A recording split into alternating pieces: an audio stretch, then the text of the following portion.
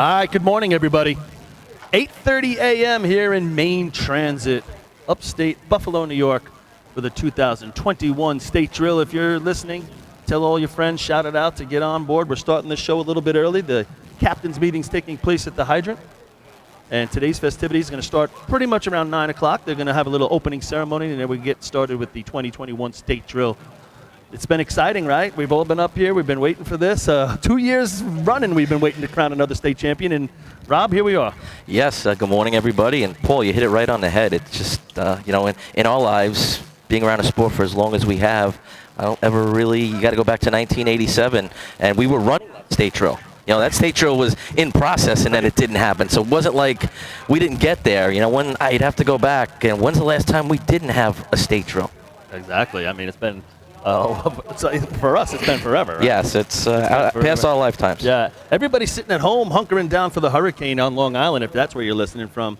Before the heavy stuff hits, chime in if you want to talk to us. Send us a little text or something, and we'll give you a shout out. We want as many people that aren't here in the park listening at home for what appears to be is going to be a spectacular day. Yeah, it looks pretty good. Outside chance of that passing thunderstorm. We're going to hope that doesn't happen for us. And yeah, you could see there's there's a little cloud cover right now. You see some blue sky over there. I believe that's the south. I've lost sense of direction because I'm not at home, but I think some of the rain.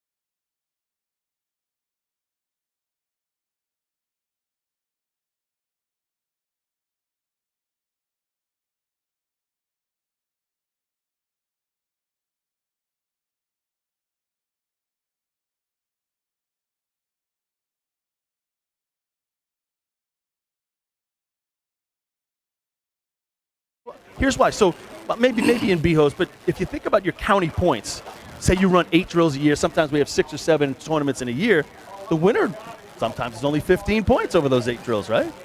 Take these 8 state tournaments and make it one season.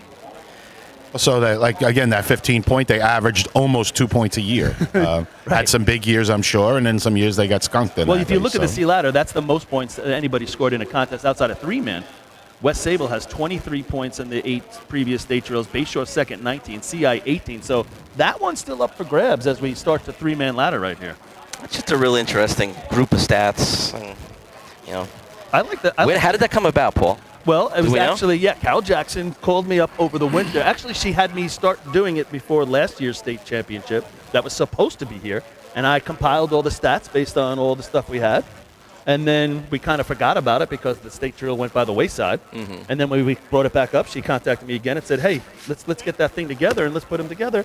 I think I can get some trophies and we'll hand out that for those state drills. So if you look at the total points, West Sable, 127.5 total points over those 8 state drills. What's next? 82.5. That's Wow. quite a, I mean, we're talking, 43 point lead. I mean, so you can't beat them today unless somebody throws in an individual ladder contest or something like that. You cannot beat them there. And then we broke it down to what teams have scored top 5 total points. West Sable's done it 7 out of the 8 times here. I mean, this was a good track for the Dutchman. Hell yeah. I hope so. Yeah, well, you hope it's still today. North Lyndhurst has scored 5 out of the previous 8. Islip 4, Bayshore 3, New Hyde Park 3, Hempstead Yellow Hornets 3. West Hempstead 2, Patrick 2, Roslyn 2, CI 2. Obviously, the most wins. Good morning, all. We'll be back. At this time, we ask all teams to begin making their way What? to the track for opening ceremonies. Okay, you okay? Did you, Pam, say that? Okay. All teams, be please careful. begin Text me when you making get their way there. To the track for opening Please. ceremonies. Did I turn that off? All right. Making Chris, our way out to the if you track. can turn down the PA in our headsets, it's really loud when Chris Perry's on. Looks like we got an honor guard coming out for our opening ceremonies. Hopefully that'll be Okay. started soon, and we'll get to a on-time start for the drill. What's the radio station today? 87.9 if you're listening here If you're at the listening, facility. you already know. Well, maybe somebody next to you wants to tune in, you know? So again, Paul, talking about those individual race cumulative trophies here in Maine Transit. Thank you again to Port Washington Fire Department. Unfortunately, the Roadrunner's not on the track today, but they're making their contribution and ever present. Shout out to Danny Salerno. I think he's in his car listening to this. Hope he doesn't do any sea ladder while he's driving down I-95 there. I heard he's at a gym with a personal trainer for the big race that he challenged us to. Yeah. He doesn't even show up. Labor Day. Oh, I'm ready. I had to break out the mineral ice, start working it, you know. If I will start warming up now, I That should was be good. before you worked out. All right, so I guess I thought they were starting, but maybe we have a little bit of a delay. So anyway, get back to our stats here. We even broke it down to contests scored in. West Sable has scored in, so we're talking 8 state drills. That's 40. That's a 64 contest, right? Yes. West Sable has scored in 38 out of 40. 38 out of 64. Right. Yeah, 38 out of 64, Paul. That's a pretty good I'd percentage. say that is really well, Your right? attention, please. There is 15 minutes left in the St. James Wildcats Survivor Pool. If you need to get in on that, be at the Bayshore pit area immediately. That will close in 15 minutes. All right. So this this actually is in the program. So if you paid $1 for your program today, not the score sheet, but the program, there's a lot of good stuff in there, and this is included in the program. So you can check it out in your seats if you're here in the park. Great group of stats, Paulie, right there. And I'm sure we're going to have a whole bunch of other stats for you today. Yep. Yeah, so what time is it? We still got about 15 minutes before we get today started. We got the color guard here, ready to go.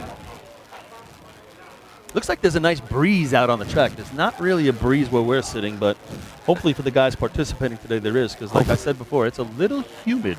Yeah, hopefully that changes for us up here, Paulie, a little bit. Can you hear me, Don? He's got me. See, it's working here in the park. Don Corkery. So, Paul, let's talk a little bit I about have the... one more announcement. Stand by. Sure we will. The 50-50 will conclude at the end of 3-man ladder. It's only online, and money can be paid at Maine-Transit FD. The tickets are 1 for $5, 3 for $10, and 10 for 20. Winner will I be need paid these back two. through Venmo. Can you go so to there the- is a big the 50 table at the going corner and on. get If you like go a online 5? At Main-Transit FD, you can get in on that.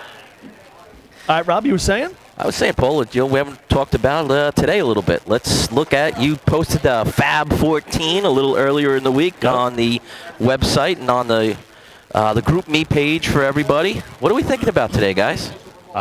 Listen, I think one of the things we've spoken about all year is the consistency across 8 races, and the teams that come to mind when you think about consistency across 8 races each drill, obviously to me, are the Islip Wolves and the North Lindenhurst Piston Knockers. You could throw in the Central Islip Hobos, I think, with that. And then right behind them, you have the West Sable Flying Dutchman, if you ask me. And I think that's how the top 4 in the Fab came out. Yeah, it's cycled through that way for the year, and I agree it's going to take as many races as possible today. Which team can run the most clean runs out of those teams? They'll probably be competing very hard against each other. Then I think there's another wave of teams that can run 8, maybe not to the same quality. Your Farmingville Bandits, your North Belmore Rinky Dinks. So those teams are definitely going to come into play. Point Pleasant can run a lot of real good races. So I think we're in for a great, entertaining day. Yeah, you know, the climber from Point, Mike Passero, he's been out for a little bit, and now he's back full-time, ready to go. They had some practices with him again this week, so we're looking forward to some heavy runs from Point Pleasant. To me, I find it, you know, you take those 4 teams we mentioned, it would be really unbelievable if one of those 4 is the state champion here in 2021, but you never know. No, if actually here we've had some of our more interesting finishes. Shout out to West Hempstead in 2012. I think over West here. Hempstead's got a shot for top They do. 5 They can run a lot of races well. It's really going to be interesting. But, you know, again, I call them the top 3, the Islip, the North Lindy, and Central Islip.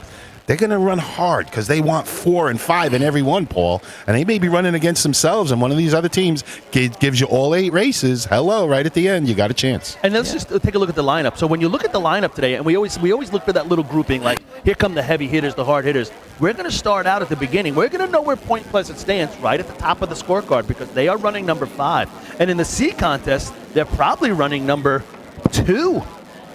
So right away, we're going to know where Point Pleasant stands. Then you're going to go to 11.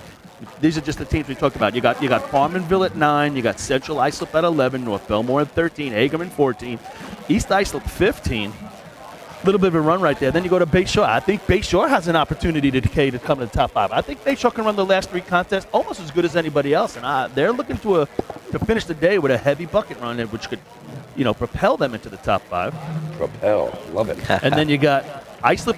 How about this one? You got Islip at 31, North Lindenhurst at 32. So when you talk about the 2 heavy hitters, this is going to be a boxing match right there. Like if you're Islip, it's coming down to it. You go on a breakdown and let them run first, throw a little wrinkle into it, right? Games. A little rope-a-dope or something like that. You know, go ahead. We got a spark plug down. And right behind them, you got the Snails, too. So, And then the Snails, who I think also those 2 in the top slip. 5. The Snails, we brought there to clean up. That's a nice little murderer's row right there in a row, 3 in a row. And then to me at the end, you got West Hempstead.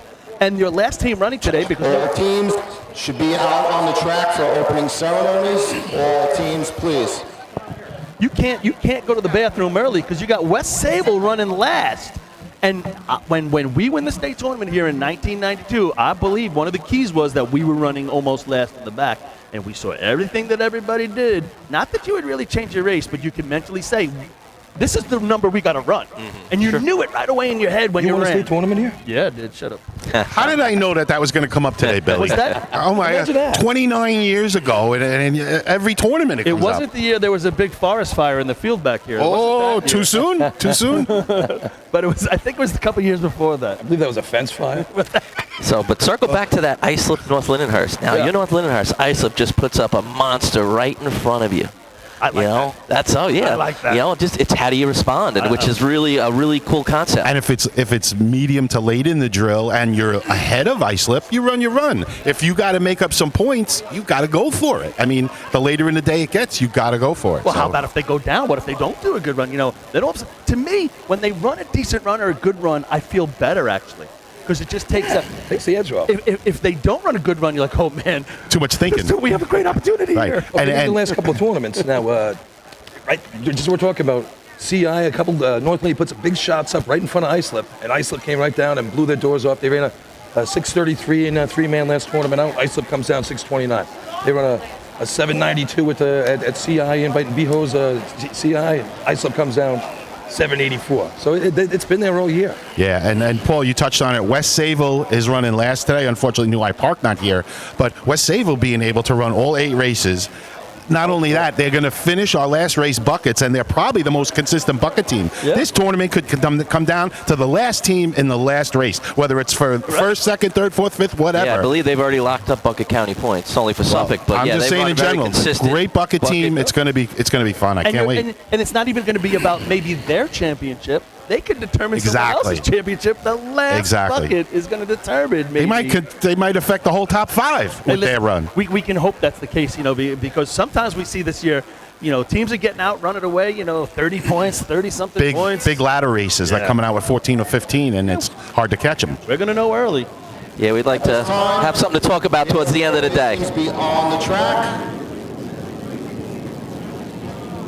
So, folks, if you can't tell, we're all excited for today. It's only about 10 minutes away. The teams are starting to make their way to the track. Welcome up to Main Transit. At this time, I'd like to hand the microphone over to your 2021 state co-chair, Jim Lewitta. Who? Shout out Good morning. to Jim Lewitta here. We'll talk Welcome about to Main that. Transit for the 9th time hosting the New York State Motorized Championship Drill with no parade. Just a couple of housekeeping items. First of all, the bathrooms are open in the banquet hall, and the room is open for a cooling station. If it gets really hot later, it's air conditioned in there, and you're welcome to go in there. There are concessions on both sides of the track. At no time are you to cross the track during a contest. If you want to cross, we will make arrangements and open the gates between races.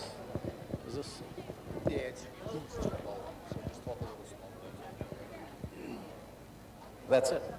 Okay. Thank you, Jim. I hope everybody got that. There we go. At this time, I'd like to introduce to you My water. the man in charge of most of this today, Chief of the Main Transit Fire Department, Brad Sprague. Thank you. Good morning. On behalf of myself and President Scott Saxer, welcome to Buffalo. Welcome to Main Transit. We're looking for a beautiful day, good weather, good sportsmanship. Enjoy our grounds. We got a great turnout. And on a personal note, I gotta say is there's no bigger honor as being chief of this event, especially coming up through the juniors racing, going to the slowpokes, and working my way through the ranks. So I've seen a lot of faces. We're looking for a wonderful day today. Thank you. Good luck to all the teams, and let's have fun. All right, there we have it. Thank you, Chief, and I'm sure I speak on behalf of everybody. You and your department have been nothing but top-notch, first class, and we appreciate it. I'd now like to turn the microphone over to our opening prayer to Pastor Scott Hannon.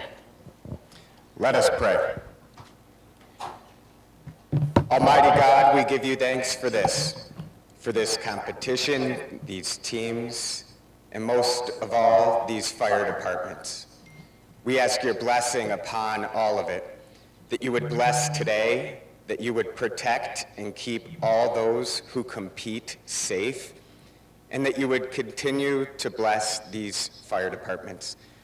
We ask that you would use today to fill us with gratitude for all that we have, and most of all, for gratitude for these brave men and women and the good work that they do. You know the drill, Almighty God, pun intended. Pour your blessing and not your rain on today's event. In your most holy name we pray. Thank you, Pastor. At this time, I ask that everybody please rise for the presentation of our nation's colors that will be coming out by the Amherst Police Department.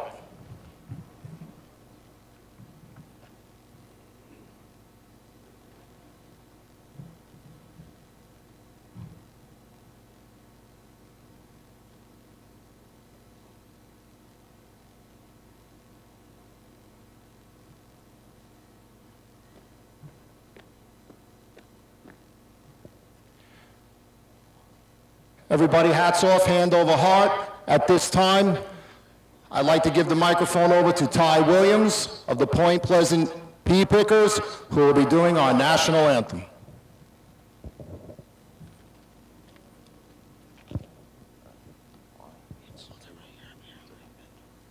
Oh, say, can you see by the dawn's early light what so proudly we hailed at the twilight's last gleaming, whose broad stripes and bright stars through the perilous fight o'er the ramparts we watched were so gallantly streaming, and the rockets' red glare, the bombs bursting in air, gave proof through the night that our flag was still there. Oh, say does that star-spangled banner yet wave o'er the land of the free and the home of the brave. Thank you. I ask that you all please remain standing as I return the microphone back to Jim Lewitta. Within the last 6 months, we lost a dear friend of ours, a 53-year member of Maine Transit Fire Department, a past official, past chairman of this event more than once. He was a great asset to Maine Transit, Bruce Krebs. At this time, in addition to Bruce, if we could have a moment of silence for our military, for Bruce, for past President Kevin Wheelock, and since we last met at a state drill, Bill Rouse.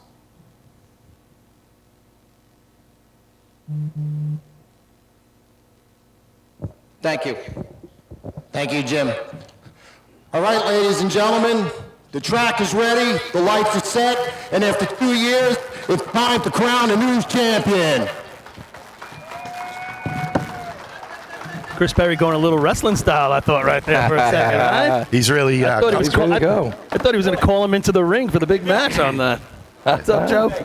He's coming into his own. Chris does a nice job for us. Thank you, Chris. We're bringing him along. Just an update. We'll try and keep those that are interested involved with the Wildcat Survivor Pool. It is now closed. Looks like we have 255 entries. So far, it's a tie. And it'll be $1,275 to the winner, $1,275 to Davey Carmen from Selden. Shout out to Davey. We're thinking of you, buddy. Absolutely. All right, guys, so we're getting ready to start the three-man ladder contest. I'm actually going to throw a little stat out here. I'm going to little shout out to Matty Mara, West Sable's own, who is down at the University of Alabama. Roll Tide. Starting his first year as a freshman. Just pledged Delta Tau Delta. You know, give him a good little plug here, Matty. I know you're listening, brother.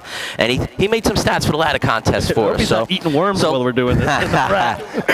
So let me ask you guys, what do you think is the average time to win a three-man ladder in a state drill at Maine Transit over those 8 drills? Can I go first? Do you know it? No, I don't know it, but I can go ahead.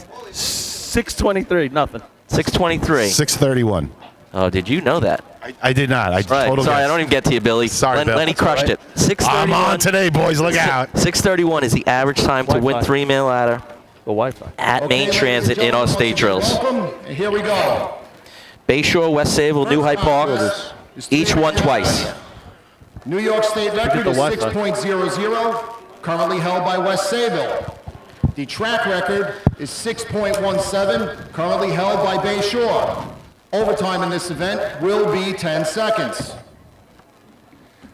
The first team through the lights will be number 1 on our program, the Ellesmere Wanderers. So, Paulie, was that Bayshore 6:17 in 1992? No, I don't think so. No? I could be wrong. Audie will have to chime into me.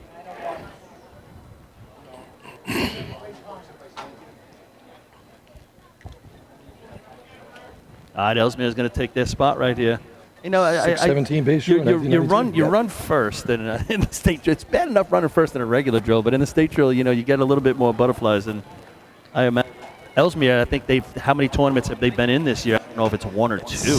One tournament. Yeah, that's it. One time. Yeah. So they got to be a little jittery. I'd be jittery. I mean, it's a little better these days. It's a 9 o'clock start as opposed to it was 8 o'clock for many moons. So at least 9 started at o'clock, that 11. extra hour. Yeah, right. All right, guys, we're ready to go. What time do you think this is over? I'm saying 6 by p.m. 4 You're saying When? 6 p.m. All right, here goes Ellesmere. All right, first climb, a little choppy steps. All three climbers are on, slow and steady. Yeah. All right, complete the shot. All right, got the first one off, guys. We're in. Jake Minster, Bill Yates, and Pat Wickham doing the job for Time for Ellesmere today. Ellesmere, 8.05. 8.05. Hey, you're first place in the state drill right now. Nothing wrong with Up to the that. light. Hope for is rain. Number 3, the Spencer Port Red Onions. How about No Spencer? man has to Lakeville. Yep. No man has it. No, I don't think they've Nah, been they running don't run three-man. three-man. So Spencer Board coming back, you know, if this state tournament was taking place last year, they wouldn't have been participating, but they're back on the track. And that's good to see. Yep. Yeah, full team here. We run buckets all 8 today for Spencer. Are they? Well, They're on the but not C-truck? C-truck, not C-truck, just Looks like a real young three-man ladder team. It's good to see. The youth. And they're off. Nice, clean start. And I just lost my audio, but I'm back. All three No, climbers. that's nice Third to man's run. trying to catch that Hey, second yeah. man. Hey, how about that, Nice huh? job. All right. Third man in at 4:37. When you think about it, you're really just running against yourself, right? If that's their best time of the year, that was pretty impressive. Yeah, that's right. Time for Spencer Port, 7.12. 7.12. Nice, 7:12. Just off that 697 they ran at their own drill a couple weeks ago. Shout out to Doug Howe. I don't know if he's To the light, parked today, number but 4, the Great Ben Cobra. All right. So Doug Howe, past president of New York State, had a little medical procedure, and we're wishing him well if he's here. Hopefully we'll get to see him later on today. we've got a big upstate start here, Paulie. We've got three of our upstate teams leading us off. Right. 4. You got to go to a point after this. Second All man, right, Mark awesome. Palmerville, wearing his skinny jeans. Looks good out there. Yeah, he is. He's a lot of fun, that kid. Yo, he's I don't think I ever could have climbed the No. jeans. No No. way. All right, and skinny jean guy gets out early. Yep. All right, he's in though. He's on. He's going. He's Those are up. those- Third those man are is slowly making his way up there. They Not got much of a good grab, job. but They got to be stretched. 3 smooth, complete shots. They got to be. Reggie jeans. 5 flat getting to the bottom for the third man. That elastic kind of let go, and he got off the line early. 8.37. 8.37. 8:37 for the Cobras. All right, one of our big teams coming up now. Number 5, the Point Pleasant Bee Baker. So, Billy, what do you got on point this year in three-man ladder? What are we looking at right here? Point Pleasant this year, 3-man ladder, 766, 703, 671 at CI. So 671 at CI. That was at a big drill. Yeah, they need They that. probably have to improve on that if they're going to get Gotta points give here it- I was today. gonna say they'll need at least that 6-7 today. Let's see what they got. Got to give him a clean All right, ladder looks for the like third Mike man. Massaro, third man out just a little early, but most cases you're okay with that. Ooh, second man does a quick man bicycle. slips. Good recovery though. Holy cow, what And a it kind recovery. of grips Yeah. side by side. 4:34 in, but I think he might have had to pull up because of the slip. This is going to be in the 7s. Yeah, Justin slipped about two steps on the ladder there, really got in Mike's way. Time for Point Pleasant, 7.14. 7.14. Real nice recovery. Unbelievable. Up to the light, number 6, the Hicksville Hicks. You know, you see Mike's mount right there, and it look, you know, if he has the clear ladder, I think that's beating that 6-7. Yo, yeah. I'd Hicksville Hicks on the line. Well, third rung to the top. He's probably as good as it gets right now Oh. in the sport. Agreed.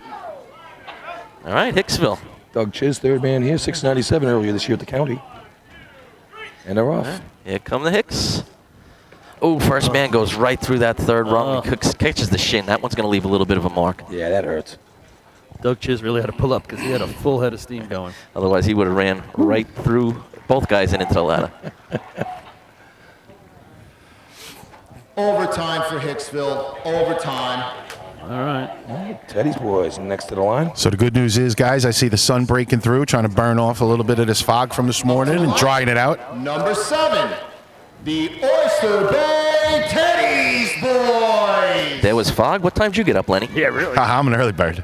I didn't see any You fog. see some of his texts come across, they're like 5:45. The dampness, okay? The They dampness got is the out of rooster air. running here. Wrath with the rooster look again. The He's got the rooster hair look. spiked up with the All right. headband on. God bless America. Karate Kid running second man. Yeah, Jimmy Celia and Steve O'Neill carrying the third man. All right, first man gets out a little bit early. Not what you want in this contest, but third man's in. He's got a good climb going. Yeah, you think about how much that'll hurt them by being out first. Now. 456 mount. That's going to be around 7 flat. Time for Royce DeBay. 7.14. 7:14. Ties Point Pleasant. But you think about the start. How much do you think that Up cost? to the light. 2/10. I agree. Easy 2/10. Westbury Turtle. So there's your 6. That would have been our first 6. You know, it's Maybe it'll be here with the how hard is Turtles. it? Wait till 3. Especially for Rat. It's not like his the first man. first rodeo. And then he had a great climb. Like, you would have been fine for 2/10s weighted. Rath has got Billy, that what can we 70s expect here throwback. from you guys here, He's working Bill? on Saturday. That's all I got to say. Can the Turtles break into first right here or what? Hey, they got a It's 6 only on the Saturday. They'll make up for it tomorrow on the Sabbath. total 697 at Hempstead last week. Oh, I think the All second right. man got out on that. Maybe just a little bit, Paul. First man in and gone. Third man, a little choppy step. He's trying to make up some time. All right. Oh, he missed the grab. He's gonna. Oh, he missed the grab, and he was there too. Real long. He's got nice long arms. You know, I think you called it, Will Robert. be a no time for Westbury. Failure to grasp and hold. A little too much pitter patter at the bottom for the third man. He was on at 444, but no grasp and hold, so no time. Number 9, the Farmingville Bandits. This should be your first 6, guys. They put their run together here. This would be in the mid 6s. Yeah, I'm looking to this shot to really set their day. If they run a shot right here, I think they have the potential to really do some damage today. Yeah, they can make some noise for sure. Big shot here for them. 663, the best shot of the year at the Hagerman Invite, the Connolly. So we know What was, they can. what was that number? 663 is their best. All right. 665 of the county. So we know what they can do, but now let's see if they get up to the start they need. They're up. A right. big jump right there by Justin, right? Just a little bit off the third man there, right? He's in. Second, he's third on man nice. side by side. Oh, Justin misses probably right before he was going to go for his grab. I'm down on the track, guys. I thought the middleman might have drifted a little bit out and didn't give him much to get up next to him. Justin's got those broad shoulders. He was on at 431. Time for Farmingville. 8.38. 8:38. Man, we don't have any breakthrough yet. And We're you going said to it, Miller Paulie. Place. You know, that can start your day. It could also. The Miller Place Extinguisher. It could also take the wind right out of your sails. So if you're them, you got to really kind of just put it out of your head and go to B ladder. Well, really nice job by Justin getting on that ladder. He didn't slow down at all. Went straight up. A lot of momentum there. Too bad. All right. Who's going to be Miller the team? Place. All right. Kiki Coleman and Borelli out there. What are they got 6 potential on that score sheet there, Billy? No.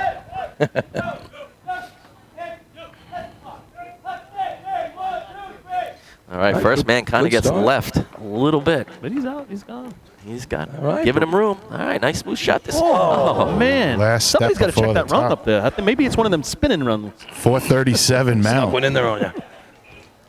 So early on here, team struggling with 3-man ladder. Time for Miller Place.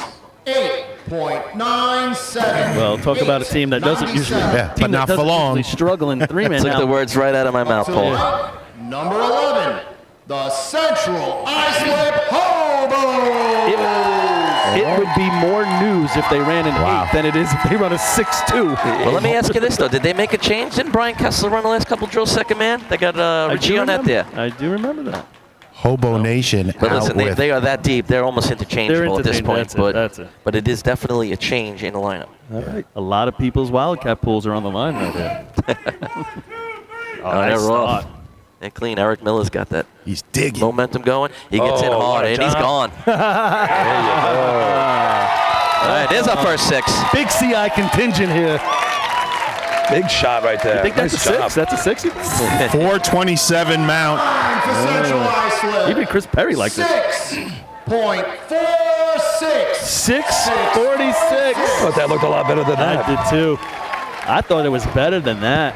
That's- 6:46. I had 34. I had 47 on my watch with the light. Number 12, the Copaig Yellowbirds. So that 6:46 is your number to get if you're still ready to go here in 3-man ladder. Talking about Pace earlier, that 6:17 was 92. 2000 we ran a 6:20. Sure, that just made a lot of people's day in that survivor pool. Yeah. That 646 is the 6th best time run this year. I bet you half those made it guys to the had next those guys. contest. Yeah, man. All right, Kopeg. Here we go. Come the Yellowbirds. New uniforms. Is that New Jersey? Yeah, nice New and jerseys. shiny. I like them. All right, they're off.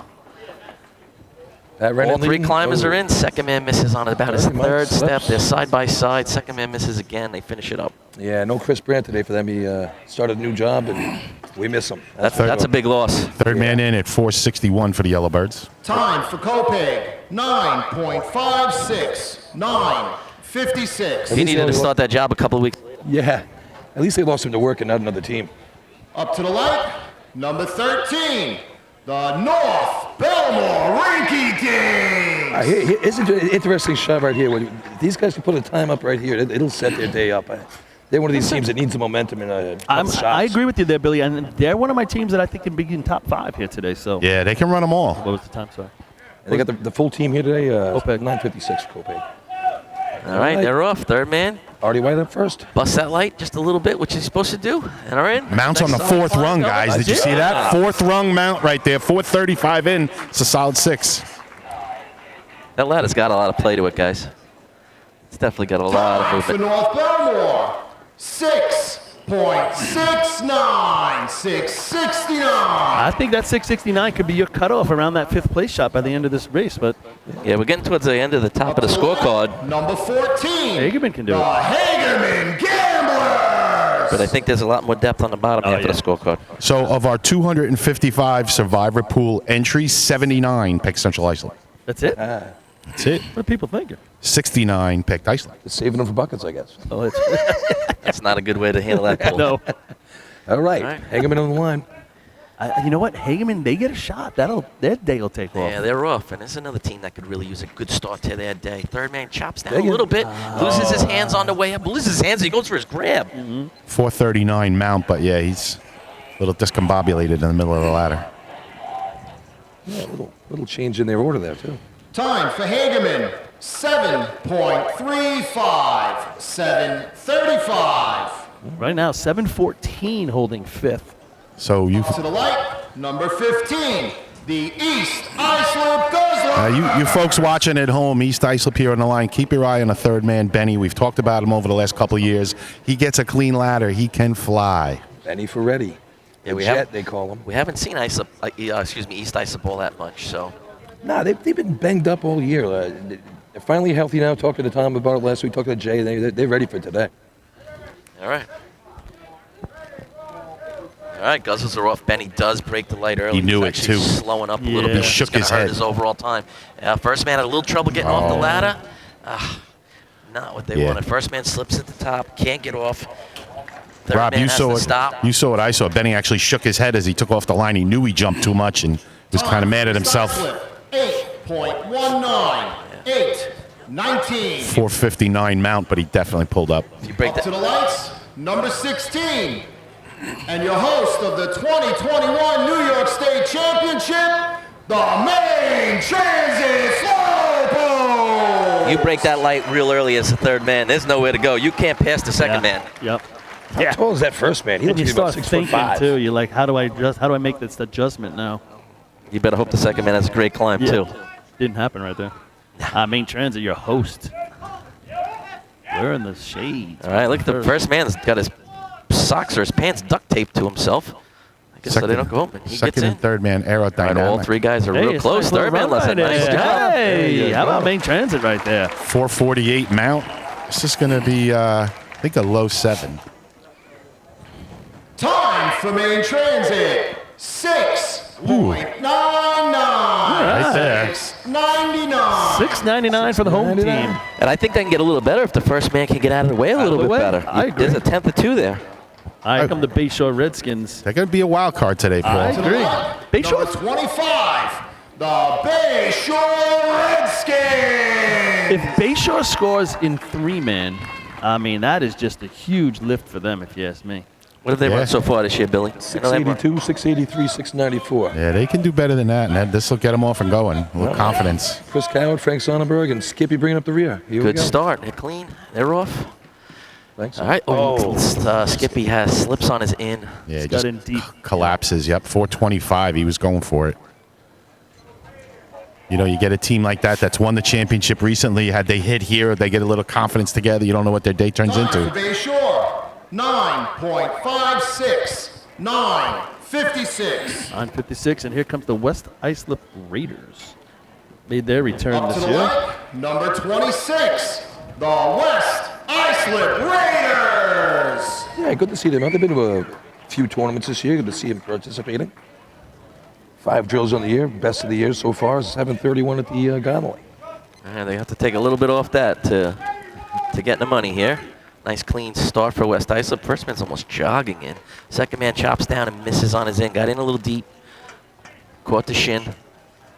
That's a shame. That third man, you give him a ladder, he can make some hay. Yeah, right. He's a decent climber right there. You know, nothing worse when you're running and you come to a dead stop after you're on the ladder. Time for West Islip, 9.40. 9.40. Just to finish the contest, it's so taxing. It's a to struggle. start climbing again. I mean, back when I was the third man. 27, the Patchogue 40 Thieves. Back when I used to run third man, it was always just a rough time getting when I back. would go to a house fire and they would put the ladder on the side of the building, it was so hard without the running start and all your gear to try to get up the ladder. You know what I'm saying? So When's Patchogue, the last time he did that, Paulie? Patchogue back on the Did we track. win the state? 92. I actually enjoy fighting fires. Here come the 40 Thieves. They have a nice, funny there in the trailer over there. Funny guy. nice contingency of fans here from Patchogue, back on the track after 14 years. All right, here come 40 Thieves. They're off. Black and white striped shirts. Here they First go. and second man is on. First man misses on his second step. Everybody's bottlenecked. Exactly what I was Make just their way talking up. about. They would look like they were fighting a fire. I think it was Thursday on the group me, one of the guys from Patchogue put up, I've never so anticipated an 8-hour drive in 14 years. 8.72. 8.72. So they're back on the sheet. This facility is beautiful and you love coming here, but boy, that ride. To the light, It's rough. number 29, But the ride up. Levittown Rebels. The ride-up's fun, but that state tournament Monday has got to be like the worst day There's of the year. only one team that enjoys the ride home Yeah, that's it. because it's brutal. I was coming up here for work one time with an old timer that never got out much, and we're driving on the thruway. He goes, "What are we going to drive off the face of the earth? Where is this town?" All right, here comes the Levittown Rebels. Super Bowl Monday, state tournament Monday, 2 worst days of the year. Yeah, right. Should be national holidays. We have a tough time pulling that one off, Yeah, I Paulie. know. All right, here go the Rebels. The Rebels.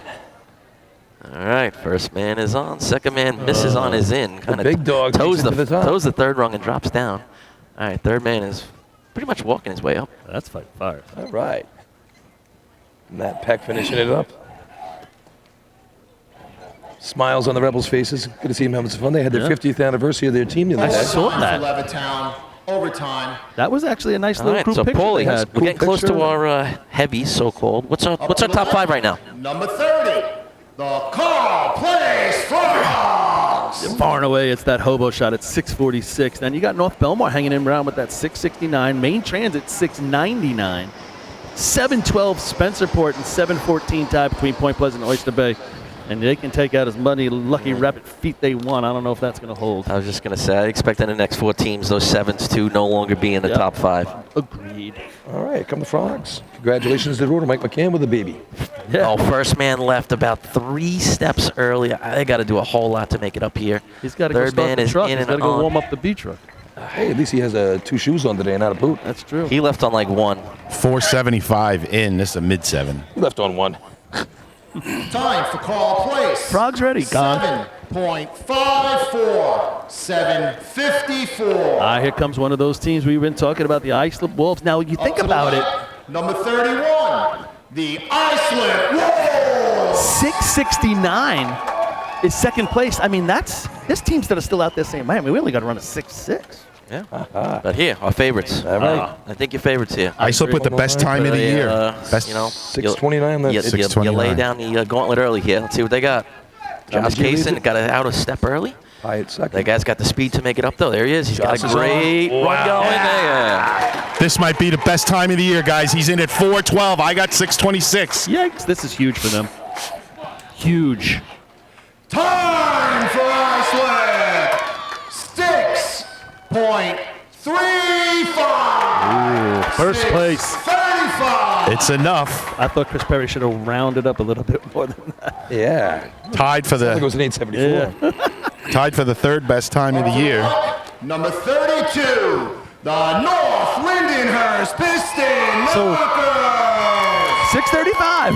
First place for the Ice Wolves. Boy, that is a catapult.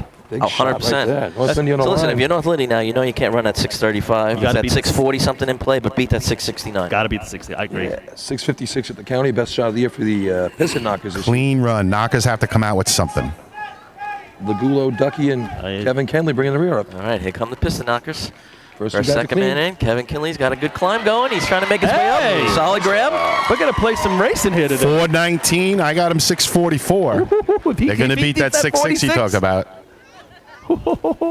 Hey, they got to be happy with For it. North Lindenhurst, 6.64. Wow. 664. Whoa. Just gets north With Belmont. no light, I just don't know going. about Yeah. that.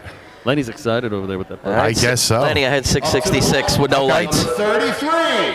The Lindenhurst Slam. I'll tell you, if somebody's going to be crossing fingers, it's going to be North Lindenhurst right now. They got to hope nobody beats that 64. We still have players, one of them right here. Lindenhurst, West Hempstead, West Sayville. Yeah, they'd like 3 at least. Yeah. Snails, That'd best be a shot big of the year boost is for North Lindy if they 694. get 3 out of this. All right, third man is definitely out early. Second man's going to have to get going. And he does. He's in and gone. Ooh, nice job. Oh, the second man gets caught up on his Second man grab. Rob, right at the end. 434 mount for Sullivan. Yeah, Was Kaz, going good. Kaz, one more step there is what he needed. Time for Lindenhurst, 8.71. 871. A missed opportunity there That's for the the Snails. 4th second man, guys, who've missed Up to in the that left. same spot. Number 35, the Selden Slowpokes.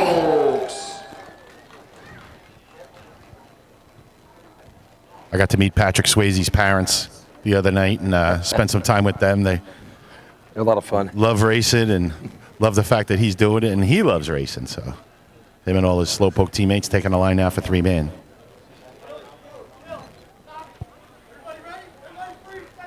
All right. Now here come the Slowpokes. Swayze's on. All right. All 3 guys going. Second and third man side by side. He almost has to hold up on his grab. The second man Yeah. wasn't quite there yet. 446 mount. 871 for Lindenhurst. Here comes Selden's time. Maybe not. They might be getting a rerun. Little bit of a Clock delay. malfunction. Hate to say it, guys. I feel a few misty raindrops right now. I don't know from what. but Sunny out. I'm telling you what I'm feeling. Somebody's spitting on you. Nah, not this much. Definitely a slight drizzle with the sun out. You know what happens at the top there when that guy fumbles and again you got that little jitter up there. Sometimes the clocks all go out of sequence. All right, Seabreeze on the line here. This is one of their better contests. Yeah, I They're, think Seabreeze can run that 6.6. Yeah, they're can. backing him off the line. They had that big runoff at the Point Pleasant Drill we were at last year. That was a fun 3-man ladder competition really was. last year. Still waiting on Selden's time. Yeah. They're standing off to the side here, just waiting to see if they have a time. These guys ran a 691 at the CI invite. First man got out by about 2/10. That would have been a lot better of a run. Your attention, please. Selden will be getting a rerun. Digital error. Selden will be receiving a rerun. Yeah, that was that funky grab that you guys talked about. The third man waiting for the second man. It was a little sporadic. So that means our Up to the light is number 36, the Sea Breeze Indians. what that means, folks, is our 3 officials on the top who have to hit a button when they grab the top rung. When the third man grabs it, it just gets a little confusing. Guys are reaching for it and pulling back, and the clocks were not in sync, so they're going to get a rerun. All right, here we go. Jared Greathead, Evan Wilson, Eric Munt. Those are your 3 climbers here for Seabreeze. And Oh, they're off. second and third man kind of leave the first man in the dust. And they're off. Got a good clean shot going though, guys. Hey, finished nice it job. well. Nice job by Might Munt. be in the money. That's going to be a 6. Yeah, I don't. It's good. Yeah, I think it's going to get some points currently, but I don't know if it's going to be in 6.6. Time for Seabreeze, 6.88, 688. So where is that, Paul? So that 688 is going to be 3. I think it's 4th. Fifth. Is it The 5th? 2 6.6s, right? 6.3, Yeah. 6.4, 2 6.6s, and Up that's to the 6.8. left, 6.6. Number 37, the West Hempstead Westerners. 688, you're a lucky dog right now. Yep, 688. North Belmore still hanging in with that 669. Here comes West Hempstead. West Hempstead can play with those numbers. You know, I just saw the starter for West Hempstead go over and shake our official Billy Etzel's hand. I think he's trying to get in good for later in the day so he doesn't whip out his red Pull and flag. Pump. He got him a motor pump a couple Buttering him days up. All right, here come the ago. On Westerners. Paul Rowe. Love that call All right, off. they're off. I thought maybe first man out. Maybe just a little in bit, but second. I think they're still all right. Oh, first man misses in that Oof, he second just got man out of the spot, way. and he forgot to touch, and he Yeah, actually realizes it, reaches up and gives it a quick slap just before. 413 mount. This is going to be a 6. Time for the Westerners. 6.87. 687. Just does the nudges Seabreeze kibosh out. on Seabreeze. I tell you what, first man doesn't reach back up and just get that Yeah, touch. you're That's right. a no time. Good point. So at least he had the wherewithal to realize what he had to do. Up to the light, number 38, the North Battling Tail Draggers.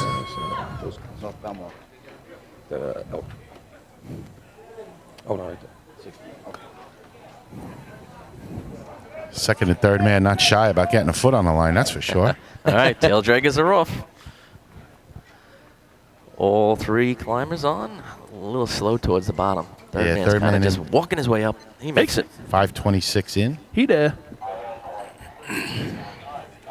Gary trucking down the road. West Sable coming up next. Look at that. All hustle, that guy. Look at that. I don't see the towel, Time though. for North Babylon. 9.63. 9.63. I don't see Gary's towel. What does that mean? Is he trying to change it up? The light, number 39, the West Sable Flying Dutchman. 650 at the CI invite for these guys, so they can do the shop. Gary jogged to the ladder. Now he's on one knee, resting a little bit, getting his composure. Here come the Dutch. All right, Flying Dutchman out of the track. Really hopping out there. Normally the last team, but with Selden getting a rerun. Second and last, but here, this could determine our final numbers in three-man. Oh, All right, Billy got a Gunn. good solid climb going, Billy Gunn. Oh, nice finish. He ate up the third rung, 420 mount. This is going to be right there, guys. What a close. finish. I don't want to jinx him. Give me something. Time for West Sable. 6.45. Oh, 45. just knocks out the hobos. Woo! So what is that? That's going to be second. Hobos Second. run the 46. You still got Selden to go on the rerun here. So that's- Up to the light for their rerun. Number 35, the Selden Slowpoke. West Sable doing exactly what they needed to do. Take points in all 8 and be a player at the end. So they're starting Run off your best well. shot of the year today. If you're going to do it, today's the day to do it. That's a great shot right there. Way to start the day for West Sable. Yeah, but beyond that, you have the teams we all talked about before the drill coming in the top 4 right here. And then I think you got North Belmore's going to sneak in 5th, 669. All right, Selden Better looking run, like yeah. a better shot this time around. All right. Second man Not going to be just in the got there in points, but a time. lot cleaner than the first Tell you one. what, so remember I said 450 North now. Belmore, that could be a 5th place shot, and it was. The teams we talked about that could be Time for top Selden, 5. 7.69. 769. The teams we talked about that could be top 5 Hey, are bearing that out right now. Hey. So Islip's going to get first. West Sable with second. Third is going to be Central Islip. North Lindy 4th. North Belmore 5th. hey, the top teams put their shots up for sure there, that's for sure. All right, that does it for three-man ladder right there. I think if we got Islip come over here, we're going to get a little interview with them after they give the total points. Well, I tell you, you can see on the shot they get us later on. Look at the hardware that's here today. This is something.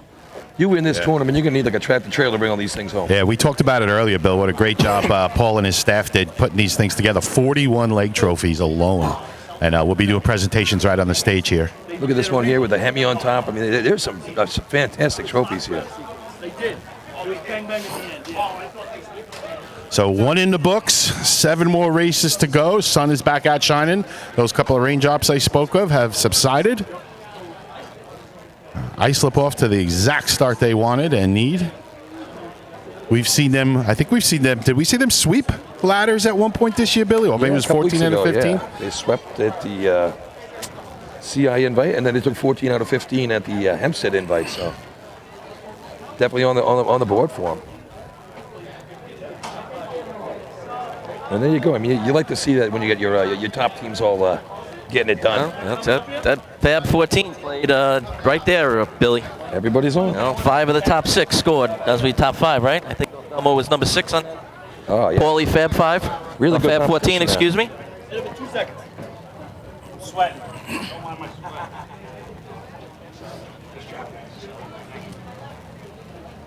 All right.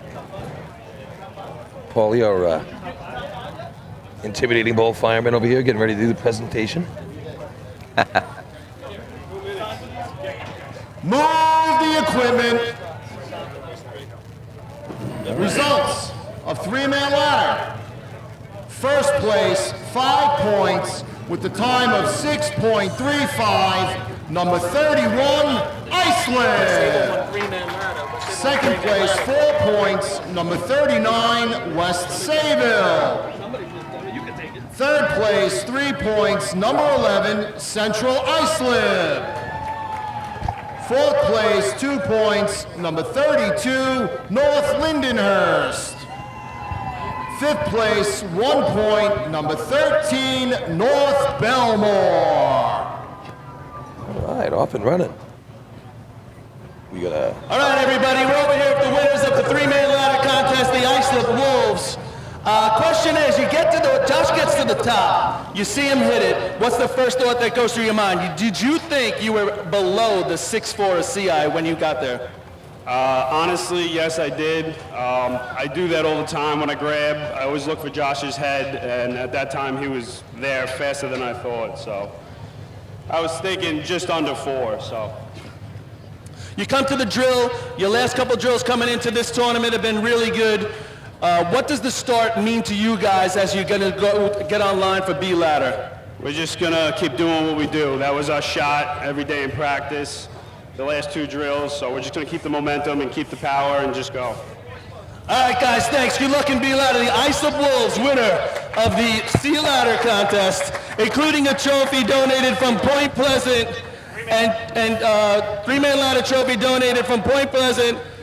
2 trophies donated from the Suffolk County Parade and Drill Team Captain Association, 1 to past presidents and 1 to past President Henry Tyler.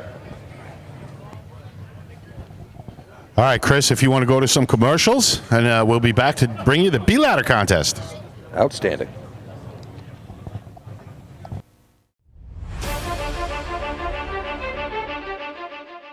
With over 30 years of service in the fire industry, High Tech Fire and Safety continues to be a proud sponsor of the New York State Fire Department drill teams. High Tech has been honored to serve as master distributor for Morning Pride products, including state-of-the-art bunker gear, USAR gear, EMS gear, helmets, gloves, hoods, and boots. In addition to Morning Pride gear by Honeywell, High Tech also provides quality products including Genesis extrication equipment, CMC rescue products, and Mercedes hose, providing your fire department with the highest level of support and service for all of your personal protection equipment needs.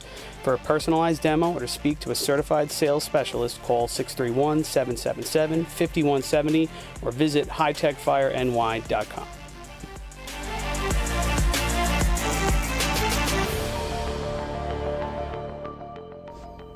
The instantaneous on-scene electronic personnel accountability system used by the FDNY and many other fire departments nationwide is now available from Systems Definition Incorporated or your local Motorola dealer. SDI is a well-known software application developer for FDNY and is the company behind this game-changing technology. SDI has paired with New York State fire departments, including Central Islip, to solve the challenge of accounting for members who respond after the tones go off. Keep track of your members at your next big incident with a proven solution designed with the New York State Volunteer Fire Department in mind. For more information, visit systemsdefinition.com.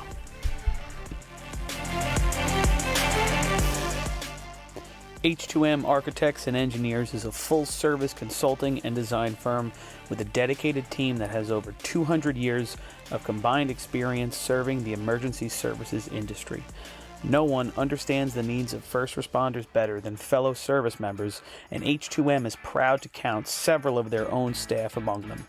Whether it's a rehabilitation project or new construction, each design considers the responder's workflow, enabling safer operations and faster response times when it matters most.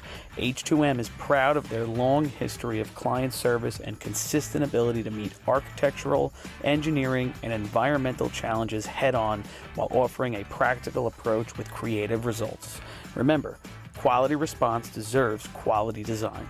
For more information, please visit www.h2m.com.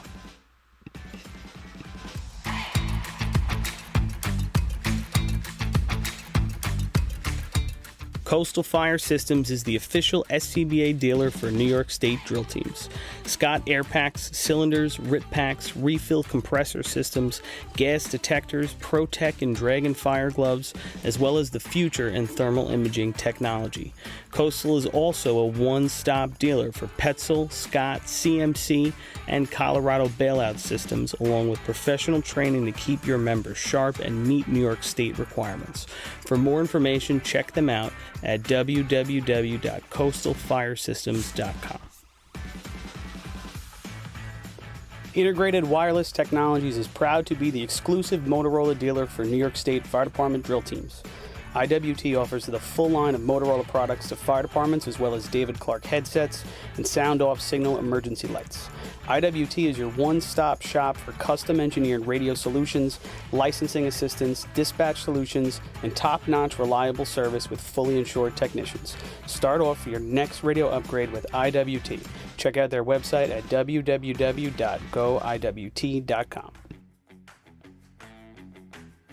Fire Rescue Systems has been in the fire industry for over 20 years and is proud to show their support for New York State Fire Department drill teams.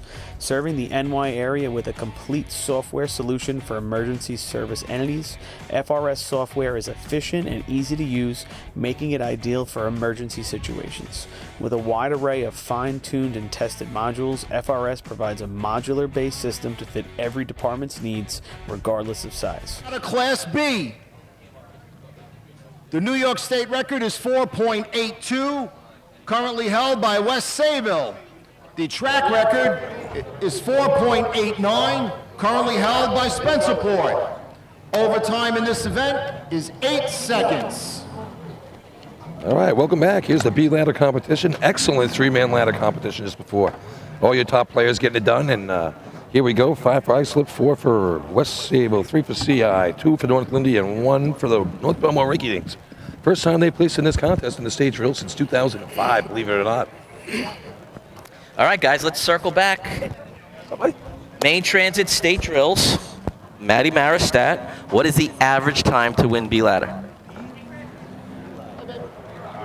Everybody thinking out there. What's the average time to win B-ladder? All right, let's go with you, Bill. You didn't get a chance last time. 5:19. All right, Lenny. 5:26. Ooh. 5:23. All right. Billy was the closest, and none of you were really even close. 5:10. In what? 3-man. Average B-ladder win? B-ladder win is 5:10. That's crazy. The worst first place shot was a 5:23. So some of you guys who averaged, that was like the worst shot.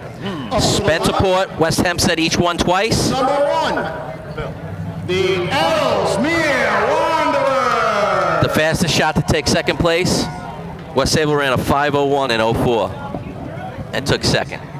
Yeah, so. Westbury had that 5:23, right? That was yes, that was Westbury, yep. Yeah. Spencerport's what, 489, right? 489 that year, yeah. They ran up, West Sayville ran a 5:01. That 489 really brings the average down, I would say. Yeah, but there's 1, 2, 3, there's 3 other 5.0s. That's up through 2017. Yeah. Twan giving us a bunch of stats here, stat sheets, cheat sheets, so missing him here. I'm sure he's home watching right now at home. All right. Ellesmere Wanderers going to start this off in B ladder. So that was an exciting contest at the end.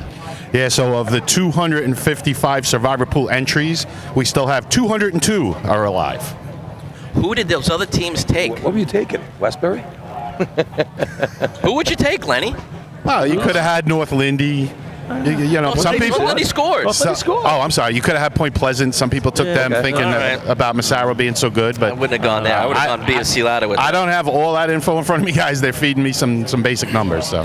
But how do 50 people not take one of those? Well, I don't know. 5 Look teams? down your list of teams who didn't score that has a decent. I mean, might have been a couple of Bayshores in there. Yeah, maybe. Yeah, Bayshore could have been a good choice. I mean, Lenny, you guys have been doing that pool a long time. Lindenhurst. There's no sense saving somebody to the end, because if you don't get to the end, it really doesn't matter. You got to use your big guns first, and then hope for the best later. At least that's go big or go home. Yep. Well, 53 people on that pool are going home. Thank you for the donation. Yeah, I was gonna say that doesn't even make it any fun if you're those 53 people. You just shot yourself in the foot. Here come the Wanderers on the line now. Remember years ago they had that mini pumper they used to run back in the 80s, 1982 at Oleon. They got a 5th place with that mini pumper. Oh, I'm telling you, I remember that. All right, here comes the Ellesmere Wanderers. They're pulling up to the line. Yeah, so that's the same truck, just cut down. Oh, right. That's the same truck, just cut down, but it was bought as a mini pumper. They ran it like they took it out of service, still in the 80s, and they ran it and they score in BOs with it. Yeah, that was some tournament, 1982. So they were like, "Why should we cut it down? Let's just keep running it." Remember that? It snowed. Yep. Let's hope that's not going to happen today. No, we're not going to have any snow. Yeah, that was my first state drill. I had to fill in as the ladder climber. And You had to fill it in as a ladder climber? Well, a ladder climber broke his ankle. I'm 17 years old, climbing motorized ladder. Our driver, Gene Sharing, shout out to Gene in Florida, he must have dropped us 75 feet short. We're just running and running like it was cart ladder. We heard the people in the stands laughing. That was a rough one. All right, looks like we're ready to go with the B ladder contest. Yeah, they're in the northern area up there. They're having tough times up there. Only a couple teams in that area racing these days. Here go the Wanderers. Ellesmere's off. Well, they got to take a couple extra steps. It's going to be a big staircase. Climber's mounting foot goes all the way through the ladder up to his knee. When you're climbing that ladder and you're looking down through the rungs and stuff, it's really weird optical, right? When you're climbing the ladders like that, almost towards perpendicular. We're just a few inches over the yellow safety line. Overtime for Ellesmere. Overtime. 334 in the ground there. Attention, please. Donald Cialone Jr. Donald Cialone Jr., please come to the band shell over by the trophies. Donald Cialone Jr. So 334 in the ground, like I said, just over the line without much momentum. Number 3, the Spencer Port Red Onions. The few times I climbed motorized ladder, I always just focused on the top pole. I never looked down at my feet. Understandable. How many times was that? 0. Well, let's see. I scored in the last Patrick drill. After I knocked Johnny out of the way, and Dougie and I climbed on the ladder for him. I could still hear that turtle ladder crying, no! All right, Spencerport on the line here. Spencerport. Fastest time ever in the state tournament, 4:89. That was at this track. No, 2004. Yes, this track. So we have 4 teams this year with 4 different teams with the top 4 B ladder times. 5:06 North Lindy, 5:14 Islip, 5:15 Point Pleasant, 5:18 Oyster Bay. So we got a bunch of teams that can run some solid B ladder. And we're getting a little Western flavor right here with the Spencerport Red Onions and then the Point Pleasant Pea Pickers. Yeah, Belmore had a nice shot at the real nice at Hempstead last week. Took first place 2 weeks ago, I should say. There goes Spencerport. They're off. Oh, the truck loses it. And right side digger goes down. Yeah. It was kind of like he didn't even pull out. He went to the brake, the front tire is locked, and then he just kind of coasted away. It was... Well, I thought he lost power in the truck, and you know what happens when you don't get that last little, and it looked like he was getting off, but the truck kept moving away from him, and he just kind of dragged him a little bit. There's nothing to kind of break that momentum so you can get straight to the ground. That's 325 in the ground. The right digger actually doing a full tumble salt and then coming back. So looking at Chris Perry waiting for the time. There might be some issues here. I think somebody's on a breakdown or something. What'd you get for Ellesmere right there? Be nice to hear the time. What? Here we go. Overtime for Spencerport. Overtime. Your attention, please. Number 4, Great Bend is on a 20-minute breakdown. Great Bend on a 20-minute breakdown. What teaser you need? All right, so. To the light, number 5, the Point Pleasant Beefmaker. Murphy, you got to put the Murphy. All right, so Point Pleasant. Point Pleasant's coming up right here. You could say this is a really huge shot for them. If agree, they have Rob. any aspirations of State being championship. here towards the end of the day, this is their contest. They need to put a stamp on it. This is excitement right here. Watch this kid get on a ladder. Yeah, you hope for a great shot from them right here because it's one of the exciting things about racing is, when you see a great shot, it's impressive, and we want to see that. And Point Pleasant, a lot of people cheering for Point Pleasant. 2019, they put on a heck of a show. Here come the P-Pickers. In the break. Lets them go. Ladder's in the ground. Mike's got a great climb going. He's up there. He misses at the top. Oh my God! He had it. He was getting ready to get for that mounting grab jump. My heart dropped. 261 in the ground. His normal climb puts him 4 9s, 5 0s. Oh my God! For Point Pleasant, 6.83. 6.83. They were 2 feet outside the perfect ladder line. Probably everything you could have asked for right up to that point. Unbelievable. The Hicksville Hicks. I have a question for you guys. Did you watch at the end of that run when he got to the top? He sort of danced his hand around. Do you think he was trying to influence the officials maybe to? I didn't see it. I didn't catch it. Yeah, I would imagine he was quite disappointed. He didn't really go for it. He kind of waved it around. To me, you're so angry at yourself. It's hard to think in that quickly. Could be. All right, before Hicksville runs, I got a little shout out right here. So over in Dansville, 2 of the youngest watchers in Dansville, New York, there are Remington and Lennox Welch. Remington's 5, Lennox is 2. We want to give them a little shout out. 2 of the youngest drill team supporters there are.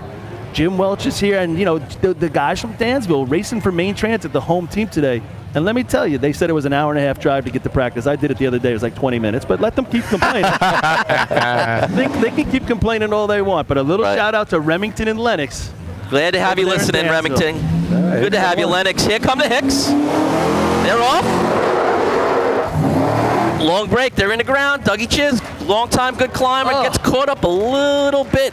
Almost as that ladder hits the arch, he gets hung up a little, guys. Yeah, he got a little bit sideways at the top. 308 in the ground for the Hicks. I'm still shaking my head. Hicksville, 6.16. 6.16. I am still shaking my head from the shot from Point Pleasant, man. Oh, boy. Up to the light, number 7, the Oyster Bay Teddy's Boy. That's a game changer for them. But not in a good way, obviously. No, 100%. I'm telling you, we've been in that position. I know Bayshow's been in it, and it's one of your good races, and it goes down like that. It just, your heart just. Yeah, they really have. The 4-speed events are really their bread and butter, and they don't score on those. They're not coming down the track. You don't know what to think. You're like, oh my God, we did all this time, we did all this effort, we did all this work. They just couldn't punctuate the run. I mean, the very last part of the run, they just could not finish it off. But here's a team that can. Oyster Bay Teddy's boys running some good B ladder this year. Yeah, they have that 5-1. 518 at North Belmont, took 5 points. But they have someone filling in today, right? I don't know if the regular team right here. They got the regular guys. Yeah. Steve O'Neill climbing, Brother Jackson throwing, and the 2 Baradas, father and son. Okay. Well, Nick and Wayne doing the digging. If they want to run that 5-1, and Darryl today is the day to do it. Well, I think Darryl drives better than he plays golf because I know the last 2 days he took a beating Thursday and Friday. He drive better than he did on the golf course, that's for sure. Another year upstate, another loss to Billy and Billy. I'm sure you carried the other Billy. All right, here come the Teddy's boys. Dal Ronaldo takes him out of hole. Lets him go hard with a lot of momentum. Tubble got caught getting in. Just couldn't get that mounting foot where he needed it to take off and go. Yeah, I thought he made a quick recovery, but 256. Nice job getting it down in the ground. I thought that when they went to the ground.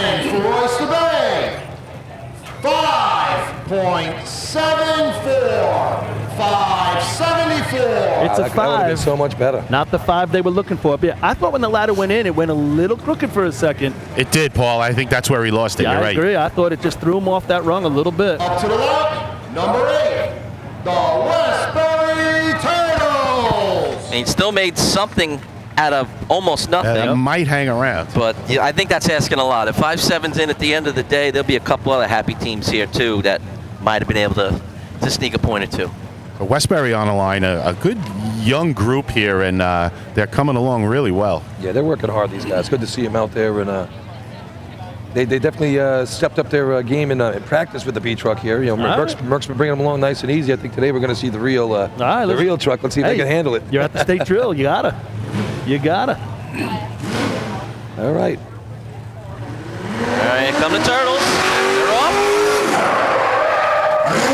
Holds that brake a little bit. Climbers in, misses on his second step. Had a nice in. I thought nice mount. He got his foot on the ladder, and then it just went just a little sideways. It was a real long break, and it was still 3:03, so that could have easily been in the mid to high twos. Gets out. 6.83. 683. The 683 not going to play today. All right, now here's another team here. Number 9, the Farmingville Bandits. Let's see what Farmerville can do here. Well, Farmerville, you know, sometimes they get those points out of 3-man. With no points in 3-man, this is a race that maybe they can make a little comeback in. What's their stats on the year there, Billy? 554, best shot of the year. That was at the Hagerman Invite. 576, 570 as well at the Joe Hunter. So yeah, I think they're going to have to show improvement on those if they're going to place today. A point here would be a huge bonus for Farmanville. They can run all 8. Sometimes that's what I'm saying. And sometimes they can't. Well, but you're saying there's a 5.5 and a couple 5.7s. You know, at the state drill, I think they're going to have to be a little better than that. Maybe squeak a 5.5 point out of it. All right. Yeah, I think that puts you in a possibility. Yep. Here come the Bandits. Leaves him hard at the yellow, a couple feet inside the yellow, and another guy misses, and he misses his grab, and he loses something. A watch, maybe? I hope it's not a watch. What was the glasses? All right, so 276 in the ground. He had a little problem halfway up, but he climbed through it, then really struggled at the top. There will be a no time for Farmingville. Failure to grasp the hole. He got about two fingers on the top rung, folks, and he couldn't hang on, and that's your no time. So a little bit of a Number 10, the Miller Place Extinguisher. Seems like we had about 50 people in the pool took Point Pleasant in B ladder. So that's gonna rock the survivor pool. Yeah, well, listen, that's a quality loss though. If I picked them in B ladder and it didn't happen, I'd say, all right, listen, I put one of my best out there. Right. Well, so far they're hanging in there. I didn't lose with the B team. Right. What are the diggers for these guys? LBB, Steve Chin. His family is here. His mom, his dad, his sisters, brother. They all have shirts on. LBB with LBB shirts. number 175 on. That was great. That was great is right. That was great. All right. Miller Place on the line. LBB. Who paid for those shirts? I wonder if he did. He paid for those shirts and handed them out to the family, say you better wear these. Yeah. Well, they made the trip all the way up here, so that's and they got a free T-shirt. All I got from my son for going away is a free T-shirt. Here come the extinguishers. Gonna be a little deep. No, they were deep. They got a little bit of a straight ladder. Climber misses on his second step. Kind of mounted, but then missed. He's having a hard time getting to that top rung. He's thinking twice about it. Yeah. 313 in the ground right there. That's as bad as being a top points arch. He gave it to him though. He definitely got on the gas. Overtime for Miller Place. Overtime. All right, so this is basically the same setup as we had in 3-man. Coming into CI, there wasn't much to speak of. Number 11, the Central Islip Hold-O. We didn't have a 6 in 3-man. They made our first 6. We do have a 5 though, but not one to speak of. Nope. 3 points out of 3-man with a 646. Now you go through the stats. They had opening day unbelievables, and then after that it's been calmed down a little bit. But they're looking to catch that little lightning here today. They have the potential to be very explosive. We've seen it a couple times. You know, they can keep it within shouting distance after the ladders. That was my thing all year. I think Islip and North Lindy across 8 races were so consistent. But when CI runs a shot, it might not be in all 8. That shot is big. Yeah, it's 5 points most of the time when they're hitting big. I mean, look at the county there. North Lindy comes out 17, 18 points out of the first 4 contests. CI hung around about 6 points back. Then they take 19 out of 20 down the stretch and pull it out. All right, come to Hobos. Davidson ready to take them away. Been doing it a long time. Here he goes. Got that long break. Leaves him before the yellow. One of the rolls. Richie on that misses on his second step. Decent recovery, but having that digger roll does not help you. Had 259 in the ground, guys, so they were off and going. It looked pretty straight. Central Islip, 6 7.02602. Looks like these trucks are really digging in at that ladder there when they hit the brakes. I don't know. Up to the lights, number 12, the Copaig Yellowbirds. I thought the drop by Danny Jackson was really good. I thought the placement was perfect, Excellent. right? They went to the ground, but it looked like they rolled away a little bit. And I don't know, maybe does that make the ladder go a little quicker right away because you don't have that guy that's holding on to it? It looked like it got away from Arnett a little bit, or he maybe just missed that step. I don't know. So, guys, we're getting some local news coverage here. Channel 4, the CBS affiliate. The lovely Abby is down here doing a story. So if you're in the Buffalo area, watch on the news tonight, Channel 4. Oh, you're making See some highlights. Abby's wearing Wildcat blue, I got to say. So she got it going on. A little bit of a lighter shade. I wouldn't say Wildcat. It works for me. Yeah, of course. Anything will work for you right now. I'm surprised you're not in those colors. Maybe your sneakers are. I didn't show you my underwear yet. Listen, that's between you and Billy. Don't get me in. I was going to say, we're not looking forward to that either. That's a you and Billy thing. I'm commando. Me too, as always. All right, Copaig Yellowbirds on the line. Chris Brantless, correct? Yeah. All right, here they go. Gives him a long break, but with a new climber, that's probably not a terrible idea. He gets caught up into the ladder about halfway up. 3 flat in the ground there for the Yellowbirds. Yeah, a little Mike bit of a Pet's already struggle. doing the climbing now. Dirty Mike, as they call him. Yep. Had a soup kitchen in his car last night. Time for Copaig, 7.77. 7.77. Hey, that would have been great in Vegas. Yeah. So, guys, this contest is kind of shaping right up here for North Belmore. Hell yeah. What have they run so far this year, Billy? All right, Copaig. 1 second. Up to the light, number 13, the North Belmore Ricky Day. Their best shot was last week at 2 weeks ago at Hempstead. They ran a 5:20, and they kept Islip from getting the sweeping ladders by beating them with their contest. And it was a good-looking shot. And you Awesome know, shot. We said this about North Belmore in that drill. He finally gave him a good spot and a good ladder. He climbs a lot of bad ladders, and he makes a lot out of nothing sometimes. But when they gave him the good ladder and a good spot, look what he did, 520. Looking forward again today. Oh, Islip, North Belmore Ricky, they go to as many drills as anybody in this sport. Every week in this race, and they're going to be there. But they're finally back healthy. They got the whole squad back. You can see it last week. It made a big difference. And I think that's hugely important. I'm a big fan of going to drills. You go to drills, you get a little racing against other teams under your belt. In the big picture, to me, that works out for you. Yeah, sure thing. Look at North Lyndhurst, 2019. They went to more drills than anybody. Worked out well. Here come the Ricky. Front tires never locked, but ladder got in. He's got a good climb going. It kind of slowed up. Wow, what a climb. I'll tell you what, those guys get off hot. 247 in the ground, a lot of wobbling all over the place. What a climb he gets through it. This is a real low 5, guys. Oh, you gotta be kidding me. I got 22. I'm telling you what a nice one. That drop was insane. Woo, and they handled it. No front tires locking up on him. Unbelievable. The B truck at all. I don't even know how you do it. Obviously they do it, but I don't know how you do it. You too. Where's the time on that? This is the. Ooh, they might not be happy. Oh boy. Here's my CBS affiliates making their way by you guys. North Belmore getting a rerun due to digital. Oh no. So I had 522. Someone next to me had 517. So Oh, my God. it was right there. Oh my God. That's rough. You hate that, boy. But there's not much they can do about it, folks. It happens. Oh, my Yeah, We're dealing with a couple electronics. weeks ago at the my CI God. invite. Is it a clock issue? What's the issue? I don't know. I see the 3 guys on top with the buttons. They're playing around. I don't know if something failed or. I don't know. Come on, boys. We got to get that right. Yeah. That's too bad. It makes me upset. But listen, if one of the buttons, like I said, the buttons now, as Yeah, if maybe there's a problem with one. If that's the case, then It's a box it's issue. not It's not the manpower. It's not the guys up there, which. But it looks like that Pete's going up there, something up with the box maybe. But boy, what a heartbreak that is. That ain't right.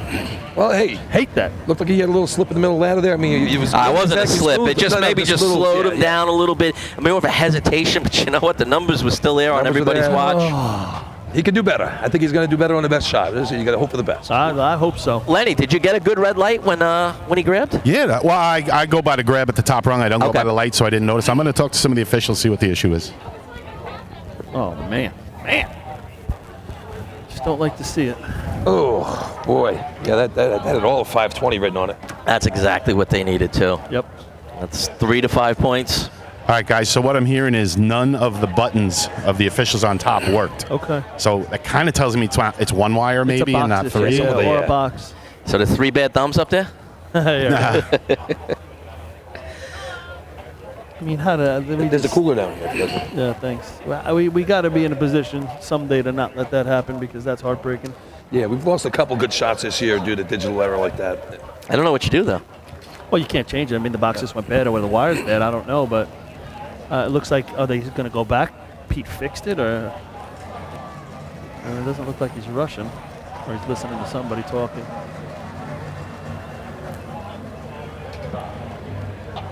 Okay, we'll continue. Up to the light. So what was the problem? Number 14. Oh, bro. The Hageman Gamblers.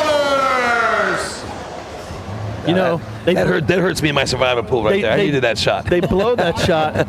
They blow that shot. Yep.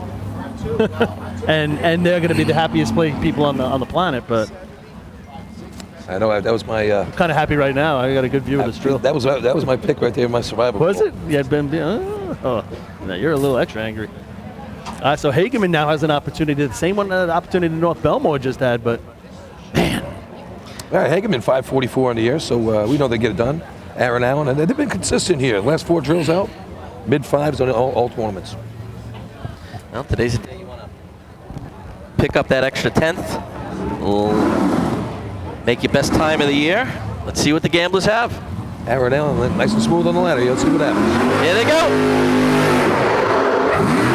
Let's them go with some momentum. They hit the ground really hard. The ladder just trying to get it to the just arch. walks away. The thrower kind of got thrown literally off the ladder. John Rabataccio, he stuck it in the ground, and that it catapulted him off. I'm telling you, Louis dropped him. I don't know what's going on today, what's in the water, but overtime. 244 in the ground right there with North Belmore. Those 2 drops were old school. These trucks are not sliding at all. They're digging right into this asphalt. But these guys don't need to dig 244.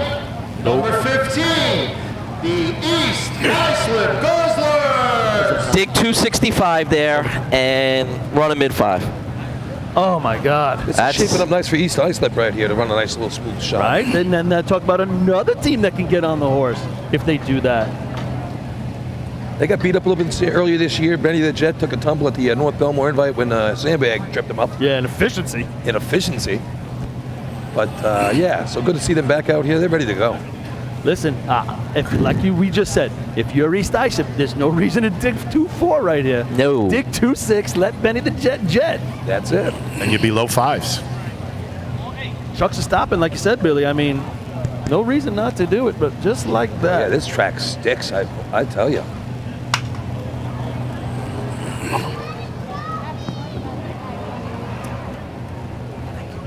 So the sun, again, making its way higher and higher. It's getting hotter and hotter out here, guys. This track's going to be cooking in another hour or so.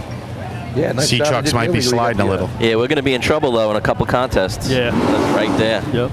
Pull down the screen. All right, Guzzlers looking to get on the board here. They're off. Tommy Driver leaves him. It's going to be a straight ladder. Benny's in. He bicycles, makes a good recovery, misses again on his second step. A lot deeper than they want to be there, guys. They want to be out. Give him a little bit of a staircase. Let the kid go.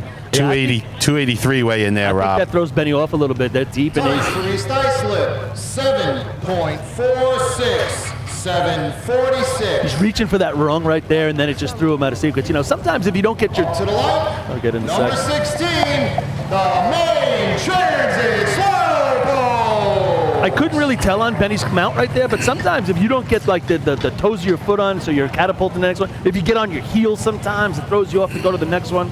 Yeah, and they were deep too. Yeah, that's what I'm saying. He was looking for Foot that. inside the 3-man ladder line. That's not really what we wanted. He was looking for that rung, and the ladder just kept going away from him. Main Transit, 699 here at the hometown event today. 3-man ladder doesn't get any points, but they had to be happy with it. Yeah, best shot of the year. Ladder. Nothing to speak of on the board. The one shot that was really nice has to be done again. And that 574 for Oyster Bay halfway through the sheet. Sticking around, right? Halfway through, a 7-4 is still in the money. In the money. It is the money. That will not last very much longer. I agree. You know, Paul, just to take it back a little bit, you talk about, you know, mounting on your heel. You know, there's no push off at all. Even the arch of your foot is tough. You got to be on the ball of that foot. On the heel, it's just going to flatten you right out.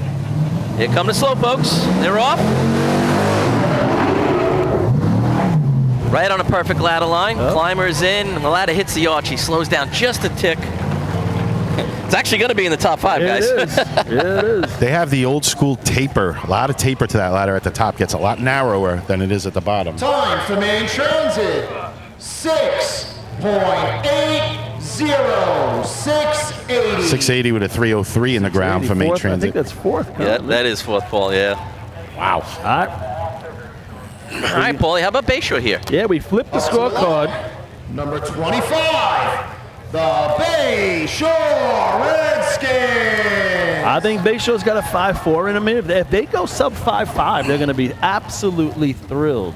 So it's funny, I was just talking to these guys before the tournament here, and I'd never been inside the front of that truck.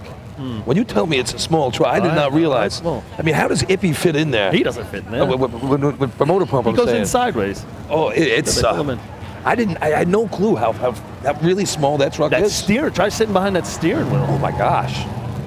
It's a tight little truck. That whole truck is tiny. You don't realize 1939. It looks so much bigger than it really is. And it's been a lot redone in that truck, but the size of the cab hasn't changed. That's for sure. All right. Kyle Coyne doing the driving in the B events here. Skippy on the back doing the climbing. Eric climbing. All right, still waiting for that contest to really start. I know, and this perfect opportunity for Bayshore right here. If they have visions of going down the track, they can stealing a couple points right here. They can go mid 5s. 574 Oyster Bay right now. All right, he's rolling real slow off the line. He's off. Nice job in the ground. It kind of misses. Ladder kind of looked like it moved a little bit as it hit the ground. Walked just a little bit. Missed on his in. I thought Kyle put him in a great spot right there. 286 in the ground. And manageable. If Skippy gets on that, we're talking 5-4. Time for Bayshore. 6.81. 681. Just beat out by main transit. Up to the light from their breakdown. Number 4, the Great Band Cobras. Cobra Kai. It's tough to say we've got more 6.8s in B ladder than we do 5s. Right. We've got 3 6.8s and 1 5. Man, that's an opportunity for Bayshore right there. Perfect spot to praise that ladder. I don't know. I guess it just got away from him a little bit. Good. Opens a door for a handful of teams that maybe think, oh, we can run a 5, but we don't know if we can score. Well, getting the 5s today, you got a chance at this point. Yeah. Some of the heavies, though. I understand. Coming soon. Hey, some of the heavies missed already, too. So. Yeah, no, it definitely leaves an opening. We got a heavy rerun, too. Why Great Bend now? Did they were they on a breakdown? They were on a breakdown, yes. Okay. They run number 4 or 3. Yeah. Great Bend with an opportunity. If they have visions of going down the track. I mean, what do they got? They run a 6-1 right here. You never know, right? Speaking of Cobra Kai, did you watch that on Netflix? Dude, I don't watch movies. It's a series. Oh, I heard about it. Yeah, and it's hysterical. I don't watch it. I did, Billy. It actually is pretty good. Here come the Cobras. Ooh, gonna be deep. Yeah, they had. It kind of comes to a complete stop. They had to. Climber's just, I don't even know if you call that failure to grasp. I don't know. He went for the rung twice. 3 shots for $1. He switched hands, went, and then grabbed the third time. 356 in the ground for The the little Cobras. steam engine that could. Palmerville with those skinny jeans again. So, guys, what did we skip over car place? They're not running because they're missing some people, perhaps? Yeah. Well, McCann drives. Please, there will be a no time for Great Bend. No, car place isn't up yet. To grasp and hold. No time. So Billy, you mentioned in 3-man ladder Mike McCann from the Frogs. Him and his wife Alicia. Number 26, the West Islip Raiders. Him and his wife Alicia yesterday having a brand new baby, baby G and Nicole. Yeah. So we wish the McCann family good luck and shout out to you all. You bet. God bless you. Mike McCann, one of the good guys of racing. Been around a long time. Started with Roslyn years ago. Car Place picked him up. He's one of those Froglanders. I think he needs to work on his calendar, though. Me too. Because what do you do, guys? But you figure it's usually around 9 months based on the last 250 million years of history. So 9 months, and you go back from August, right? If you go back 9 months from August, listen, you got to abstain. Just gotta be for careful. a couple weeks. Just abstain. It's the holidays, Paulie. Come on. You know, Things happen. we're always told by other racers they learn stuff from us. Well, pay attention, kids. Just abstain. All right, here come the Raiders.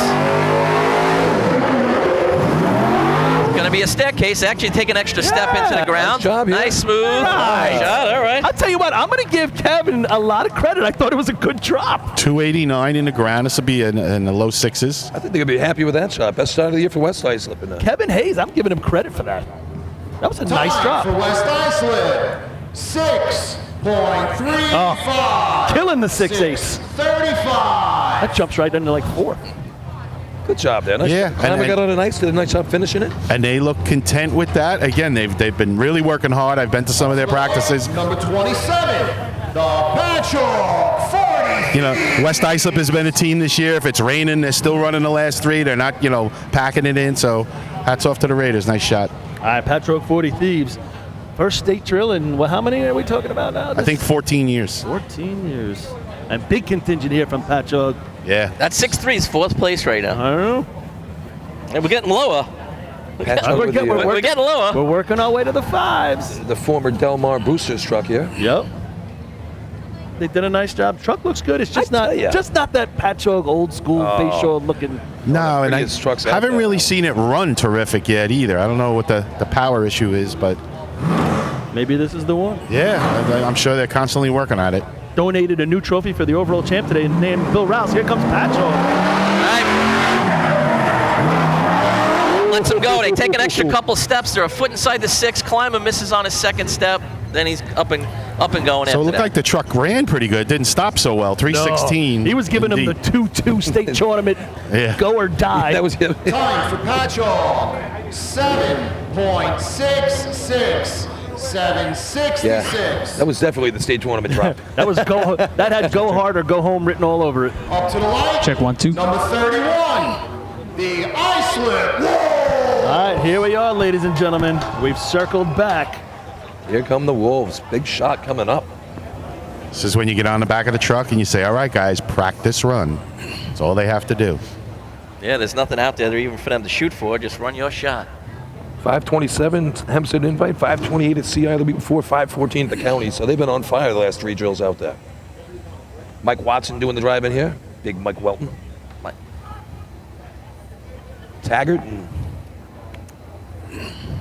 and Kennedy doing the digging here. They've been doing a great job getting the ladder in the ground for Josh. Oh my God, the ladders Making it easy on Tommy G to throw it. I'm going to go back maybe about 3 or 4 tournaments, probably 3, when they literally changed the way they were digging. Yep. Now they're just directly to the ground, and it changed the trajectory of the ladder. It helped out Josh, but there's a new ladder too, different ladder, and Josh. It's a new ladder? Josh likes this ladder. Has he used it before in a drill? Yeah. Okay. Since they've been doing really well. Okay, great. All right, here we go. All right, Mikey Welton takes him away. They're off. It's in a break.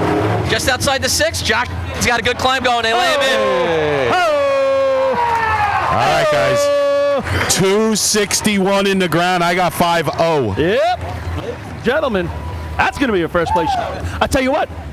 Time for Iceland. 5.20. 520. Wow, the guy next to me had 5-0 as well. We had a 30 up here. We had a 30 up here, so that's 20 somewhere in the middle.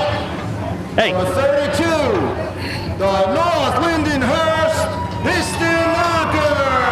520 is nothing to sneeze at. That's a hell of a shot. And I'll tell you what, I don't think it was Josh's best climb. I thought he made it to the top, but he didn't get that catapult. He didn't get that trebuchet, you might want to say. That trebuchet. It was adequate. He didn't get thrown to the top. He didn't catch the whip. He did not catch the whip. But, Josh is just a great climber. I thought maybe they were a little deep, if you ask me. I thought maybe he was a little deep. I agree. I think they're a little deeper than they would have preferred.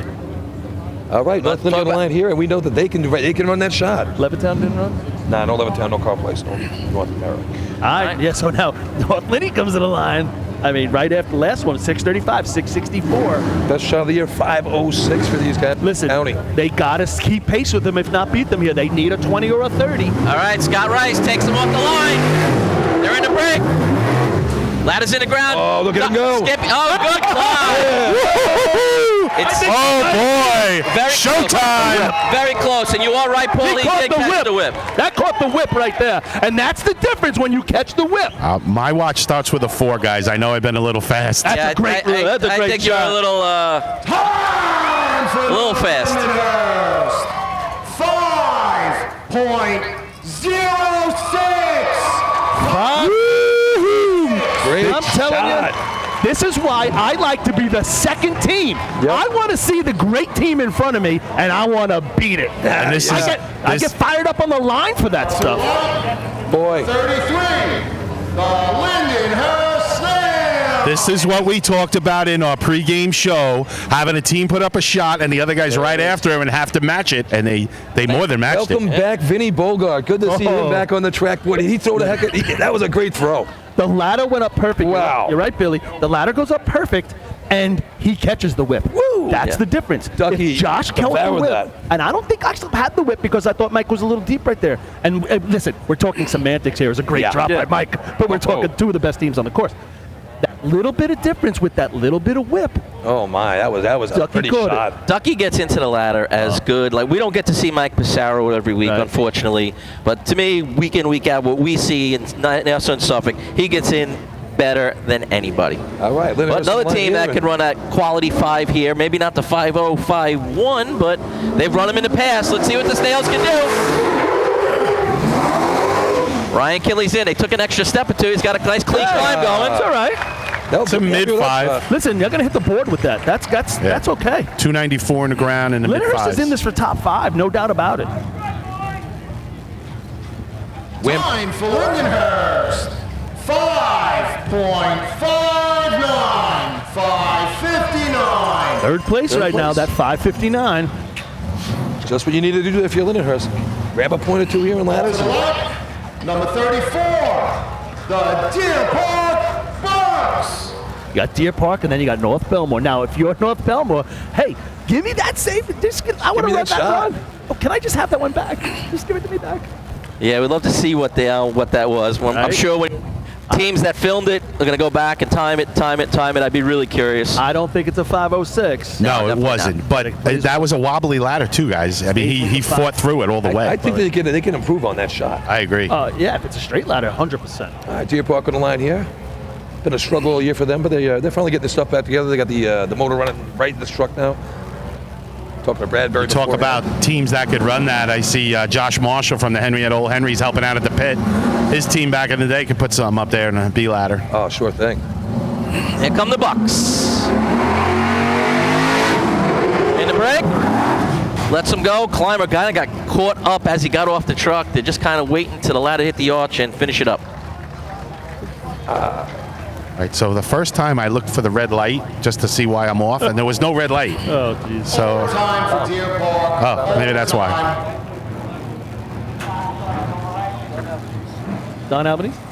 Dom Albanese. I was just saying. To the light for their rerun is number 13, the North Belmore Rinky Dink. Just to go back to Deer Park for a second, so Dom Albanese is driving right there. We're on the side of the Hold him up on the line. we're on the side of the track today, so you get to see a full view of the driver coming through. And most drivers, their faces are scrunched, their teeth are out. They're like, hold on. Dom's on the drive on a Sunday. Yeah, Sunday drive. He could have had one hand out the window and been driving, And a beer in the other hand. driving Miss Daisy style. We got Cool, issues. calm, and collected. We have issues again, guys. Yeah. with the Oh, man, box. they're really sticking to I'm these guys watching the now. officials at the top playing around with that electronic box again. I hope it doesn't happen I twice. hope not. I Boy. mean, Doing they a test now. They got to stop on it, right? They're Boy, look doing at a this. te- They North Belmore's did. getting ready. They're going through their pregame, getting can't. ready to get online, and then you got to It stop didn't go again. red It's the worst. before. This is like who did All right. North Belmore piss off to be going through this situation? Because And they're a volatile team. You know, if this doesn't go right, there's going to be some things getting broken in that camp. Oh, yeah. You want them to run a nice shot. They deserve it. They earned it the first time around. So I think they just did a check. I'm watching the street light here. It's going through its. well, they gave him a time, so it had to Progression. go out in the timing truck. It didn't go red. I can We tell you need, that. Well, two, they you gave need overtime. two of the three to go, Yeah, right? yeah. Like you get a time? Yeah. They had one that was So now it's yellow. continuously running. Yep. Light is yellow. Now they're all going to hit their buttons, I think, again. So it should go red. It just makes me sick. Now she's red. Street tournament day. We have to have this ready to go.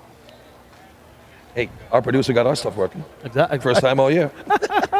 Thanks, Steven. I mean, Chris. I'll say thank you, Chris. Fantastic job by the guys in the truck today. I tell you that. You're gonna get two of the I get two passes food for coupons? You get two coupons. We had one of our super fans show up, just asked me before where his shirt is. Sent them over to Chris. And this guy was vehement. He wants his shirt. Continue with North Belmore on the line. Man. I was thinking we would at least get to the water test before we started the food talk. Listen, I didn't have breakfast. My stomach's grumbling. All right, here we go. North Lindy, Little Brown 2 on the line. North Lindy? Sorry, North Belmore. Mike Boland doing the driving. Used to drive modifieds over there at Riverhead. I want to see a great shot here by North Belmore, me too. just because they deserve it.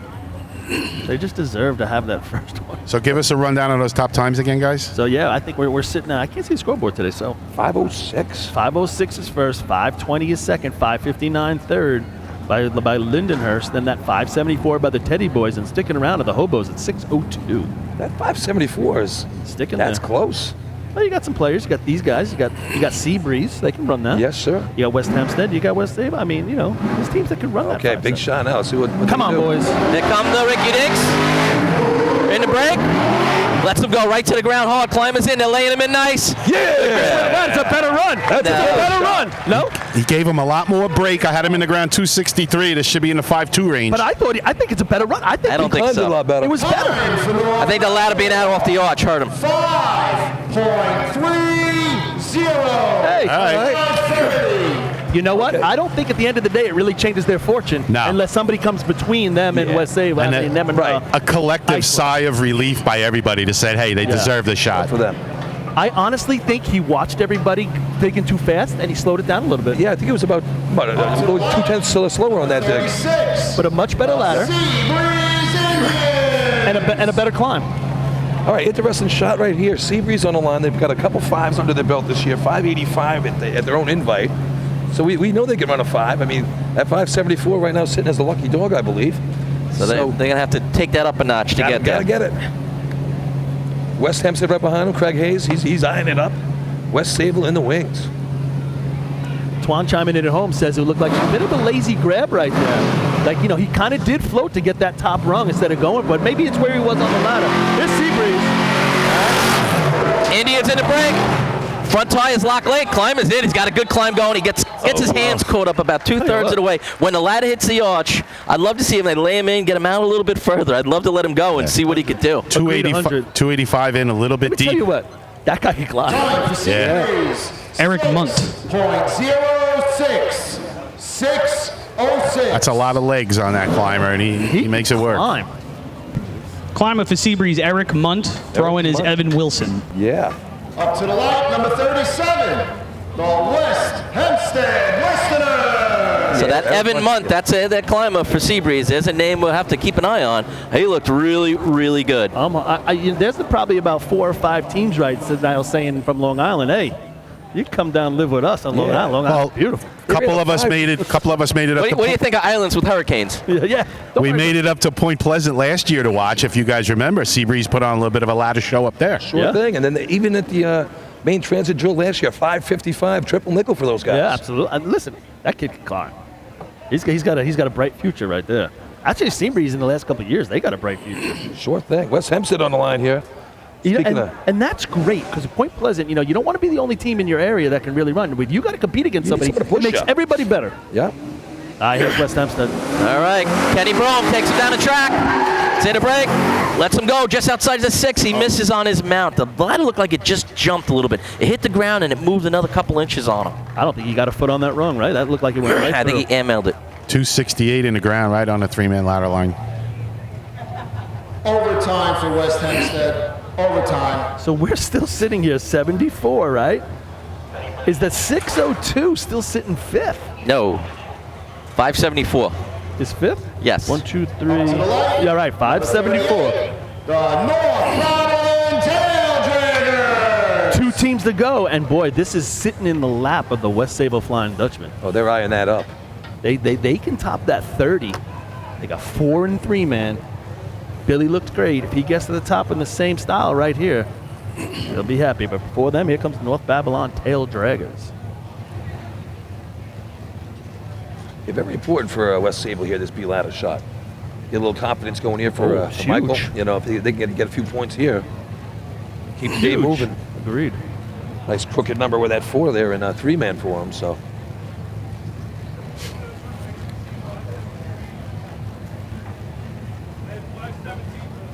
Little delay here. North Babylon getting ready to rock. They're clearing the end of the track, it looks like. Some issues. Waiting to give him the flag.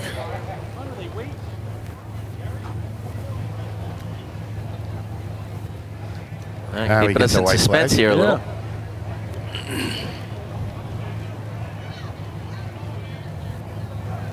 North Babylon.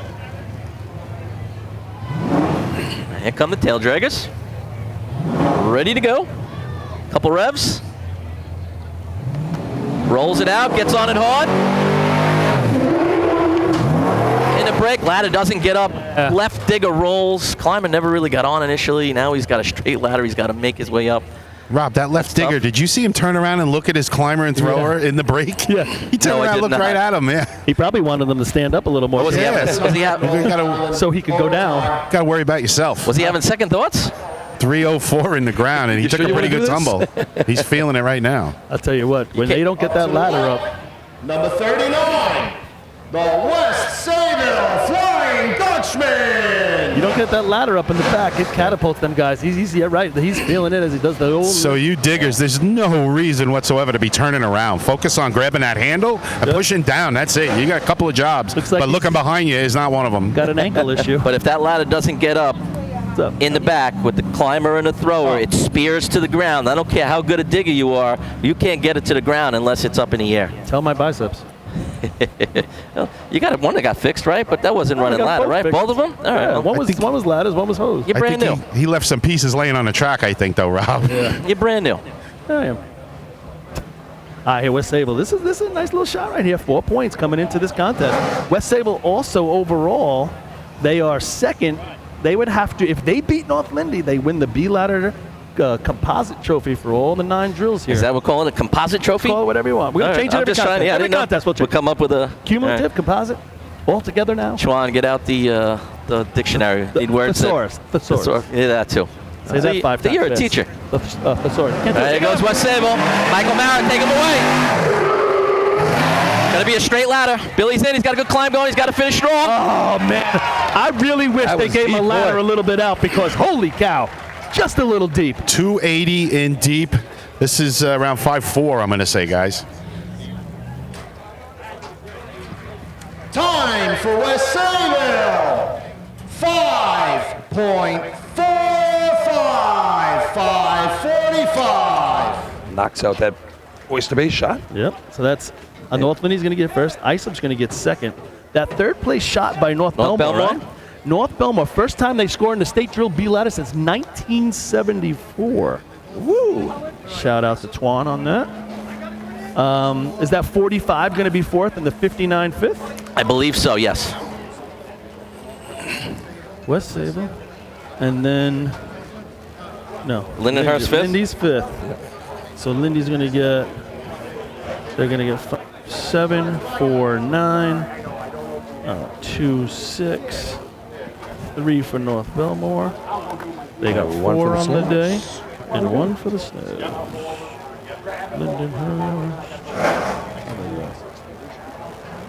And the overall composite trophy, the cumulative trophy, whatever you want to call it, is going to go to the Islip Wolves. The Islip Wolves are going to win. All right, I want to thank Twan. He got a nice little ladder stat for us. North Lindenhurst, Ducky as their climbers, got their 6th first place motorized ladder shot in the past 7 state drills. So they've won C ladder 1, 2, 3, 4 times, and this will be the B ladder the 3rd time, I believe. Keeping that streak of taking points in the state tournament alive.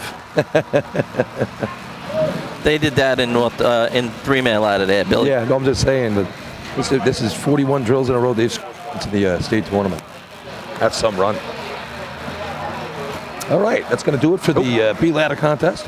Let's go to commercial. We'll come back here for C ladder. Oh, I think we're going to go to Paulie for a little interview. Oh, we got Paulie, yeah. And then we can take it away. All right.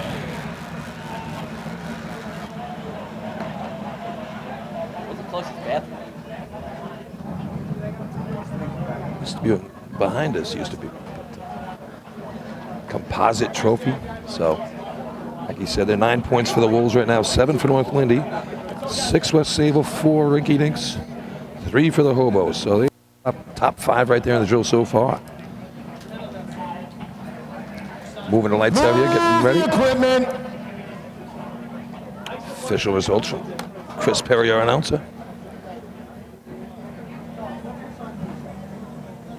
Results. Motor hook and ladder Class B.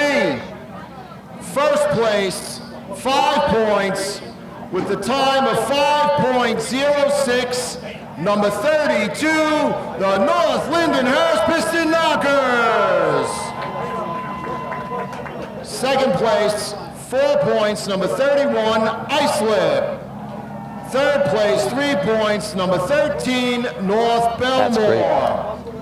Fourth place, 2 points, number 39, West Sayville. Fifth place, 1 point, number 33, Lindenhurst. And the winner of the cumulative points in motor hook and ladder Class B Cumulative, I like that one. is Islip. Why would they do that with all 3 ladders, you think, Lenny? All right, everybody, we're over here with the winner of the B ladder contest, the North Lindenhurst Piston Knockers. They're going to pick up the leg trophies from the Bay Rats of Lindenhurst and the one donated by the 40 Thieves Drill Team in the honor of Wilbur Young. I'm here with Kevin Connell of North Lindenhurst. Kevin, you watch Islip come down. Islip runs a 5:20. You see Ducky get to the top. Is the first thought in your mind, we won that contest, or you got to wait for the time? Always got to wait for the time. We practice with the Wolves. We know what we both can do. We got 2 good teams. I'm pretty sure we're going to be battling out for the rest of the day. I'm just happy that our guys were able to run that good and got to continue running.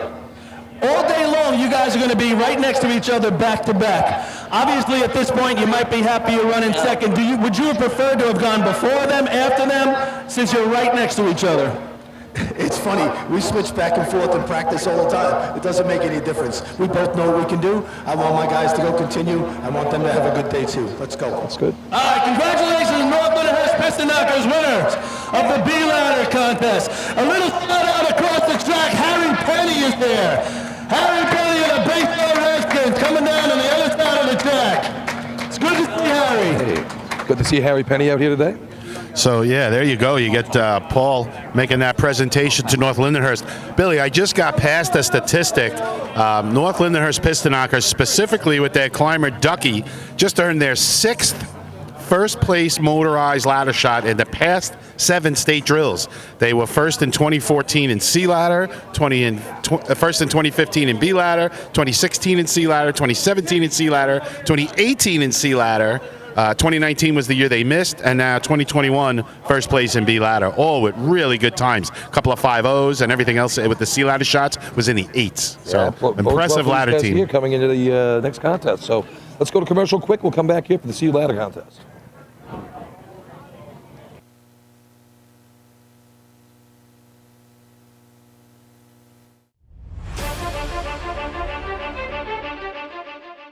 With over 30 years of service in the fire industry, High-Tech Fire and Safety continues to be a proud sponsor of the New York State Fire Department drill teams.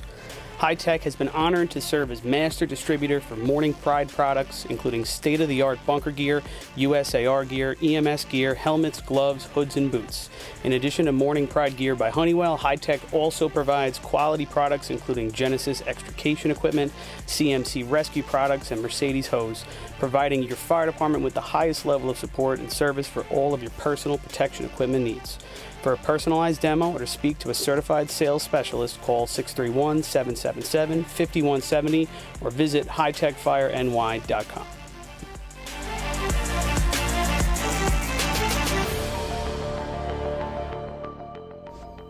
The instantaneous on-scene electronic personnel accountability system used by the FDNY and many other fire departments nationwide is now available from Systems Definition Incorporated or your local Motorola dealer. SDI is a well-known software application developer for FDNY and is the company behind this game-changing technology.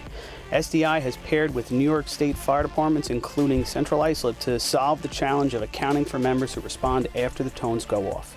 Keep track of your members at your next big incident with a proven solution designed with the New York State Volunteer Fire Department in mind. For more information, visit systemsdefinition.com.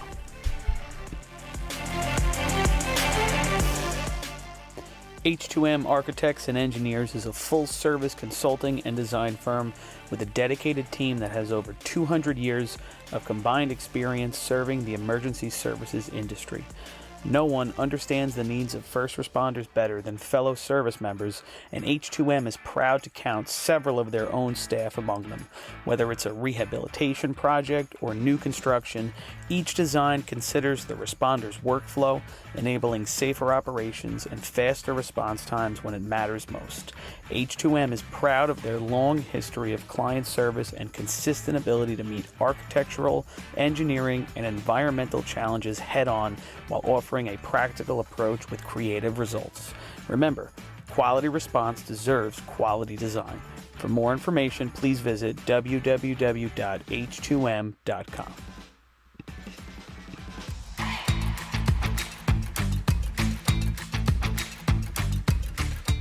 Coastal Fire Systems is the official SCBA dealer for New York State drill teams. Scott air packs, cylinders, rip packs, refill compressor systems, gas detectors, ProTech and Dragon fire gloves, as well as the future in thermal imaging technology. Coastal is also a one-stop dealer for Petzl, Scott, CMC, and Colorado bailout systems, along with professional training to keep your members sharp and meet New York State requirements. For more information, check them out at www.coastalfiresystems.com. Integrated Wireless Technologies is proud to be the exclusive Motorola dealer for New York State Fire Department drill teams. IWT offers the full line of Motorola products to fire departments, as well as David Clark headsets and sound-off signal emergency lights. IWT is your one-stop shop for custom-engineered radio solutions, licensing assistance, dispatch solutions, and top-notch reliable service with fully insured technicians. Start off your next radio upgrade with IWT. Check out their website at www.goiwt.com.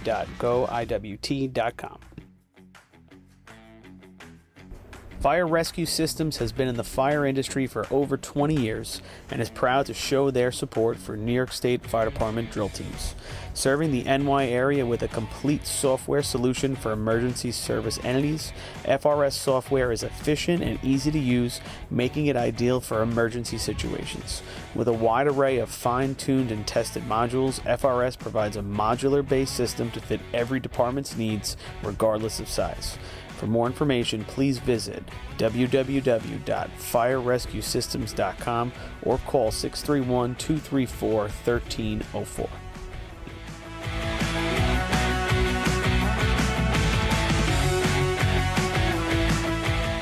Since 1886, New York State Fire Department drill team competition has helped generations of volunteer firefighters develop teamwork, pride, and efficiency, and our sport is ready now to grow stronger than ever. Fans, we need your help to get the word out and continue to grow our audience. Whether you want to watch the drill live or get your drill team fix during the week, head to NYSFD Drill Teams on Facebook, Instagram, Twitch, YouTube, and TikTok, and hit those like, follow, join, and subscribe buttons. Thank you, fans, for your passion and your dedication to New York State Fire Department drill teams.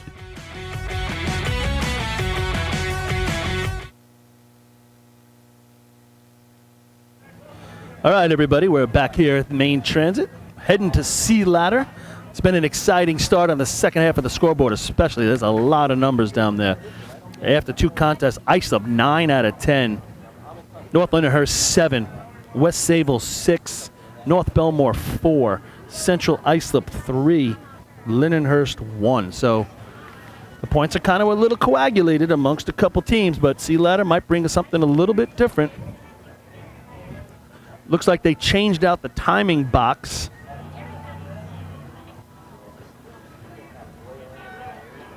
And we're going to, I guess, test out the new box. Hopefully it's going to work golden. It's just always so sad when the other box goes down or something like that happens. You hate to see a team put up their best shot and have to redo it. Of course, it works the other way when they put up a lousy shot and get to redo it. That's okay, all fine and good. Yeah, we're back on. It's going to be a hot one here. Sun's about to come over our little bandstand. Good crowd here. We have a different vantage point, right? We're off to the side here. Usually we're on top of the arch, which to me is the best view in racing. But we're off to the side right here, actually seeing ways to dig, and if they're going a little deep and all sorts of things. Yeah, it's a great shot for ladders where we're at. It's a little rougher for hoses, but we'll be able to see enough and bring you the action. Speaking of action, I'm trying to get updates on a survivor pool. Billy Etzel Jr., if you're listening, let's go. People want to know what's going on. Maybe he ran off with the money. Okay, the track is ready. The lights are set. Next contest is Motor Hook and Ladder Class C. The New York State record is 8.71, held by Central Islip. The track record is 8.78, held by Point Pleasant. All right, guys, let's, I got one more Matty Mara stat. Let's go with the average time in main transit to win C ladder over the state drills that have been held here. Lenny, you haven't gone first. Let's go to you. I will say 9:01. Okay, Billy. All right, we're waiting Gotta on put your mic Billy. on, I'm Bill. thinking hard here. I'm going to go with a 885. All right, and Paulie. 898. All right. The Manhasset Lakeville Minutemen. Paul, you're closest, but you did go over, so you're not winning on the prices right, but 896. 896, guys. Some heavy shots here for sure. North Belmore's 892 and 04 was the best time not to win. They took second place with that. Wow. Yeah, they ran They run an 880 at 2004 and 2012 here, West Sable. West Sable's also the winner of cumulative trophy for C ladder. Nobody can top them. The Hornets are about 9 points down overall for those 8 previous drills. So West Sable is going to win that trophy here. And we're going to start with Manhasset. Oh, Lord, what's going on? Manhasset, who we haven't seen yet. What is going on? Oh, they're ready. Well, Manhasset's on the line, ready to take off. And the guys on the buttons aren't even on the buttons. I don't know what's happening. All right. I don't know, Paulie. The guy who puts them all in their positions. I don't know, Paulie. Trust me, I'm not happy right now. Hey, Tommy Skeeter's going to do some climbing here today for these guys. Danny White throwing. Stan the man behind the wheel over here. Here we go. All right, here we go. Manhasset Lakeville making their way down the track. Takes it right to the cones. Long break comes to a complete stop just outside the 6-foot. Climber's on, kind of hopping his way up. Tried to grab with his left and change it to his right at the last second. 7:63 in the ground. If you guys turn your little radio on, you'll get the cone times out of the timing truck. Yep. They will comment to you. Time for Manhasset Lakeville, 11.61. 11:61. Turn it up and leave it. Overtime in this event is 15 seconds. I can't hear it. Is it up? Either that or if anybody on site has a dry erase marker.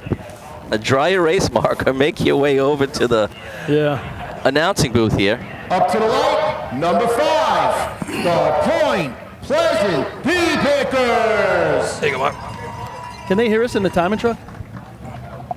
Are they listening? They should be able to, sure. I was just to tell Jessica to just flash us the signs. You want Jessica to flash us? Yeah, the numbers. Oh, fuck. Well. All right, guys, listen. Second team up, Point Pleasant. Yep, here we go. Boy, you're just hoping for something good for them right here. Yes, they've had a rough first 2 contests. An event they feel pretty at home in. All right, big shot coming up here. Michael Passero. Michael Passero. Let's get it right here before. What's the correct pronouncer?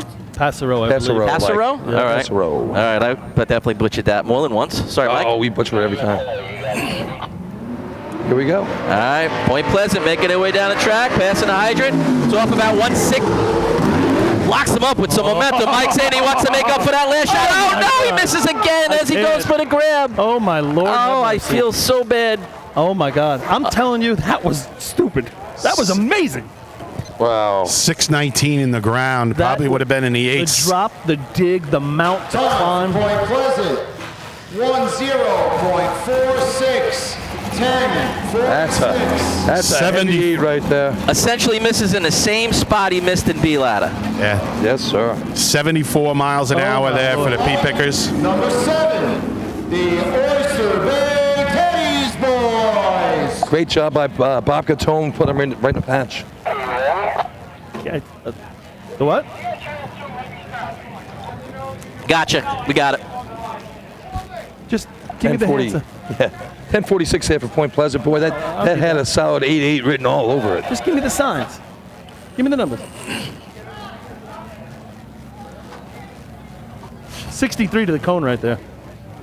363. Catone brought him in nice. Oh, my God. Right there. Lots of speed, lots of momentum. And, boy, Michael Passo gets right on that ladder and tell you, like you said. Billy, Oyster Bay, Sea Ladder. What are we looking at?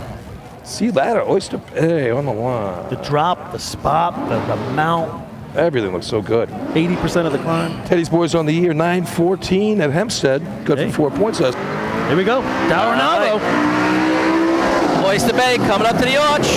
Locks him up. Just outside the 6. Gave him a little bit of momentum. He loses his hands a little, but stays with it. Not going to be that 9-1, but still a pretty good shot. 69 to the cone. 6:55 in the ground. This will be a mid-9. Yeah, just a little bobble in the middle there. Yep. They say just lost his hands. It didn't have a tremendous effect. He just caught him up just a little bit. Looks like they're having some more problems up top there. Oh, no. Oyster Bay will be getting a rerun due to digital error. I think they'll be happy getting a rerun on that one. They could do better than that. What is going on? And Darryl on the second shot is always better than Darryl on the first shot. Yeah, but we're losing the flow here, guys. This is not good. What is going on? We got another box coming out. So I had 942. Keep that in the back of your mind. I had 945, Len. Yep. So. Any update on that pool there, Lenny? No, and I'm, like I said, I'm trying desperately to get it for you. Well, we got a couple shout-outs here. Gloria Hans checking in during the B-Ladder contest. Jackie Jacks, Deb Paterno. Thanks for tuning in, helping us out. I don't have the button that Chris has in the truck to make the noises. Yeah, for the survivor pool, though, definitely Point Pleasant and CI probably took some teams out for All right, B-Ladder. so Billy, they must have been listening to you. I just got my update. There of the 255 entries, there are 95 left. It looks like most of those 95 have either Point Pleasant or North Lindenhurst here at Sea Ladder.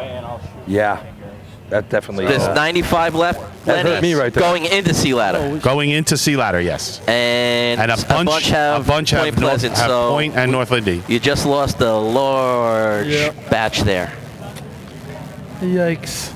Point Pleasant wishing they had a digital error in one of their runs, but it didn't happen that way. We got to get this straightened out. Yeah, for sure. Yep. Happens once, it's one thing, but if it's multiple times, then it's time to switch things out. Gather a guess what the issue is right here, but they just switched up a box. What happened back there?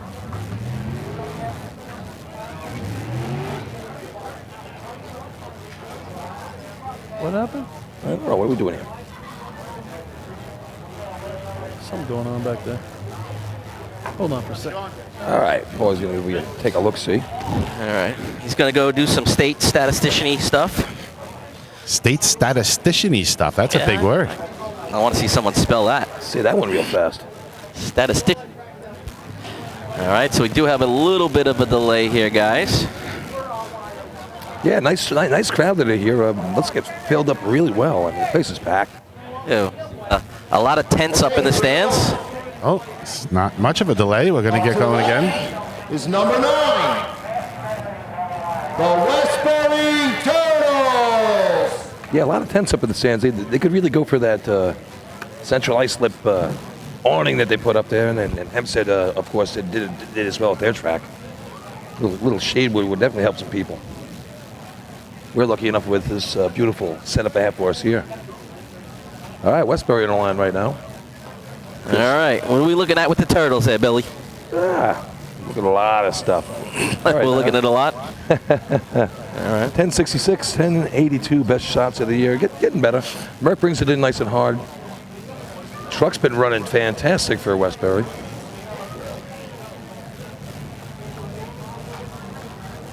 Nice and hard and Merck. I don't know if I've heard that together.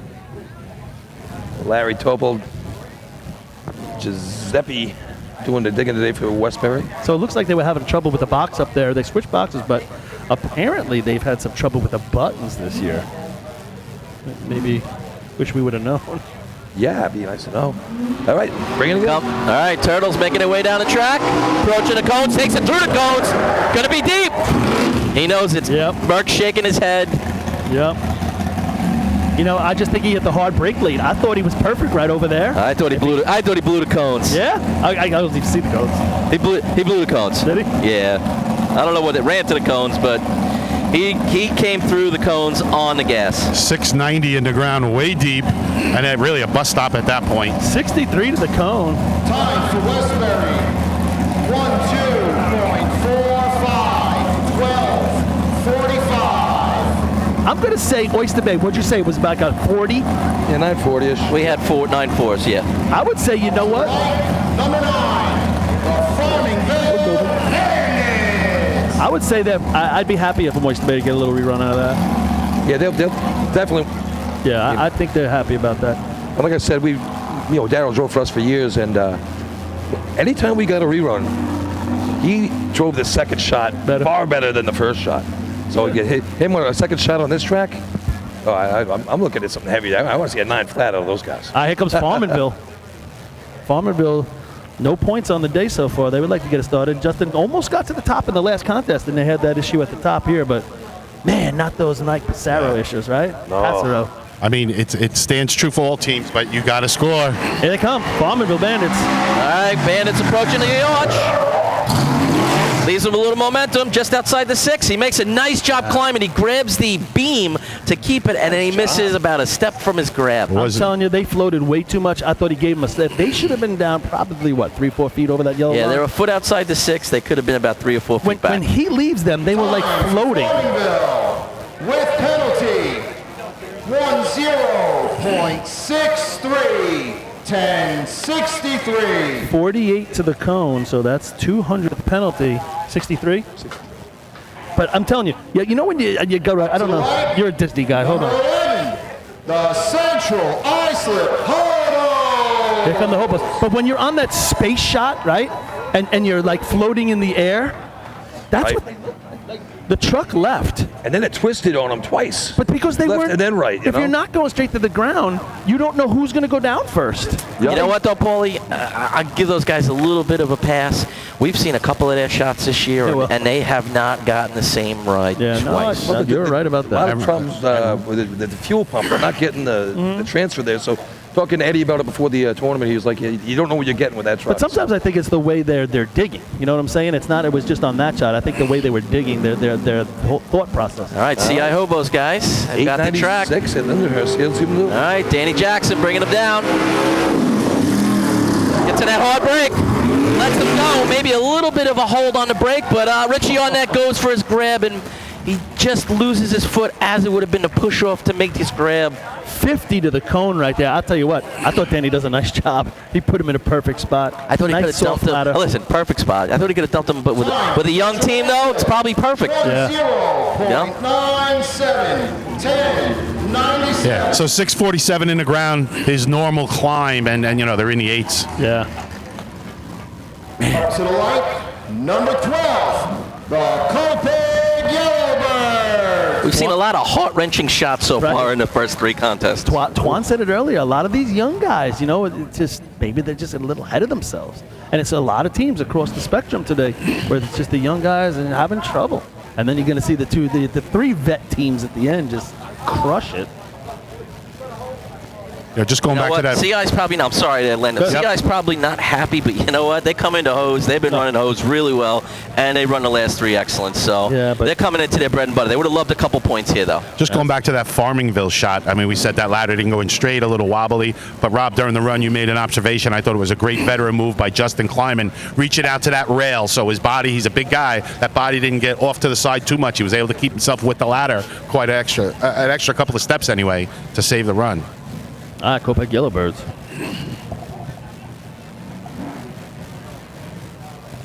Gonna bring him in here, Charlie. All right, here we go, Copac. Here we go. They're off. Bringing their way down to the track. Right to the cones. Locks them up. Nice drop. climb is nice and smooth up. He just kind of stops. He doesn't even miss. He just kind of stops. Yeah. I think when the ladder hit the arch, I think he lost a little bit of what little momentum he had. Sometimes when you don't get that fast momentum, you start to think, right? Like, oh, hey, this is going pretty well. I got to get to the. Oh, damn. Time for Kopig. Run 0.50. 10:50. That's second place right now. Yes, it is. 662 in the ground for the Yellowbirds. Here come North Belmore with a little expectation here. Up to the light, number 13, the North Belmore Yankee Game. Yeah, so at the Hempstead Invite last week, they had the 520. Then they came out in sea ladder and they put up a no timer. They were trying to do too much with that truck, but their best shot of the year, 932 with the Nassau County Drill. They'd like to probably get a little bit better than that today if they could. Yeah, but you got to stay within yourself here. You don't have that truck that the other guy has. You got to do what your truck can do. And he has to drive it different just for that reason. Yeah. You expect that heavy drop right here. We always said, if you don't have that truck, and we were in that position for a while, we weren't going to be like those other trucks, but you can make it up from the cones in, right? And I spent a lot of time on the sister truck to this, and the one thing I will say about it is it stopped as well as any other C truck I've ever been on. It might not have had the speed, but you were able to push it a little bit. And Ralph Frail, if you're listening, he pushed it. All right, here comes North Belmore. Coming in quick. Going to be a little deep. Lets him go. Going to be a straight ladder. Ladder kind of walks, but he gets a good job getting in there. Tell you what. It's not really much of a grab there, though, guys. He just kind of gets up. He's just long and lanky. That ladder's just not set up for it. Hard when it's that straight. But I'll tell you what, they did a hell of a job getting to the ground. 652 in the ground, a little bit deep. North Belmore. 9.42. 942. 942. If he leaves him out here, bid, that's going to be a low 9. 9.4 with a straight ladder. Nice 63 to the cone. All right. Yeah, just a little deep on that one. Up to the light, number 14. It hit the arch. Hagerman Gamblers. You know what, though? They put it up there. Position to score. Yeah, the way the ladder was so straight, it was hard for Joe to really go rung for the. It's really hard. But he literally had no grab. He stepped on that rung because he's just so tall. It's almost. I've heard ladder climbers talk about how they design a ladder and how it you mount it so you got a good grab, and he definitely doesn't have one there. No.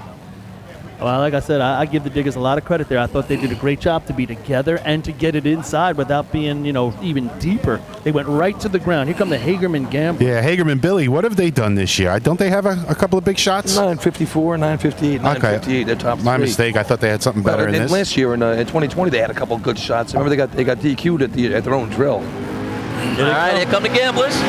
Making their way down track. Gets off about 160. Locks them up. A lot of steering. They're inside the 6. Climbers in and gone. I'll tell you what. That's another 9. He obviously had to hold it. They were deep, and he held it just probably not the run they wanted, but it's a completion. Time for Hagerman. 9.88. 988. I'm looking forward to this shot coming up here. East Islip on the line. I was almost going to say the same exact words. I'm looking forward to this shot. Right, number 15, the East Islip Guzzlers. He's got to leave him outside a little bit, though. He can't get him deep if they really want that heavy number. We're seeing a lot of deep ladders here. Yeah, we saw Benny the Jet start early in 3-man. Took him out of that contest. 746 a B ladder, a little slip on the ladder. So let's see a nice smooth shot here. They have a 924 under their belt already this year at the Hagerman Invite. 917, 911 the year before in 2020. So we know these guys can get it done. 942, 988, the only two teams to hit the 9 so far. They were in the high 10s. Mid to high 10s, I should say. Yep. Oyster Bay still getting a rerun. They have another shot at it. Track's been given to the Guzzlers. Brett Cruikshank, Nick Mott on the line on a truck here. Tommy Driver, the driver. This truck always does a nice job coming down the track. All right, here we go. East Islip making their way down the track. Takes it right to the 150. Gets on it hard, though. Leaves him. Gonna have a nice staircase. Benny. He cycles getting in. He bicycles. He's still on the bottom of the ladder. He's very disappointed. Thought he gave him a good job. Yes, gave him the opportunity. That's exactly Perfect what. spot with that. Listen to this one, guys. 621 in the ground. 621. Benny gets on and goes on that one. Ooh, that's a real solid 8. Overtime for East Islip. Overtime. 54 to the cone. Yeah, I thought it was a great drop, guys. It was. Wow. Everything they would have wanted leading up to that climb. Perfect they gave drive. Everything as a climber you could ask for. Few feet over the yellow line, staircase, but not too much of a staircase. It was sweet. Now you walk back to the camp and you're like, man, why can't I get that over again? I can't believe that just happened. How did that happen? 16. The main transit slowpokes. Benny is limping, though. I don't know if he came in hurting, but he's definitely walking very gingerly back to the camp. That was a great drop right there. When you mess up a shot like that, though, it's like it goes by so fast. You're like, what? Come on, give me it again. What? When you hit the shot, it's like slow motion. Like, yeah. I think his pride might be hurt more than anything. I'm on you, Len. Got it. You're right. Our hosts here, the main transit fire department on the line, the Slowpokes. Mentioned before, Harry Penny here, sitting over there watching the drill. Yeah, good to see Harry out here. Yep. Hope he's got a hat on. He's reading a journal. It's going to be hot over there. Harry, you should be watching. Come on, Harry. This is your sea truck you won the state tournament with. He's probably playing on his phone. Yeah, right. This is your former truck? Yeah. It's 92 champ right here. All right, come main transit, Slowpokes, making their way down the track. Just off the 150. Nice ride. Digger's taking an extra step. Yeah, Ladder's in. Climber making his way to the... Ladder bounce, too. They went in and then in again. It's going to be in that 10 range, probably in the top 5 for the moment. That truck ran great, I thought. Nice job. Good spot on the track, putting them. Time for main transit. 10.59. 10. 59. 690, maybe a couple extra steps. They could have went down straight. 76 to the cone, so I don't know how. 376 to the cones. Thank you. Quite a Number picture. 25, the Bayshore Redskins. To me, this opened right up for Bayshore. Bayshore can be, what do we got, 942, 988. I think that's right. Bayshore's range would be that 942. Yeah, They ran a couple of drills, right, Paulie? Yeah. Anything up there that they've run there, Billy? 51 and a 68 in sea ladder. Yeah. And there wasn't a lot of practice coming into those drills, so if they got a little practice under their belt. Yeah, Skippy went right through and B ladder there. That wasn't a bad looking shot until that happened. Their practice schedule this year has been a little sporadic. They would have liked to get in more shots. And they, Mole's going to drop him on a dime, and he loves this truck. Mole is in tune with this truck. Yeah, nice job making this truck. It looks great. I love it. From the old Bayshore truck to the new Bayshore truck right here. Yeah, right. Back to back. All right, here come Bayshore. Making their way down the track. Ooh, that front drops down hard. Lets them go just inside the 6. Eric's got a good climb going. Nice job, Skippy. All right. Hey, all right. Smooth finish. They had no whip. Probably right in that area of what they've run so far this year. Right in that same vein. No whip. And it was all him climbing. You could see him pulling with his arms. Bayshore. 9.64. 964. I thought he left him a little bit dead, and they just didn't get that transition of the ladder going through. I had him 669 in the ground. That was like a 3-2 climb. So again, he didn't really catch that whip. But Number 30. 62. The call plays for. You know what I noticed on that shot, Paulie? Why? When Mole comes through the cones and he gets on that brake, that front of that truck dips down. It almost looks like it wants to hit the ground. I'm telling you, they built that. That was built that. I believe it. I guess there's not another sea truck out there that goes down to that extent. Yeah. I mean, I just thought the truck died too much. I mean, that's not Bayshore. That was 62 to the cone. Bayshore's not usually 62. I heard 71 on the gun. That's not usually Bayshore either. So something was going wrong. I don't know, maybe spun the tires. You never know with that. But Frogs on the line here. This truck runs pretty well. Geddes told us what a driver he is, and then we saw what happened after he said that to us. I know. That didn't work Poor out so guy. well. Guess he learned a lesson there. Some of these young guns, Yeah. they learn a lesson. Super nice Geddes. Oh, it's one of my favorites. Too funny. All right, here come the Frogs. Making their way down the track. Gets off about 160. Comes to a complete stop. They're on the perfect ladder line. Climb has a nice smooth climb, but just didn't leave them with any momentum. Everybody's going deep. Everybody's going deep. They all got to sit on that brake so they still have an opportunity. Once you get in the beginning of the pack, you wouldn't be doing that. You'd be letting them go. Place 10.59. 0.20. 10-20. 678 in the ground for the Frogs, but yeah, dead stop. Could have taken 2 or 3 tenths off that easy. Yeah, 60, 68 to the cone. All right, here we go. Murderer's Row coming right up here. Yep. Up to the light, number 31, the Iceland Wolves. This is an example of how drivers are watching and people are paying attention, because a lot of drivers, as they're now going almost under, they're completely stopping just so they can get a time. Hey, we got to finish this contest. Look at the numbers that are up there. All right, Wolves on the line here. Don't expect that here. You expect Mike to put them right in the key spot. They're on fire right now. On fire. On fire. 9 out of 10. 884. 14 out of 15. Fastest shot of the year. They ran at Hempstead 2 weeks ago. 910 at the CI Invent. 920 at the county. I mean, they've been solid low 9s. Very consistent. Them and North Lindy right behind them. This is gonna be fun. Been so far, right? Oh, they've been putting it up, boys. All right, Mikey Welton ready to take them away. Couple revs. And a little pause for dramatic effect. Threw in a couple extras. Yeah, I don't know. He just found something he didn't like. It's kind of weird. There you go. All right, through the lights. Mike brings him down. Truck dips. Leaves him with momentum. Josh is in. He's got a great climb going. Good work. I tell you what you gotta love? You gotta love the guys after they finish, and it's the diggers. It's never the climber, whatever. He's up there. But when the diggers get it done and the thrower gets it done, it's like, yeah! Time for Iceland with penalty 8.80. 880. A heavy shot there. 880 ties the state track record at a state drill here at 880. And I'm telling you, holy cow, 45 to the cone. So we're talking a 75. Up to the right, number 32. But North Lindenhurst. Dude, as soon as Josh gets to the top, the 3 other guys let go of the ladder. They're like, yeah! And you know what? They deserve it, because 2 of those guys are busting their ass hitting the concrete. Woo! Well, you know, those fluffy ladder climber guys get to the top and get all the glory. 620. I need somebody down here is going to get excited. Those 3 guys got excited. There is nothing fluffy about Josh Kaysen. He is a solid rock. Yeah, don't tell him I said that. I was going to say, I want to see you call him fluffy. Those badass diggers, Paulie put it in at 625. Gave him was slightly crooked. Puts up their shot. North Lindy. Let's see if they can do it better. Slightly crooked, but he squared his shoulders. Got a great run out of it. All right, guys. Here we North go. Lindenhurst looking to match shot for shot. There we go. Scotty Rice bringing him down the track.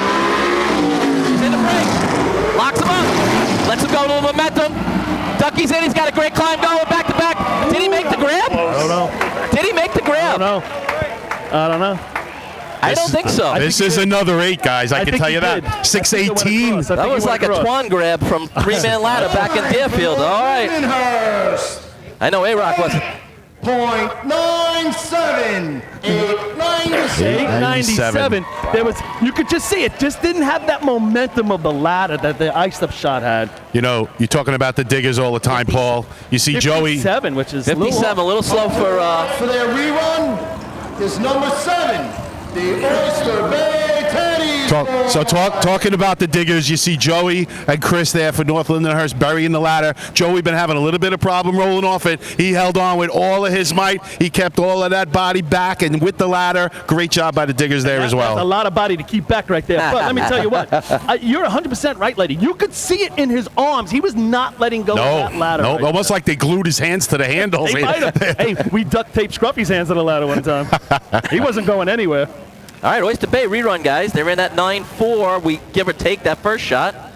Which right now is your 3rd place shot. North Belmont with that 9.42. What a treat to see that back-to-back, right? That was great. We're going to get that show all day, Not that boys. momentum that the Islip had, but boy, that was a good shot too. And like, the grab was a little wonky up there. It was fuzzy. Talk about fuzzy. I just think he rolled across it. He never came off it. All right, here comes Oyster Bay. Trying this second time around.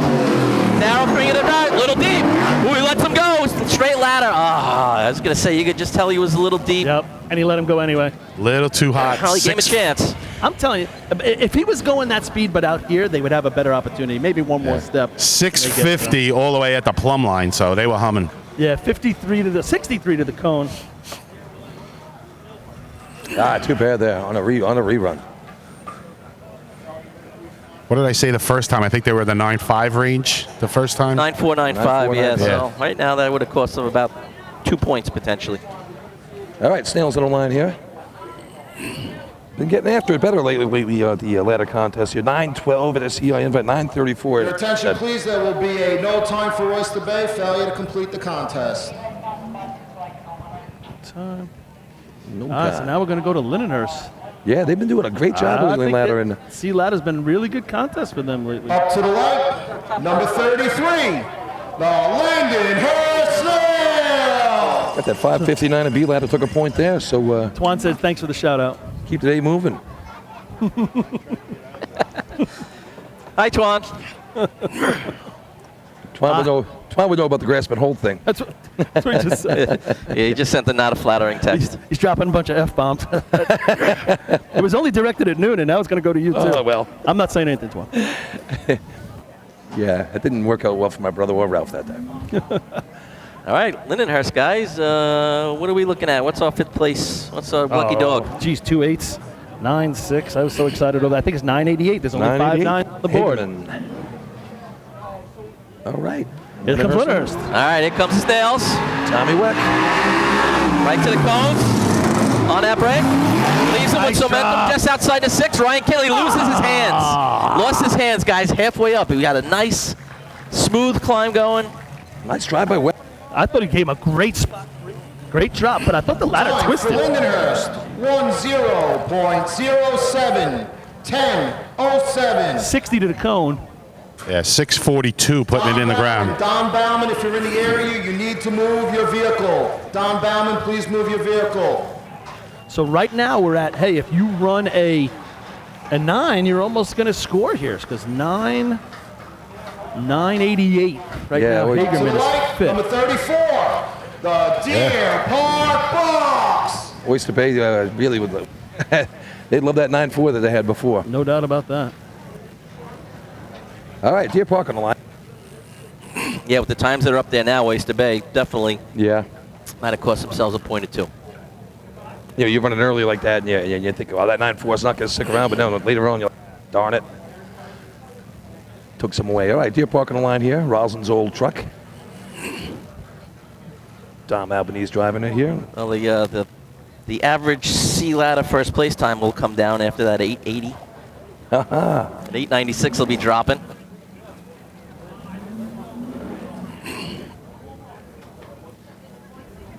All right, here comes the Bucks. They're off. Gets off early, about 175 out. Oh, that ladder Climber flattened out. almost went down as he got off the truck. He made a nice recovery to stand up. Without a That ladder doubt. went flat. Without a doubt, Rob, his body just buckled forward. I don't know if his foot just planted and maybe his knee gave out, but yeah, he almost went down. The other 3 guys held him up.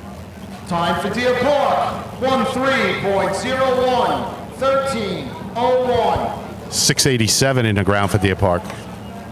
Southern, or is this probably Seabreeze? Who we got coming around the turn of that? I think it's West Hempstead. Oh, I yeah. believe West Hempstead. No Seabreeze? So shout out to Jackie Jacks in St. James. She gave me a shout out. Hello. Hello, Jackie. 36, Seabreeze Indians are on a 20-minute breakdown. Up to the light, number 37, the West Hempstead Westerners. All right. So the fact that a 9 can score here still makes the Westerners real happy. They could throw up some points. Sure thing. 9:59, their best shot of the year last week at Hempstead. And we all know Craig can get it done, that's for sure. Kenny Brome, one of the better drivers here, best transition out there. Yeah, I thought the Westerners, the later part of the year, similar to their counterparts in North Belmore, they're really coming on the second part of the year. Uh-oh. Yeah.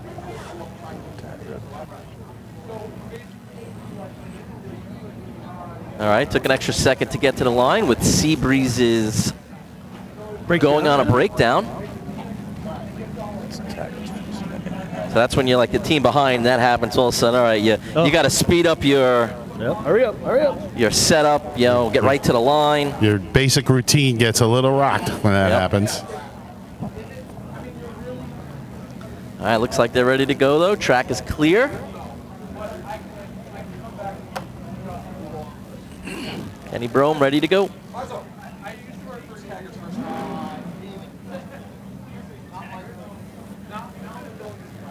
All right, taking a little time there. Finally, they're off. Kenny brings it to the cones. Little momentum. Craig Hayes kind of toes it getting in, missed his in. He just kind of froze up there. Yeah, he's going to want that one back. 6.47 in the ground. Time for West Hempstead. 12.04. 12.04. Oh my God. All right, whatever the problem is with Seabreeze. Number 36, the Seabreeze Indians. Paul and Billy obviously enjoying something, Rob, that we're not privy to Yeah, here. inside joke. They're having a lot of fun over Not there. even one I can say on the air. I'm sure it's not. Those are usually the funniest. All right, here, guys, we get another look at the Seabreeze climber. Eric Munt. What is it again? Eric Munt. He's the Ed or Seabreeze Evan? climber. Yeah. Seabreeze on the year, a couple 10s. Their truck's not quite the machine that some of these other ones are, but you know, you can only do what you can as a team on the back. We know that. Yep. I tell you what, I see this kid before. I tell you, the climber's about 6'2", probably weighs all about 110 pounds. It's a good combo for a climber, though. Wow, he's Actually works out pretty well. He's in some great shape, that's for sure. All right, here comes the Indians. To the cones. Nice drop. Climber's in. He's got a nice climb going. Hey, nice good job. That's good, man. I'll tell you what, that's in the money right now. That's good. That's in the money. Good. I like watching him. That's good. He's fun to watch for sure. 7.03 in the ground. Seabreeze, 9.82. 982. Fifth place. Some happy Indian coaches down here. 982 for fifth. I'll tell you what, I thought the drop was a perfect spot. Not a lot of mow to it. They pick up a little mow right there. Let me get this. They almost dropped the ladder as they go to drive away. It hits the front of the truck. They're excited. Number 38, the North Valley. All right. There wasn't a lot of momentum there, but they were able to handle it and get a run out of it, and they're hanging around in fifth right now. Wanted to get a cone time, but Yeah, if they could have given just a little bit more momentum out of that truck. Lenny said 7-0 to the cones. That's probably 4 to 6/10 slower than a lot of our other teams here. Well, no. 7-0 spike, Rob, not to the cones. 7-0 spike. think about that. That's 8/10 behind North Linear Ice. 7 tenths. Yeah, it's a lot to give away. Yeah. All right, let Babylon here. Here come the tail draggers. They're off. Truck hiccups a little bit down the way to the arch. Lets them go, and then it stalls, and they go to the ground with it past the plumb line. It's going to be in no time. Yeah, you don't like that when that truck runs out of gas, and then all of a sudden you spike in the bed, and then he takes off. Oh. Yeah, same way they dug it in There'll B-Lab. be a no time for North Babylon. They just Spike outside the safety they zone. just averted a catastrophe. All right, so again, last team of the day. Big shot right here for West Sable. 6 points on the day if they want to stick around. Number 39, the West Sable Flying Dutchman. West Sable's got to like what's going on. They're just hanging around, Nobody's noticing us. We're not up with those other guys in that little 2 or 3 spot little run. We're And that's what we've talked about even days prior today, Paul, hanging out with people. All of a sudden, if they're in it going into pump, look out. They can run some pump and buckets, and they'll be there at the end. 909. Best shot of the year for these guys. A couple 920s in there as well. So, hey, right in their wheelhouse. You just run a smooth shot, take your 3 points, get ready for the next contest. I agree. 880, 897, the top 2 right here.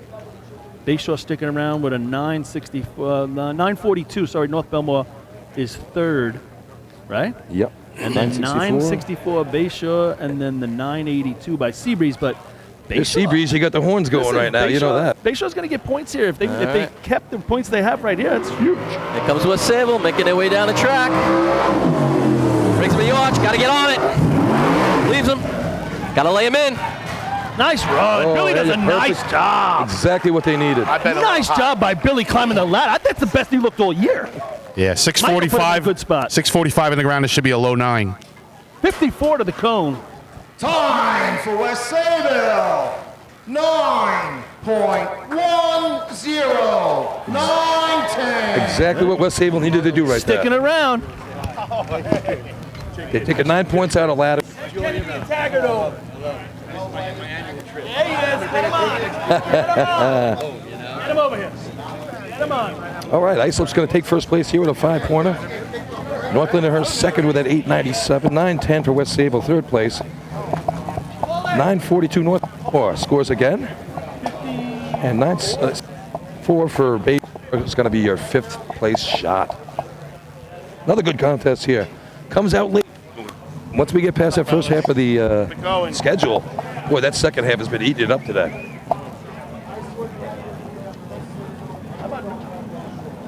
How about North Belmore's sticking around there with 6 as well? They get 2 there. Bayshaw's going to come out with 1.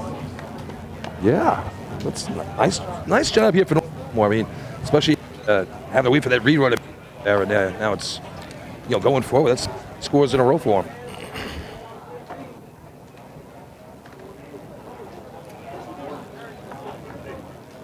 Yeah, it's not going to be easy today to win this tournament. That is, no one's going away. All right, yeah. Hopefully, guys, I'm back with you in efficiency. Hopefully, we still got a lot of good stuff to talk about. Have fun at host. You bet. Get Paul here for the trophy announcements. Wait for Craig to give us the official rundown. Lenny, I shut this off so when he comes up, it's awful. Bay Shore off the schneid. So after the ladder contest, here's what we're looking at. 14 for Islip in the lead, 11 for North Lindenhurst, 9 for West Sable, 6 points for North Belmore. So there's your top 4 right there. And it's like the points, the big teams, all the points. Like we were talking about, before the last week. This could be one of those days where if you get 8 or 9 points, you can come in 5th place on a day like today because all the big points are getting taken away by the big dogs.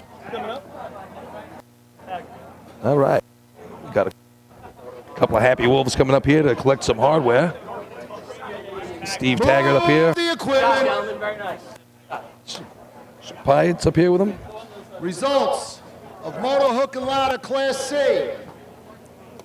First place, 5 points with the time of 8.80. Number 31, Iceland.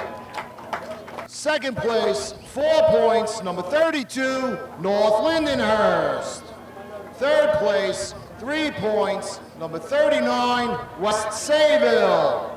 Fourth place, 2 points, number 13, North Belmore. Fifth place, 1 point, number 25, Bayshore. And the 9-year cumulative trophy goes to West Sayville. All right, everybody, I'm over here with the winners of the Sea Ladder contest, the Islip Wolves. We got the two diggers here, Sean Kennedy, Stephen Taggart. I got a question to you guys. He gets to the top of the ladder. You guys completely let go of the ladder because you're doing a little dance, high-fiving and jumping around. As soon as you see him touch the top rung, what's your thought? Let's go. I gotta keep it PG. I gotta keep it PG. All right, so let's go is the answer. You're thinking about the tournament last night. You say, okay, we've been doing really well in ladders. Obviously, lately, you guys have been knocking it out of the park. Did you think 14 out of 15 was what's going to happen here at the state drill? Not at all. This is the best we've done since I've been racing, coming out of ladders. So this is very surreal right now. All right, the Islip Wolves. They're winning the Smokey Joe Reardon Trophy. They're winning the Roy Freese Trophy from the Knockers, and they also win the trophies for the combination 3-man ladder, B ladder, C ladder. One of these from James Cabanero, one of my boy who won the state tournament here in 1992 with Harry Penny over there driving that car. And they won the Spencerboard Trophy for total points in ladders. Congratulations to the Islip Wolves. Oh, sorry, that's the Warren Horse Trophy. That's Spencerboard. The Warren Horse Trophy for ladders. How could I forget that? All right, everybody, we're going to get ready for Sea-Hose. And there you have it. Great job as all by Paul. Let's go to commercial here. Come back for the water contest and day here in Main Transit.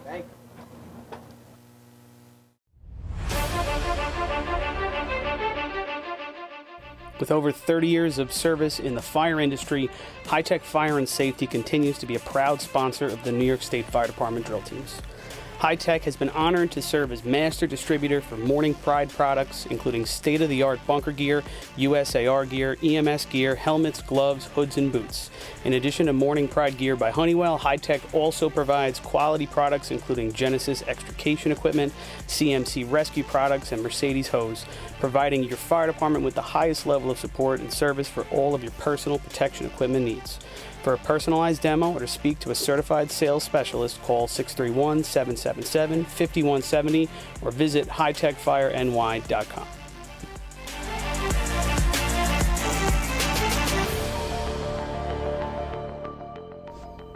The instantaneous on-scene electronic personnel accountability system used by the FDNY and many other fire departments nationwide is now available from Systems Definition Incorporated or your local Motorola dealer. SDI is a well-known software application developer for FDNY and is the company behind this game-changing technology. SDI has paired with New York State fire departments, including Central Islip, to solve the challenge of accounting for members who respond after the tones go off. Keep track of your members at your next big incident with a proven solution designed with the New York State Volunteer Fire Department in mind. For more information, visit systemsdefinition.com.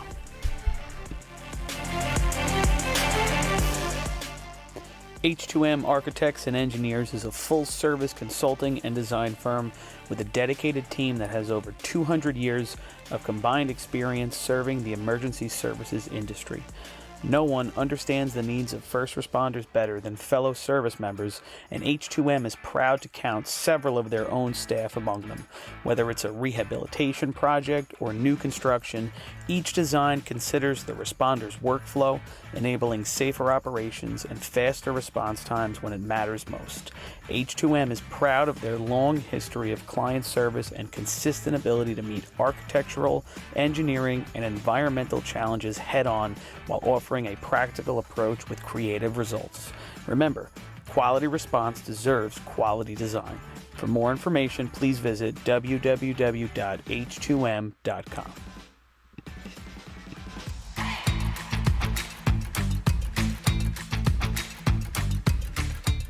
Coastal Fire Systems is the official SCBA dealer for New York State drill teams. Scott air packs, cylinders, rip packs, refill compressor systems, gas detectors, ProTech and Dragon fire gloves, as well as the future in thermal imaging technology. Coastal is also a one-stop dealer for Petzl, Scott, CMC, and Colorado bailout systems, along with professional training to keep your members sharp and meet New York State requirements. For more information, check them out at www.coastalfiresystems.com. Integrated Wireless Technologies is proud to be the exclusive Motorola dealer for New York State Fire Department drill teams.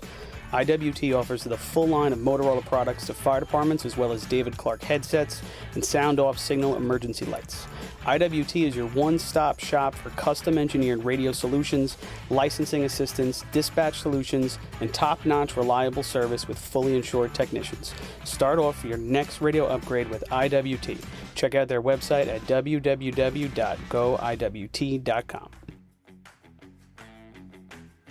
Fire Rescue Systems has been in the fire industry for over 20 years and is proud to show their support for New York State Fire Department drill teams. Serving the NY area with a complete software solution for emergency service entities, FRS software is efficient and easy to use, making it ideal for emergency situations. With a wide array of fine-tuned and tested modules, FRS provides a modular-based system to fit every department's needs, regardless of size. For more information, please visit www.firerescuesystems.com or call 631-234-1304.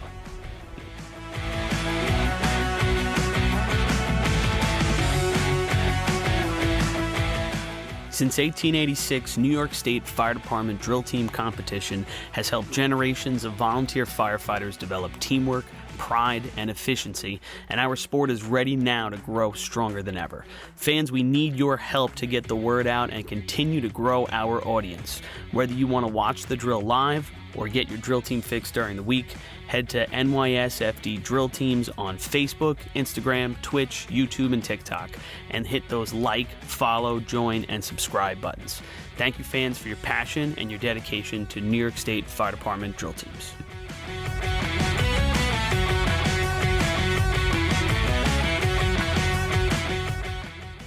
Adept Technology Consulting is proud to be joining the drill team family as the exclusive IT professionals for New York State Fire Department drill teams. Adept delivers computer and technology support to fire departments, EMS agencies, businesses, villages, and libraries throughout the tri-state area. In addition to computer support and knowledge, Adept also provides IP telephone and camera solutions, as well as a variety of technology assistance packages, all with 24-hour support. No IT problem is too little or too large for Adept.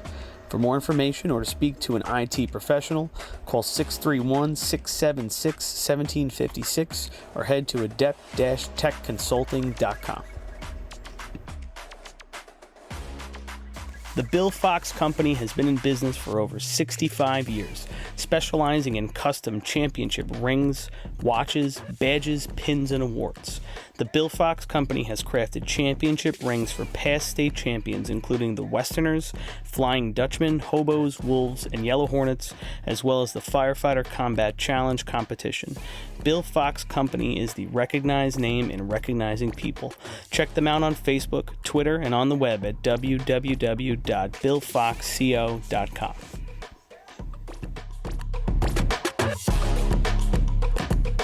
Since 1973, Fire News has been a proud supporter of the time-honored tradition of New York State drill team racing. As they approach 50 years covering the fire service throughout New York and beyond, Fire News is honored to continue as the official publication and online coverage of the New York State drill teams. Look for ongoing coverage in Fire News on firenews.com and on Facebook, Twitter, and Instagram.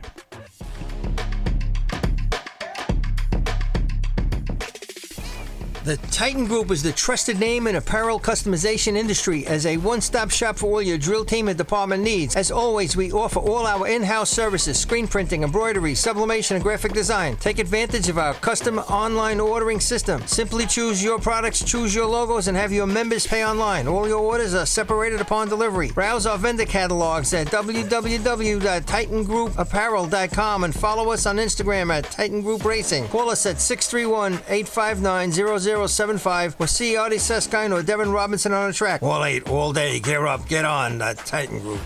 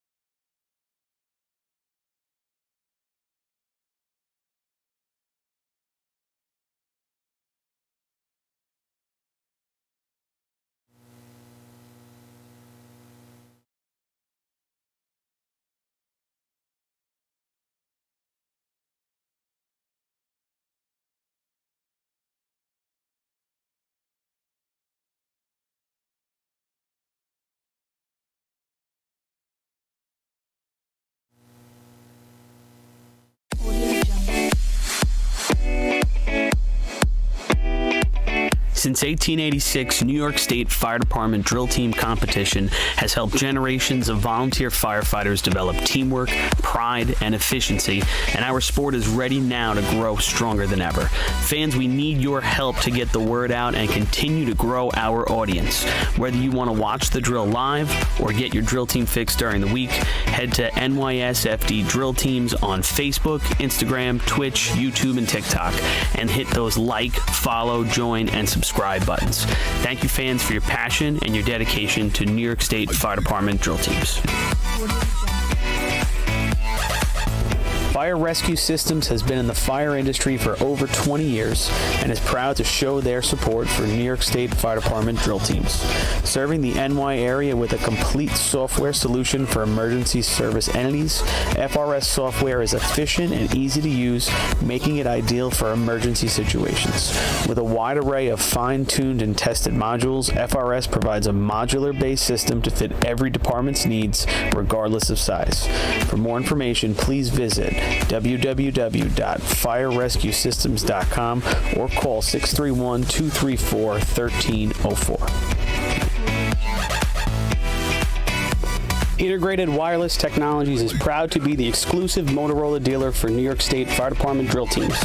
IWT offers the full line of Motorola products to fire departments, as well as David Clark headsets and sound-off signal emergency lights. IWT is your one-stop shop for custom-engineered radio solutions, licensing assistance, dispatch solutions, and top-notch reliable service with fully insured technicians. Start off your next radio upgrade with IWT. Check out their website at www.goiwt.com.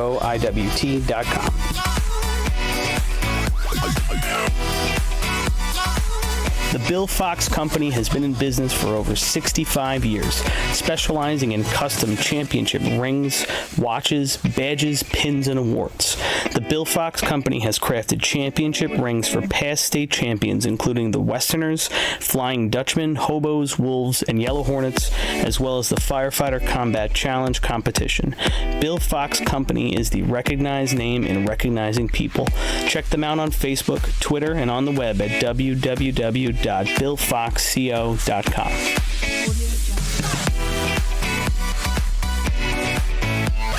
Since 1973, Fire News has been a proud supporter of the... Hey everybody, we jump back. We have completed the water test. Dan, if you can, go over to... Dan? Do camera 8 real quick. Just wanted to take a quick opportunity to thank. We have a whole bunch of people who have been throwing in a little bit of money into the pot in our Venmo tip jar today. You can just Venmo us at NYS FD Drill Teams, and all of that money is going towards improving the broadcast. So if you are enjoying being able to watch, and it appears that you do, because we have almost 1,000 people watching through our 3 platforms. If you enjoy it, please throw us a few bucks, and that money will go directly towards making this show a little better. You can also show some support, for our viewers can show some support by becoming a supporter on YouTube and Facebook. That's $1.99 a month. Again, just throw in a couple of bucks, and we will keep bringing you the broadcast, especially this big one here, the New York State Drill. So yeah. If you guys are back, anybody up there? Yeah, we are back, Chris. Yeah. Thanks, Go ahead, guys. Thanks for that lead-in. There you go. Again, Chris and his people, he's got a whole crew that puts all this together. Can't tell you enough how good job these guys do. Yeah, we get to have the joy of bringing it to you and having a lot of fun announcing these drills. But thank you, Chris, and all your people. Hey, they didn't see the food go by over there, did they? Nah, Lenny went and got himself food. Oh, he did? No, they brought me food. Oh. So listen. Why didn't I get food? Here's your update on the Survivor Pool, also for a good cause. Half the money going to Davey Carmen. So we have, out of 255, we have 95 survivors left. Okay. Oh, excuse me. I'm sorry. 28. That was before Sea Ladder. Right. Motorhomes SC. The New York State record is 11.93, held by East Islip. Track record is 12.00, also held by East Islip. Overtime is 20 seconds. So again, it's I gave you Sea Ladder there. Up to the light will be number 2, the Manhasset Lakeville Minutemen. So after Sea Ladder and the Survivor Pool, there are 28 survivors left. Of those 28, 8 have East Islip, 3 Farmingville, 3 CI, 3 Oyster Bay, just to give you a little taste of it right there. So I guess I'm out. I don't think I had any. we'll keep up on that. The other thing is, somebody passed along an interesting statistic about North Belmore Rinky Dinks. The last time that the Rinky Dinks scored in all 3 ladder races in the state drill, 1968. Well, for you historians, you should know 1968 they won the state championship. Right. And speaking of those years, we're now joined by Pat Chaffairs of Hempstead Fluke and North Lindenhurst Pistonocker fame. Welcome aboard, Pat. Well, help him out, Billy. Turn him on. There we go. Billy turns all the old guys out. Am I on the air? Oh, I don't know. Let's see. So we're working on that, but Pat going to join us for some hose races. Should be good. Pat, we were doing the cumulative trophies there, Lenny, and this contest is the closest one of any contest today. North Lindenhurst, over the 8 previous state drills here, scored 14.5 points in the C-Hose contest. Second is Patchogue with 14, but they don't have a C-Truck, so they're up. But then West Sable has 12, and East Islip has 10. So we have 3 teams in contention for that overall cumulative 9 state drills here at Maine Transit Trophy. Oh, I see what you're saying. I didn't realize what was going on with that. Okay, that's cool. Right, halfway through the drill, Bill. Well, no, I just figured that out. I was like, well, what's going on? This is 9 cumulative thing. I can write you a note. Wow. Give me another note. In the state tournament, who's got the most C-Hose titles? C-Hose titles? I don't know. I didn't do that part. No, Quan did. I got it right here. Well, it can't be more than, here comes Manhasset, by the way, making their way at the cone, at the hydrant. Hard break. They're off. Oh, man. Tell you what. Slackman went down hard. It went down hard at the hydrant, pulled it right away from the hydrant man. We might have to look at the monitor because that I think they went in a little deep there, Paul, and they tried to stop hard and just couldn't do it. I shot. Hey, Mike Ward up top breaker. They're going to see him out there on the track. Yeah, a little hot at the hydrant there, that's for sure. Well, I don't think that was so hot. I just don't think they were ready. They're running with a group of guys that are, it's an overtime shot right there. Yeah, he never got set up right. He was over the bar. He was leaning way forward off the back of the truck as well. There's Mike Ward. Hey, kudos to Mike Ward. He's just out there keeping the team going down the track. And Up to the light. I can appreciate all that. Number 5, the Point Pleasant Pea Picker. All right, we're going to go to Pat. Are you with us now? Yes, I am. All right, we got Pat Chaffairs with us now. His mic's all set. We're ready to go. Pat, you were out there obviously watching the drill. How heartbreaking is it for Point Pleasant for both of those shots as they come to the line here in COs? Very much. I mean, and everybody's watching. Everybody knows that Mike can crank off a shot. Great drops, both shots. Great dig, decent ladders. He just lost it in the same spot. Yeah. And for another day. It's going to happen another day. He flies.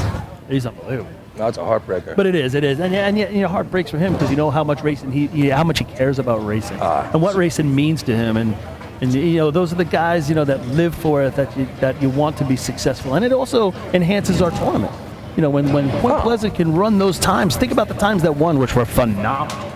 But you would throw Point right in the mix there. One of my favorite beat ladder contests was the time that Point won it and Henry had a second place. They were 100th of a second apart, battling. And, everybody from Long Island stepped back and said, whoa.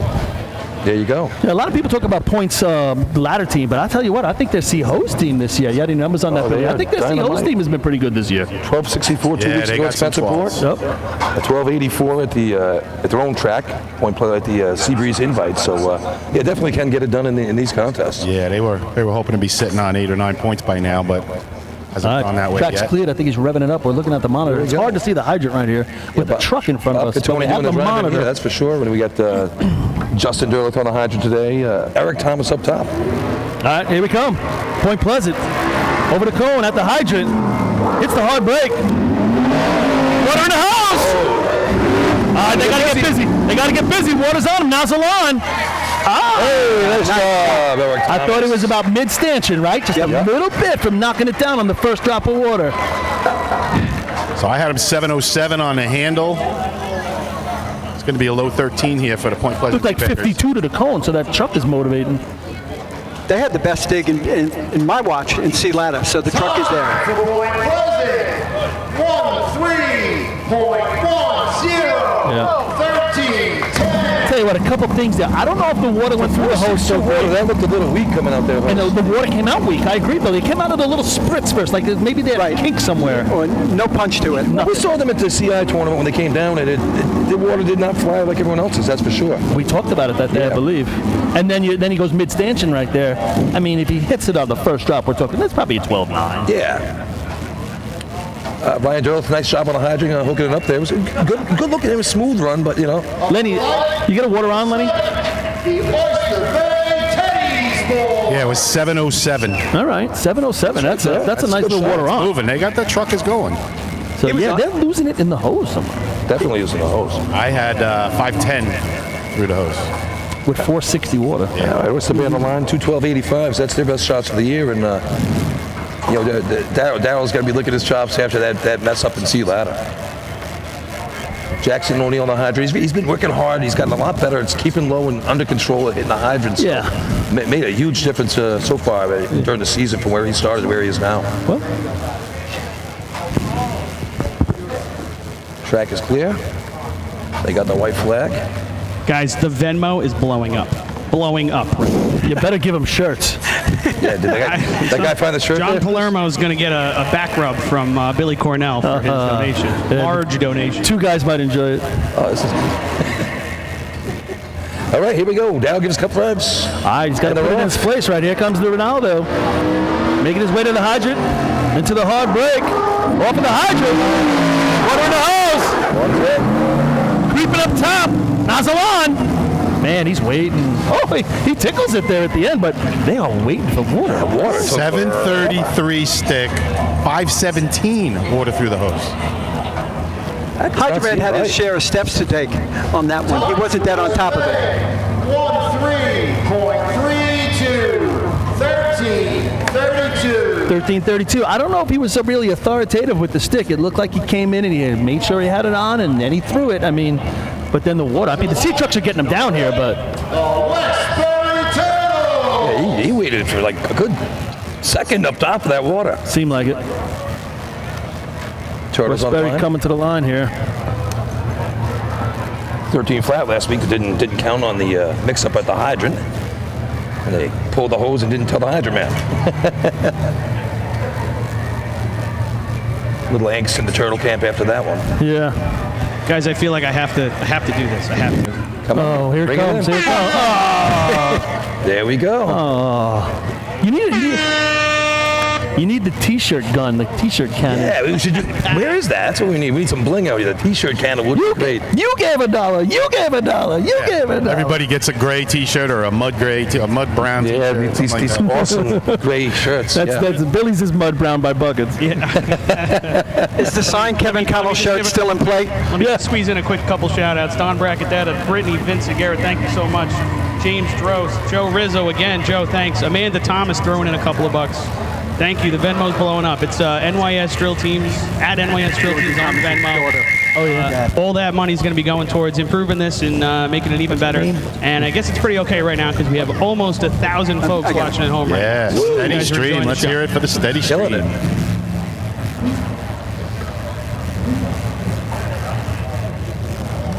All right, turtles off the line. Here they come.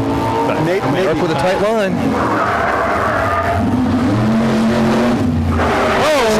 Hydrant. Just pulled out of his hand. He didn't get the click turn, and when the slack man kept going, he just pulled it right out of his hand. He was stumbling a little bit coming off though, Paul. It wasn't really under control. Danny Cornell running the nozzle today up there for Westbury. Little props to Danny running nozzle today. Long time sitting around up there. 493 through their hose. So that was a good test right there. So 493. Not so great, but. 7.20, 17:20. Yeah, Merck gave a nice drop of the hydrant there. You gotta hook that one up there, Kev. You know, it stinks because we can't see. Number 9, the Farmville Bandits. Normally you can see, did they have their arm out, you know, did they get off sloppy or, you know, what's going on, but we are such a disadvantage from our viewpoint right here. We can't see that, maybe a little bit on the monitor as Swarmerville comes to the line. But I just want to mention, Chris, you can always climb to the top of the arch if you want. Yeah, no, I said, Chris, you shouted out before that we got a donation from Amanda Thomas. I just want everybody to know, and thanks for Pat for reminding me, that's George Thomas's daughter. And George, long-time racing guy with the piston knockers and the flukes and the Hornets. So we really appreciate her listening today. I know we lost George this year, and Pat, you were at the. I don't know, Deborah, you were a teammate with him, right? Oh, yes. In fact, he's part of the '81 state drill. Yes, he is. Champion. You could talk more about that. George was a rookie in George was a rookie in '81. Had just come on, maybe a month before, and was there all the time with us. Ran buckets that day. Earned a ring, and was a good knocker. He was. And then later on, earns rings with the Hornets, right? Yes, he did. I'll tell you what, some of the softest hands I've ever seen, right? And quick. And, that's what I'm saying. And it wasn't just in racing. I can remember we were in Kevin Connell's driveway where he was playing lacrosse or hockey with sticks. He was unbelievable with his hands. To me, I always admired George. Softball switch hitter. Right. Had power left-handed. Heard that about you, Pat. And of course, the 40th anniversary of that first North Lindenhurst Championship. 40 years this year. Yep. All right, Farmerville Bandits coming to the line. So yes, thank you, Amanda. Thanks for listening. Everybody out there, we appreciate it. You're listening in today or watching the broadcast. So Farmerville, I mean, when did they get their day started, right? They had a couple opportunities. I thought some decent drops here. They come into the hydrant, into the hard break. Oh, one of those.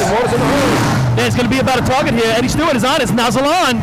He's got water in it. He hits it. That's a good shot target. It's a decent little run right there. We're going to see what the water is. What's water on, Lenny? 703 on the stick there for Farmingville. That's a good nice smooth stick. run. Nice. 478 water through their hose. We've seen them with good hose this year. That's perfect. 1278. 1278. So there's your guideline now for the rest of this race. We know it's out. That's 4.7 Just water. misses their team record by 300. Really? Yeah. Great shot there for Farmerville. Best shot of the year, obviously. Good looking run right there. 703 water on. I mean, that's yeah. You're in the sixes in these days today. You're really whacking it down there. Eddie with a really nice shot on that target. It's a little tricky water here, and he got it first time. I'm agreeing with you, Billy. I don't think that water is bullet in there. They don't get that little jet to the target. That was a good lob shot. Cone down. So guys, just quick, I'm here with Steven from the Bandits, the anchorman. Steven, within that. Number 10. 1278 in C-Hose, nice shot. That's within 300ths of the best time Farmingville's ever run. Tell us about the run. I think it went smooth on both ends. Nice drop on the hydrant and nozzle, and we've made a run out of it. Hey, LBB. Looking smooth. I mean, you guys look very much under control. Good ride on the way down. Can you ask him a question? Smooth. We have a question, Lenny. Hang on, Paul's got a question. He's going to tell me in my headphone. Go ahead, Paul. Who paid for the LBB shirts for the family? Did you give them out? Ask him. Paul wants to know who paid for the LBB shirts from the family. My parents. Yeah! Bravo! Thanks, there's a great racer right there. Yep. He's got a great attitude. He just loves the sport, and he has a lot of fun with it. He said, I came to a state tournament in Main Transit, all I got was a lousy T-shirt. Yeah, it's Stephen Chin right there, people. LBB, been around for years with these guys. Good shot for Farmerville right there. Feel good for him right there. Nice 1278. Thought you were setting me up to be done on this broadcast, Paul. No. That'll come next. All right, here we go. All right, here comes Miller Place. Little squirrely at the hydrant. Yeah. Little deep at the hydrant. And he's way He's about a truck deep. This is it's a new event for him. They got Glenwood's old truck there, and first time we're going to see him out there in the. Yeah, I don't think they run COs yet. At the state tournament this year, they've run a couple times. With COs? Yeah, I've seen them practicing it as well. So a couple overtimes and a 15 and a half to show for it. 16.95, 16. I don't know if that was mechanical error or driver error, but the truck just didn't stop. Just didn't hit that. All right, here's a big shot right here for Central Iceland to get right the day. Central Iceland Hobo. They've been running some C-Hose, Billy. You got some numbers for them this year? Oh, they've run some heavy C-Hose. 1250 at the CI invite, 1238 at the county, 1242 at the Joe.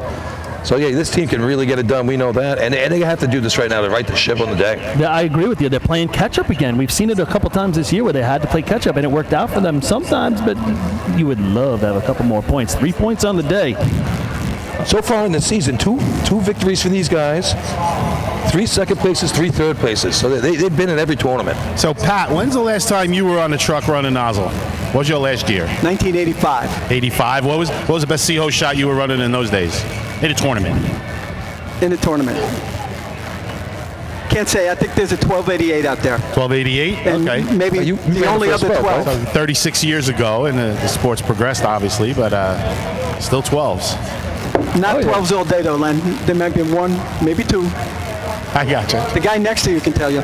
Guys, just a little nugget here. So Central Islip right now holds 4 of the top 5 times this season in this contest. 12:38, 42, 49, 50.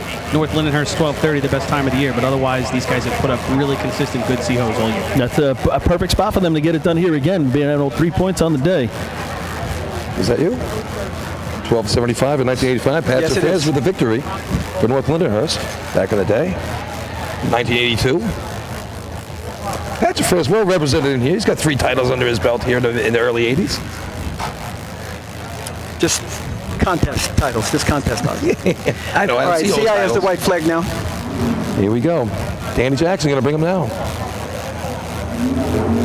All right, he makes a little waver towards the middle of the track. Now he's bringing it back in. The cones, hard break. He lets him go. Put him in the hole. No, he's in his lap. I tell you what, he went to throw the stick, and the coupling came out right in his lap. Not what they were looking for. Right Simple there. ring of the coupling. Ooh, tough luck there for Scott Lattiz at the hydrant. He made the click. He made the turn, but I don't think he clicked it. I wasn't watching the monitor. You guys see anything on that, Pat? Paul. You never had it. Oh, he's all over it. Ringed it right around. Central Islip, 14.95, 14.95. You know, sometimes you get out of sorts and you try to place the coupling on instead of just hitting it. You got to hit it. Counting his steps, it looks like he had 2 more than he usually has on that one. So, you know, that might have thrown his timing off. Listen, that's always my greatest fear. Don't give me more. Just give me less. If you're gonna go one direction. Give me less. Don't give me time to think. I get in trouble then. I was thinking enough on the way down. I was like, oh man, I got hungry. I'm hungry right now. Guys, I just watching the monitor from the truck in here, and it was obvious Scott kind of skipped underneath the coupling. And the drop was maybe a step or 2 back, further back than you normally, would want a C-hose drop. And today's the day when those drops go bad, right? You know, when all the pressure's on, your brain starts moving even faster than it should, and you have to kind of take it slow and just get there. You know, this isn't B-hose where your momentum's going to bring you there. You kind of got to make it happen at that point. And unfortunately, Scott wasn't able to do that. And that's the trick of C-hose. You know, the drop is making all the difference a lot of times to the hydrant because the truck is so temperamental as compared to the B truck. And a lot of times when you drop back, you will go under like that because all of a sudden you get into that running motion. You don't have your arms stiff out anymore. Yep. And boom, you try to place it on. Okay, Copeg on the line right now. They just got the flag. Charlie Fence driver. We got Eric Devine, the Amityville villain, running the hydrant for these guys. They do a nice job this season. Nick D'Amato up top with the nozzle. Somebody's got to get it going. We got a 13.10 and a 13.32 and a 12.78 Farmanville. Here comes Copeg, making the approach. They're off. He's got water nose.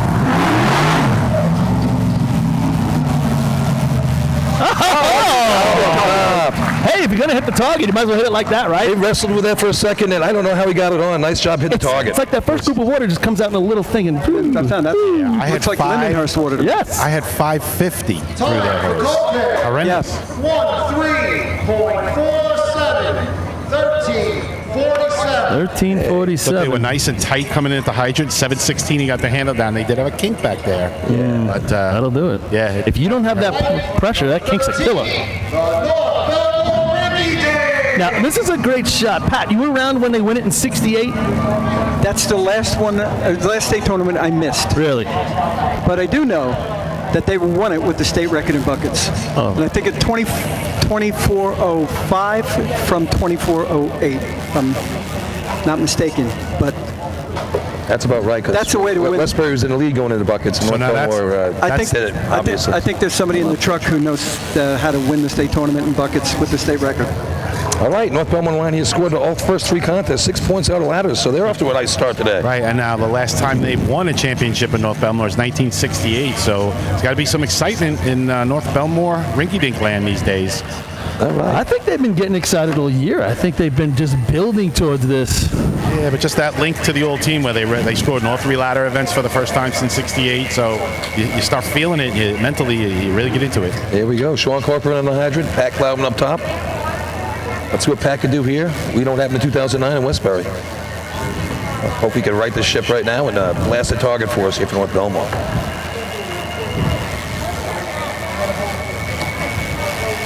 Taking their time with it. Yeah, they got a little cleanup going on at the hydrant. Here. I know. They still got the red flag.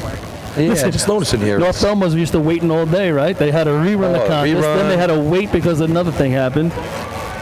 And they're still sitting here with 6 points. All right. You know, we don't do this all season long, and today it's like 6 minutes between. Let's go. Yeah. Keep it moving here.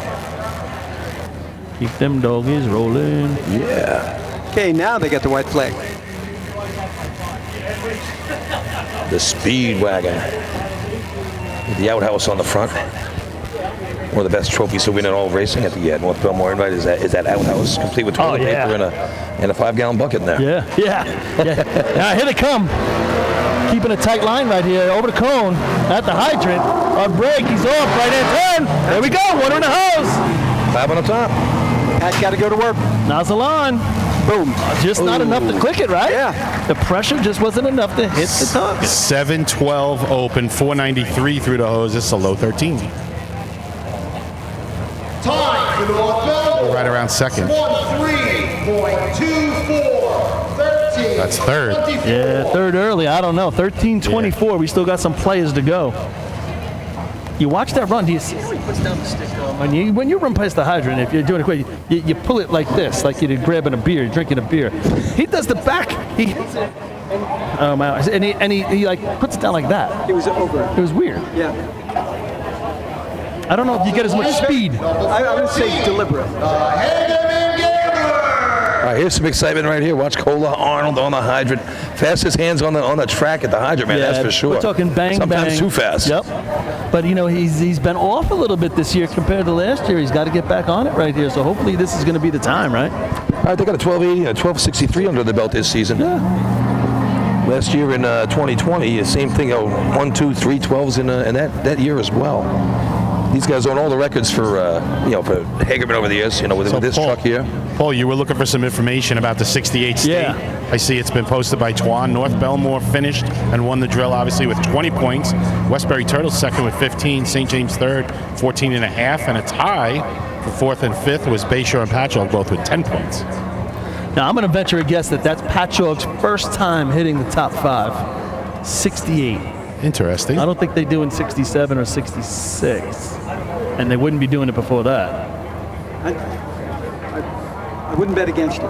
You go back and look at the history, and you read these like the Blue Book or the Red Book, or the Southern New York Fireman or the Suffolk County Volunteer Fireman's Book, and they have the stats going back to the 1800s. And Patchogue, one of the first teams ever to do it, 1880s, whatever.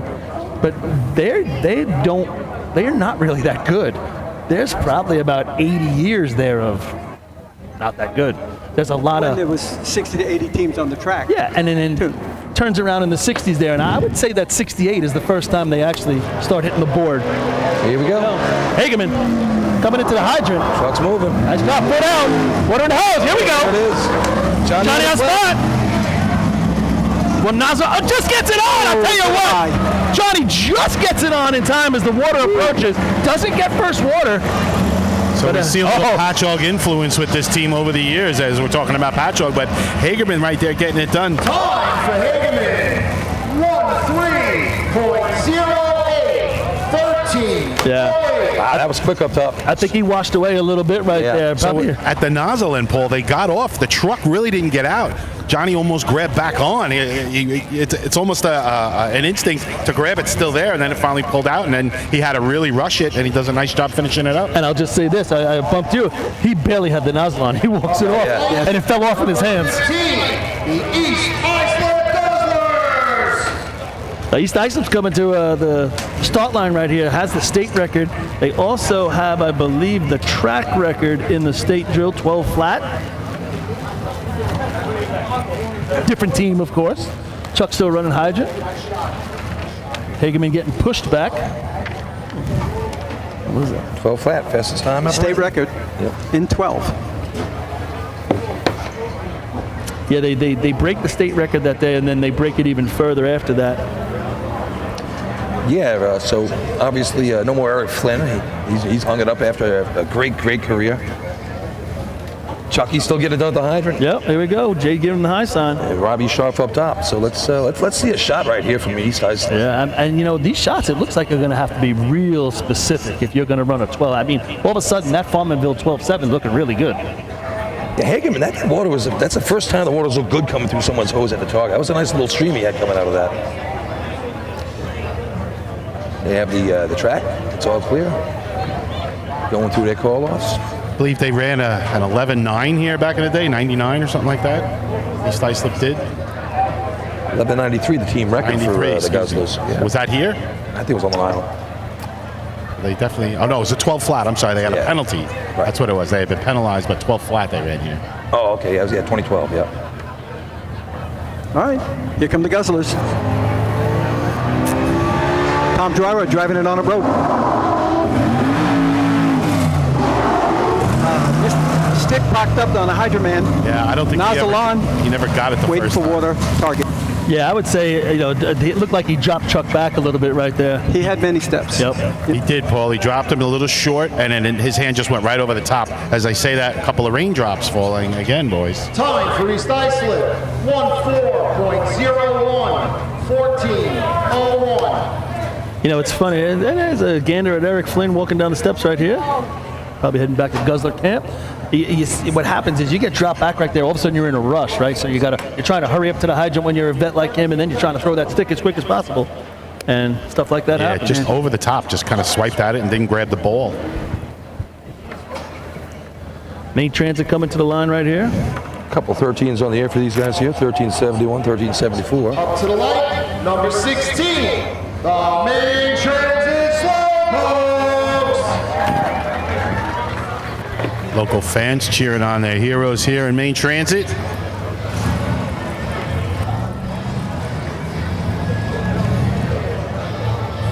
Might even have a Rick Bennett setting on his truck. Yeah, we are. Yes. So when we talk about Ricky and you know, Jim Welch, who's here with them as well in his Dansville jersey, and Dave Luce, who's one area mechanic for Western, these three guys are traveling from Dansville to be part of the Main Transit Slowpokes every 2 times a week and then drills. But I don't think people might not realize it's an hour and a half one way to be here to practice with your team, and then you got to drive home that hour and a half as well. That's a long hour and a half going home. Holy cow, it is.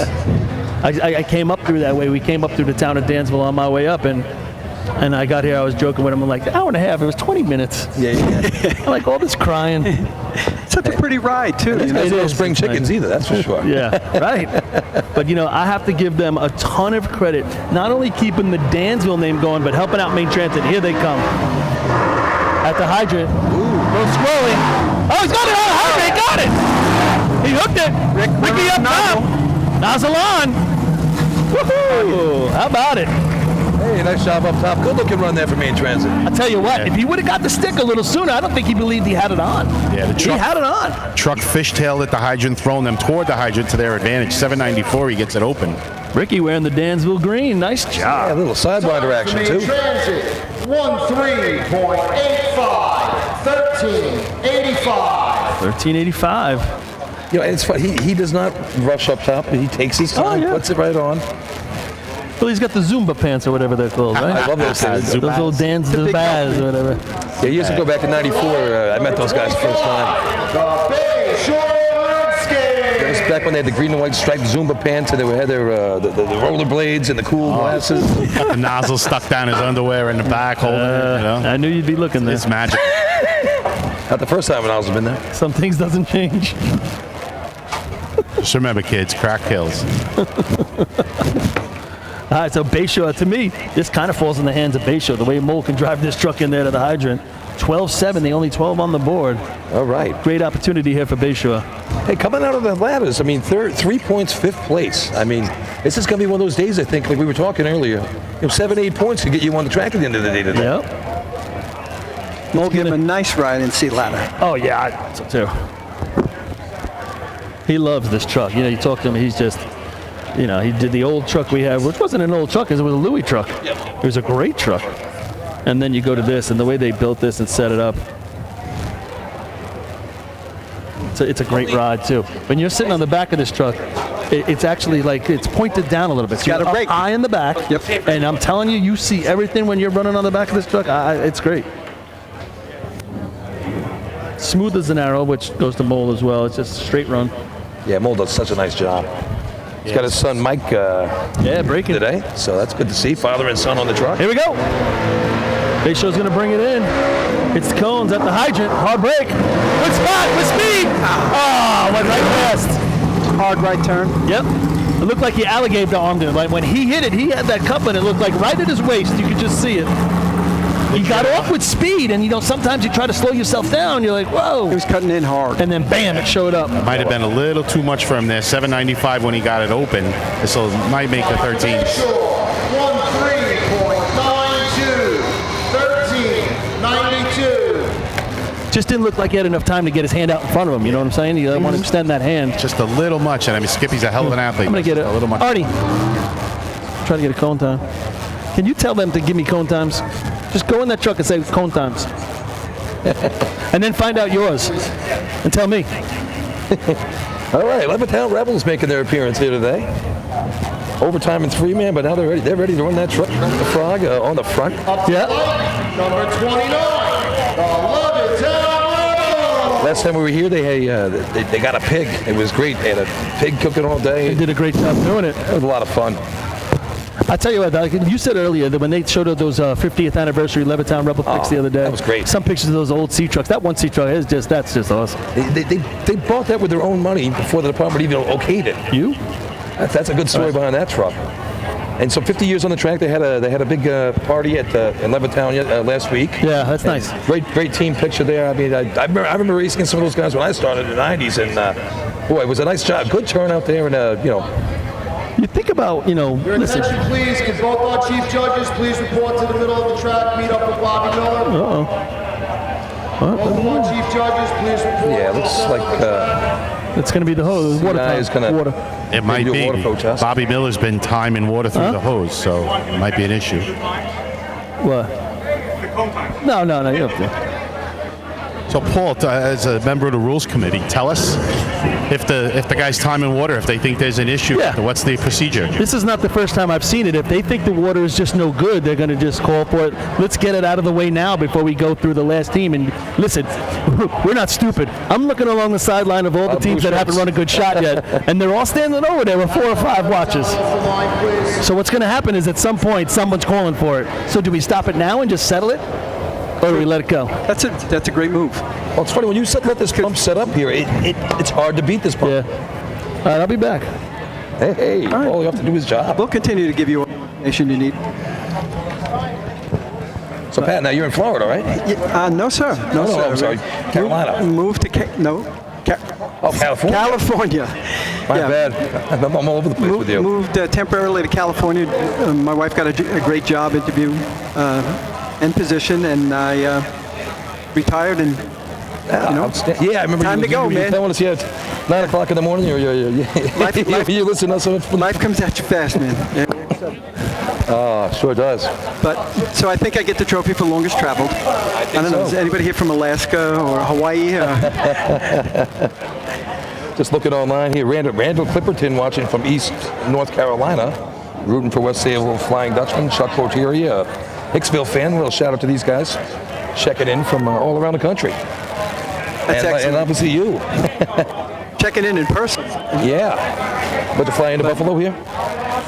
No, actually I flew on to Long Island. We had a family wedding. Oh. Had a great time, and just happened to be here for the state tournament. And hoping to change my flight and stay and watch next weekend's Islip Town tournament on Friday. Always a great drill. Oh, that's a great night. Yeah, Friday night at the Islip CI track. It's a party. Oh, that's a great time. Great events. I love the extra events. Oh, the extra. Yeah, we got the combination there. Motor hose too. I love. To the track for a water test, please. Motorized dummy is always a fun competition. Years back, the Suffolk County Drill was 12 events. Yeah. And they played hard. They played individual ladder for points. Right. That's tough. So, guys, what's going to happen is the officials talked about it, just what we said. Water's been a little suspect, I'll use that word, and they're going to do a water test now, check it out, and hopefully everything's. Actually, I hope it's wrong right now, and they have to make an adjustment because it seems everyone's getting 5 and change through their hose, even when they're missing. So it should be closer to that 462 that was announced. It's just not happening. This is why I don't like using a pen.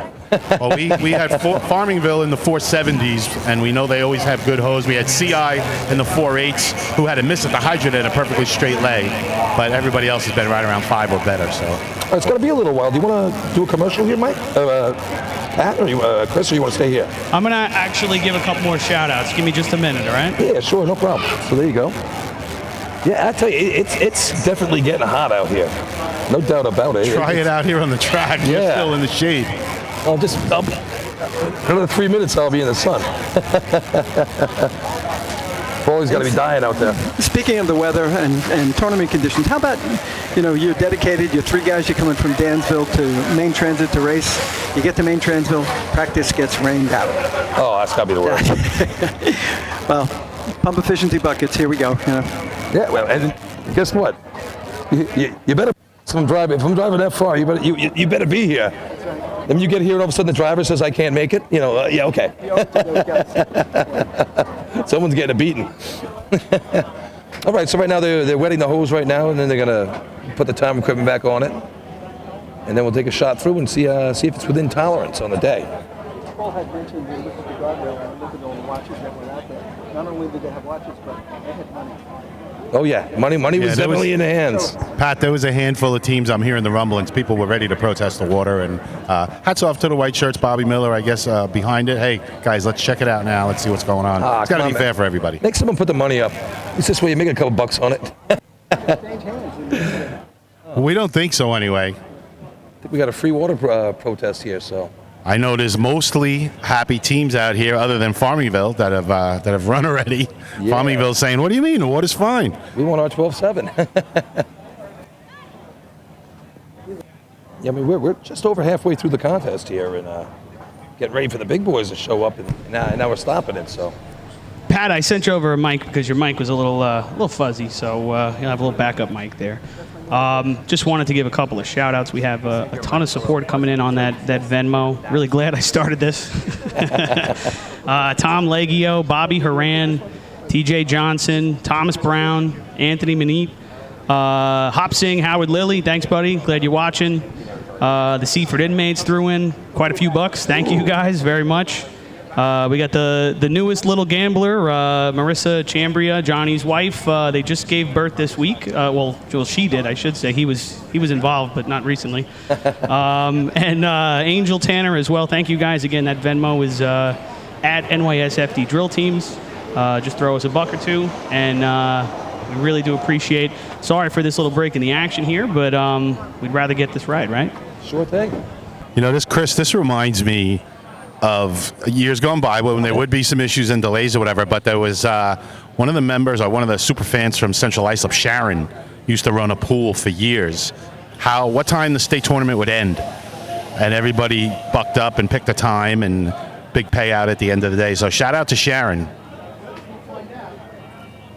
Yeah, we've had a consolidation in the number of teams. We've had a lot of mergers, and that has definitely pulled down the total number of teams. It's also shortened this day pretty legitimately, which I don't think is such a bad thing, But this will obviously extend our day just a bit, depending on what happens here. Lenny, can you give us a little bit more of an explanation as to what they're doing? We see.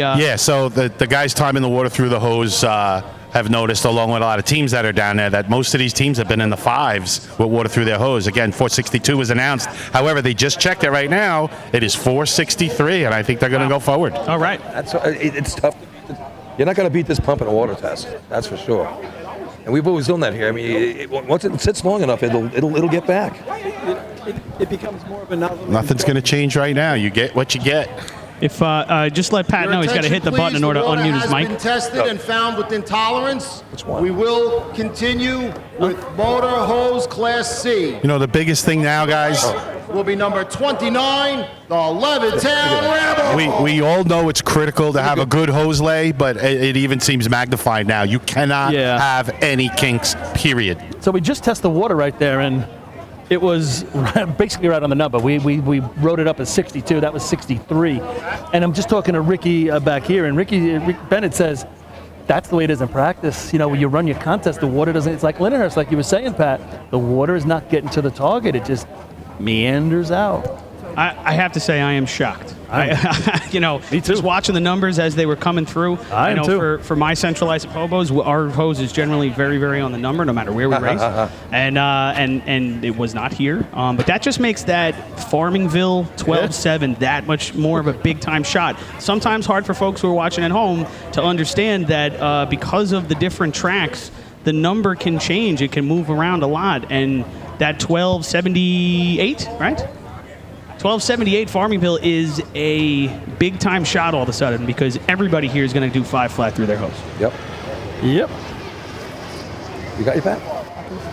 No. Why is this not going? Oh, we're ready. Try now. Hey, you got me now? Here we go. There we go. Hey, how about that? When you have water like this, I Hey, always food thought from it this becomes a nozzle man's game. You've got to perform at your Sandwiches. peak. We'll take sandwiches. Can we get sandwiches? In spite of sandwiches. Yeah. Whatever else the committee is calling for here. It's Stop it. Oh. Greg Nell's going to take our sandwich. All right, Kermit the Frog on the line, the Levittown Rebels. and they have the white flag. Water's good. Timed at 4:63, so here you go. Levittown. Billy, grab a couple of them sandwiches. They're coming. Hey, they got sandwiches, Lenny. Oh, he already had food. That's right. I saw that. I'll take one of them bad boys. I sent them up to you. Thank you so much. Grab it. Coming in at the hydrant, Rebels gives him a hot drop, sticks his arm out, can't. Better grab one. Nozzle man sets up. Yeah, I'll give it Water a shot. through the hose, and hits the target, and it doesn't go up. Just needs a lot of water at the plate to make it go. I got a ham and cheese. What about you? Yeah, I think something. Time Steinwall, the jarhead doing the drive in there. 18.23, 18, 23. I think Kermit was scared on that run. Guys, so much generosity coming in right now. Number 30, the Call Place Frogs. Mike Vicino, formerly of the Lindenhurst Snails and North Lindenhurst Pistonoggers. Ryan Kinley, probably sitting in the camp right now. Ryan, thank you, man. Very generous, buddy. Rob Roper, Kim Sodergren, and I assume Jimmy as well. Hope you guys are enjoying it down on the island. Ken Van Cott, thank you as well. A lot of money flying in here right now, and thank you, everybody. It's going to go towards improving this show and making it even better. Just had another one come in. Ding! I have to do this. It's unbelievable, man. Tommy Marr, Tommy, thank you very much, man. A huge donation, huge donation. Thank you, guys. Thank you, South Hempstead. There you go. Speaking of Kermit, here are the frogs on the line right now. You would think, right? Mike Geddes doing the driving, and McCann not here today. Obviously, he just had a baby. He's home with his wife and kids. He didn't have the baby. Well, there you go. So, we get Skeletor at the nozzle today. Despite what you hear on TV, he didn't have the baby. Scott Gilday, he's been doing this for a long time. I'm interested to see what's going to happen here. I could use a soda now. Just saying. So Billy McCann never made it, right? No. Okay. No, Skeletor's running, I believe. Yeah. You're on a hydrant here for these guys? Track's been given to them. Skeletor with a normal breaker, so he's usually used to getting off up there anyway. Do a quick rundown. That Farmanville 1278 still hanging around there in first place. Then I think it's 1308 by the Gamblers, 1310 by Point Pleasant third, 1324, 1332. Top 5. Here we go. Coming into the hydrant. Hard break. Junior, one in the house. Skeletor up at the top, taking baby steps. Oh, he's holding it on! He's holding it on! And he got it. Barely got that nozzle on. Way to hang. There's no way he turned that. Good job, Scott. There's no way. 706 stick, 530 through a straight hose, a very straight hose. 4.33, 14.33. That was an ad for Gorilla Glue, if you ask me. He is struggling to get it off. He can't get that. There's no way. He must have jammed it. 31, the Iceland Wolves. I think he's got the snap coupling in that nozzle. No doubt he did something like crossed it aside. It was on. I mean, he had that thing in the air. He was afraid to bring it down too fast. So- It was going to fall off on him. So I only know him as Skeletor. What's his first name again? Scott Gilday. Scott? Yeah. All right, I want to. Oh, Skeletor. Guys, Islip stepping up to the line here, and here this we go. is everything right here. Well, Let's go through those tops again. So 1278 is the number. And at this point, boy, it looks tough to beat. 1278, 1308 Hagerman, 1310 Point Pleasant. Then it's 1324 North Belmore, 1332 Oyster Bay. Islip coming to the line, 14 out of 15. But you can't take a race off. No, not. Hey, Pat, have you ever seen it in your life? Two teams that can run 8 races across all day long. So, guys. And if they blow one, they might not win. It's like a town tournament. I'm sideline here with Scott, the fill-in nozzle man today. Scott, nice job getting a nozzle on. Anything you want to say? Yeah, nozzles for the birds. I'd rather break. Tell them why you're here. Mike McCann, our nozzle man, his wife had a baby yesterday morning. He couldn't get up here, so I drew the short straw. I had to put the nozzle on, so somebody should be happy. Good job, great effort. We appreciate it. All right. Nice job in a pinch. Mike Welton going to bring him down here. Heavy Kev on the hydrant. So we would smash Matt Rod. Here they come. Mike Welton at the cone. Hard break at the hydrant. Lets him go. Over the hose. Quick stick. Target smasher. Nozzle on. Hey! And he hits the target. Shot maker. I tell you what, they had kick in that water. It was much better than anybody else. 703 hookup. This is not going to be first, guys. 1298 I got. For Islip with penalty. 12.99. 12.99. 703 hookup. He blasts the target. Water through the hose. 531. Wow. Straight hose. 48 to the cone. Was right there. 48 to the cone. 12.99. If it shakes out and they stay there, that's all good. But boy, the water is going to play a factor to me in the outcome of this drill. Number 32, North Lindenhurst Piston Knockers. Doors open here for North Lindenhurst. But how much open is it? How does it get better than that shot? No, that's what I was going to say. I mean, Farmingville's got a quick truck. They have good hose, had a clean run. I don't know how you're going to match the 12.7. I think you touched on it. It's the good hose. They made the water flow. Yeah. Well, if someone can, it's going to be these guys. 12:30 last week at the Hempstead invite, 12:59 CI invite, 12:64. North Lindy can get this done. Chris Connell on fire this year. I 100% agree, and they're going to have to be. You would imagine, so there's not much playroom. If he doesn't beat the 12.99, he goes to 13.08. So everybody's good's running in that little area. He's got to try to beat the 12.99. They beat that 12.78. You get that tweener in there, and you gain another point on them. Oh, and by the way, they're down by 3. There you go. So they're going to have to gain somewhere. So here it is, But we put up our shot. Now it's time for us to We were beat. saying, Pat, I mean, like, you can't take a race off. Like, you were saying, a town tournament. It's crazy. Right? I mean, yeah, town tournament with less events. But yeah, but my question was, have you ever seen in your life when you had not just one team, but 2 teams that can run 8 races across the day? And if you miss one, you lose. Win every one. And if you happen to miss one, you might lose. Not 2. There's been one at one time. No, they were black and white. We're saving for a little bit too. True. Guy. At the hydrant, he's got some speed. He's off. Let's him go. Water on the hose. Up at the top. Kevin Kinley going to work. Nozzle on. Oh, I mean, come on, it's identical. These 2 people are playing today. It's about identical. 702. I got 1291, guys. I'm telling you, you got to be kidding me. 510. Somebody water through their snap a hose. picture and lay it on top. Lindenhurst, 12.79. All right, 79. Wow, 1/100. 1/100. That's second place. Wow. Farmanville still rubbing the lucky nickel right there. Oh yeah. Wow, what a run. 52 to the cone. I mean, it was so pretty, right? It was bang, bang. I mean, to the light, number 33, the Lindenhurst Slam. You overlay the 2 films of North Lindenhurst and Islip, right? It's almost identical, right down to the target hit. Yes. But they said now the difference here is the water through the hose.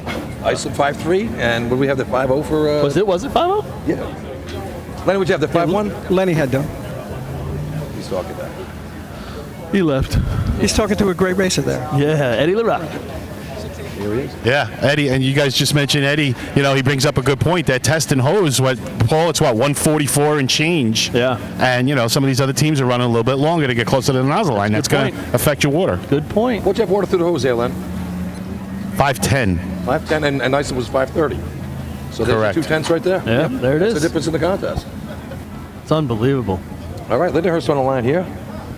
But now if states like this, they only gain 1 point on Islip. Well, just West Sable's because still out there if they get a tweener in there. Right. I mean, but then you have Farmerville. I mean, if they could have beat the 78, it would have been a big difference. Oh, that would have been huge if that was a 77. Forget about it. Farmerville, they're over there with their fingers crossed. But Look there's some room for tweeners. You got West Hempstead back there yet? West Sayville?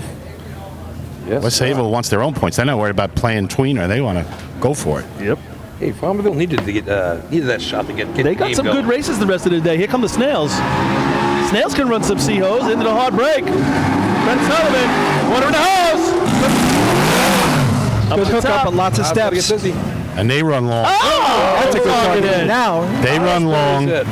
728 stick. I thought he had a few extra steps than normal back there. This should be right around 13 flat. Jesus. Time for Lindenhurst. 1:2.89. 89, okay. There's that tweener. There it is. So we just said it, Nick. There's room for more. Some happy knockers right now. Rob Pizzetto's best shot of the year right there. Really blasted that target. Nice job up top. Him and Christian Brody getting it done on the nozzle end. Lindenhurst 515 water through their hose. it's almost like the word got down to them. It's like looks like the water got better after that test. I don't know. It's coming up the same on the watch, Bill. Yeah, but it's coming out the tip. The blast itself, yeah.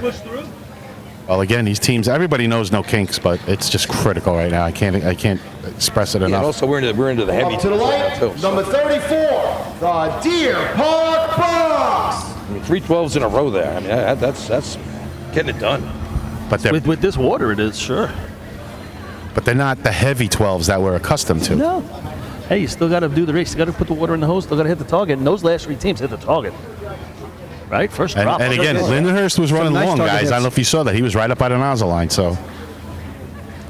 Yeah, that's a good point. Especially if the water's not pushing through. If your hose is probably 4 feet longer, you're gaining some time right there. I mean, for you new folks, 144 is the minimum, but you could be as long as you want, really, as long as you don't go over the nozzle line.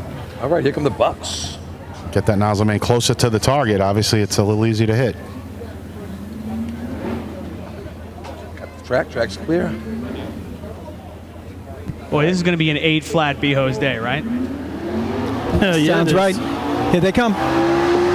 Coming into the hydrant. Deep. Oh, man. He left them hard. Oh, he left them hard up much here, of a too. chance at the hydrant. Both guys take a tumble. He's and over the have to go nozzle back to line. complete it. He's got to realize he's over the nozzle. Yeah. That's not going to work. No. Two Well, you guys could at the try hydrant it, trying to pull the hose back to hook If it up. they got enough hose to make that, then they're really running long. I don't know. Nobody left people as hard as that. Hold it up, overtime for Deer Park. Pretty good tumble. They tried to. They made an attempt to finish it, but these guys set up on the other end. Crowd gives them a nice hand. I got to say, they realized the effort they were making. I lost a bicep on a drop like that. Little rash here on Carl Giancelli's Up to the light, elbow there. number 35, the Selden Slow Pose. Well, after you dump the hydrant, Nice like run, that, how do you kill the nozzle team too?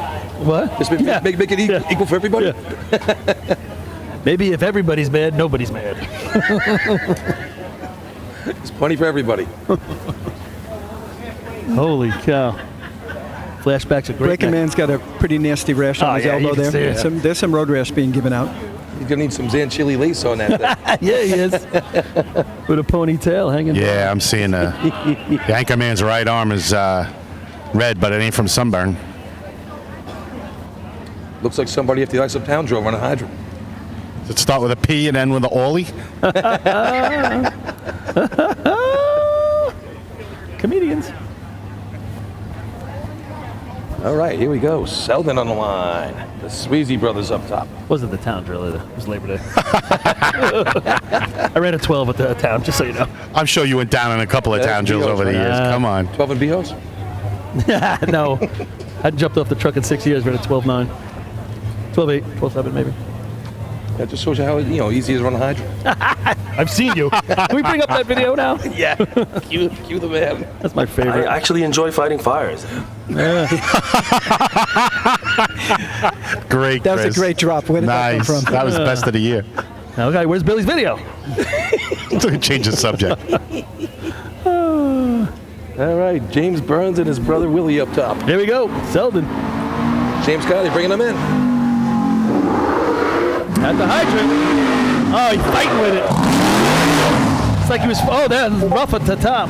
Oh, does the old twister. It was an interesting hop step at the hydrant. I'm not sure what that move was. I don't know. Did he have the coupling in his hand? Looked like he might have lost it. No, he had it, and then he's just like he hopped when he got off. I don't know what he was doing. I was just going to jump in, guys, and say, Richie Rob Cotty. Selden, 1:5.85, 15:85.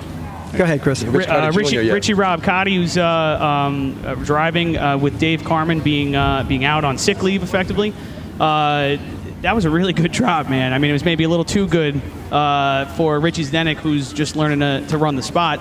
Or I think actually it was Tom Cania who was running hydrant there. But he's really come a long way, Richie has, in this year. It's just his first year drive. Up to the light, number 36, the Sea Breeze Indians. Just wanted to give him a pat on the back. It's some nice work by those guys. I think we said, Chris, he looks great in B-hose. I think we said it a couple times this year, how far along they've come, and that the drops have been getting better. And seems like the trucks are running well, too, now. If you're on the back of the truck, you could say this, Pat, there ain't nothing better than a consistent drop, right? Right. You got something to work with. On that one, he did have a hop, but I thought it was an attempt to stop it, and he did make an attempt at the coupling. So what he did, it worked for him. Seabreeze on the line here. After that sixth place C ladder there, they were crossing their fingers and crossing their toes. They were open. Similar to Farmanville right now, sitting on top of this race with only a couple more teams to go. They're staring down at West Sable right now. By 1/100th of a second, they're hanging on. They won the B-Hose a couple of weeks ago at Hempstead by 1/100th. I don't see West Sable. Maybe they're on a breakdown. I don't see them. I don't see them. I don't see them. I don't see them. Seabreeze making his way to the hydrant. A lot of steering. Hard break. Sees it. Lets him go. Water in the hose. They find it. Nozzle on. They're going to be happy with that shot. Why not? 8:03 when he got the water on. It's going to be in the 14s. Sea Breeze, 13.24. Oh, way better than I thought. 24.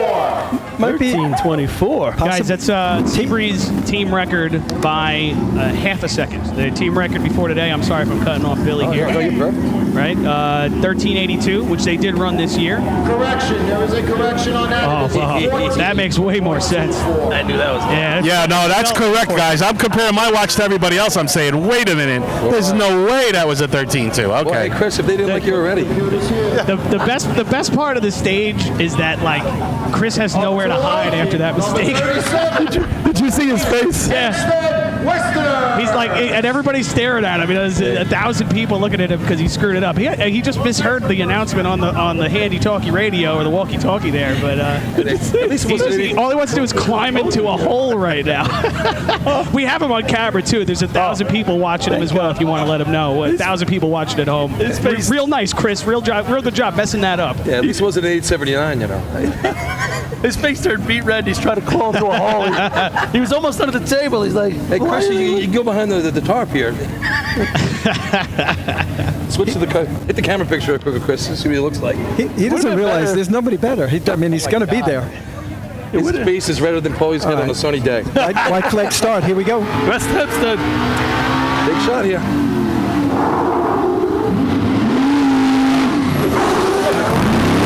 Two-step drop. Good coupling on, but a tentative handle. Just not smooth on the hydrant. No, I didn't think so either. 7:59 when he got the handle down. 497 through their hose, and they've had good hose this year. So one of the few teams in the fours. 13:08 is fifth right now. So. Time for West Hempstead, 13.41, 13:41. Oh, you're sure? That checks out with my watch. So we have the 1279. 1278 for West for Farmerville, 1279 North Lindenhurst, 1289 Lindenhurst, 1299 the Wolves, and then we go to that 1308 for Number 38, the North Babylon Tail Draggers. All right, just to put Chris's mistake into perspective, when I was running with the Flukes, and I guess it was 1977, we ran buckets, and Bob Mead, rest his soul, announced general judges, and it was 2 100ths off. But Hey, Oh, he had the wrong time. It wasn't a state record. Yes, that's correct. Boy. Yeah, it was like a. Wait. Hang on. Wait. The record was 22.80. Yeah, definitely. Oh man. The record was 22.86, and we ran a 22.88, and we got to hear general judges. Oh, did they test it's your special? Equipment? Did they test your equipment? No, they couldn't run away fast enough. No, you get thrown out, but it doesn't even count. You shouldn't have tested my equipment. Sorry, guys. Psych. John Stevens checking in on text message. John from Northern, one of our announcers. We're missing him right now. Checks in, says he would have never made that mistake. Oh, that's true. Chris Perry. Me neither. Maybe I should do efficiency, or maybe I should do BHO. We were throwing flowers at Chris all year now, and I don't know. Let's step back there. Flowers? Oh, man, he's mad. I can feel it. I can feel it. We've been throwing bombs at him. Yeah, no, yeah. You have, but I think it's made him. It's made him better. It's made him better. Yeah. That sounds right. Yeah. Here comes North Babylon. He's feeling great. He's feeling great. North Babylon 1440 at the Hempstead Invite. He's texting his got wife. a point with that one. That first motorized point of the year. He's texting his wife right now that he's quitting. All right, here we go. Tail draggers on the track. At the hydrant, little speed right there. Yep, going by. Went right by the hydrant there, a little bit deep. Now he's got the nozzle on. Shoots it. Oh. If you're watching at home, you might have caught this. The Hydroman, as he goes to get off, it seemed the hose got a little caught in the handle of the C-Truck. And that's, I think, what pulled the Hydroman down past the track. 16.12, 16.12. Lucky you didn't drag him down the track. Yeah, no, it was just a subtle little thing, but it seemed to obviously affect his ability. Number 39, the West Sayville Flying Dutchman. Huge shot here for the Dutch. 9 points after Sea Ladder. Trailing by 5 on the day, but if they could throw up a heavy 12 here, that would change some fortunes for a lot of There people. are a lot of yellow shirts here today. West Sayville, Farmingville, and North Lindy very interested in this last run of COs. Well, I would say Farmingville is extremely into. So Farmingville has never scored in CHOs in a state drill. They've never won a contest, I believe, in. I'm losing me now. That's a nice way to start. Drill.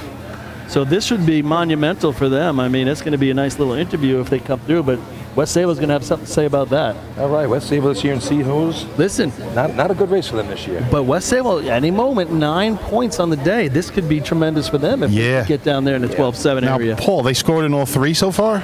Oh, yeah.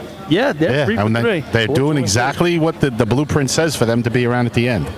But Got to keep it going. It's been a struggle for the Dutch this year in the hose contest, that's for sure. So hopefully Billy Hoffman gets it together today and we see a nice shot right here. Sorry, I keep blocking out on you. All right, what are we waiting for here? No white flag yet. Adapter man gives Hydroman the signal. Adapter, yep. Took a little extra time. Got the track. Just give it a time to let the pump build up.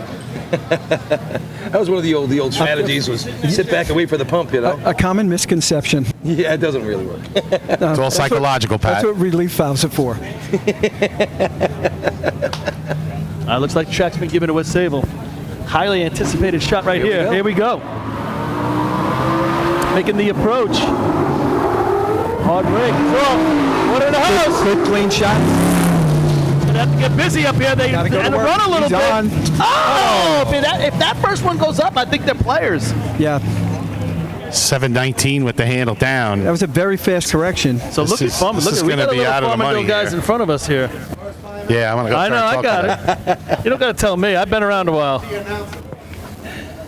Time for West Sayville, 13.28, 13.28. So that first place is going to go to Farmingville Bandits, and that's going to get their day started. They can run these last four contests, I would say. Yeah, congratulations. That's 79 for North Lindy, puts them 15. Third place is 89 Lindenhurst. They go to 4. 2 points is going to be 16 for Islip. I mean, this is the game we're playing, folks. And that 1 point is going to be who? Hageman, right? 1308? 1308. They stick around. They finally get on the board. So 16, 15, 9, the top three right there. Seahose is going to be...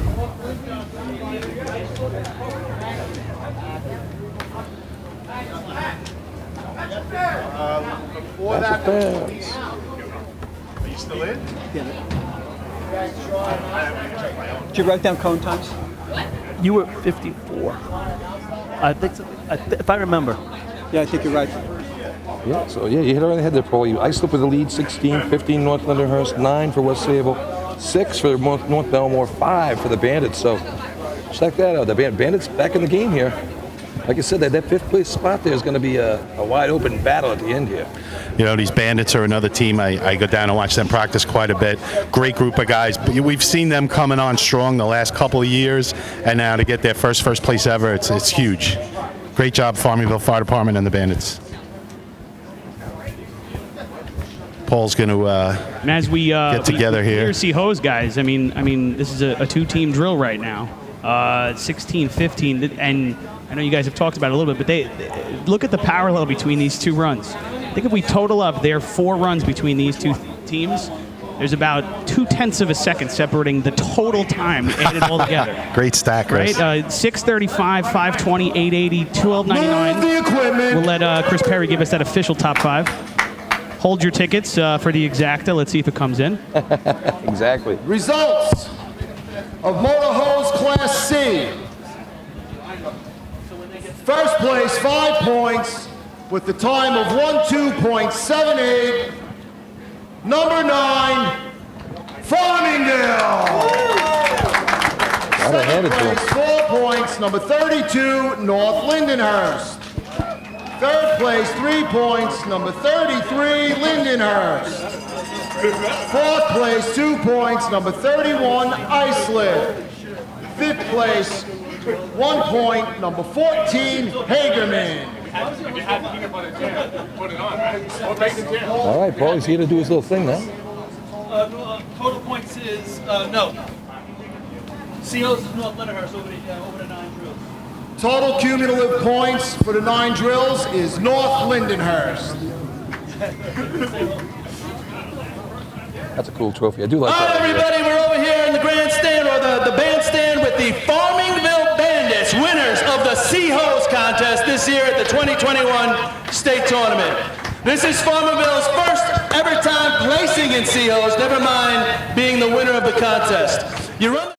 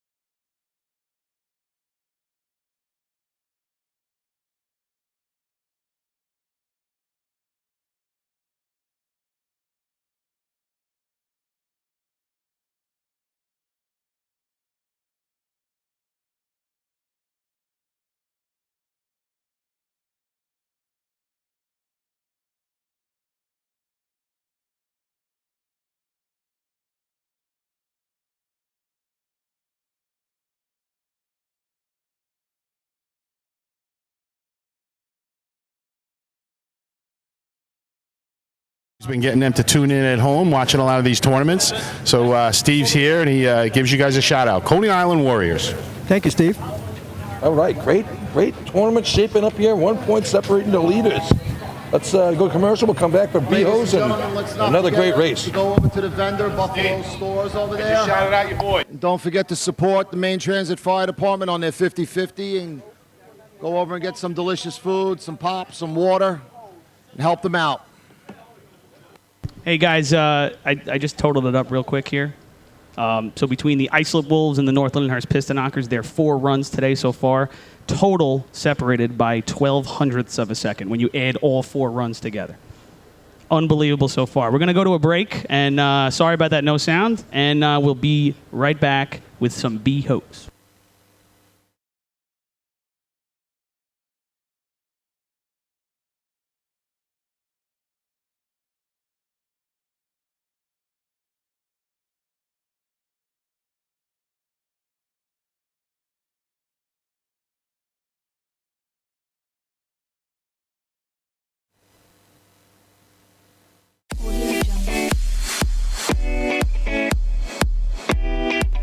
Since 1886, New York State Fire Department Drill Team competition has helped generations of volunteer firefighters develop teamwork, pride, and efficiency, and our sport is ready now to grow stronger than ever.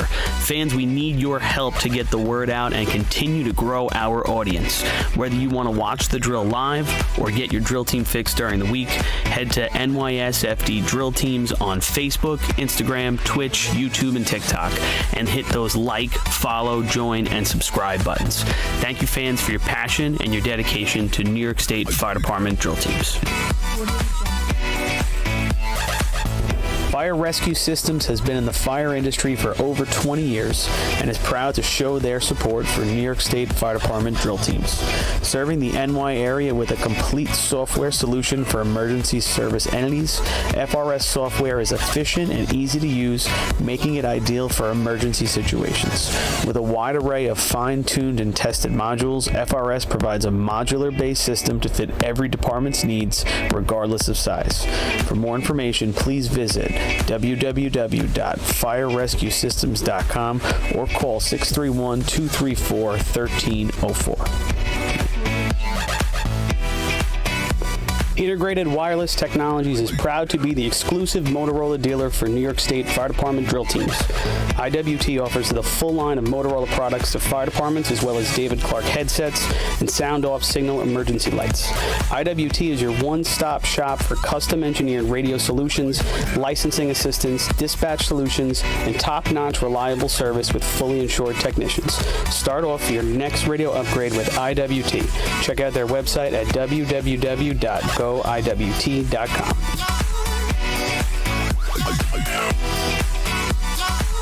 The Bill Fox Company has been in business for over 65 years, specializing in custom championship rings, watches, badges, pins, and awards. The Bill Fox Company has crafted championship rings for past state champions, including the Westerners, Flying Dutchmen, Hobos, Wolves, and Yellow Hornets, as well as the Firefighter Combat Challenge competition. Bill Fox Company is the recognized name in recognizing people. Check them out on Facebook, Twitter, and on the web at www.billfoxco.com.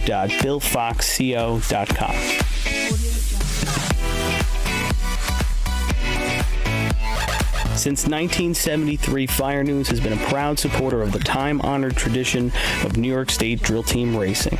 As they approach 50 years covering the fire service throughout New York and beyond, Fire News is honored to continue as the official publication and online coverage of the New York State drill teams. Look for ongoing coverage in Fire News on firenews.com and on Facebook, Twitter, and Instagram.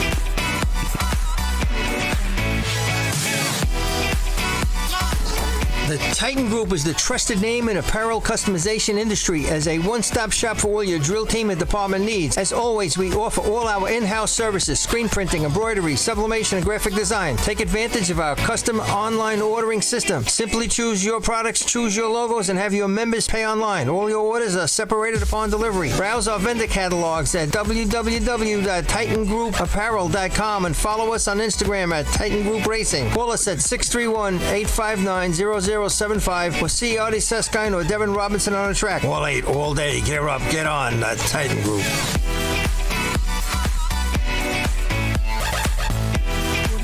Adept Technology Consulting is proud to be joining the drill team family as the exclusive IT professionals for New York State Fire Department drill teams. Adept delivers computer and technology support to fire departments, EMS agencies, businesses, villages, and libraries throughout the tri-state area. In addition to computer support and knowledge, Adept also provides IP telephone and camera solutions, as well as a variety of technology assistance packages, all with 24-hour support. No IT problem is too little or too large for Adept. For more information or to speak to an IT professional, call 631-676-1756 or head. We're Up back. to the lights will be number 1, the Ellesmere Wanderers. Here's that Ellesmere team we were talking about from the 82 with the one-pointer in B-Hose. Here they are. Yeah, we'll get Pat on to see if he can remember that 82. You remember that in 82, Pat? They come out there with the mini pumper and they scored a point in B-Hose. Back at Olean.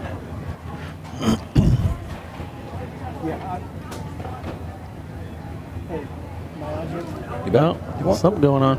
I feel so bad, guys. We hit the button in the truck here, and we lost like most of the interview with Farmingville. So if we get, hopefully they're going to win B-Hose too, and then we can get them to do it all over again.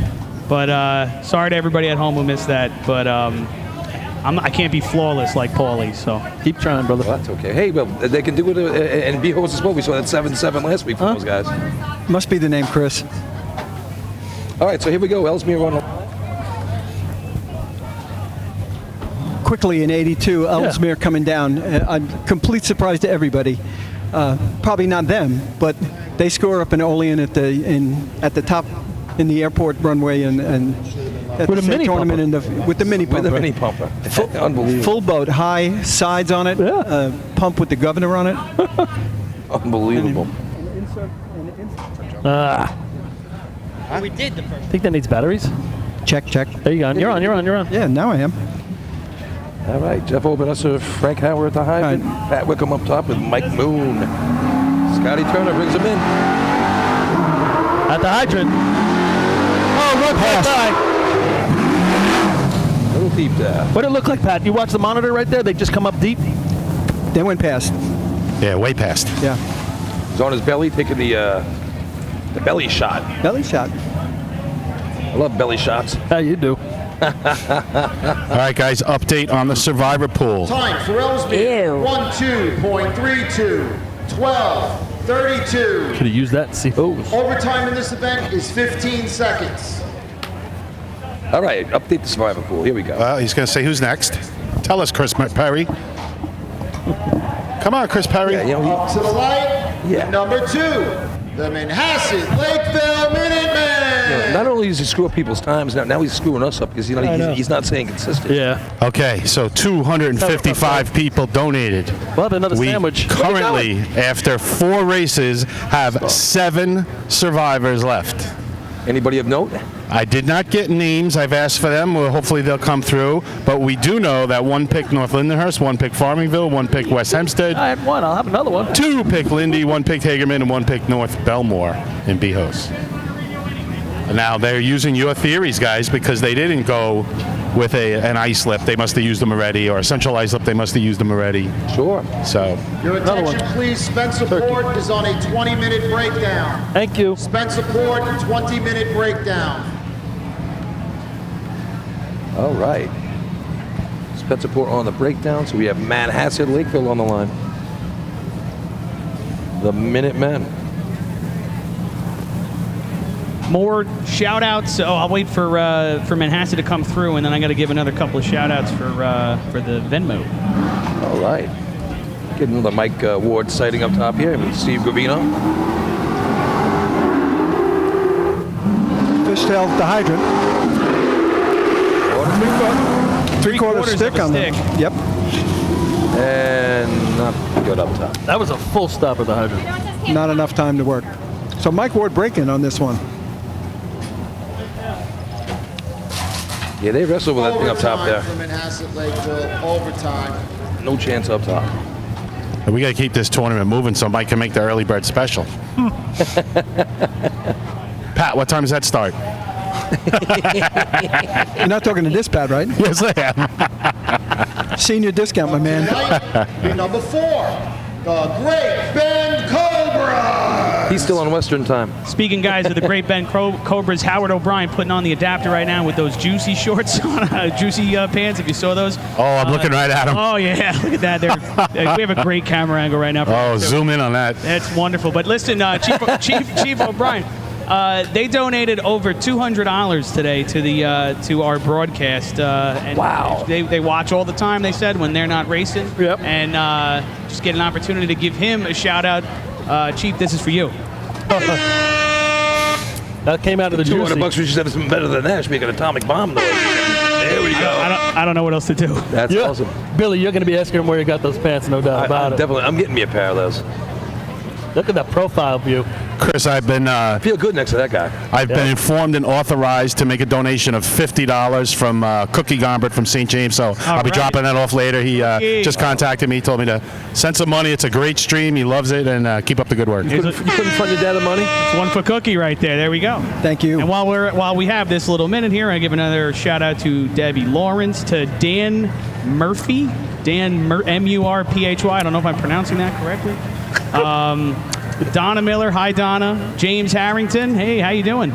John Kachansky and Kenny Gass, Mary Beth Gass, and Ellen Gunshin. Let's go for Great Bend. Hey, Chris, does Dan Murphy live in Dunedin? Yeah, I was about to say. Are they from Dunedin, Florida? He's a nasty person. All right, Great Bend on the line here. Steve Campione, hydrant, and Mark Palmerville with the stretchy jeans on. Yeah, I want Can't wait to see him here too. He's a fun nozzle man to watch. These guys, Great Bend, we've seen them put a couple shots up at Point Pleasant back in the day, a couple of 8s. Good shots in a nice shot in motor pump last for those guys who were at the Point Pleasant Drill. And I believe Tim Ivory driving right here, right? Tim Ivory, yep. New president of New York State Association. Here they come. At the hydrant. Oh, little left-hand turn.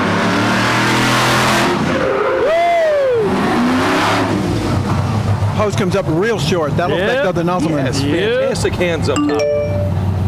Yep. Look at the hydrant length. Yeah. He's shooting from about 80 feet away. Yeah. That's going to be a cleanup. That's going to breaks for a lot of people right there. He was actually wrapped around the hydrant man's foot there for a short time, and huge loop back here. Story about Mark Palmerville up top, the nozzle man. That is Eva Knievel's helmet. What? Sorry, that wasn't supposed to.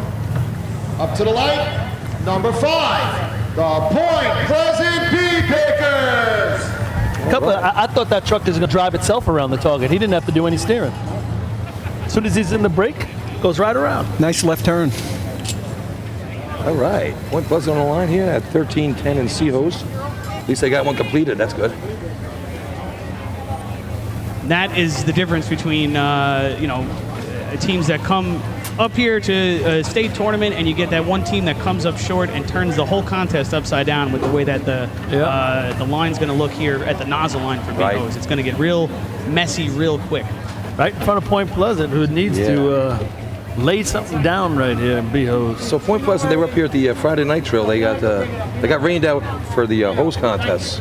So at their drill the next week at Seabreeze, which is at their track, they ran back-to-back shots of B-hose, and they ran 2 7s on the same day. I thought that was a pretty good. Yeah, that's pretty good. And threw up a 799, 796 back-to-back up there, and took all the points available in that contest. So. Yeah, it's going to be a little slickery up here. If you got it, well, you know what? Because of the water today, your drops aren't going to be super heavy. You can probably drop them back a little bit. There's nobody going to be dropping on top unless you request it, because that's how you run it. Yeah, keep an eye on the breakers, guys. When they come off, they're a little bit wetter on that side of the track to see if they're able to keep their feet under them, these next few teams. Yeah, let's see what Derlis can do with that hydrant. Let's see if he attacks it a little harder than in the C-hose. I agree, and if the truck starts to break in the dry area, it really doesn't matter how wet it is post that. It usually plows the water out of the way and stops.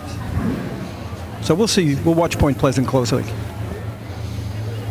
It's a hot B truck right here. They have great equipment. The C-truck runs. I had them the best dig of the day. The mean green, Point Pleasant pea picking machine. Pequod. All right. Bob Catone, Vice President of the Small Driver Association. All right, making their way. Point Pleasant. At the hydrant. That's a hard break right there. Real tight. What a run. All right. You guys can go to work here. They do a nice job creeping in. Hey! That's a nice run right there. Eric Thomas buries it up top. So the stick goes down at 2-2-2. You saw it in the drop right there. This should start with a 7, guys. Time for Point Pleasant, 7.93. Hey. 7.93. Hey, great shot for Point Pleasant. If that's a true 2-2 water run, that's hard to beat right there. They're going to be hard to beat. That's as good as it's going to get today. I agree with that. Money on that run right there. Number 6, the Hicksville Hicks. What a great hit on the hydrant. You don't see that too often anymore. I mean, that truck was in and out of the hydrant and lickety-split right there, and he was on it. Kyle Vaccaro running hydrant, Ryan Derlith running the dragging position there, and Eric Thomas needing every moment, it seemed, to get that on. Lenny, would you have water through? 5:08 through their hose. 5:08, which is competitive with pretty much with what we're seeing today. But Eric, who did an incredible job putting on with a little bit of tug of war with the breaker, beautiful target hit. That's the one, man. That's as good as it's going to get right here today. All right, Chris, right on cue. Chris Murphy giving Eric some props with the nozzle work there. Water right up your butt, but a nice finish. Tell us about the run. It was good. Honestly, when we came out of the hydrant, I thought we were going to clip the hydrant because we were like right on top of it. But we came down, got off, and water was right up our butts, and we came through. You guys have been running good B hose all year, so this is just the norm at practice as well? Yeah, it is. I would say so. We ran a couple back-to-back 7s at our track a few weeks ago, and did it again today. All right, congratulations. Keep up the good work, guys. Great job. Nice job. You watched them get off at the top with the water there. They really tiptoed. Yeah. You saw Eric tiptoeing in there to make sure he wasn't going to go down. I mean, a little bit of a veteran play right there. Here comes Hicksville at the hydrant. Lets him go. Went past. Goes right past it. Anchorman stopped. Hydrant man, not so much. Nozzle man breaking himself. Had to get the couple out of the way with his other hand. There's a lot of work going on there. There is. There's a lot of extra movement on that run. Hydrant man came off hands high and went past. So he was fighting the momentum right from the get-go. You got a 2.22 on that stick for Point Pleasant, huh? I mean, there's only a couple guys can run that shot. 12.66. 12.66. Yeah, Kevin Connell was naming. He had 220 for them. So yeah, it that's was right legit. there. I mean, that's old school That's legit. Paul right likes that, and it's under 2.3. Paul's a happy man. I'm telling you. Number 7, the Oyster Bay Teddy's boys. You guys, that 793 is also Point Pleasant's best run of the year. So I'm sure that they would have liked to have a different result so far today, but I'm sure they're real happy with that B-hose shot as well. Yeah, they're going to be doing a lot of soul searching the rest of the day and tonight because there's going to be a lot of what ifs. All those years they were rocking it out in the ladder contest and they just couldn't get the hose together. And man, they had the full package today. And I think what's going to be really frustrating is they're going to, I'm telling you, that 793 is going to be real hard to beat. Let's assume that it doesn't get beaten for a second, and they put their name on the B-hose leg trophies today. The Point Pleasant P-Pickers will be on the B-ladder, C-ladder, and B-hose leg trophies 2 out of the last 3 state tournaments. It was just a matter of putting it all together. It's going to be real frustrating, I'm sure, for them at the same time as they're winning this contest. What's the bay on the line right here? Yeah, getting a little bit ahead. Chris, that's all possible, of course, but there's a lot of good B-hose teams left. Dude, I'll put money on this right now. Let's go. Oh, challenge is on. On point? Staying first? No, that run will be the first place run today. Really? Oh, yeah. I'll bet you 5 Dogecoins. I think that's $2. Not even. Hey, Safe Moon's the bet, by the way. See me afterwards if you'd like to buy some Safe Moon from me. I'm trying to get out. Nice. Oyster Bay is a team that can do this, guys. Here we go. At the hydrant. Lots of steps though. Ran a long way. On? Yep. Target hit, but yeah, right, Pat. Way back. Yeah, really ran far. 275 when he got the handle down. This is going to be mid-8s. Time for Oyster Bay. 8.62. 8.62. Yeah, you saw it right there. It's so funny because you see a team like Point Pleasant, they go in there, they hit a 2-2 stick. Up to the light, it's number 8, the Westbury Turtles. They run a great shot, and then you're like, all right, we got to do that. Let's at least throw it down in 2-3. Just to say other teams are going to do this now. And the way these trucks are sticking on this asphalt, dropped way back right there. I don't know. You got to get them in tighter than that. Westbury. You're not playing. You're 862. What's that going to do for you today? I don't think it's doing anything. What'd you drive? 8 hours to get here for?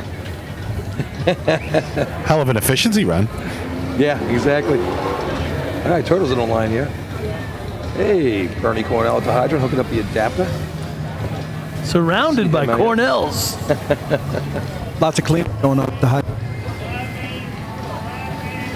Saw Big Dan running Steve who's here. What we're going to get here in this contest. You don't know? Oh, I don't even know. That was a surprise to me. Yeah. All right, put the names in a hat. Yeah, shake them up.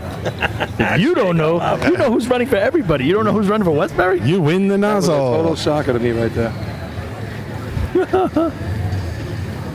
Billy's turning into a Suffolk guy anyway, I think. Yeah. He's getting ready to move. He's getting ready to move. Oh my God, they're killing me at the firehouse already. Yeah, you go, boy. Hey. Hey, just tell them it's all show prep. You do a lot of show prep. Here we go. Westbury on the line. Nice American flag on the hood. Looks good. Nice truck. No matter who's on the back. At least you recognized your own truck. I know that. There they come.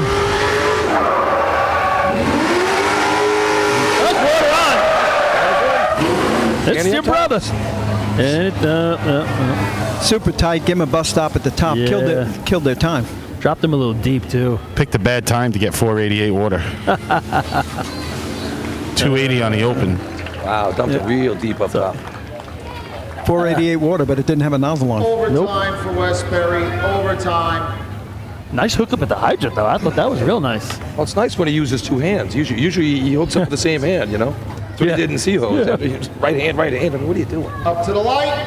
Number 9, the Farmingville Bandits. If he could have dropped your brother back a little bit and gave him a little run in, I think maybe it would have been a little better.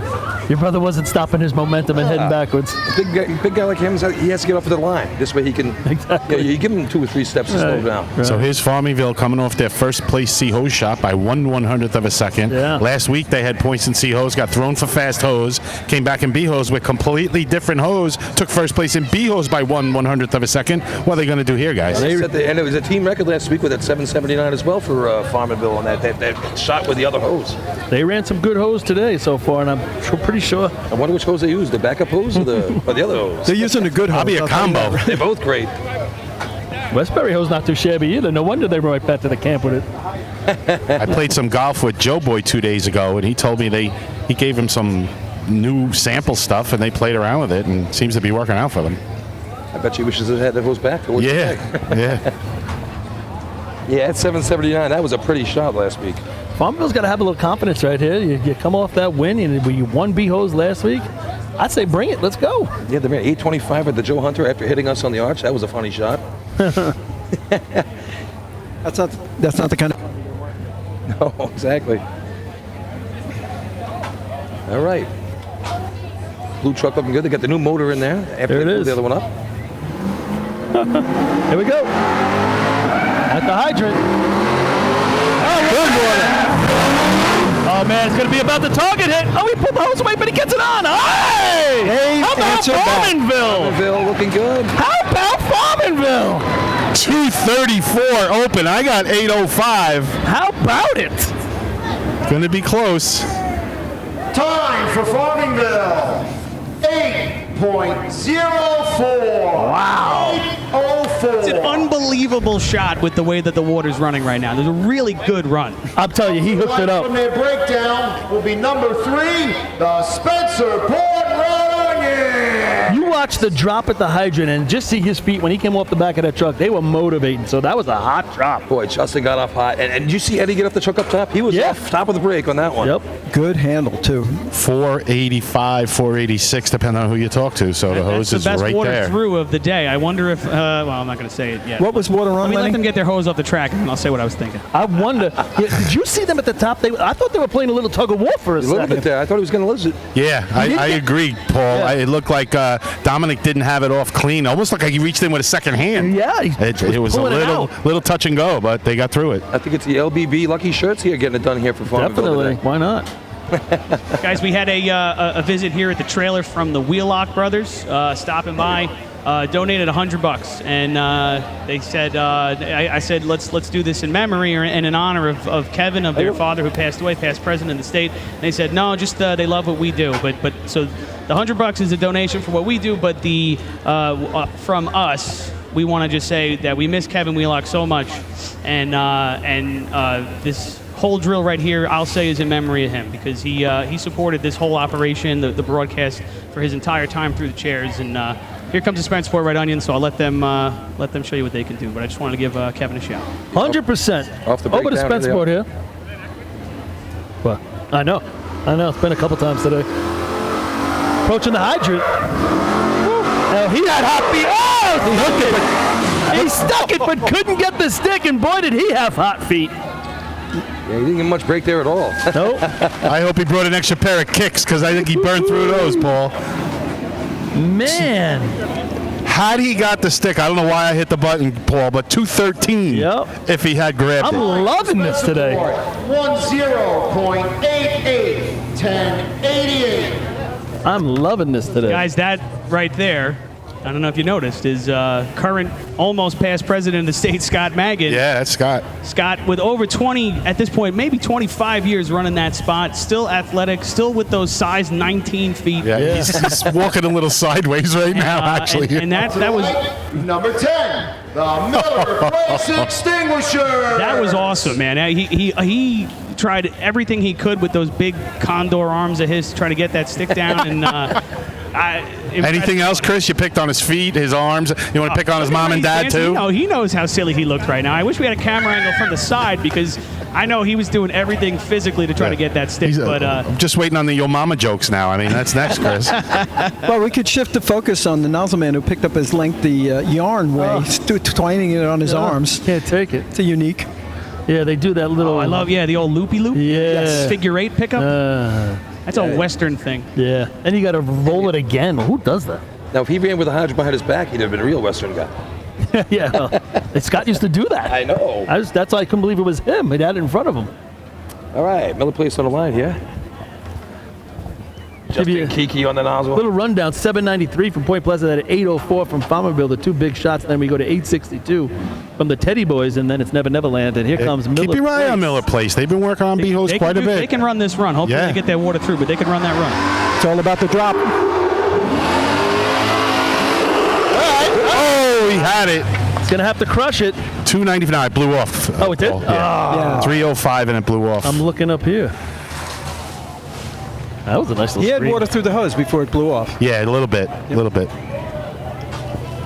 So that tells me probably clicked it, turned it a little bit, not quite enough. Miller Place, 11.93, 11.93.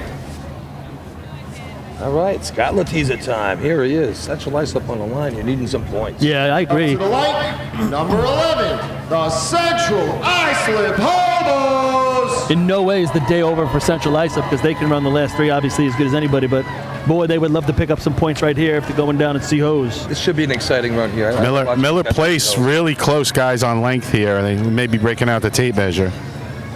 I'm sure Central Islip won't mind that after the water going across the track. I'm sure they wouldn't mind tape measure coming out. Rolls and trying to dry that track off a little bit. Yeah, tape measure coming out, Chris. It's going to work to the Hobos' advantage. And you see right now that top 5, 793, 804, and then a big jump to 862, and then 1088, 1193 is your top 5 right now. Going back, looking at B-Hose from 2016, the last time we were here at Main Transit, 796 wins the contest. Central Islip Hobos with a good-looking Hydra Man running that contest that day. And then 832, 842, 846, 867. So we're right in range here to see maybe a B-Hose times here that are a little further back than we would normally see. That was a slower contest that day, and I think we might see that out of our 4th and 5th place runs as well. Let's see what happens. Was Mike Doyle running hydrant then? That was the one. Must have been Mike Doyle. I was going to say that was the one you got on in B-Hose. That was it. Maybe that was the one. Maybe it's Richie Doyle. That was it. Yeah. I was trying to figure out which one he did get on. Is that one? That's correct. Okay. It's not many to choose from, is there? Fighting fires. It's already been used, my friend. Oh, wait, I have another one. It's funny again. Going on the roof of a fire and venting and, going up in the bucket and doing what I have to do. I'm about to vent right now. They're giving them every chance to stretch this hose. Bayshore, Yeah, right? I see a thumbs Bayshore up. Chiefs right now going, who's that drop? Who's that guy? If A-Rock's out there, that's not happening. They just brought out a winch. Body language is saying it's in no time. I mean, we had a wash in the back, so I'm sure they don't mind much. I'm sure that won't stick for points by the time we get to the end of this contest. But It's already out. yeah, they're like the top. They're 4th place right now. 93. Sorry, 5th. Yeah.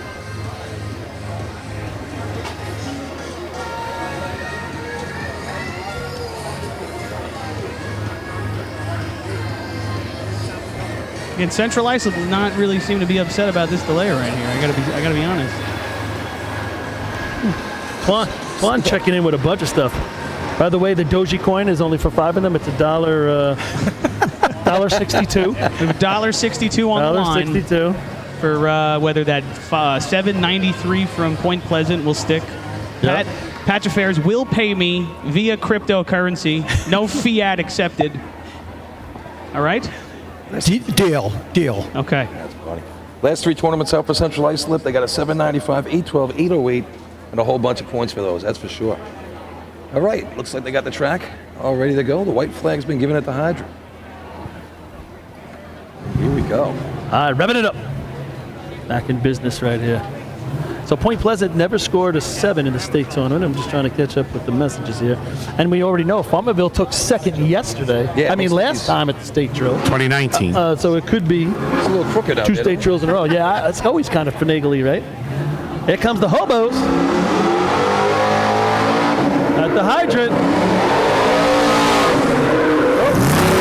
Just goes past it.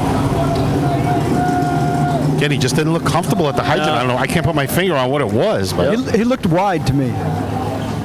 Definitely. By the time he got there, it looked like his ass was coming around and he didn't have his hand extended. And he'll do it. 497 water through the hose for CI. They were second best in C hose, too. 86, 986. Mama said there'd be days like this. Again, they were a team that probably could run all 8, but not quite as experienced as Islip and North Lindia, the 2 horses leading the pack right now in this drill. Up to the light, number 12, the Copeg Yellowbirds. Copeg on the line here. Eric Devine, the Hydra Man, just sent me his GoPro footage from his helmet. It's really, it's a cool video. I'll show you later on. All right. Yeah. Did a nice job on the hydrant there. And Copeg had a good run there, 1347 in C-Hose, and good to see it working for him. Hey, listen, this is wide open. 804, you got the 793, 804, 862. That's it. I mean, come on, running 8-2. Let's see what's got. Let's go. Yeah, but we keep making this mistake every contest. We get about top to this half point, of the scorecard, I know. You know, and then all of a sudden everybody files in right at the end here. It's almost like they reordered the tournament so that the best teams raced right at the very end of the contest, which is a novel and interesting idea. I thought I heard that somewhere, and I thought that would be a good idea to go with that. That would be a smart thing to do. You know, it'd be good for the show. But whatever. You know, someday we'll figure it out. Yep. If you go back to B ladder, the last all 5 scores were from Islip to the end of the drill with West Islip. Is that right? Yep. Rescue to the media trailer. Chris hurt his arm, patting himself on the back. I can't take a pat on the back when I didn't get the rule change passed. That was Paulie's job. Valiant effort. All right, here we go. Rolls it up the line. Hard break at the hydrant, boy. Got water in the hose, though. Up at the top, they're right on top. 64. Nozzle on. Hey! Nice job for Copeg. Getting it done, the Yellowbirds. Couldn't get the water through the hose, guys. Yeah? It's not going to be as good as you think. No. Might be a 9. Time for Copeg, 9.08, 908. So 265 open, 552 through the hose. Yeah, it seemed like maybe he had to hold that break just a little bit longer than he would have wanted to. North Belmore ranking day. And Eric would go into what I would call the slappy column, almost like Chris Brand. You know, he does kind of slap that stick down as he goes by. Danny Salerno in the comments mentioned stick pop-up. If you guys remember these past few years, because I do, definitely, in 2012, 2016, the Western Gate specifically had a lot of trouble with staying down. A lot of teams would come by, they'd slap that stick down, they wouldn't have their hand on top of it. Next thing you know, the stick would bounce up. And actually in 2016, after we ran C-Hose, we actually, the gate popped up on teams so many times in C-Hose that we protested the gate in between, before we even ran, protested the gate in between C-Hose and B-Hose, and they swapped the gate out. We ran B-Hose and it didn't pop up again the rest of the day. I would say we're probably running with, I know we've changed the gates around, but for some reason it does seem like that stick's a little bit nimble, and it just might be Western New York. I don't know, maybe it's something about the air up here or something, you know, being next to the Great Lakes that makes the stick want to jump up in the air. I don't know. Chris, tell me quickly, where does it say in the rule book that the stick has to stay down on the gate? It doesn't. Thank you. The Hydra Man does that. You're absolutely right. But I think I'll let North Belmore run here, and then we'll continue. Big run for North Belmore right here. 6 points on the day. They skipped out on C-Hose even though they were at 13:24. Here they come at the hydrant. That's a hot drop. Nice. No water in the hose. Handled the deep drop. Yeah, he did. Oh, he just gets it on. Oh, he's under. That was like the same thing. That was like the same thing that happened for them in C-Hose, right? Water went away. First water didn't hit it, and it was gone. 251 open, 514 through the hose. Time for North Belmore, 9.01. 9:01. Exactly, Paul. Just like the sea hose shot. Yep. I know Pat Cloudman frustrated, and you know Pat's such a veteran guy. Sean Corcoran, by the way, incredible hook up in the back. Nice job, Sean. That was hot.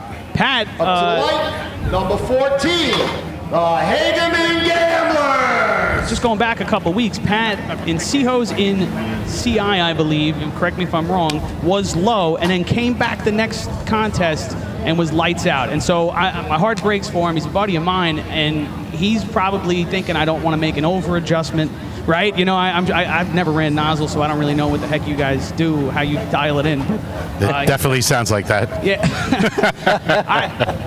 It seemed to me, and even talking to him after that drill, that he did make an adjustment here, and I wonder if he's going to regret not making that adjustment now. Hageman on the line here. Yeah, we're looking for something special from Cola. You talk about 2-2s. Cola has the opportunity right here. And, you know, Johnny on the flap. Stole a point in sea ladder. Yeah, they did. There. Could have been a little bit better there if, you know, they got a little more time up top there. Yep. Aaron and Johnny on the flap messed a little bit there, but he got it on.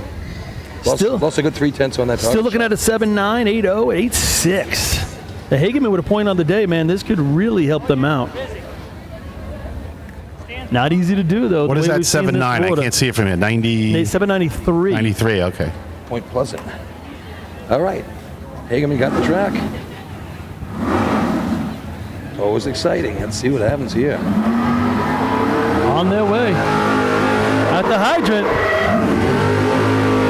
Oh! Cola knew he didn't have to click turn, so he didn't throw the stick, though his hand was on it. Actually took it off and put it back on, Paul. Yeah, you think it was on or not crossed? That's what I don't know. It may have been crossed. Looks like he jammed it there. But he definitely turned it back off and then put it back on. Yeah, you could see how he was going to pull it, but he knew it wasn't there, and then he went back with it. Well, he thinks it wasn't there. I would have stayed with it. 0.49, 10:49. It looked like it was hanging. 10:49, yikes. Up to the light, number 15, the East Islip Guzzlers. All right, East Islip. You know, they're probably grouped in with 99% of the other teams here, not having the day they thought at this point. So they got to get it started somewhere. Why not be hose? Yeah, they can let it fly. I mean, just they got to go hard and go big here. Point Pleasant still sitting on top, 798.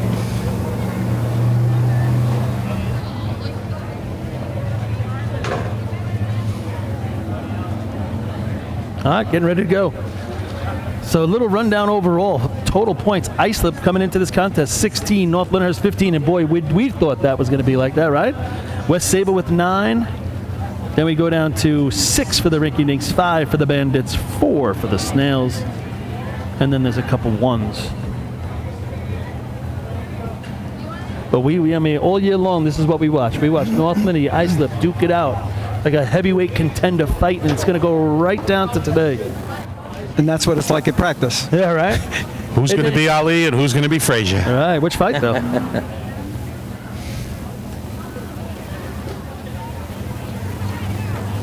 Looks like East Islip is about ready. Chuck Tregley in the back. Master veteran Hydra man. I think he's going to do something here. Rolling it tight. Making the approach. At the hydrant. Oh, heavy feet. He's in it. Water's in. He had heavy steps at the hydrant. Up at the top.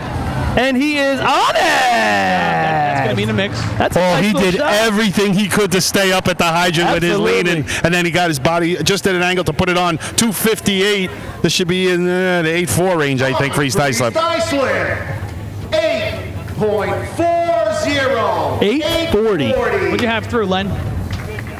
507 water through the hose. Let me tell you, if East Islip is running 5-0 through their hose, this is something. You know, those guys always have. Light, number 16, the Main Transit Slow Hose.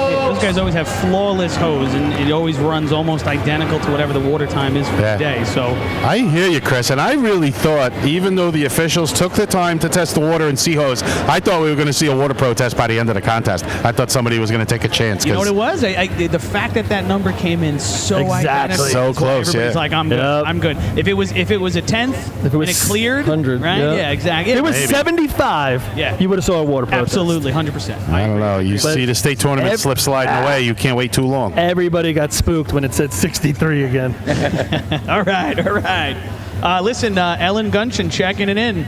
Yellow Hornets throwing us $50. Thanks, HYH. Chris Zdenek, thank you, sir. Kim Mercandante watching from home. Erica Jean Spicati, thank you. Sandy Meyerberg and Robbie Moon. 2008 on this track state champion, Robbie Moon. Thanks for watching, buddy. Thanks for the donation. We really appreciate it, pal.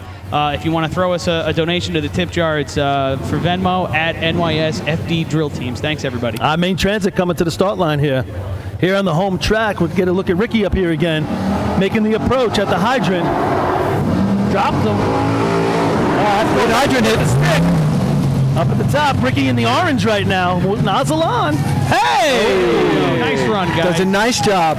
Rick with the better up top there. That one's going to start with an 8. Can't hit it better than that at the 299 stick. I think they'll be in the 8.9s, boys. Time for Main Transit. 8.73. Nice run, 73. 873. Surprised me on that hit. What a great But job. I'll tell you what, the target hit right there, Ricky saves that one, whereas you go back to East Islip's run, it's not as clean as that. And so, you see that number at 8.4, could have been down 8.1 if he hits it better. I mean, right there, he's just on the flat. That water jumped out of the nozzle too. Rick Bennett, last in the target that takes 7/10 off their best shot of the year right there. 25. The Bay Shore Redskins. Andy Zipparoli, he's actually run that spot for a long time, I believe, running hydrant for Main Transit, and you guys have mentioned Rick as well. Mike Carl driving. Nice job, guys. A nice shot. Good drive right there. Nice looking run all around. Actually, if you look at Main Transit's scorecard, they run a 6 and 3 man. They run a 13 in C hose. They run an 8 in B hose. I mean, they're having themselves a pretty good day here at the home. Bayshaw's an opportunity right here. This is a team that could do something. They've got a history of running some really good BOs, not just back in your day, Paul, but recent. The last couple of big state tournaments, they've hit big in BOs. So. You set up with the guys up top. Skippy needs to hit this hydrant today. He really needs to do something right now. Chris Coward and Michael Butler. Michael Butler, yep. Michael Butler. Kyle Coyne going to be bringing him in. Anthony Arcuri at the hydrant. Yep. With Skippy. Yeah, we're looking at right here that shot, that 8.0 shot is even now starting to look a little bit spectacular here. You run the 8.04, the 793, and after that is, I guess, what, 840? 840. You have to take out your crypto wallet, Pat. Right now, what is it, 902 is? No, 862, I guess that was. Yeah. Farmerville with the second place back in 2019 as well with the state tournament. Big Shore at the hydrant. Lets him go. He's a little bit back. Now he goes across track. You can see he just lost it. Threw it across there, and then the water gets across the track. Looked like he had it hanging for a sec. I don't know if that much water got in the hose. He did have a little bit of water in the hose, Paul, and then it blew off, and then just blew him across the track. Listen, when the numbers are what the numbers are. For the Redskins, 287 when he got the handle down. Yeah, I thought he was back a little bit, and I'm sure that just throws you off that much. Chris. Number 26, the West Islip Raiders. Instead of bringing Pat the money you might owe, maybe you should bring him some batteries for this mic because it ain't working. It's a little shifty on him. Yeah, that's not happening. So Skippy having a tough day here, and the Redskins overall having a tough day, but that getting blown across the track is a little demoralizing. Kind of like when you're the nozzle man and the nozzle blows out of your hand, and you got to chase it down to the target. It's rough. Yeah. And the hydrant man leaves the water on you. The walk of shame. The walk of shame. We've all been there. Some of you more than most. You still haven't dried out since the last time you ran hydrant. I never even got to put the water on. Shut up. The truth comes out. I told him to yo. I gave him the yo. Told him to yo, and he yoed. I still can't believe you yell at the guy, yo, and he hears you. How can I? Yeah. We always went with the call. Always went with the call. Yeah. I've never done it. It's all about the driver with us. I mean. All right, West Islip's going to step up right here. Yeah, a little track maintenance going on here. A lot of water on the track there. A lot of track maintenance. Skippy there. I just felt like I was looking around just to give Skippy a towel or something. Yeah. Rough shot there. I don't think you want to talk to him right now. He looks. No. I was going to say, why did you just grab an interview right there, Lenny? You could have grabbed Yeah, oh yeah. I'll leave him for you, Bill. Not even enough sun to dry out your clothes before the next race. Not after that kind of water. Actually, the breeze has picked up a little bit, talking about the weather, so it's a little more comfortable right now. Not over here. It's pretty hot. He looked like Squeegee from Great Neck back in the day, getting blown down the track at efficiency. I was on ABC Wide World of Sports. And he never ever lived that one down. Squeege.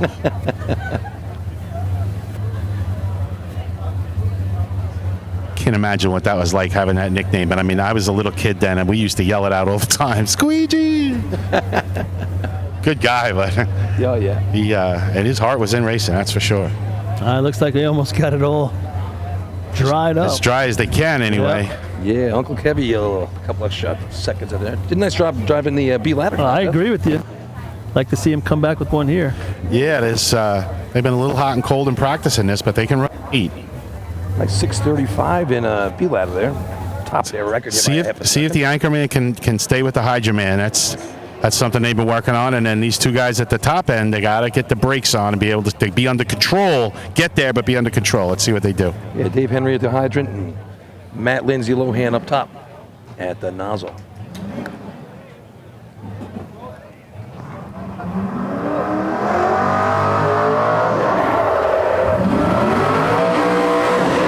Water in the hose.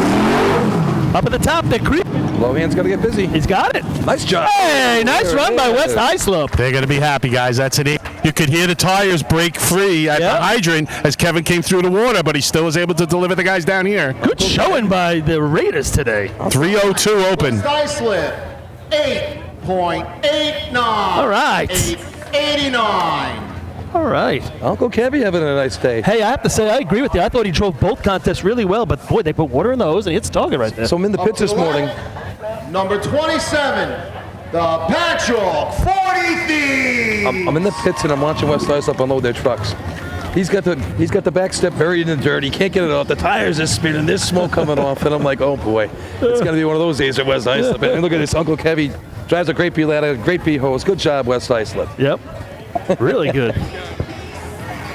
You know, there's victories all over this drill. You know, you're going to have your ultimate winner, but there's little victories that people are playing out all day long. And when you're West Islip and you haven't raced for a couple of years and you're putting together a couple of departments to come down there, and you could see the progression in West Islip.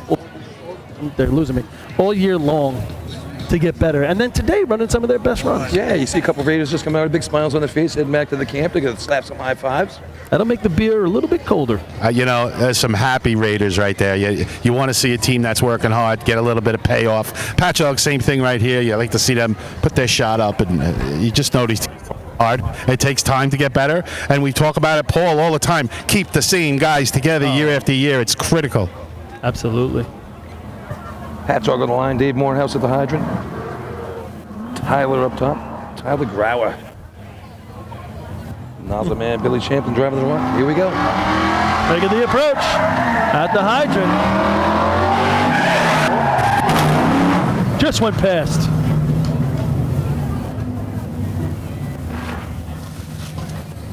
All right, and I'll finish that one up.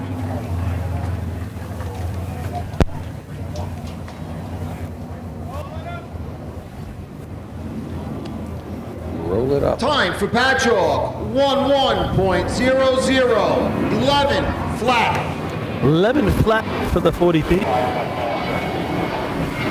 Feeling a little bit of that breeze right now as the planes fly overhead. Number 29, the Levittown Rebels.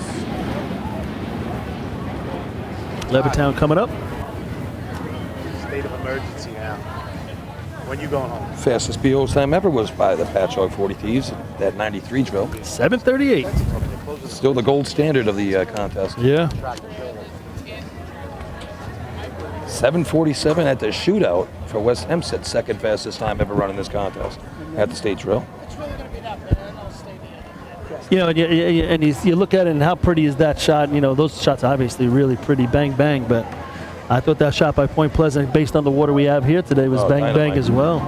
And even the Farmanville shot, those two are just stand out, even though we know they're the first top two. They just stand out the way they were run today. The hits on the hydrant, the speed at the hydrant, the hit at the target. Put it all together. So just a little weather update for those of us that come from the south. Governor Cuomo, he's still our governor. He just issued a state of emergency for Southern New York and Long Island and all. So I don't know when you're going home, folks, but make sure you check the weather before you go. You may want to hang around here an extra day. 1, 2. Check, check. 1, 2.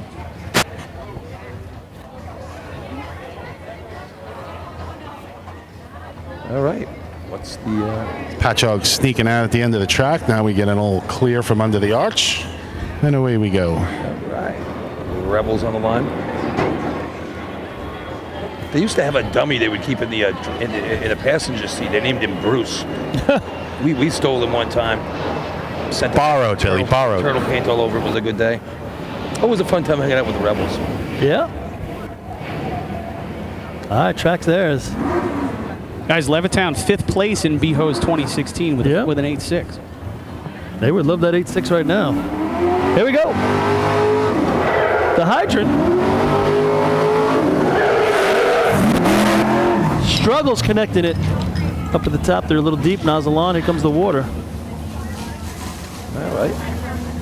I thought I was standing far enough away, and I was not. I just got hit by the stream pretty good. Bring us up to Carl Place right here.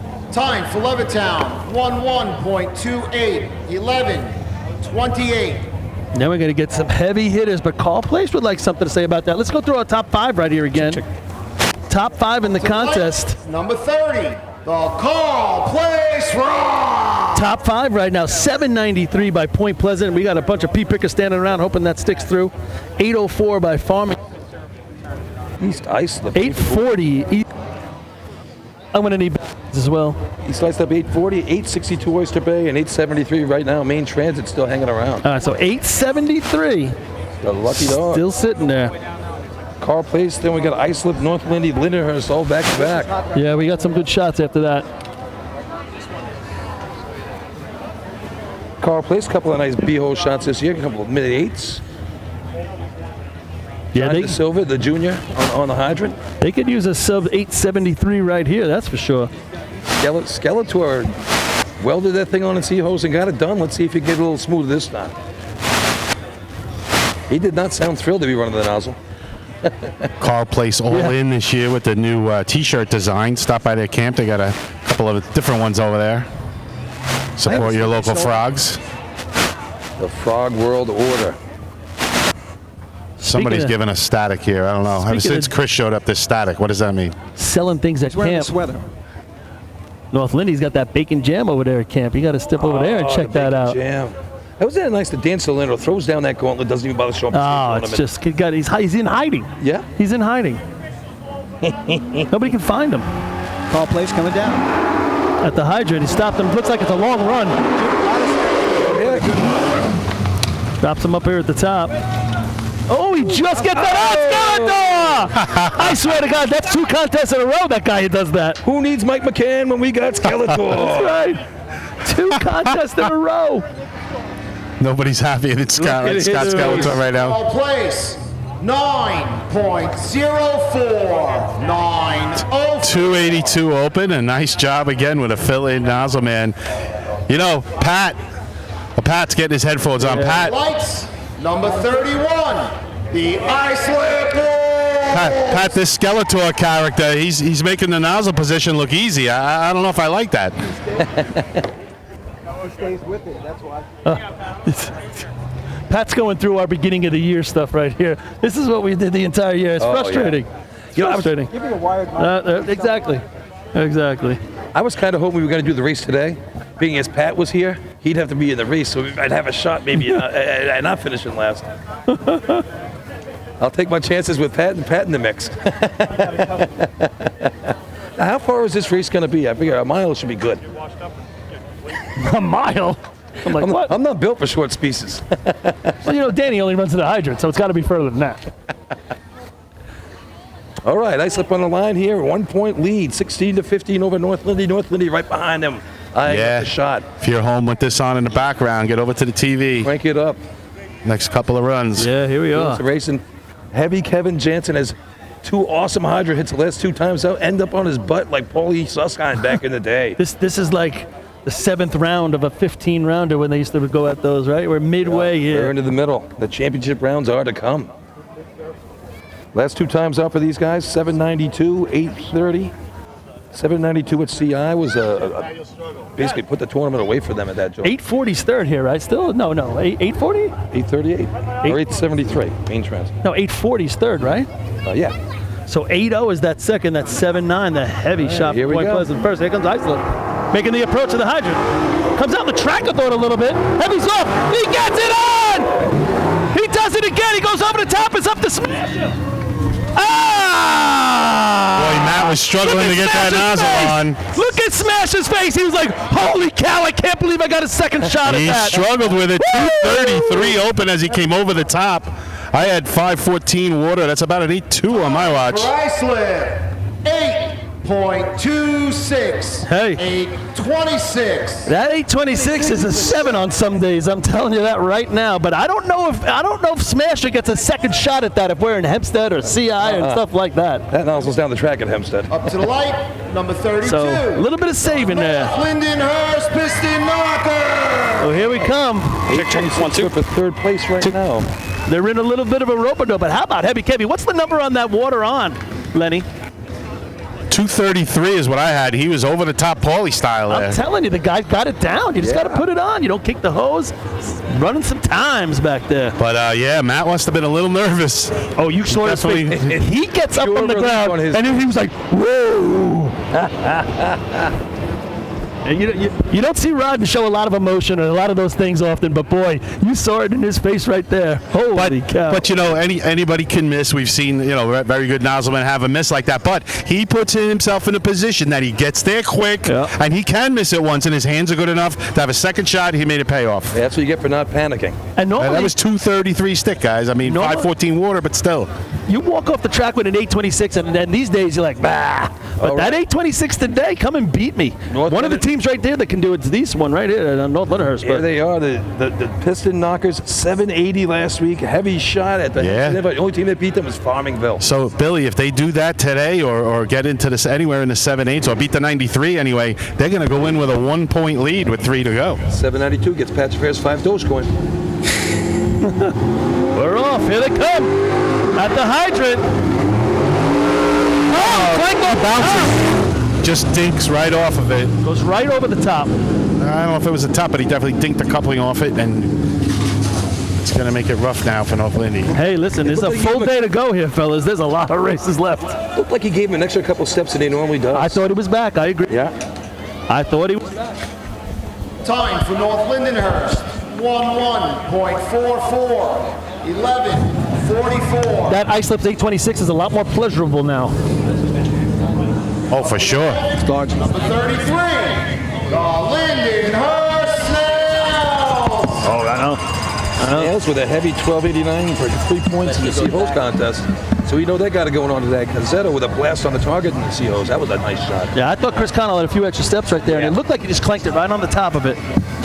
Usually he's a 2-step drop, you know, 2-2, 2-3. Especially this year, he's been on fire with it. Yeah, he had an extra couple steps there that he's not normally used to having. Check 1-2, 1-2. But this is what we've been saying all year.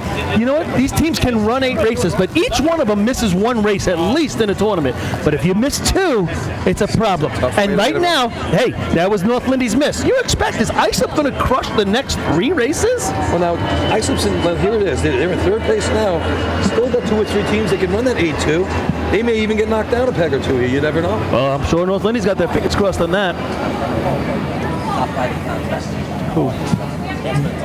What are they? I know what they are. That 826 is 3rd, so we go 840 is 4th, and then 862 Oyster Bay 5th. Yeah, so 793. By Point Pleasant, 804 by Farmingville. That 826 is 3rd, 840 is 4th by East Islip, and 862 by Oyster Bay. That's your top 5.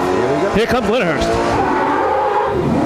He drops them hot. Oh, he gets the water on! Oh boy, they're gonna have to get busy up here. They don't get it apart.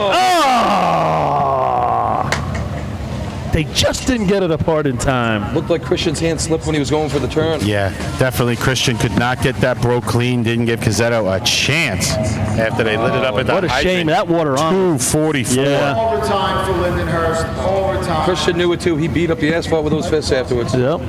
Up to the light, Number 34, the Deer Park Box. I got to tell you, that Tommy Weck, well, he drove a nice tournament today for these guys. I agree with you. He's had a good season. I thought he's done a great job with these guys. Brendan Sullivan, his feet got to be on fire. That was a nice drop.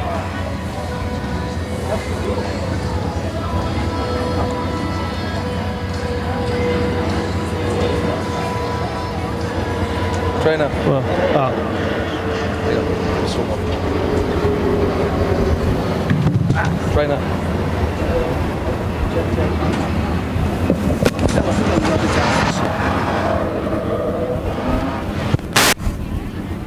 Hello.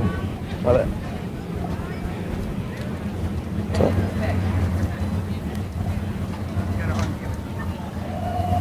Yeah, that's unmuted for him. I got the green light on. I never muted it. So, guys, unless West Hempstead and North Belmore, they still both have to run yet, right? West Hempstead hasn't gone, and North has. What about North Belmore? North Belmore, yeah, they're out. They went already? Yeah, 9:01. Cloud. All right. So unless West Hempstead gets in the points, I think the survivor pool is only going to have one person, and they'll be a winner. There it is. They picked Farmingville. So somebody out there is rooting for West Hempstead. But we haven't gotten there yet. Deer Park. No. The orange mic, no. There's a red light on it. What, the mute button? All right. It's on green now. Hey, you got me now? Fuzzy as it is. Thank you. Yeah, it comes in and out. It's frustrating, Pat. I'll tell you that. Thank you.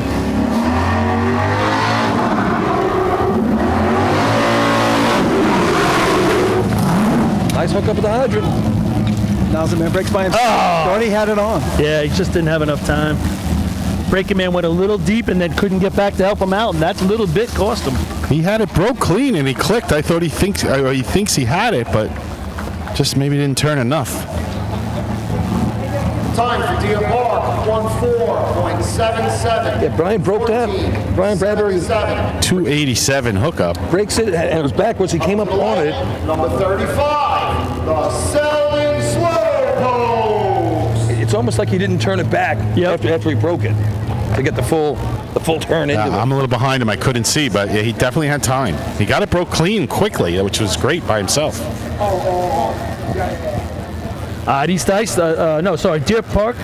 This is Selden. What Deer Park? What would they get there? I was just going to look at yours. What's the time? Deer Park. 14.77. All right. 14.77 for the Bucks. It's Selden Slowpokes. Man, this is going to shape up a little different, boy. We're gonna have at this point a 4-point difference with 3 to go. I think if you're Tom Canyon right now, you better lace up those shoes because he's going to give it to you right now. This is going to be great. Don't know how it's going to turn out, but he's going to give you a run.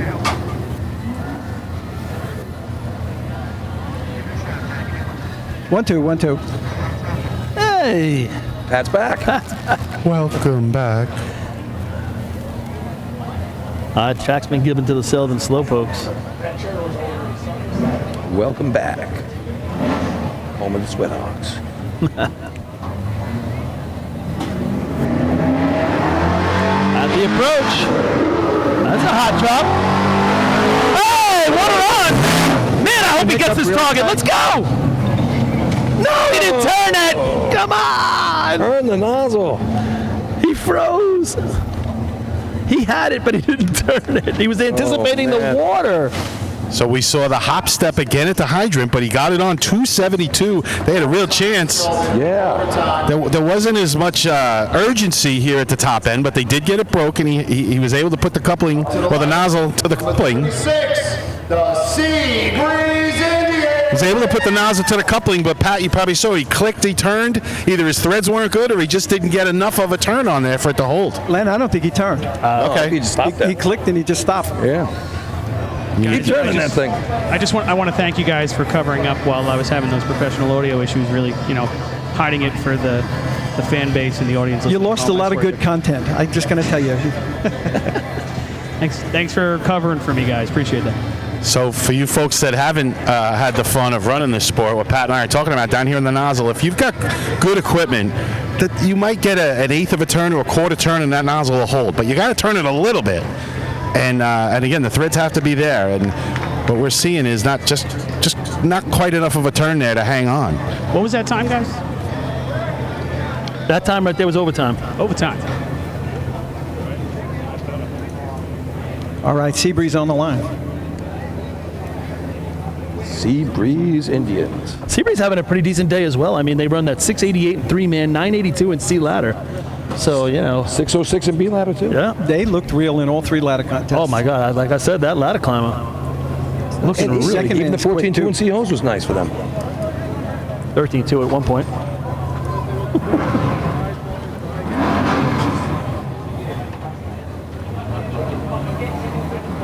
All right. Here we go. Dave DeRola bringing them in. At the hydrant. Oh, he came a short break. He gave him a short break at the hydrant. Big push. Yeah, he was back far. Big push off the truck. Lots of steps. And then he slipped. Yep. Tough run. Tell you what, I love the way they race. They race hardcore. I like it. For sure. Time for Seabreeze, 11.30, 11:30. All right, West Hempstead now. This is it for the pool, right? You saying, Lenny? 7, the West Hempstead Westerners. Well, Lenny's over there giving lessons to the slow folks. Yeah, Lenny's shirking his duties here. Yeah, it's all right. I'm sorry, I'm talking to Selden. What's up? Nothing, too late. What kind of interview was that?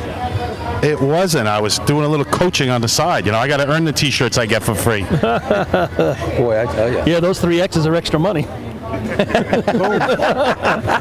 Ouch. Guys, more people checking in on that Venmo. That Venmo is NYS FD Drill Teams. Just want to give everybody a shout who's giving us a little tip in the tip jar. Kyle Stevens. Hey, Kyle. Kyle threw us a nice big donation. Thanks, man. Appreciate that. Ronnie Rutlinger. Donna Gasson for on behalf of Alan and Brian Gasson. Tracy Edmonds. And J.R. Cottrell. J.R., one of our broadcast brethren. Pioneer. Brother Nozzleman. That is also true. And a big fat donation. Thank you, JR, man. Appreciate that. Does this mean there's finally going to be an on-air talent after your dinner? Is that what we're getting, Paul? What do you think? That's going to be an expensive dinner. Look at you two. We're going to Sizzler. We're going to Sizzler. Do I hear emotion? Oh, right. and so for all those. Thank you. Thank you. Right. Like I said, keep it coming. Venmo, NYS FD Drill Teams. Give us a little tip. There we go. Westerners on the line. 4 8s in a row for these guys coming into this contest. So one of the better races here for these guys. John Poirot on the hydrant. Hayes up top. Here comes West Hempstead at the hydrant. Let's him go. Let's go water in the hose. Stick up at the top. Water nozzle on. Just a little low. Water looked like it took a while to get there. Oh, he did. Yeah, he missed the stick. I was wondering. The water took a while. Went for the grab and he had to go back and get it. Time for West Hempstead, 9.23, 9.23. 9:23. Little rundown on top 5 again. 793. First place, Point Pleasant. 804. Second place, Farmanville. Then we go to the 826 by Islip. 840 by East Islip. Number 38, the North Babylon Tail Dragger. And 862, right? Oyster Bay hanging in there. Tail Draggers and Dutch still left to run here in this contest. Familiar spot here for the Teddy's boys at the last contest, sitting in 5th place with West Sable coming. Some nice trophies given out here for both the B-Hose contest, but overall, this nice trophy from Spencerport. What is that? That's a leg trophy for the 4-speed contest. That big silver cup right there? Yep. That looks pretty. It's a beautiful trophy. And right now, it's already been won, actually. The Islip Wolves are going to take home that trophy. The B ladder, C ladder, C-Hose, B-Hose leg trophy is going to be won by the Islip Wolves. Guys, I mentioned that 2016 B-Hose 796 to 867 first to fifth place, and this is actually shaping up. We should have known better. B-Hose was gonna look like this. 793 to 862 first to fifth place. So a couple teams left to go, but almost looking identical as the 2016 state tournament here in Main Transit. And I actually take that back. The Islip's not guaranteed it, because if West Sable beats Islip right here, then Islip and North Lindenhurst would tie for this motorized trophy. All right, North Babylon on the line. The Tail Draggers. Here they come.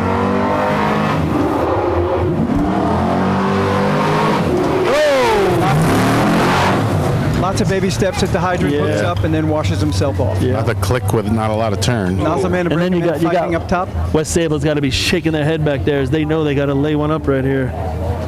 Water across the track there. Overtime for North Babylon, overtime. Yeah, I think West Sable's fan base just doubled, picking up the North Lindy crew here. Rooting for them. Yeah. Strange bedfellows, man. Yeah, whatever it takes, right, Pat? You bet. So West Sable and Seahorse ran a 13:28. To the right, number 39, the West Sable Flying Dutchman. They've run the 13:28 and Seahorse. It's their best time of the year. Imagine that. Saying West Sable and a 13:28 at the state drill, saying that's the best time they've run the whole season. That's just been the kind of year it's been so far. That's surprising. Usually you'd think there'd be a 12-6 or a 7 in there somewhere. Right. But hey.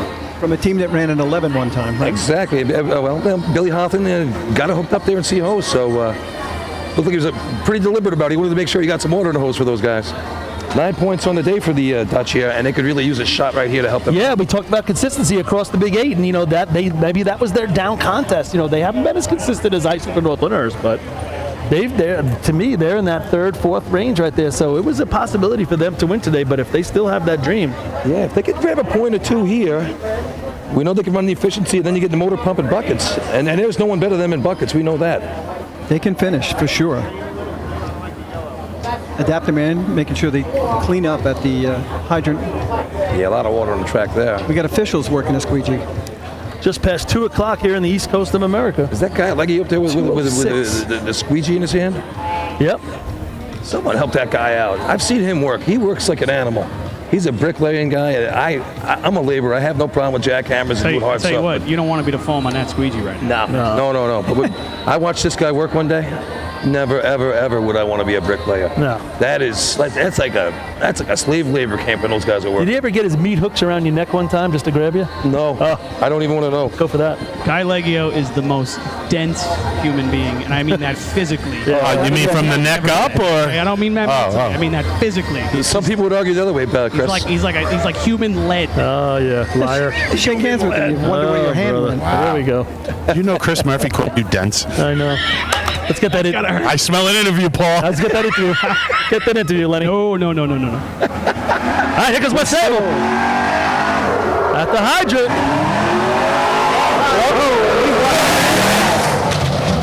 North Babel. 228 when he put the handle down, but yeah, listen, hey, you're going for it. Not enough turn. You're going for it. That's a killer though for them. That really hurts. 793, Point Pleasant. Get out the Doji coins. West Sable. 5 points. 0.59. How about Farmerville? 59. Going to 9. They're coming on strong, Paul. Ladies and gentlemen, while we have a moment's break, a 50-50 ticket has been pulled. So get out your orange tickets, 50-50. What do you mean it's been pulled? I don't know. I didn't even know we were in it. $357 to the winner. What? So I suggest you find your orange tickets quickly. How about Farmanville? 9 points out of the 2 contests here, so. 0, 1, 8, 2, 7, 8, 2. 0, 1, 8, 2, 7, 8, 2. If you have the winning ticket, come over to the trophy booth. Doesn't that sound a little... 0, 1, 8, 2, 7, 8, 2. $400 with all these people here? Is all the 50-50s playing out? Sounds a little suspect to me there, Lenny. What do you think? I don't know. How do we not have tickets? Usually we do the right thing. Yeah, we always do the right thing. All right, so 3 points to the Wolves there. Takes them to 19. 4 points up on the North Lindenhurst Piston Knockers. So that's a race for the battle up top right there. Oyster Bay off the schneid grabs a point there as well. 2 points for East Islip, gets them on the board. 3 for the Wolves. 4 for Farmanville, 9 out of 10, and 5 points for Point Pleasant. Finally completing the event and getting it done.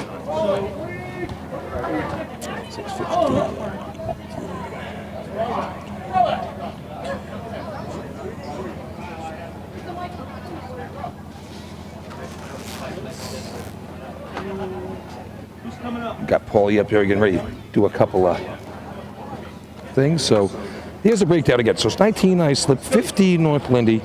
Then we drop down to a tie with 9 each for Farmingville and the West Sable Flying Dutchman. 6 points, North Belmore, 5th place right now, 5 for Point Pleasant. So that's a happy Pete Pickers up here now. All right, that makes it official. Eric Thomas, Kyle up here getting it done. Results of Motor Hose Class B. In first place, 5 points, with the time of 7.93, number 5, Point Pleasant. Holy. Second place, Eric and Kyle. Number 9, Eric is the nozzle man, Kyle is the nozzle man, the hydrant man. 3 points, number 31, Islip. 4th place, 2 points, number 15, East Islip. 5th place, 1 point, number 7, Oyster Bay.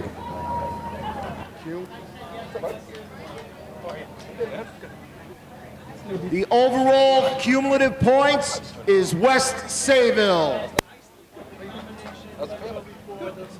Hey, before Paul takes over and gives his interview here. On total points for combination speed events. Paul's about to take his interview here. All right, everybody, I'm here with the winners of the B-Hose contest, the Point Pleasant P-Pickers. I believe it's the first time you guys have ever won the B-Hose contest at a state drill. All right, I'm here with Kyle, the hydrant man. Kyle, you come into the hydrant, you hook up in a 2-2. Is that something you guys have been working on in practice, or was today just a little bit outside your box right there? Absolutely not. That's the norm. Bob's been driving the wheels off these things. He set us up perfectly in both hose races today. Well, that was a great shot. You don't see too many of those 2-2s anymore, and it proved that it's the way to do it is by doing that. Eric, you come down, you hit the target. As soon as you hit that target, what's going through your head? Make sure we stretch it out and keep the time. That's exactly what we all think. Guys, one more thing. You have a tough beginning to the day. You score right here. I mean, what does it make you feel? I mean, the day's not exactly how you thought it was going to go, but how are you feeling after you throw down a 793 to win B-Hose? Exactly that. It's not the day we're looking to have, but we got to power on, and we got the last 3. We could do something here. All right, everybody, the winners of the B-Hose contest, Point Pleasant P-Pickers. Great interview with our first place winner. And just for me, Billy, I am checking out. Going to turn it over to Robert Noonan. Are you heading back? And I might come back. Yeah, it's a pleasure having you as always. We know that. And I mean, California to here, and you know, great to have you, Pat. Thank you. Thank you. Living legend here, Patch Affairs, helping us out today. All right, thanks. All right, that takes care of the B-Hose contest. We're through the speed events, efficiency, motor pump, and buckets to come. We'll talk to you in a few minutes.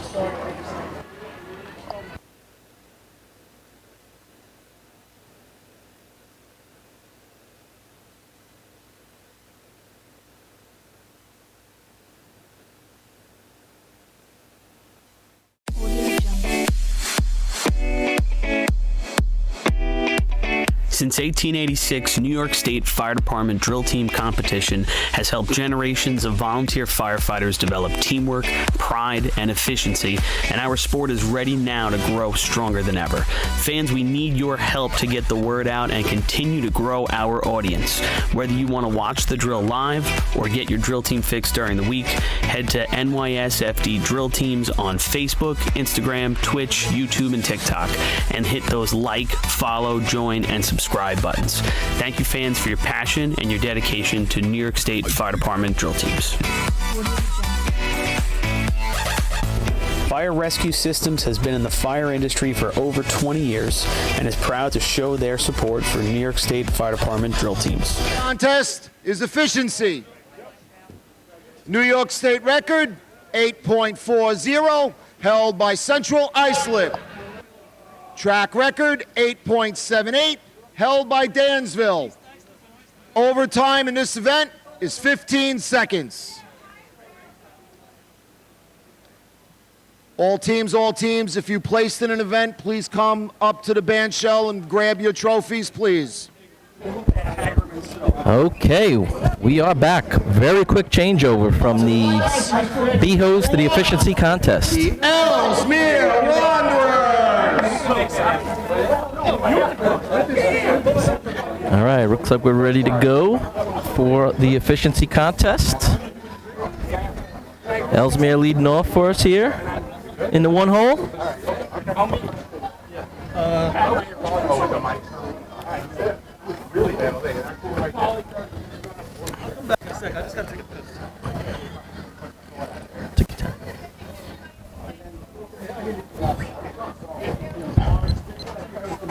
All right, and we're off. All right, Ellesmere approaching the hydrant. Water on, looked like he crossed it. Gets a little wet. Looks like they're just going to try and complete the contest here. Yeah, they're going to try and put a number up there, Rob. Hope for that wonderful digital error. Sometimes that can work in your favor. Yeah, always work to complete it until you hear those overtime words.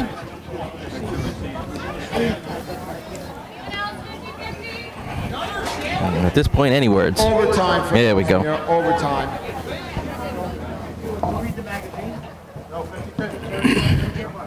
Up to the light, number 2, the Manhasset Lakeville Minutemen. All right, Manhasset looking to get on the board here today. Did not run the ladder contests. A little bit of a tough time in the hose contest, but look to get on a scoreboard here.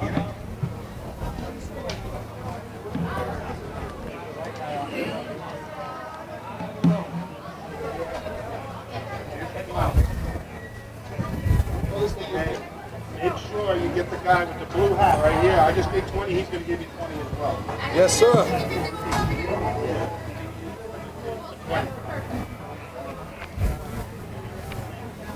All right, I know Paulie's talked a lot about the efficiency contest and the overall trophy for the 8 state drills that have been held here in Main Transit. And this one, I got a little bit of a race for the composite trophy. West Sayville 17 points, Bayshore 16 points, Central Islip 13.5 points going into this contest for that overall trophy. But back here we got Manhasset, they're off, approaching the hydrant. You said this was the last one. We got water on. Here we go. With the state of the water here today, I'm very curious how this efficiency contest goes. Yeah, water caught up to him there. He had a long shot. Yeah, the water just doesn't seem to have punch, and I wonder what kind of effect we're going to have in the efficiency contest with that. Time for Manhasset Lakeville, 11.26, 11.26. And traditionally, this is a good motor pump track, so hoping that's for real. Number 3, the Spencerport Red Onions. All right, Spencerport, number 3 on our program. Guys, I just want to say I'm so happy to see the Spencerport Red Onions back on the track. A bunch of young guys, a lot of family guys too. But after a long layoff, I want to say 5 years, maybe, might be more than that. Finally getting a group together to come back on the track. Young, hungry, and I think we're going to see a lot from these guys. They already ran that, a 7 flat in 3-man today, and I think there's a lot of potential, a lot of future here, and Chris, leadership too. Chris, the Red Onions are to the hobos, kind of like the pea pickers are to the snails, 100%. and the Old Henrys are to the Wildcats. It's that upstate brotherhood that you've had with them for a long time. Yeah, and so we were actually talking Central Islip for years. We get invited to be the band for the Spencerport Fire Department for their annual carnival. Western New York has a ton of carnivals/parades. I got to tell you, some of the most fun I have ever had coming up here, playing with the band, marching for these guys, and then just being treated like kings and being taken care of. They're going to try and have some fun and efficiency here, so let's see what happens. All right, looks like Spencer Port's got the track. They're off. Scott Magan approaching that hydrant. Oh, looks like, he drops the coupling. Oh, and now it's going down the street. Now, that's not something you want to see. He's got a smile on his face, luckily. Backup man to the nozzle man goes down. Yeah, big smile. That's they were all smiling. I got to give them that. They're having fun. Yeah, because they're only going to give Scott a really hard time tonight. And Scott knows he's up for it. Spencer Port, overtime. I want to give a little shout out to Donald Reese, the Pole Washington Roadrunners. Just checked in, wishing he was here. For the Great Bend Cobras. Lenny, what happened with the Survivor Pool? I was off the headset for a minute. Okay, so we thought we had a winner, and we did a little checking, and Largo Lou came up to me, introduced himself. He's here. Fanny, one of our. He's here. Yep, Largo Lou's here. He goes, Lenny, I think I'm still in, and we went over and checked it out, and he's correct. So we have 2 survivors left right now. Who was number 2? So it's Largo Lou. Yeah, give me a second, and I'll let you know. It is one of the Carls. All right. I think Nicholas Carl from, I'm assuming, Main Transit. Yep. Phone number starts with a 716, so that's a pretty good guess. That's Main Transit. And Nicholas has Oyster Bay here in Efficiency. Ooh, bold. And Largo Lou has the Rinky-Dinks. Here we go. I love this. Wow, a little Nassau flavor there in the efficiency contest. So these guys definitely went the big way and put all the big teams up front. I think that's the smart way to go. That's the way to go. I needed that sea ladder shot from Mike Passero there. Lenny, over almost 900 people watching at home right now. So maybe just give another 10-second, 15-second explanation of what you guys are doing with the Survivor Pool after Great Bend comes. Okay, sounds good. All right, here we go with the Cobras. And they are off. All right, nozzle man still doesn't put the nozzle on. Wait until he gets about halfway down the track. We finally get water in the hose, but the first coupling never made it together. All right, a little bit of chaos as they try and Hold it up. get back together. Overtime for Great Bend. Overtime. So that's a good opportunity, Chris. I will explain one more time if you're new to this racing stuff in the Survivor Pool. The Wildcats Association. The light, number 5, the Point Pleasant Pea Picker. Wildcats Association was formed about 8 years ago when our fire department unfortunately dropped our team. That's another whole story. But we had been started running a fundraiser, a Survivor Pool, and we were keeping half of the money as a team fundraiser, giving half away to the winner. Once our team was no longer on the track, we decided to continue running the pool because we had gotten great feedback from all the other drill teams and fans. So now we give half to someone in the racing family that's maybe falling on tough times or needs a little bit of help. This year it's Davey Carmen from the Southern Slowpokes, longtime driver for them and a Slowpoke since they got started. So we've given away, I think I don't know what the number is, but we've sold over 9,000 of these things over the last 10 years and something along those lines. But anyway, I think the winner this year is going to get about $1,250. I got to double check my numbers. $1,275 to the winner and $1,275 to Davey Carmen. So all right, guys, we got Point Pleasant fresh off a first place run in B-Hose. Let's see if they can keep that momentum up. Sitting in 6th place in the drill right now, guys, with 5 points, 1 point out of the top 5. All right, water in the hose. Let's see what kind of hose lay. Danny out with looking a shot. Pretty clean. Water out, low, comes up to it. And again, that slow water comes into play, even more so in efficiency here. So what might seem like a high number is not necessarily uncompetitive. 9.50. That'll play. 950. He'll be in the mix with that. Danny does a nice job on the nozzle for them. Really in control on that one too. 5 more Dogecoin that doesn't place. It's number 6, the Hicksville Hicks. Nice job by Point Pleasant there, getting the hose out, and a good shot of the target. Yeah, Kyle Vaccaro again running hydrant for the pickers. Danny Ott and Justin Derleth, nozzle and backup there. A nice target hit, 950. I think that'll be our floor number here. A lot of teams are going to have to step up to do better than that, but you're not going to see an 8 today. I'm sorry, folks, you're not going to see an 8. But again, that's how this sport works. A lot of the hose contests are relative compared to how the pump's going to push. So, 9 flat is probably as good as it's going to get, but 950 will probably score a point or two. All right, you've heard that from Chris. Let's see if he's right when it's all said and done. I nailed B-Hose. I nailed B-Hose. So consider me omniscient. 2012, West Sable ran at 892 here in the state tournament. Not going to see that today, I don't think. Yeah, I don't think it'll be easy. While we're waiting here, and a bunch of folks throwing us some more tips in the tip jar. Frank Blackstone, hello, Lieutenant. Thanks for throwing us a couple of bucks. John Stevens, taking care of us with a big donation. Thank you, friend. Tara Friedman, thank you so much. Priscilla Farmer, I'll throw it back over to you guys, and then I'll keep going after Hicksville Hicks. All right, Hicksville. Hicks on the line. Traditionally run this contest very well, Billy. Let's see what they've got. Here they go. Pete Abs. Oh, a little trouble at the hydrant hand. Wow. Still not hooked up. Water finally in there. I know Doug Chiz would love a shot to hit that target in a little bit more meaningful way, but not today. Not today. Time for Hicksville, 9.52. Huh? 9:52. We better check that. Chris. Uh-oh. Correction, 11.52. Apologies, 11.52. Nice timing. Speaking of good timing, thank you. We got some Hershey's Christmas Kisses here from Kevin Hayes from the West Islip Raiders. He dropped them off to me. I'm sharing with the media crew.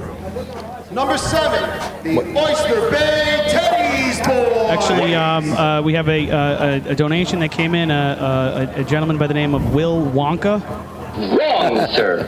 Wrong. Why do you think we're talking so nicely about Uncle Kevin today? He keeps, he's buttering us up. He's been promising them to me all year, and he finally remembered them. He dragged them all the way upstate here. So let me get a couple more Hayes. names in, guys, if you don't mind. Gail Farmer, Gail checking in from Patchogue with a lovely donation. Amanda Miller and Ryan Miller both giving us a couple of bucks. Thank you guys so much. Tom the Wolf from the Lindenhurst Snails. Ow! And then obviously, and we have one big donation I want to save and give him a thank you alone. So okay, all right for that. All right, we got Teddy's Boys on the line with the Survivor Pool at stake right now. Yes, but more importantly, they got 1 point, and I'm sure they'd like to get some more points on the board here. Sure thing. 897 last week at the 2 weeks ago at the Hempstead Invite.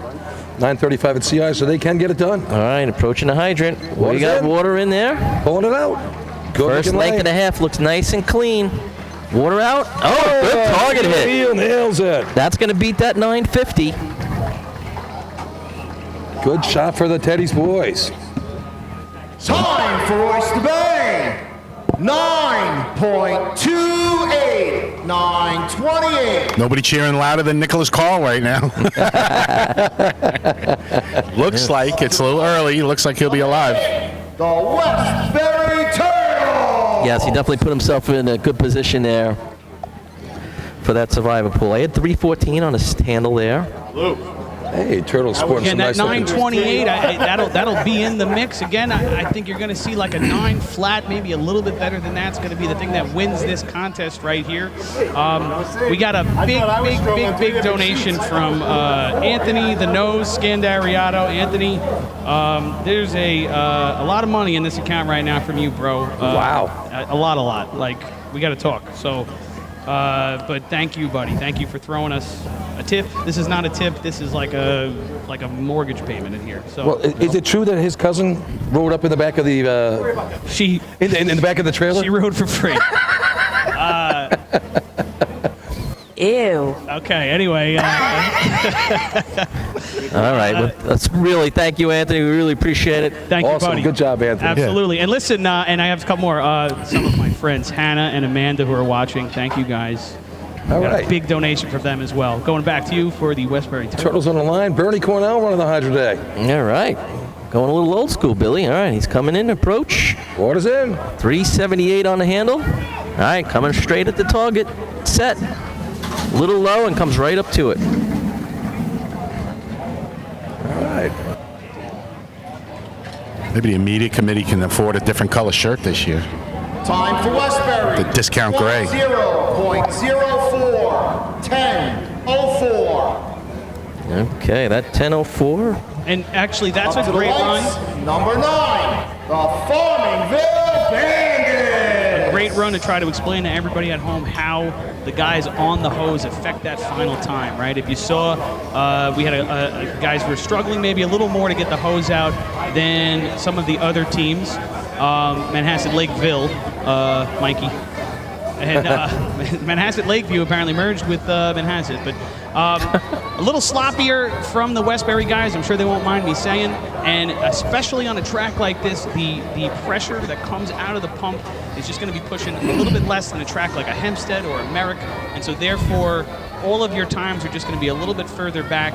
And how straight the hose is from the hydrant to the nozzle is going to seriously affect the overall time. And that's why you see all of these this varying number of times here in a way that maybe you wouldn't see at Hempstead. They'd all be in the 8s. I agree, Chris. Now, Farmingville's a team that can get it out. Rob, we've seen them run pretty well this year, and they're on a little bit of a roll the last 2 races. They could use a big hit here. 874 last week, set their team record at the Hempstead Invite. 5 in C hose, 4 in B hose, coming off that 874 as you mentioned. They're tied for 3rd place in the drill. Huge shot for the Bandits. Yes, it is. Let's see how they answer to the pressure here. All right, they are off, approaching the hydrant. Amanda Coffey. Turn on, water's on, 313. Ooh, one man down, but he got the hose out, coming in on a little bit of an angle, kind of gets caught in a little tight. That's right around that 9.2 of Oyster Bay, guys. And he missed the target. Justin and Sal Russo, nozzle and back up there. It was a little bit of a dance around the flat. Farmingville, 9.16, 960. Here come the Bandits. Woo! Coming to play. Like I said, it's a team that works hard. We all see it with different teams, and you know who's legit. The Miller Place Extinguisher. Guys, let's just talk about Farmingville right here. 5 points in C hose, 1278. 4 points in B hose, 804. And now currently the first place shot in efficiency. And I think there was a little bit more in that run too, right, guys? I mean, really, that could have been a 9 flat, maybe even better. Maybe make me look silly to pull out an 8 if he would have absolutely bipped the target. I have a feeling that I might be wrong with my early statement that we're not going to see any 8s today in the efficiency contest. Well, we got your team coming up in 2, CI on deck, and we know what they can do. Miller Place not shabby this event either. Former old-fashioned champions years ago. 9:59 at the county this year for the Miller Place Extinguishers. Am I the only one who thinks that all the hydromen are starting like way outside? Right? I don't know. Yeah, they all 7 of their members are real tight, and they're running one short. So he's running not with a turn-on man and not with an extra dragger somewhere, which is Just okay. At the hydrant. Right, he's got to keep running all the way through. He slowed up early. Ooh, Anthony Borelli, nice shot on the target. I think he could have been even closer and shortened up that target. He did a nice job hitting the target, but he could have got himself closer. Keep running through. Time for Miller Place, 9.62, 962. That's currently our 4th place time. 10:04 is shot. 5th. I mean, nice run by those guys. Yeah, so far this event off to a nice start here. A couple Guys, of good shots in a row. you can tell we're deciding a championship because I'm Up watching. to the light, number 11, the Central Islip Hurdles. I'm watching the numbers as they come in here for YouTube and for Facebook. We've had about 800 people watching today. All of a sudden, that number's starting to creep towards 1,000. People are checking in. They want to see who's actually winning this tournament right now. And that is the Islip Wolves with 19 points. But stick with us because we still got a lot of racing to go. Best efficiency team of the year right here. Central Islip on the line, 850 at the Joe Hunter. Fastest shot of the year, 856 last week at Hempstead as well. Well, I can think it's safe to say we're not going to see an 8.5 today. We might see the 8 that Chris said we couldn't, but I don't think we're going to see that 8.5. If we're going to see an 8, we're going to see it right now. I was going to say, I'll let you know if there's going to be an 8 in about a minute. I'll bet a lot more Dogecoin there ain't going to be an 8.5. I'll tell you that. Did you guys talk about this? I'm just in the background here. Did you talk about the fact that we could barely run a 7 in B hose?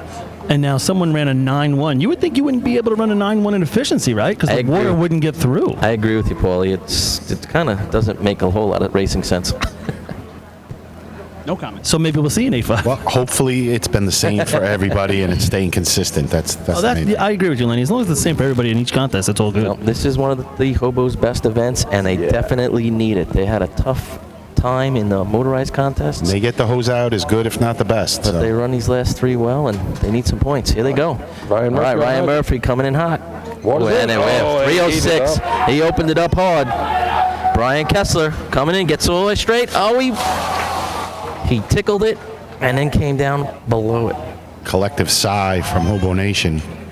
I mean, he missed that shot, but you just gotta love. Slice lip, 9.53. 9.53. All I'm going to say, that was a 9.53, and he went down the entire neighborhood. Exactly. I mean, what do you think, an 8.7? That was your 8. 8.7, 8.8? That was an 8+. Oh, and my you goodness. wouldn't think you'd be possible with this water. Number 12, the Copenhagen Yellowbird. But can you? I mean, if you want to tape somebody in this contest, obviously it's always CI. But the way they run to the nozzle line, right, on a straight line to that target is impressive. Run right through it. Yep. Yeah, he really brings it in early and really makes a spot. But, when you have that middleman out there, what's his name again? That fast kid with the yellow shirt usually? That's Malcolm Woodford. Malcolm Woodford, that's right. Centralized at Woodford's. And, yeah, up the Woodfords. Yes, he But he is. really gets that hose out so well. It makes it easy for the nozzle team to come over. And I tell you, Malcolm came into this weekend. He was ready for these hobos to be right in it right here. And I don't think there's anybody more heartbroken than him right now that this team, my team, has not really had the day that they want. I know he's upset. The whole team's upset. Are you quitting on him? Me? I ain't giving up on that. Wow. So the Woodfords over at the country club in CI, they're a little That's upset. absolutely right. Yeah. They're also the ones that make the bourbon, the Woodford Reserve. That's the same family. Oh, that's good. And they got some Ripple over there, too. Oh. All right, That's that old CI money. Let's get back to the track. And the Copeg Yellowbirds ready to go. Can't wait for some ripple. I'm sweating. Enough. All right, here goes Copeg. We're approaching the hydrant. All right, comes by hard, but water's in the hose. First 2 lengths out are clean. Oh, he moves it. Missed it. Just a little bit. You're right. You got just a little bit orange. Not enough. Still not a terrible time. I saw a little burst of rust come out of that. It's strange. It's amazing the water from the nozzle to the target. Doesn't make sense. 9.56. 9.56. All right, that's currently our 5th place time. I really doubt it's going to stay, but it's currently our 5th place time. Hey, but good job by the Copeg Yellowbirds, obviously not having Chris and putting out some pretty competitive runs today, right? Chris Brand was an all-8 guy for them. I don't think he was running hoses this Number year. 13, the North Belmore Rinky Dinks. They've been out all day and they've been running some real solid shots, even without a guy who's been a big player for them for a long time, for quite a few years. I think we say a lot how resourceful the Copeg Yellowbirds organization is in terms of the manpower they lose on a daily basis to still be competitive. Every year. Ricky Dinks on the line here. They got to do something here. They scored those first 3 ladder contests, 6 points, and haven't done anything since. But they have a couple of 8s under their belt this year. 3 8s already, actually. All right, they are in North 5th place right now. And I believe this is In the the other drill? half of the Survivor. It is. Largo Lou on the fence right in front of us, rooting for his North Belmore Rinky Dinks right now. If they survive, he'll be rooting for somebody else in Plum. But You can see the pressure mounting on Largo Lou over here. Oh, it's intense. It's intense. He's kicking the ground. All right, here we go. They're off. All right, approaching the hydrant. Ryan hooks up. Water's in there. Woo! Threw that stick well. All about Artie White. Little kink behind the nozzle, man. He's not set perfect. Oh, he goes up and down, kind of really waved that a little bit. And looks like we have a Survivor Pool winner. Gotta wait till it goes final. Hold all tickets. Yes, hold your tickets. Time for North Belmore, 10.47. 10.47. Lou's over here. He's so frustrated. Up to the light, number 14, the Hagerman Gamblers. Lou's going to put in a water protest towards too fast. Can a fan do that? They have a protest from the stands. Yeah, Largo Louis down from Florida. They do a lot of watch parties down there every year. At the pizza place he's at down there. And, a lot of fun. He shows us a lot of pictures and keeps the sport alive down in the Sunshine State. So, Paul, do you know who Nicholas Carl is from Main Transit? No. Okay. I mean, years ago, one of the beneficiaries of the pool was Mike Carl. Yeah. He was sick. I mean, he's here again. He's doing great, which is great to hear. Yep. But looks like the Carl family making a more than one entry, I'm sure. But right now, it looks like Nicholas Carl, if his team holds on right now, and right now they're in what, 2nd place? Yep. Yes. They hold on and take some points. We're going to have a winner for the Survivor Pool. Well, Hagerman's going to want to say something about that. Hagerman, 1 point on the day. 9:19 last time out. Water's in. Oh, that's it. Nice hook up there. Great layout of the hydrant. Johnny Samber, Aaron Allen just missing.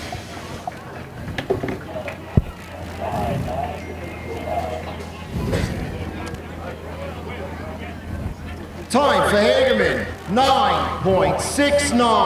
Wow. 969. It's a 969. If he hits that clean, Yes. that's a heavy shot. So the overall cumulative trophy for the 9 state drills here in Main Transit, I'll give you that. 15, the East Iceland Guzzler. This is another close one. We have West Sayville, 17 points. They've won the contest here 3 times. Bayshore, 16 overall points. They've won the contest here 3 times at the state drill. And then you got Central Islip at 13.5 points, and they have 1 win. So those 3 teams, we're talking West Sayville, Bayshore, CI obviously already gone. Those 3 teams are 7 out of the 8 wins. Yeah, CI's in 4th place in the contest, so they can't catch either one of the 2 teams in front of them for that overall trophy. West Sayville and Bayshore.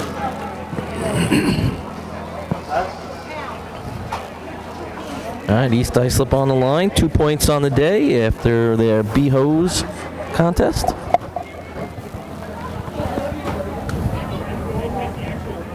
Chucky on the hydrant. Danielle turning on for him. The rinky dink. Not today, though. They're out. Didn't make the trip. Except for today.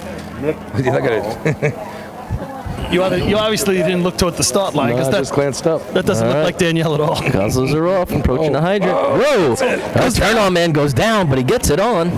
That's a Nozzle man gets a big, huge tug. It's a great recovery. Benny finds a... By the way, that's Chuck up at the nozzle. The nozzle. They switched that whole thing up. He had a tough time staying with him. Whoa.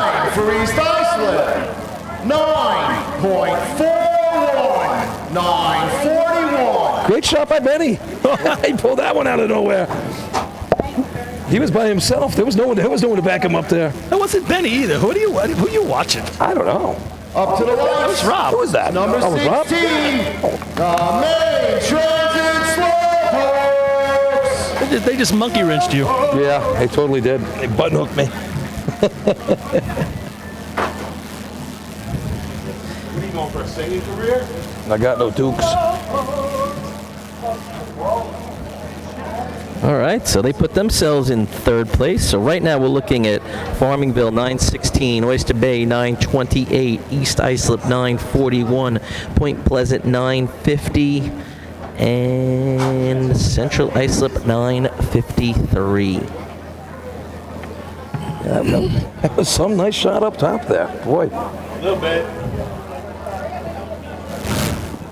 Main Transit, your host on the line. A couple decent efficiency shots this year for these guys as well. 989, they ran at the Point Pleasant, or Seabreeze invite at Point Pleasant. All right, they're going to have to bring that down here today. All right, they got the track. White flag's been given. Jim Lewitta. He's the father from American Pie, in case you saw that movie. Calling him off. All right, they've got the track.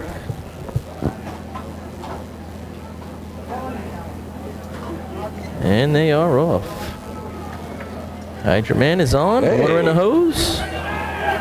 Looks like that middle length is out very nice. Nozzle man, a lot of movement there. Had a really tough kind of stream came out kind of wide. Yeah, he's right at the line too. It's almost like he had his thumb over it, right? Like it was a garden hose. Time for Main Transit, 10.20, 10:20. Did you notice the way that the hydrant man was holding his length? He had it like on his arm, like it was a weird looking thing. It was in front of him though, it wasn't behind his back. All right, we flip the score sheet. Go to number 25, Bayshore. Bayshore, one of the 2 teams, right? So Bayshore. Number 25, the Bayshore Redskins. Guys, I've never hit this horn any louder. Uh-oh. I gotta give a shout out to someone who just made a huge donation. I mentioned Tony the Nose skinned Ariata before. Tony's a long time New Hyde Park termite, and Tony, along with Neil Brogan, they're sitting watching up in Sullivan County right now. Tony donated $975 to the broadcast today. Holy cow! I don't have enough horns. I don't even know what to do. Tony. He does know this is monthly. No. This Oh boy, Tony, man, I actually talked to him on the side. I just wanted to confirm that that's exactly what he wanted to do. That's what he wanted to do. He loves this sport. and we're going to put it to good use. Tony, thank you, man. Thank you so much. That's an unbelievable donation. That Let's is go back awesome. You couldn't go down to $25, make it an even $1,000? I was just going to ask you, Chris, did that number have some I don't know. It was a type of, number you know? for him, yeah, so. Come on, Neil, throw in $25. Here's Right. the Redskins. Here we go. Oh, looks like the middleman's having a little bit of an issue. Middle dragger. Oh, tough terms up top. I just don't think he ever really got set with the guys behind him, guys. It just never looked clean. I think that is going to give Wes Sable the overall championship for the cumulative. 12.04. 12.04. Unbase shore like on that target hit. Up to the light, number 26, the West Islip Raiders. Hey, let's see if they can keep their day going here. A couple nice shots for them.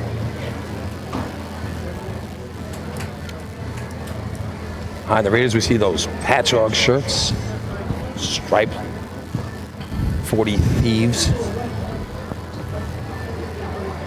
Did miss that shirt. That was a shirt I missed. You know, it was always a good shirt to see on the track. That striped shirt. I'm just looking at Phil Cowd in the Redskins shirt. I'm still not used to it.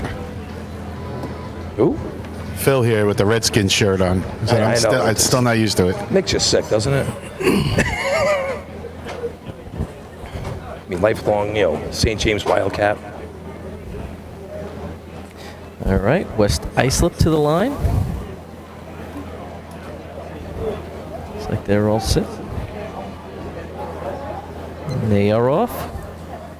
All right. Approaching the hydrant. I'm not sure they had a stick person, but the hydrant man beat him there. I'm not really sure. Communication was a little bit lacking. They finished the shot. You know, the stick person hasn't been 100% consistent getting there at practice, so sometimes the hydrant man goes for it himself. But I think he was more concerned with that than getting it on. 11.95. 11.95. So didn't really focus on his first job, getting that coupling to hang and blow off at the hydrant. 27, the Patchogue Thieves.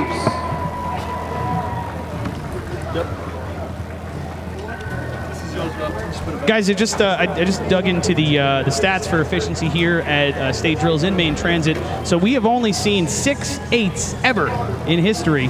At this track period, I should say. 4 of those taking place at the State Drill.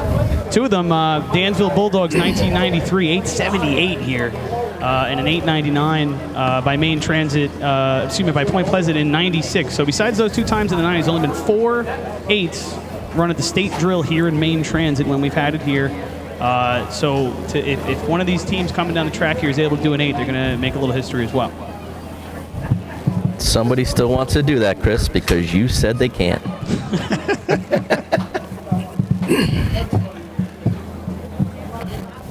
All right, Patchogue on the line. All right, 40 Thieves have the track. And here they go. Dave Morehouse making their way in. Ooh, what a run. Nice job by the stick person. I don't know. All right, Nalzaman, a little tough time getting set. Still low, having a hard time maintaining. Yeah, nice hookup with the hydrant there. That looked all good. Yeah, the kick crushed it. Back up, man, a little late getting there to the nozzle, man. 12.52. 12.52. Up to the light, number 29, the Levittown Rebels. Big Patchogue contingent in the crowd today, right? There's a lot of noise as they were coming down the street. It's great to have Patchogue back, and also great to have that fan base as well. Continue to and not only here at the track, but also tons of folks in the comments and in the chat as well, pitching in. Long-time Patchogue fans. It's good to have them back. Yeah, I think for obvious reasons, Main Transit has the biggest cheering section here, followed by Hobo Nation. But I think Patchogue's a close third, and good for them. I think Hobo Nation, I think Chris pays them to show up, though. Like audience members at a TV show. It's like, come on down, free dogs and burgers. That's why I can't pay you guys, because I'm paying my audience. I don't know. I know we don't get paid, so I believe it. We get great shirts. I'll put it next to my other gray shirts. Critical of this beautiful, svelte, dark gray shirt, and I think it's a good look. Hey, it's flattering. Yeah, it matches the gray sweatshirt you gave me 3 years ago. I have it in my racing bag. Yeah. At least you got the sweatshirt. I didn't. Oh, a pullover, not even a sweatshirt. But All right, 11th down on the line. Here they go. wait for my gray hat. All right, water in the hose.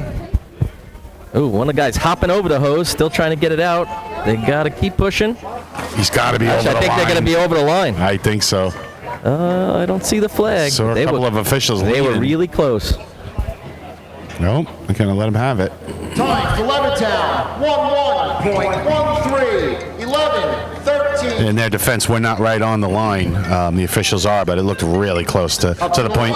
Number 30, the call plays from. To the point where the officials there did jump up and get a closer look. Yeah, I guess that must have been good. Yeah, they wanted to take a peek. I want to give a quick shout out to my daughter Ainsley, who's listening at home in West Sable. She just checked in. Wanted to know how the day was going. Hopefully you're home doing some hurricane preparation. As we wait for the Call Place Frogs to come to the line. Yeah, if it's a good time for family shout-outs, I'll give a shout-out to my sister Debbie down in St. Augustine, Debbie Cassay, listening in with her family. She's been a loyal racing fan, and she's a donator earlier in the year to the cause here. So hello, Deb. We'll see you in a couple of weeks. All right. She's going to make it out to the Labor Day tournament in Hagerman, it looks like. So Billy, how about Call Place and efficiency? Call Place and efficiency. Here we go. Frogs, 9:33 twice, a 9:56 and a 9:15 at North Belmont. So they can get it done, no doubt about it. Junior on the hydrant, Skeletor turning it on for him. Back at his normal spot. Chris Moretta up top with Joey Cola. Also the comedian from WBAB. All right, here we go. Chuck Podolsky calling him off. Call Place trying to get on the board here for the first time today.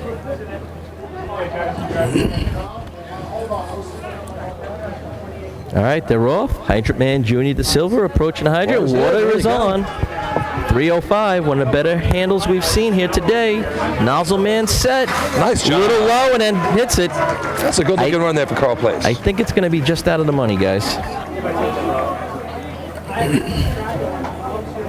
Time for call place, 9.819. Yeah, just out of the money, but nice looking shot.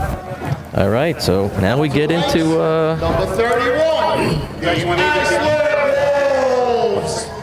now we get into our top two teams, guys, and let's do a quick review of the top five.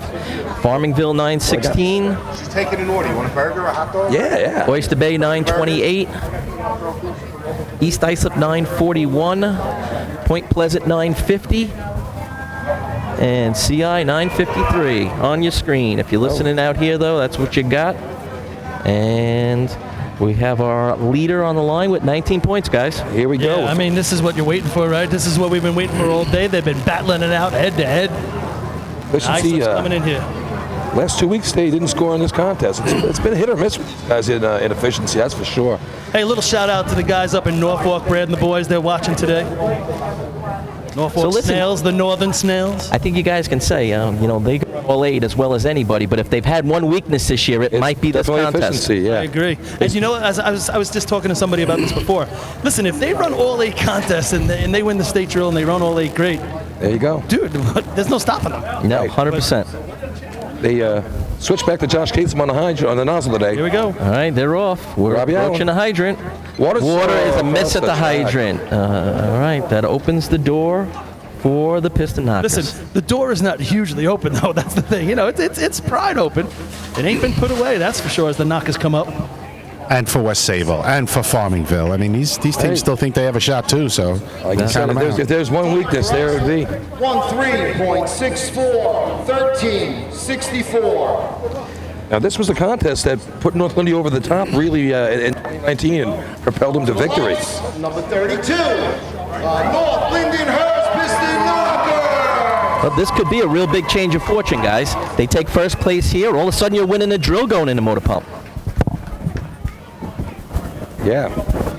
Big difference. Definitely left some meat on the bone for these guys. Well, that's what we've been saying all year. You know, you blow one, it's really blowing two, because everybody usually blows one. When you blow 2. Sometimes you blow more than that. Not only become famous, but And we have a plethora of Islip Wolves here in front of us on the fence. I mean, with that miss at the hydrant, just in unison, they all just turn their backs. The frustration. A gasp. Yeah, it's rough. Well, but listen, opportunity knocks. That's it. Gotta bash that door down here. Here you go. Who takes advantage of it? Exactly. Will North Lindy take advantage? All right, North Lindy on the line here. Farmingville already has. 887 twice in a row the last 2 times out for these guys, so getting it done. All right, looks like they're set. All right, Connell on the hydrant. Looking to make up for that Beatles miss. Very quiet. Here they go. Smedley right there. I think Smedley broke the light. Water on. All right, Ducky Fowler, nozzle man, he's getting set. Water out. And he gets it. Oh my God. Listen, that's when you run a shot like that, it's just that, bam, what are you going to do? That's the first drop of water, and that's on the target. Time for North Lindenhurst. 9.03. 9.03. Is that the same as a 903? Yeah, that's what it is. Just a little extra excited there. He's giving letters instead of numbers. But I'm telling you, the shot on the target right there was just silly. What a shot. Absolutely silly, right? Wow. You can't hit it faster than that. What do you call that? That's maybe a .55? That was perfect. That's a When you talk about that stuff? That's about it. Yeah, that's as good as you can do. What'd you have for a stick, Lenny? You know, we're eyeballing it from here. I mean, I had 320, but I don't see the lights. So. I had 318 Lenny going off the line. I had 836 water out, which Paulie will put it around a .65. Yep, I had 31. So yeah, Ducky and Anthony, great job up top there. I mean, they both shot that together. That's how you run the Guys, nozzle. by the way, Tony the Nose just dumped in that last 25 to make it an even 1,000. Hey, all right. Tony, thanks, buddy. Shaking down Neil. All right, Lindenhurst with 4 points, looking to put themselves into top 5 contention here. Definitely have the capabilities. They're on their way. Water on. Bones with the stick. Here it goes. Cazzetto and Brendan up top. Oh, he gets big tug up top. Yeah. Has never set right. Yep, he got caught in the hose. You see that? The top guy, the top coupler man, he gets caught in the hose, and that really just gave them a little nudge at the top there. Yeah, that whole hose lay didn't look clean. 0.33. 10.33. Well, once again, I think we talked about this last week with the guys on opposite sides of the hose, the backup man and the nozzle man. Number 34, the Deer Park Box. I'm not personally a fan. There's teams that have certainly made it work throughout the years, but I think that had something to do with it. It kind of, the way that he reacted to the hose tightening up behind him and running out of rope is a different reaction when you're on that side of the hose than when you're on the left side of the hose, So I wonder if he was running alongside with the backup guy, if his reaction to that would have been bid Rob Cazzetto when they pulled up. I actually agree with you, Chris. I think it had an effect there. You're going to look at this drill with 2 to go, and I don't think we could have asked for more. The 2 heavyweights who slugged it out all year long. Right? They're going down swinging to the last 2 contests right here. It's going to be a 1-point game, right? Going into the last 2. How frustrated is Farmingville that they couldn't put something on the board in the ladder races where they can run them? They just couldn't get it done, and now they've come on strong the last 3. Hey, we know they can run pump and buckets as well. So this is going to be a fantastic finish. All right, here come the Bucks. All right, that? whoa, water. Turn on person goes down hard. Put the stick down, though. Yes, he did. 100%. Almost. First water tickled it. I've seen more turn on people go down than anything all year long today. You don't typically see them go head first. Typically, their feet go out from under them. Hey, he got the stick down. It's all that matters. He got the job done. Time for Deer Park, 11.43, 11.43. I don't know. Billy, did you get a burger? Let me grab something, yeah. Want to take a burger? Up to the lights, I'll take the number burger. 35. Thank you. The Selvin Slowpokes. Again, that 9:03, your first place time right now. North Lindenhurst doing exactly what they need to do to get back into this tournament or to turn this into a one-on-one shot. Hey, Paulie, let me ask you a question. We've been doing the Fab 14 for a long time now, maybe 7 or 8 years. Do you remember any season where the number 1 spot in the Fab 14 changed hands? Because it did this year, and I don't think I've ever seen that before. Yeah, no, I think it has before, but the funny part is, not only did it change hands, but of all the people that I poll, and it's usually around 10 or more, that everyone had the same order every single time for the top 4. Huh. So when they switched it over to iSlip, there was all everybody switched to iSlip at that moment. Yeah, That's crazy. All right, Selden Slowpoke. Selden. Hair off. All right. Ooh, miss at the hydrant. Well, it's going to slow Patrick Swayze down here up top.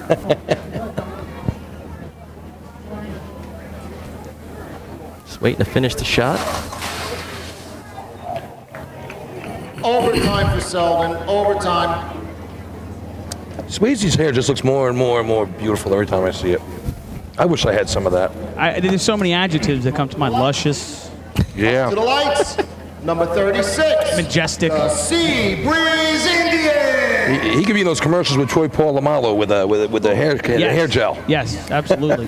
Yeah, Tom Cania running hydrant again for Selden, and he's a long-time junior, a lot of experience running hydrant. He's coming into the hydrant there. He's almost running so aggressively. At some point, you actually have to start slowing down at hydrant, right? You can run really hard and really fast, but for those last 15, 20 feet, it's time to take off a couple of steps and actually not sprint to the cuts to the adapter anymore, and you actually be way more consistent at that point. Especially here, look how much water's down in the track, folks. You can see it on the camera shot as well if you're watching at home. There's a lot of water down at the hydrant. You got to be able to come in under control at that point, and if you don't do that, you're going to do what happened there, where Tom kind of lost his footwork a little bit. This is coming from the guy who never took a stopping step. Yeah, that's true, actually. Sorry, Chris. Robert Scott Noonan's been told me that for 20-something years. I'm just glad you finally got a chance to do it on a broadcast. I couldn't resist. It was right there for me on a tee. Understood. I'm not mad at you. You served it up for me. Seabreeze on the line here. Continue their day. Just got nudged out in sea ladder for a point by West Sable. Jared Greathead. That's the name of the nozzle man. Isn't that a great name? All right, let's see what he can do. Ew. All right. And they're off. Sea Breeze coming into the hydrant. Chris Champion hooks up at the hydrant. Water's in the hose. Greathead out in front. All right. Nice job for Sea Breeze.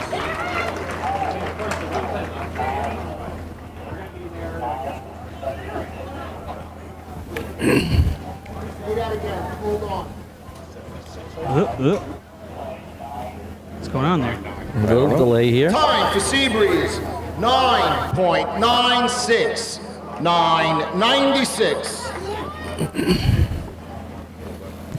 Hey, just a quick shout out to Chris Perry as well. Chris is getting into the efficiency contest, still 100%. Number 37, the West Hempstead Westerners. And obviously, not as many teams right now, but I could think back to state tournaments past where the announcers right about now, Bill Rouse's voice would start to crack, right? Monk would have nothing left in the tank already by efficiency, right? He'd just be grumbling into the mic, when he wasn't throwing Patchogue out of the grounds or whatever, or announcing the protest against the announcer. No one talks about that. I love that story. But anyway, Danny Schmidt from the Belmore Ball Breakers and the Belmore Ball Breakers throwing in a little bit in the Venmo as well. Danny, thanks, man. Thanks, bro. We really appreciate that. The 2021 old-fashioned state champs, Belmore Ball Breakers. Yeah, it was a fun tournament there. 1-point victory for the Belmore Ball Breakers over the Baldwin Tomcats. All right, Westerners here trying to get on the board. They're off. Danny Brome puts water in the hose. There it is. Good lay. All about the shot now. And they're going to get flagged for going over the line. Wow. Too long. Your attention, please. There will be a no time for West Hempstead. Nozzle man was over the nozzle line. I think that would have been out of the money anyway, guys, but I'm sure they prefer a time over that no time. Surprises me a little bit that they would make that mistake. They're pretty much on their game with rules and everything else. But it does happen. Sometimes this host stretches a little more than you think. Babylon Tail Dragon. No, for sure, Lenny. They definitely, it really wasn't even that close. It was. No, he was 2 feet over that. It was pretty apparent. Guys, since I do have a captive audience here, I just want to ask everybody, if you're watching on YouTube or you're watching on Facebook, hit that join button, that subscribe button, get our numbers up. We're just creeping over 2,000 subscribers on our YouTube page. You get a little alert whenever we go live. So hit that button. Let us get those numbers up to 2,000.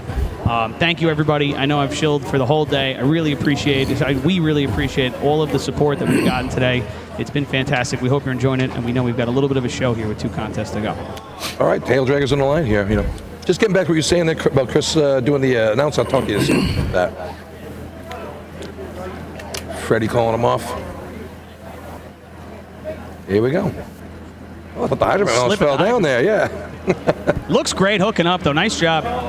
First coupling blows apart. That's frustrating. He's trying to pull the one off the hydrant. It's only going to come so far. Yeah, Hydro Man slips coming off the line and then recovers. Does a really nice job hooking up at the hydrant after that, too. So you really hate to see that run go to waste there, but nice job at least from the hydrant to about 48 feet into the run. So I was just thinking that in my first tournament upstate. Number 39, the West Sayville Flying Dutchman. Was 1994 up here, and like you were saying about the Chris doing all the announcing. I mean, that tournament started at 8 in the morning. We didn't get done here till 1:30 in the morning. So that was a long, long day for to be announcers. So good thing we had the extra announcers helping out. And West Sayville, here they are right now. And we used to have protests where we'd have to rerun contests. I'm sure a lot of you folks watching, you've been to this tournament before. You've been to tournaments 20 years past. The officials and the leadership in the organization have really done a great job at refining how we do business and making sure that we're not rerunning contests or there's a violation of the rules or anything. The show is really fun and it keeps on moving as we go here. Nice job by everybody because you're right. So a lot of that 1:30 was probably due to the fact that we had to rerun B-Hose or efficiency 3 times or whatever, you know. And then we had the rainstorm in the middle. We had a little delay there. That was West Sayville's looking to keep it moving right here. 9 points going into this. They want to get back up in there. All right, here we go. Need a big shot. 9:07, 9:15 on the year. Here they are. All right, it is. Good hook up there. Kelly Hoffman up top. Danny Tenney. Bang! Good hit. It's in the mix. It's in the mix.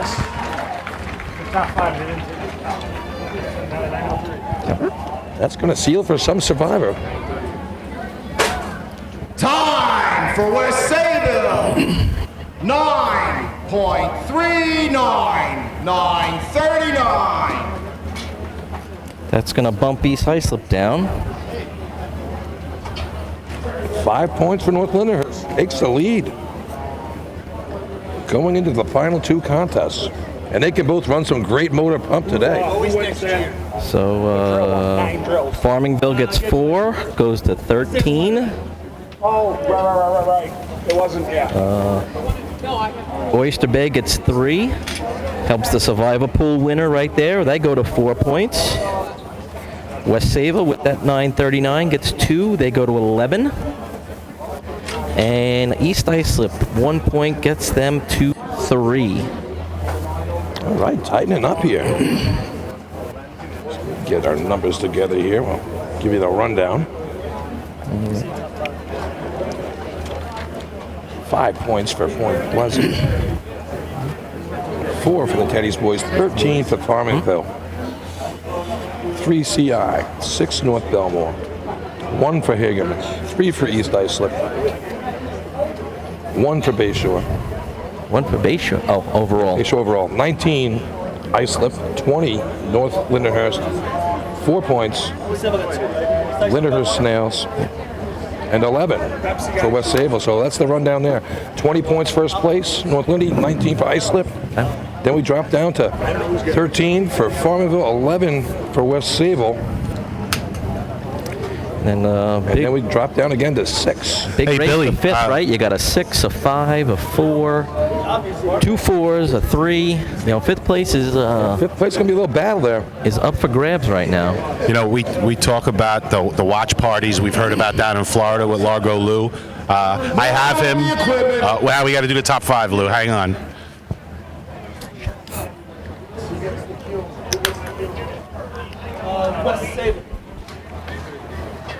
Results of efficiency. First place, 5 points with the time of 9.03. Number 32, North Lindenhurst.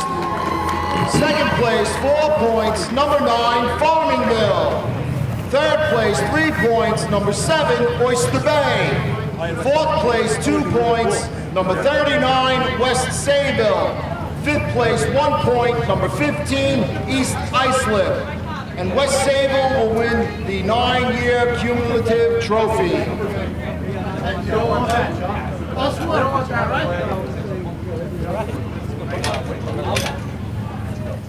Get the call here in a second. What were we going to say there, Lenny, before? Well, I'm right over here, Bill. We're gonna let Paul do his presentation, and then I'll follow it up.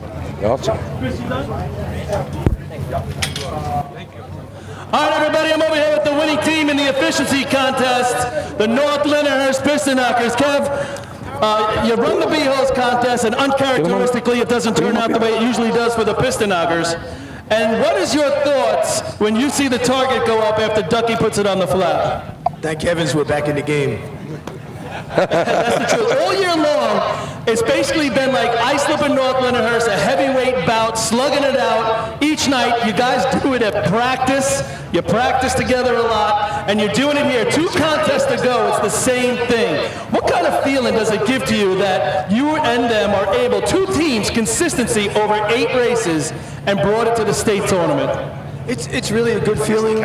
We know what kind of team we are. We know how good the Wolves are. Getting to practice with them guys is it's a pleasure. We make both of each team makes the other team better in practice. It's a great atmosphere when we're there together. I'm looking forward to the next 2 contests and see if we can defend our state championship. All right, North Lindenhurst, everybody, winners of the efficiency contest. Well spoken there by Kevin Connell. Yeah, before we go to break, guys, I tried to talk about it a little bit before. We know about some watch parties we've heard about in Florida over the years. Those have been organized by a gentleman named Largo Lou, who I used to call Large Lou. You're definitely not large standing next to me, Largo Lou, but tell us a little bit about how you got interested in drill team racing. Just a quick announcement. Out in the pit area, we don't think it's an actual racing nozzle, but we found a black Barway New York core nozzle. Looks like might be something that a kid was playing around with, but there's a New York core Barway nozzle up here on the arch. All right. Okay, so again, Lou, tell us about your relationship and how you got into drill team racing. So, like you and many others around here, my father and my uncles, they all ran. My dad, they were with East Meadow. I ended up moving to Florida when I was a kid, so I never had the chance to race. So, trying to follow it in the Fire News newspaper or something like that, I hardly got any information. Anyways, when the internet came about and you started doing it on the radio, man, it was awesome. I'm sitting there listening to it, and so I got to come. And then when you start doing the video, even better. And the only thing is missing, if they ever invent smell-o-vision, where I can smell a gas and smell the rubber, oh man, I guess I don't have to come anymore. But that would be awesome. But things you don't want to smell out here. Yeah. But no, I enjoy racing. It's in my blood. I got to come. I never got a chance to run, but this is the closest I can do, and came really close on the Survivor Pool this year, maybe next year. Yeah, Lou is second to this year on the Survivor Pool, which absolutely pays nothing, so sorry about that. Thank you for the donation. It went to a good cause. Keep up the good work with the watch parties. We know you really do well with that. Yeah, we have it. I already have it planned for next year. We're going to do it in Newport Richey with one of the former Lindenhurst Snail guys. He's going to do it up in his place up there, and because we move it around every couple of years. Who knows? We may even go Orlando next year, or the year after that, rather. So we'll move it around. So you had family that raced for East Meadow? Oh, yeah. Was that back in the day when East Meadow had the good teams? Oh, well, my dad ran. Actually, they did. My dad ran 3rd place in the state. It was the best he ever did. Yeah, they had some real good teams back in the day. 59 to 70 is when my dad ran. He wasn't part of the big efficiency teams. When they first team to break an 8 in efficiency, he wasn't part of that. But I got a lot of friends who were. That's fantastic. Yeah. Thanks a lot. All right, super fan Largo Lou, folks. That's him. Thanks, Lou. Thanks, fellas. All right, let's go to commercial. We'll be right back.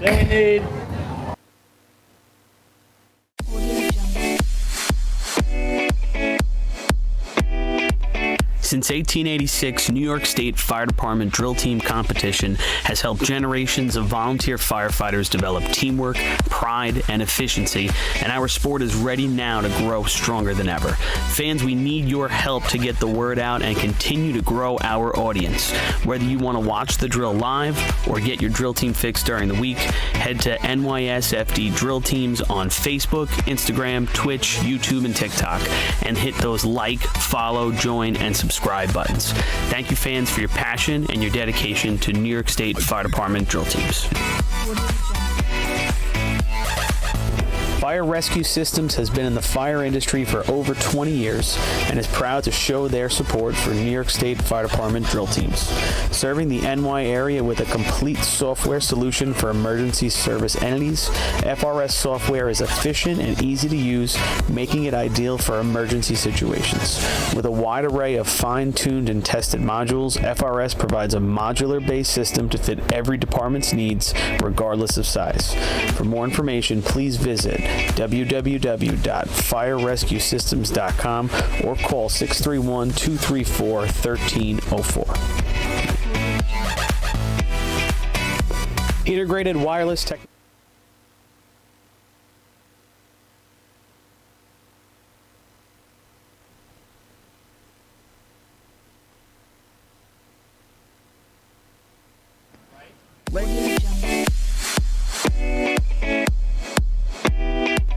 Since 1886, New York State Fire Department Drill Team competition has helped generations of volunteer firefighters develop teamwork, pride, and efficiency, and our sport is ready now to grow stronger than ever. Fans, we need your help to get the word out and continue to grow our audience.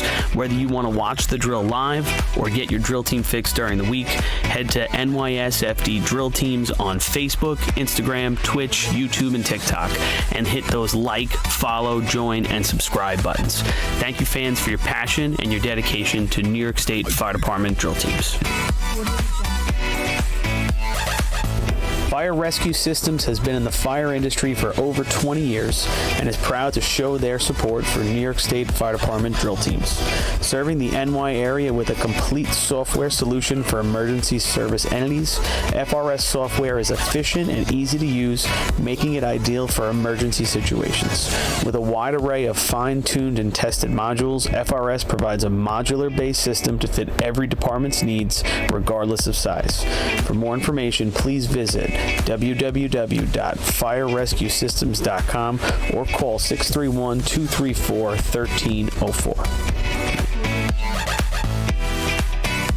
Integrated Wireless Technologies is proud to be the exclusive Motorola dealer for New York State Fire Department drill teams.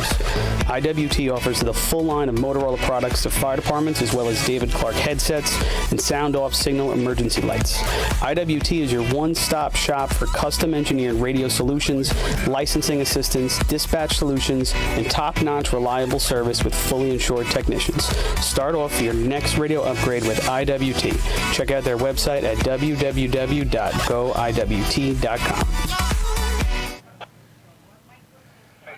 Next contest to be run is motor pump. New York State record is 5.45, currently held by West Sayville. Track record is 5.47, held by Central Islip. Overtime in this event is 10 seconds. What's that? Chris, if you can get the camera over here to the trailer. I have the winner of the survivor pool that I'd like to make the presentation. Whoever's in the trailer. If you can throw the camera up, that is on the trailer. Where's the camera? It's up here somewhere. Chris or Steven, you hear me in the trailer?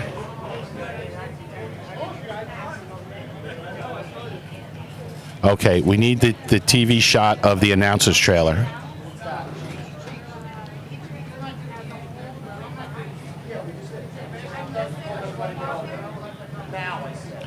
Okay, here we go.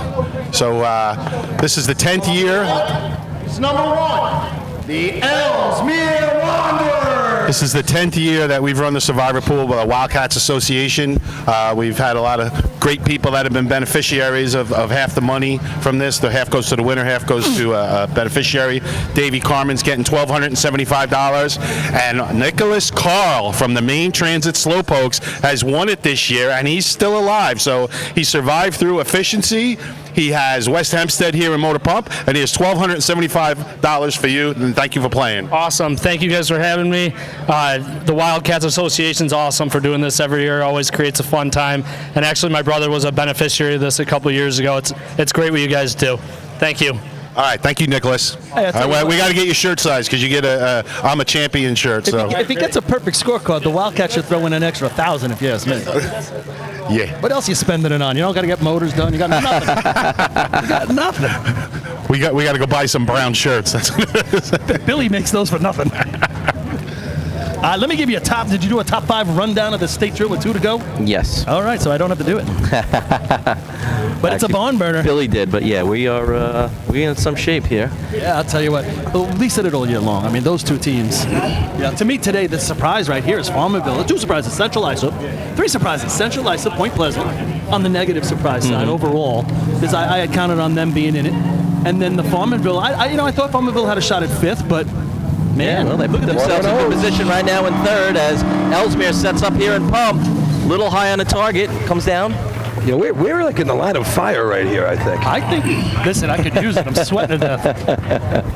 We need AC over here. I'm sure they're sitting in that trailer over there. Nice and cozy. Time for Ellesmere, 7.79, 779. Hey, best shot of the year for Ellesmere there. That thing pumped pretty good. I thought so too. The water really jetted out of it, right? Yeah, Farmingville's had 3 great events in a row. You can't ask for much more. The Manhasset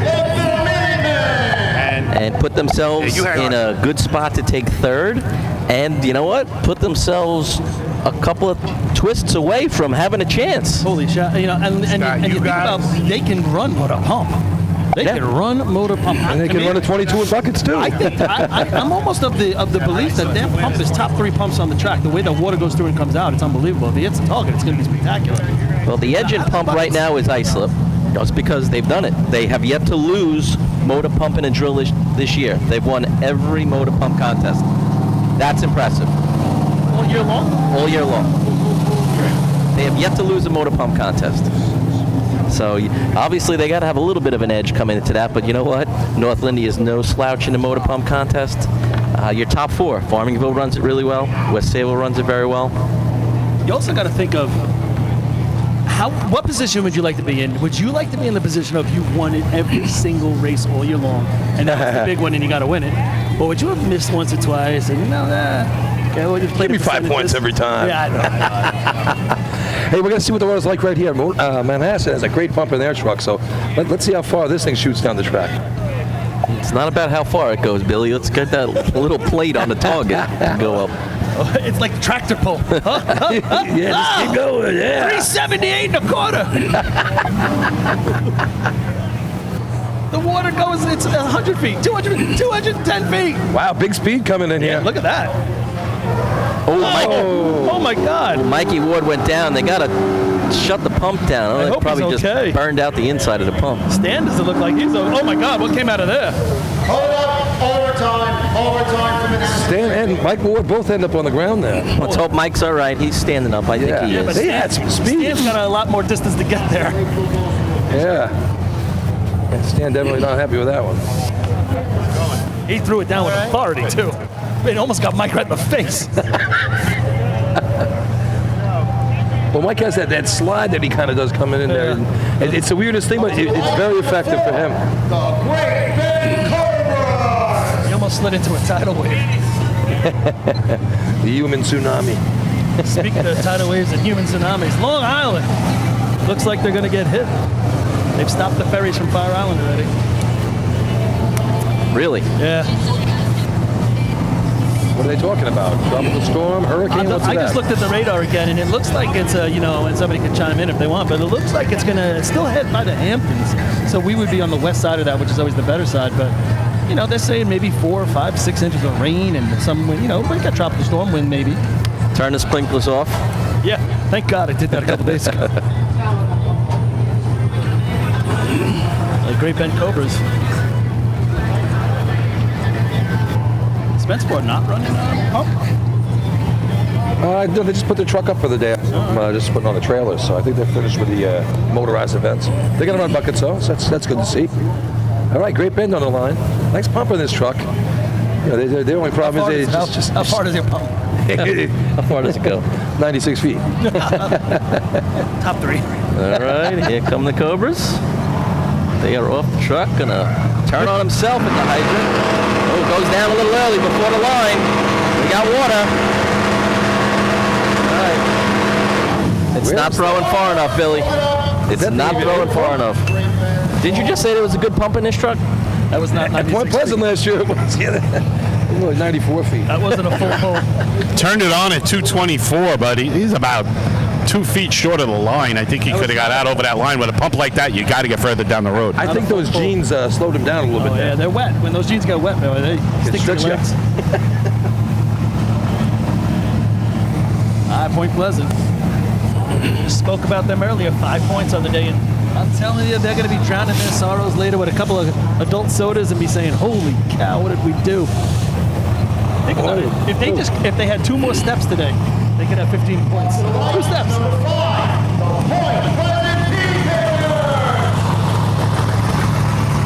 Yeah, the old coulda, shoulda, woulda. All right. A big shot here, though. They could put themselves in the top 5 in a drill. And right now, that's what they should be thinking. Yeah, best shot of the year, these guys, is the 619 at the CI invite down on Long Island.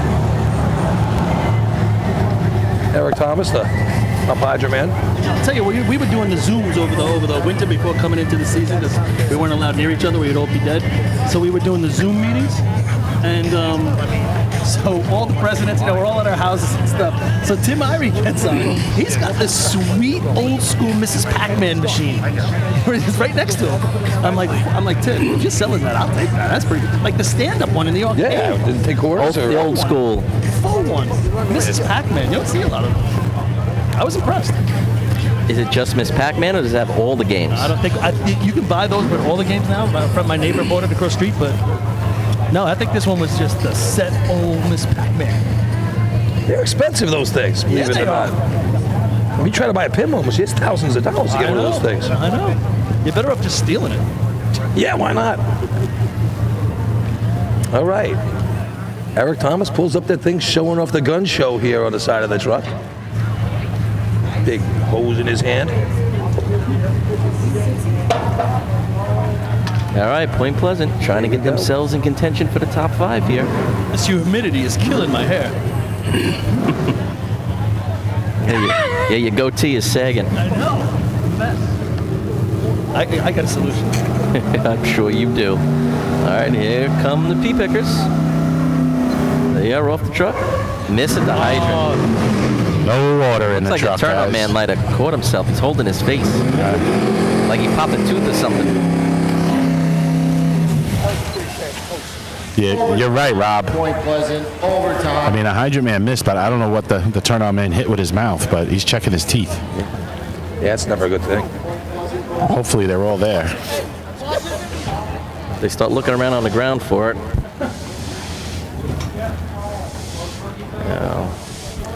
What could have got him? I don't know. He's standing up. I don't think he hit it. Maybe the hose got him? I don't know. I don't think he went. Light is number 6, the Hicksville Hicks. Did he hit the stick maybe? That's all I mean, could I'm guess, serious? but I didn't see that. I didn't see him go down, like where his face would have hit it. Bro, he kind of turned away and right away grabbed at his face. Yeah. Not really sure.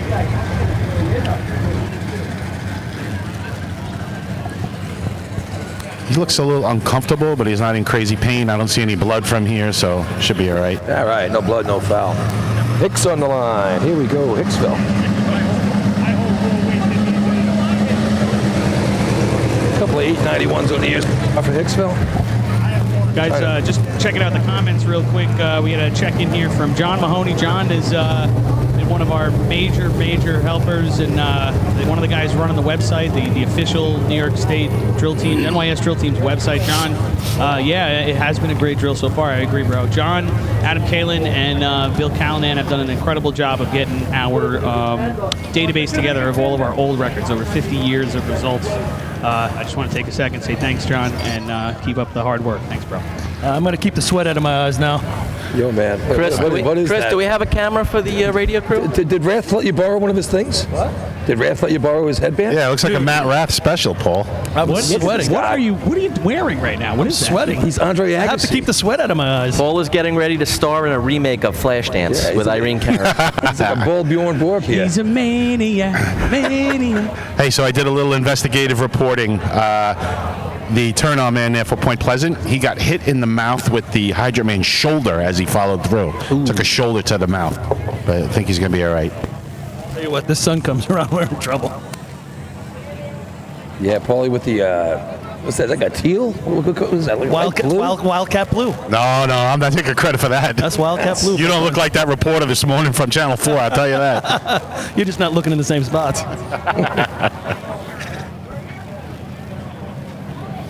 I think you guys have the same equipment.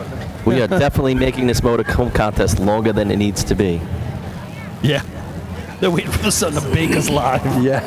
Oh, man, it's getting warm It's now. not hot enough, but they're going to put the sun on us now. Where's the clouds when you need them? Where's the hurricane?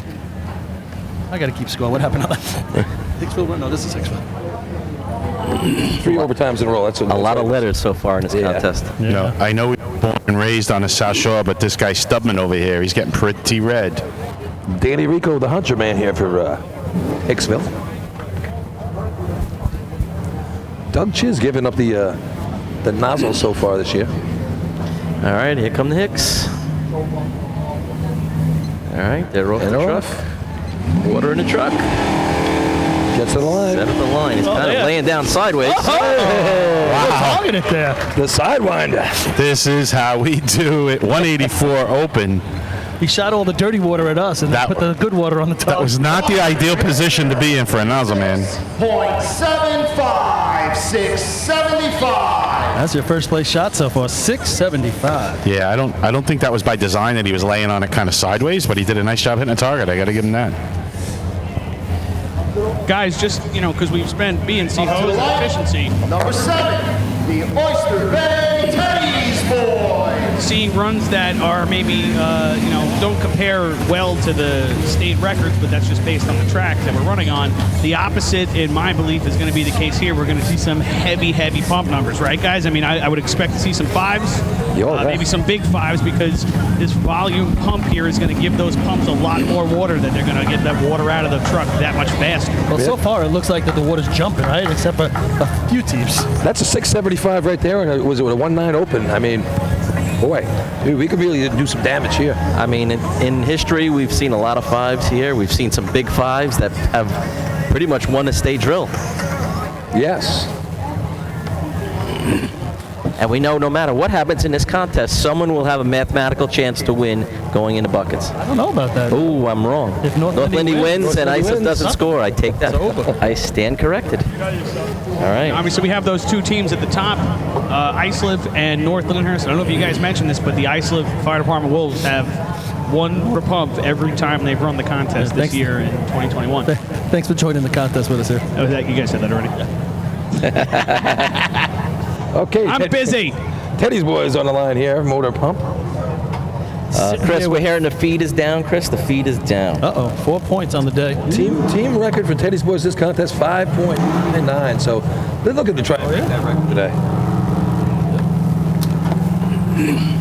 All right, here come the Teddy's Boys. What is it? Oh, miss at the hydrant. Still pumping.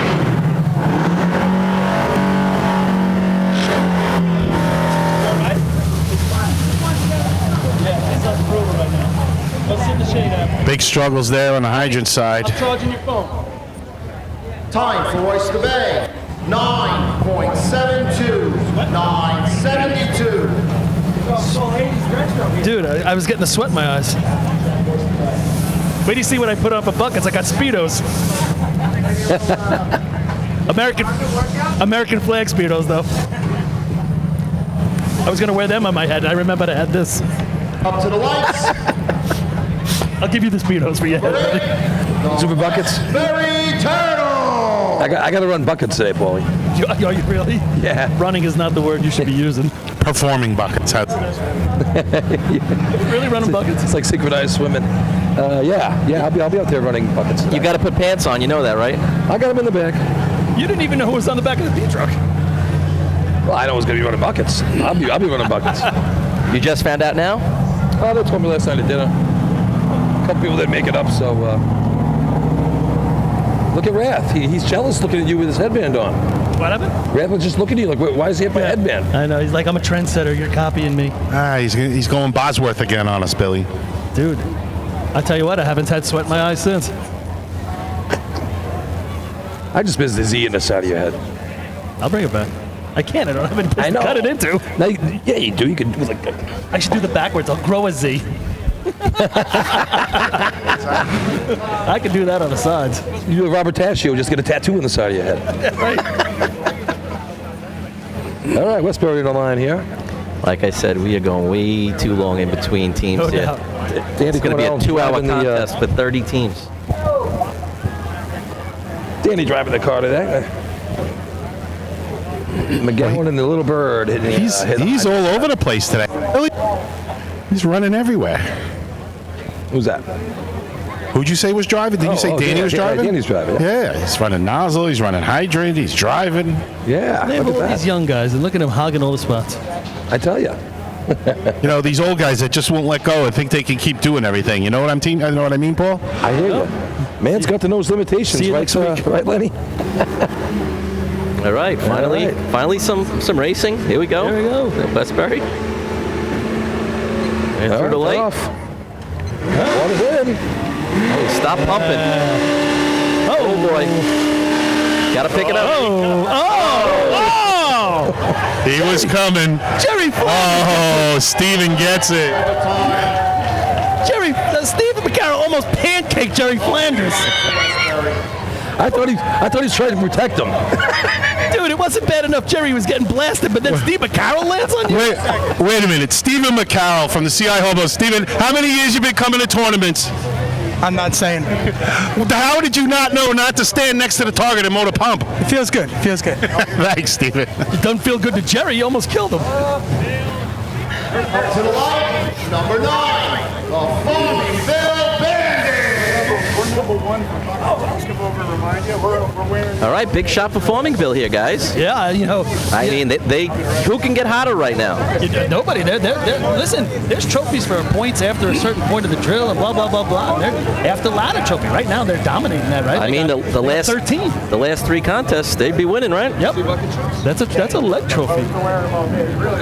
And like I said, they got a nice little pump in this truck. They got to be fired up. They just got to make sure when he's holding onto the side of the truck, he doesn't go over the line, the front pump. Yeah. Here's your chance to seize on some momentum, and you never know. Something else happens later on in this contest. They maybe have a shot going into buckets. And they're not so bad in buckets. What? We are. What? Buckets. He knows. And, we are number 1. So the Westbury comes by and they're all yelling at Billy, "You got to run buckets." First of all, We haven't done very well today, but we're number 1. Billy sent them all a text. Can you make me look good like you need me in buckets?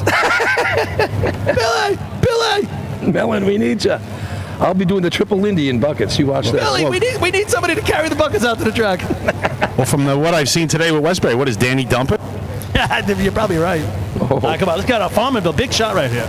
I'm actually middleman on the ladder today. That's what I'm doing buckets. How about this sentence? State Tournament 2021, motor pump, big shot for the Farmingville Bandits. Sitting in 3rd place, going into buckets.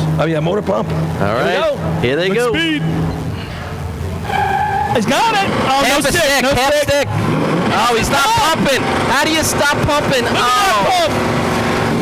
Teddy, you got to pump there. You just got to go with it. Half stick and all, you got to go. It was about a half stick, and I don't know if Dudley saw that or they told him to stop. You can't stop. Who cares about the pump? It's the state tournament.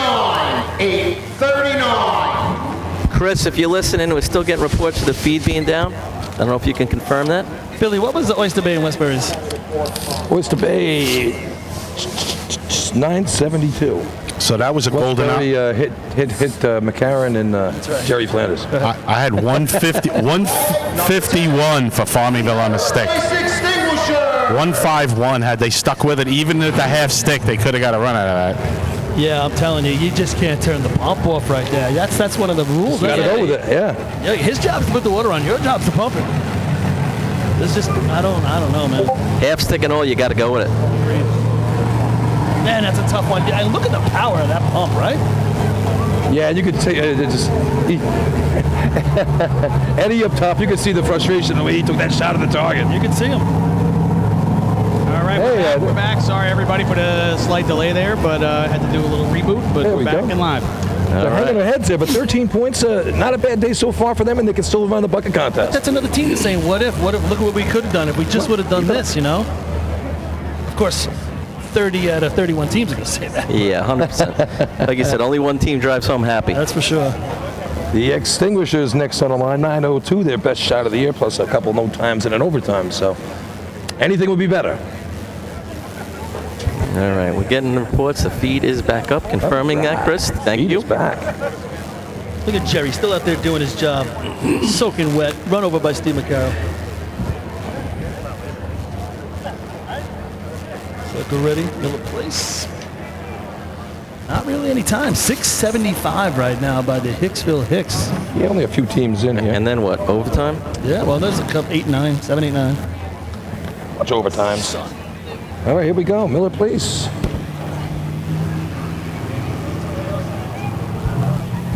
Justin Kiki hooking up with a hydrant. Coming in a little speed, guys. I think so, too. Hey, Water's in. Nice job. All about the shot. Oh, it's coming this way. They adjust. Got to get it up. Pick it up.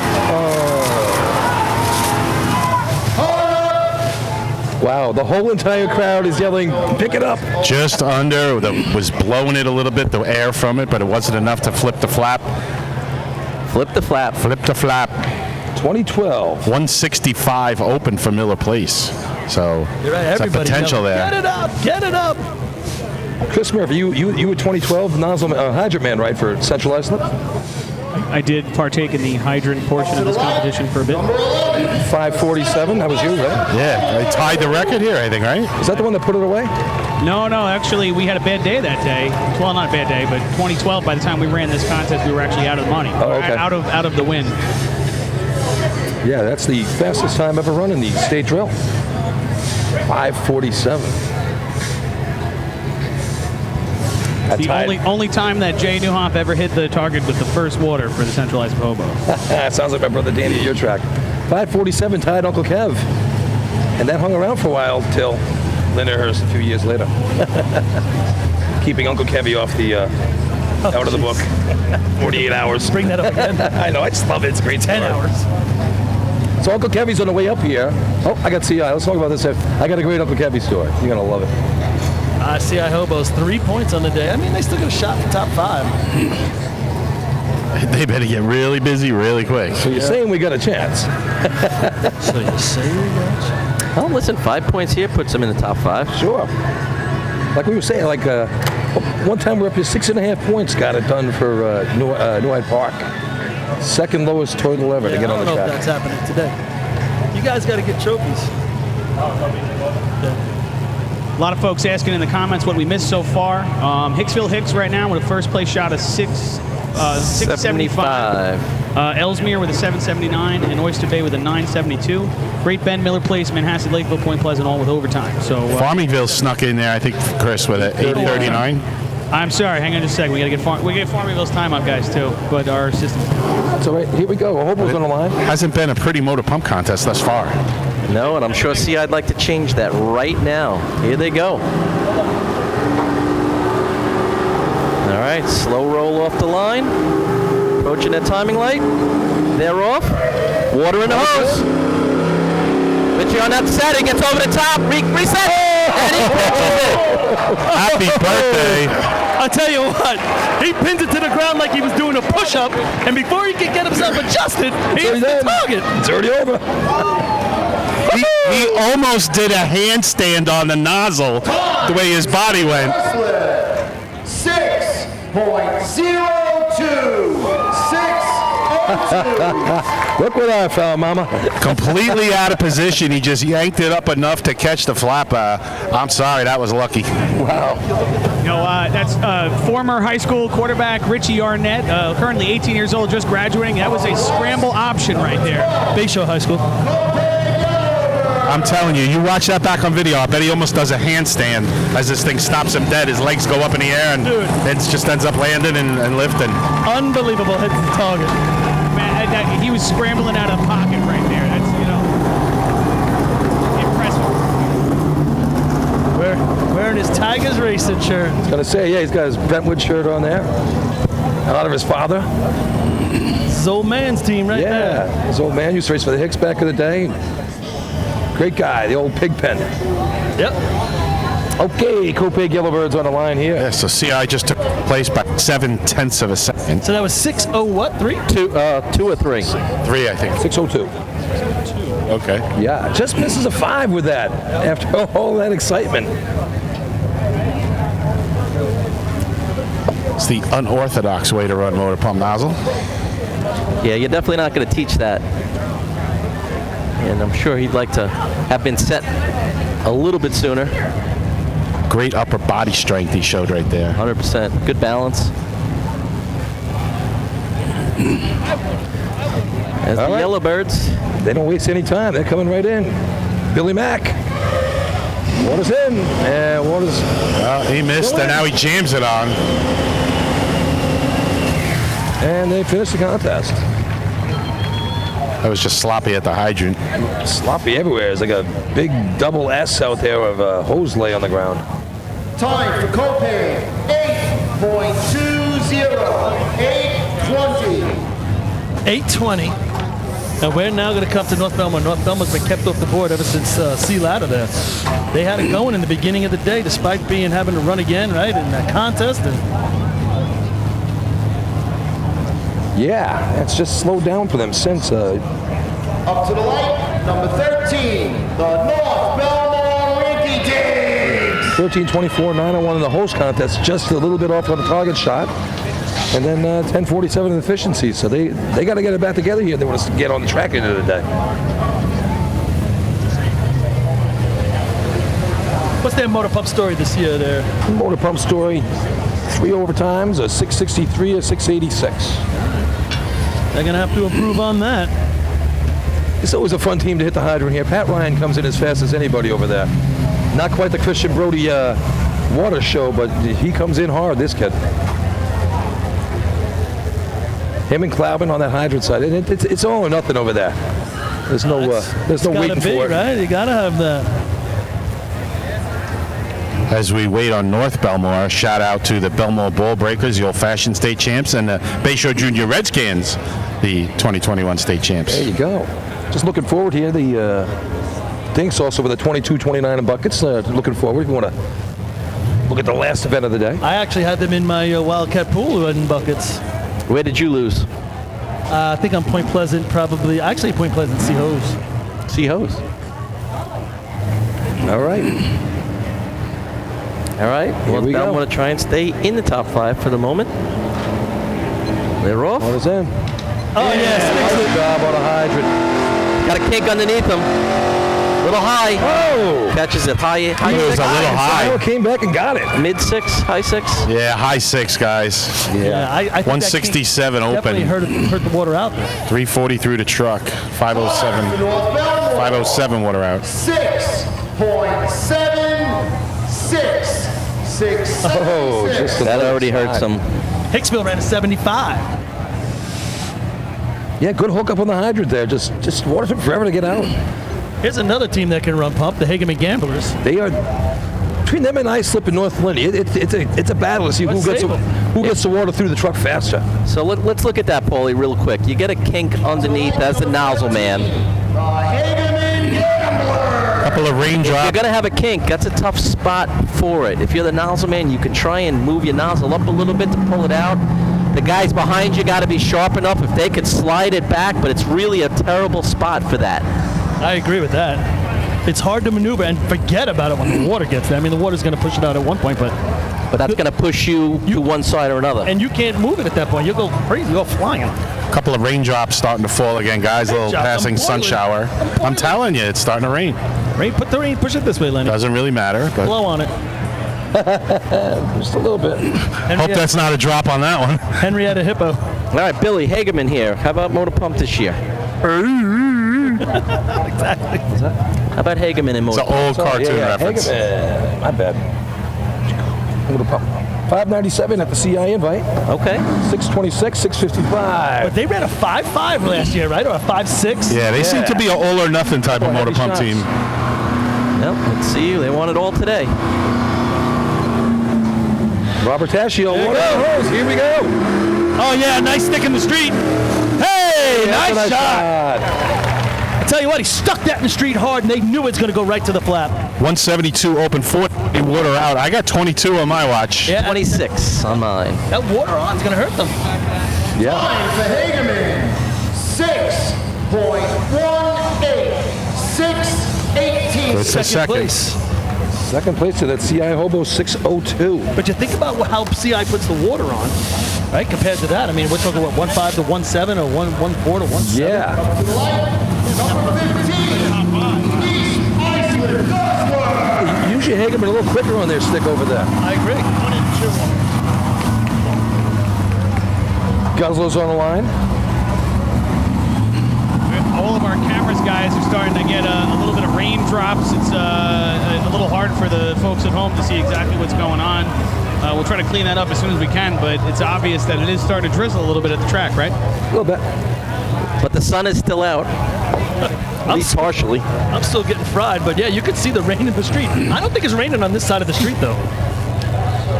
I don't feel it. Well, we got a roof over our heads, Scott. You got rid of your headband, huh? I'm not. It was crushing my head. I'm not used to being inside. I'm usually on the roof, Billy. Yeah, it's you. Where's the drop, Chris? Come on, Chris. See, I set it up for you. I actually enjoy fighting fires. Give me the roof one. I set it up for you Going on the perfect. roof of a fire and venting. I've seen you on a ladder before. And doing what I have to do. There it is. I've seen you on a ladder before, Paulie. What? I saw you in action on a ladder in Point Pleasant. Dude, it was not a pretty. It was not a pretty day. I'm in a. This is a true story. I'm in a fire one time. We were mutual aid. It was one time. No, mutual aid to Iceland, and I'm inside ripping shit apart. And who comes across? Jay Skidmore. He's like, "What the hell are you doing here?" Speaking of Jay Skidmore, here's East Islip. Chris Tregular's on, water on. Sandbag! Outman set. Oh, sandbag tickling it. Tickles it. Just under it looked like. 178 open, 518 water out. It's going to be a mid-7. Yeah. So, Lenny, who does have in the motor pump contest of the Survivor Pool? 7.35, 7.35. So Nicholas Carl is continuing in his perfect sheet right now, and he has West Hempstead to go in pump. All right, so he played it. And then he picked his own team, Main Transit, for buckets. Wow. I mean, if he gets a perfect card, you got to give him some money.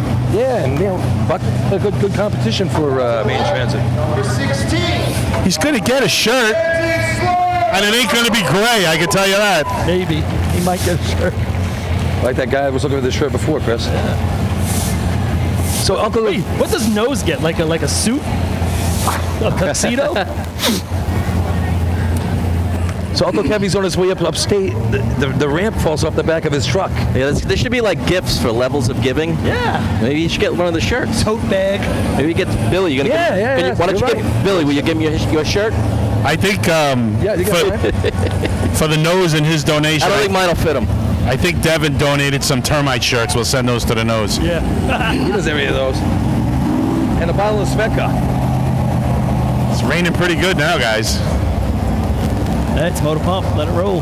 Hey, Mike Adams, Robert Schlack, Tom McLinden, thank you guys for throwing in on the Venmo, on the tip jar. Hey, Robert Schlack. There you Captain go. Sorry, Moby. Robert. No, I that's apologize. good. Captain Moby, yeah. NYS FD drill teams on Venmo if you want to give us a little tippy tip. Hopefully that'll keep the broadcast alive as opposed to about 10 minutes ago. And thanks everybody for being patient dealing with that, by the way. Chris wants a tippy Everybody tip. just typed in, I want my money back. I want my tippy tip. Hit refund. Yeah, they made the donation. The feed went down. Oh no. Refund button. Give me my money. Main Transit. Hey, they fell for it again, Paulie. Quick, let's get out of here. Here we go. Good speed coming in with Main Transit.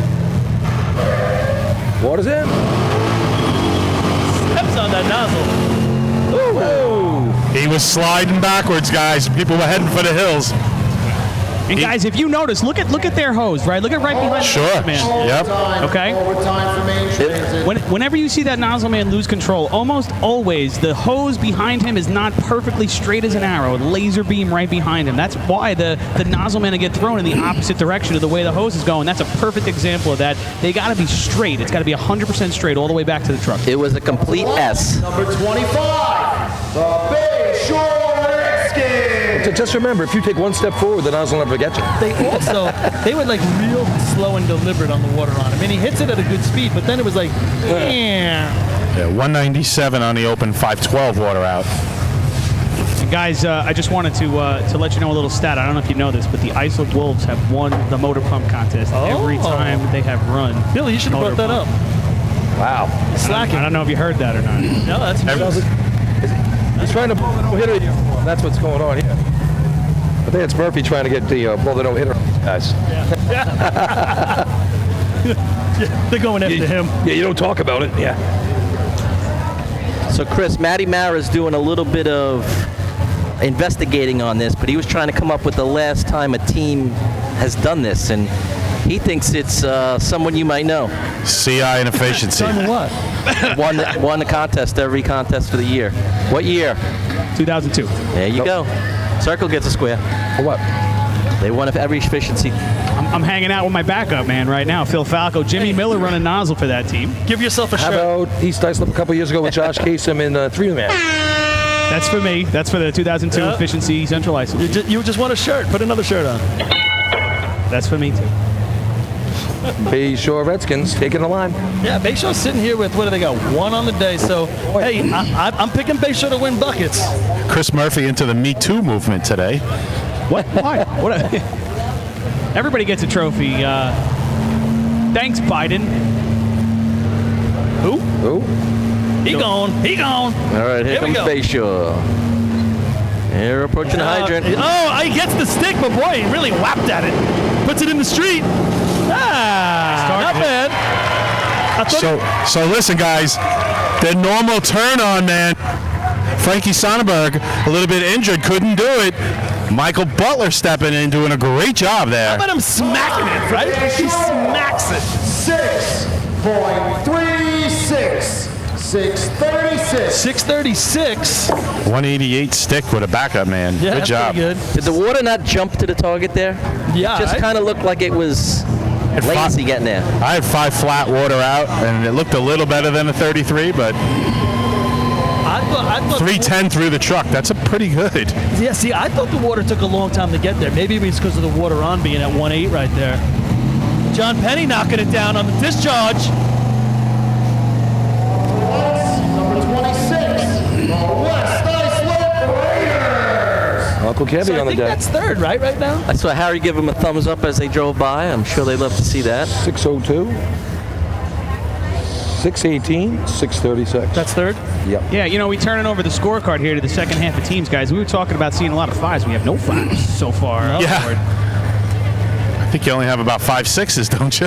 How many you have? 4. Oh no, the fifth 5. one is now Bayshore. Yeah, you're absolutely right. Yeah, I think if you look at Bayshore's shot again, I thought the first bash of water was under the target. Correct. Yeah, And I then agree. it comes up and it hits the target. So I mean, you're talking around the 6.0, 6.1 if you blast it. Yeah, I agree with that definitely. But it's just surprising. You know, again With the 1.8, with the we've 1.8 done that. water We've on. done this to ourselves every contest where we get to the fold and we go, oh man, there's really some lousy times out there, and then everybody blows it apart the second half of the scorecard. So let's stay tuned. Stay tuned. Maybe West Islip. Former state record holder in this contest. With this rig. Throws that stick as he goes right Half by. a stick. Just low. Just low. I think he comes up short there at the nozzle. I think if he goes a little bit further, he hits it. He's right on the line, Paul, but he just didn't lift it enough. And it was a half a stick. Time for West Islip. 9.11. 9, 11. But very hard. 167 on the half stick. So Spanky, nice shot, attacking it right there. But to me, the way he slammed it on the ground, I didn't think he was thinking he was lifting at all, right? He slammed it on the ground like the driver's going to hit the target. Yeah. Usually, 9/11. 27, Patrol, 40 Thieves. Usually when someone's going to finagle the nozzle up and down, they're not going to slam it like that, you know? Well, I mean, you could start there as your base, but you better lift it right away if you're going to need to lift it. He looked like he had a lot of pressure on it. All right, Patrick 40. Did Patrick score in this a couple weeks ago? Yeah, they had a 687 at the Gonley. What's fifth over 3 points. They got the numbers up, Billy? Right now, 675, 76. 676 fifth place. You're going to start compiling who's winning shit.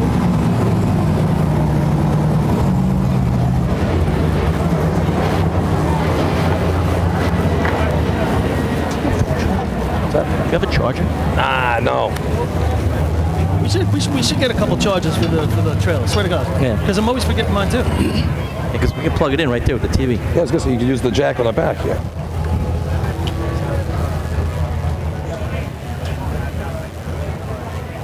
All right, Patchogue. Getting ready to run in motor pump.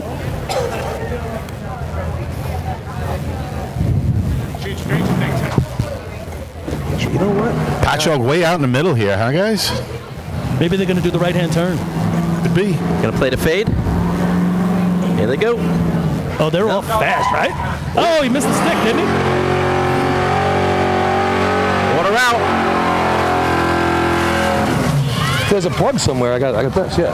You know, Paul, I liked his style. He started it on the road. He brought it up slow. He was just a little bit off to right. 8.50, 850. Just a little off left to right when he first put it down. But everything after that was perfect.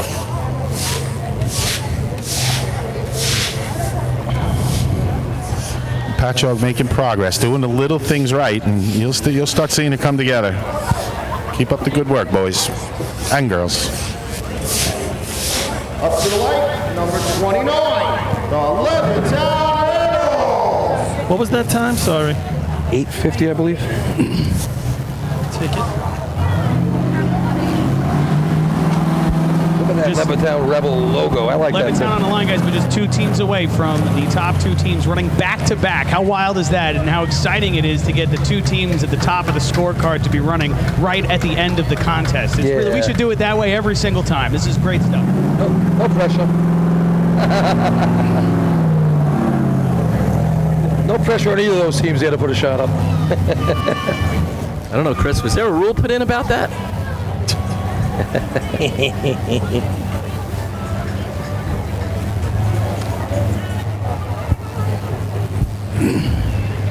North Lindy, Islip, Farmingville in third. 2-point lead on West Sable.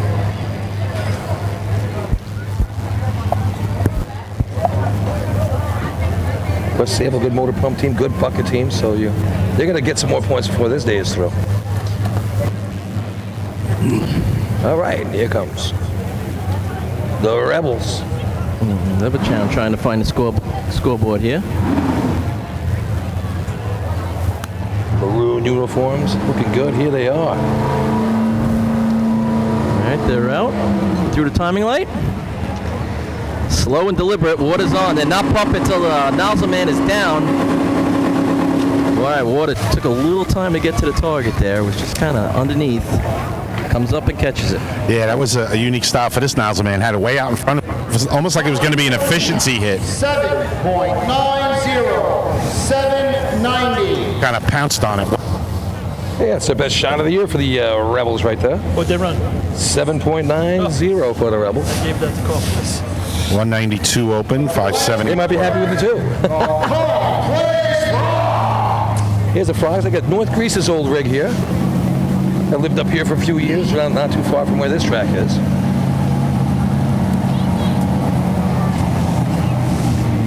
By the Rochester area over there.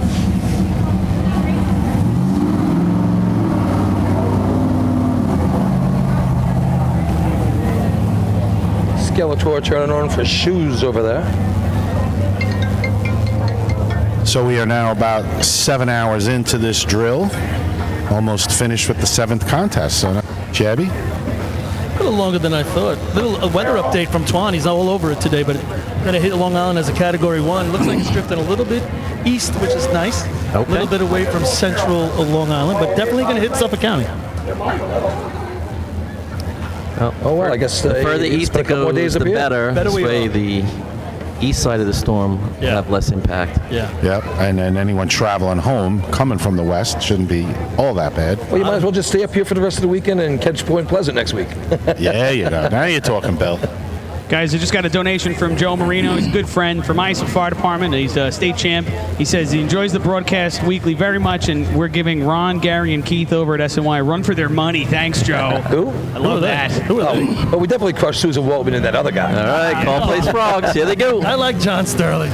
Wow. Oh, he came in hard. Yeah, don't Came they in have way it? too hard, guys. That was I would like John Sterling. That was an all or nothing, and it was a nothing, and now it blows again. And they didn't get it on. Hold it up. Overtime. That was super fast. Overtime.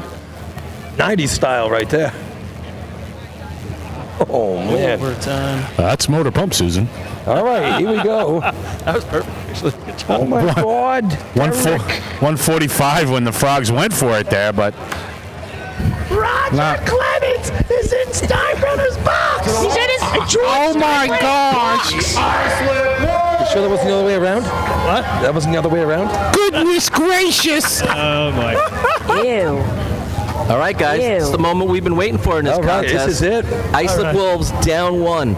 Billy, go through what they've run this year, Bill. We've been waiting for this all year long. I mean, we saw it coming. It started in Lindenhurst. It's been there all year long. These guys trading shots back and forth, back and forth. Yeah, they put Here up it some is. really impressive numbers in this Islip on the year, 624 at Lindy, 611 at the North Belmore, 583 Selden, 594 at the county, 580 at CI, 644 at the Hempstead Invite, all 5-pointers. And right The behind most them, impressive one might be the 6'4" in Hempstead. in the same stretch, I was just about to say, don't bat an eye at that 6'4". That might be the best shot. North Lindy, 585, 619, 630, 653. So it's all right here, down to these two guys. So how about this, guys? I'm standing over here on the sideline. Kevin Kinley just comes walking up to me. He's got the Kevin Connell shaking like a leaf thing going on. He, last couple of weeks, he's been running pump nozzle for North Lindy. Now he's out of the race, and he says, I got emotions. They're coming out either way. I don't know what's going to happen. All right. But he's a great athlete and did a fine job filling in, and he can only stand here and watch. You'd rather be in the race, boy. It's too I'm sure. nerve-wracking to watch it. It all starts here with Kennedy and Leggio Jr. on the hydrant. These guys, we were just talking about the other day. When you watch Kennedy come in, he comes in sideways like a crab and really throws us down. And Tom Leggio Jr., his father out here is an official area rep. Here we go. No pressure. Wow, crowd very tense. Yeah, it's actually quiet. It's ready to go. This is what it's all about right here, guys. This is so exciting. All eyes are on it. Let's all stay under control here. All comes down to this. Like you've ever done that before in this All right, here comes Islip. They're off the truck. You're right. He doesn't crash. Oh, misses. You thought he was on, and it almost popped Misses off. big. Now it's not in pump. No. Doesn't matter at that Matt's got a loop behind him. boy. Wow. That's huge. Absolutely. This is the state drill right here. Yeah, they could lock So it up. what's the number? 602? This What's is second place? So one. It's the shades of 2019 when Islip puts a big shot up that they need to do, and then they go to the hose tester in the game behind the game, knowing that if they pass that test, they still got a shot in buckets. But they fail there, and North Lindenhurst wins on that failed pin test. That was a 1-4-0 open. Yep, but hey, that's the way they run it. They didn't do anything different. He just didn't hit it. I thought maybe the water was on before he was there. Lenny, you were close to him. Lenny, he looked like he hit it and bounced off. Yeah, it's kind of a little hard to see for you, but I agree. And then it just plowed him backwards. It was over. What's second place right here? 618. 618 second place. So if they beat a 618, they're guaranteed a tie for the state championship 2021. Yes, sir. Chris Connell. And you know what? I'm going to say they got to have a lot of confidence at this point. Sure you do. They just got to have a lot of confidence. They got Vinny back. They got to be feeling good about that. Listen, the door is wide open right here. Vinny Bogert injured 2 weeks ago, did not run the last 2 weeks. ran the speed contest, but this is a foot race, right? I mean, this requires a sprint here, so we're really going to test that injured ankle for Vinny. But this team is a veteran team here, and this is the opportunity that these guys have been waiting for. Here Let's it see is. if they can close the door right now. Scott Rice driving him in. Chris Connell going to be hitting the hydrant over here. Dave Liskey, he'd be turning it on. This is going to be fun. Vinny Bogart, one of the best nozzle men out here on the track. Let's see if the water gets up to him. All right, here they go. They roll off the line. Good speed. Approaching that timing light. They're through. Water is in the truck. Pump is on. Vinny is set. He's low. I don't know if that's going to be it. I don't know, guys. It is, guys. I have 689. Yeah. Wow. After 156 open. And hang in there. North Lindenhurst, 6.82. Oh boy. 682. We're going to buckets, ladies and gentlemen. But where is that even in the money? Oh, it's out. I think it's fifth, maybe. 682 is out. Is it? 676 is your lucky No, dog. it's out. Yeah. Guys, after 5 contests where these two teams answered each other run for run, and now here we are with the door wide open for both teams, and neither team can close it. All right, so Unbelievable. here's my question for the finale of the day. This is basically they're tied.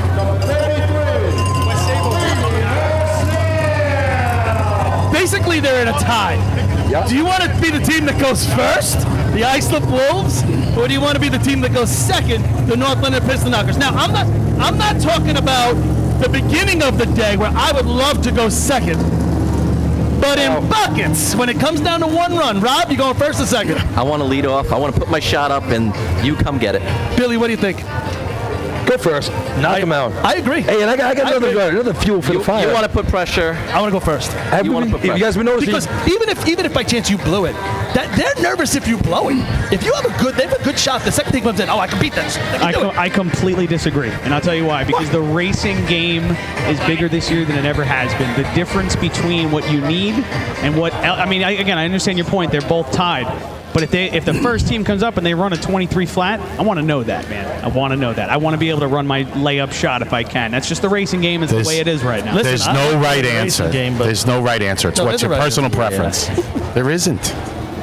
What do you like? I just gave you. Well, Paul spoke, so it must be. I actually enjoy fighting fires. Oh, man. That doesn't get old. I like it.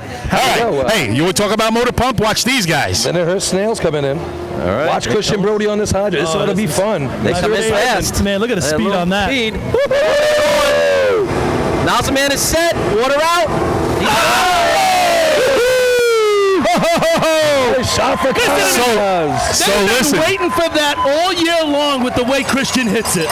All year long. So, Paul, he knew he had to lift the nozzle a little. He started up. He wanted to hit it first drop. 6.02.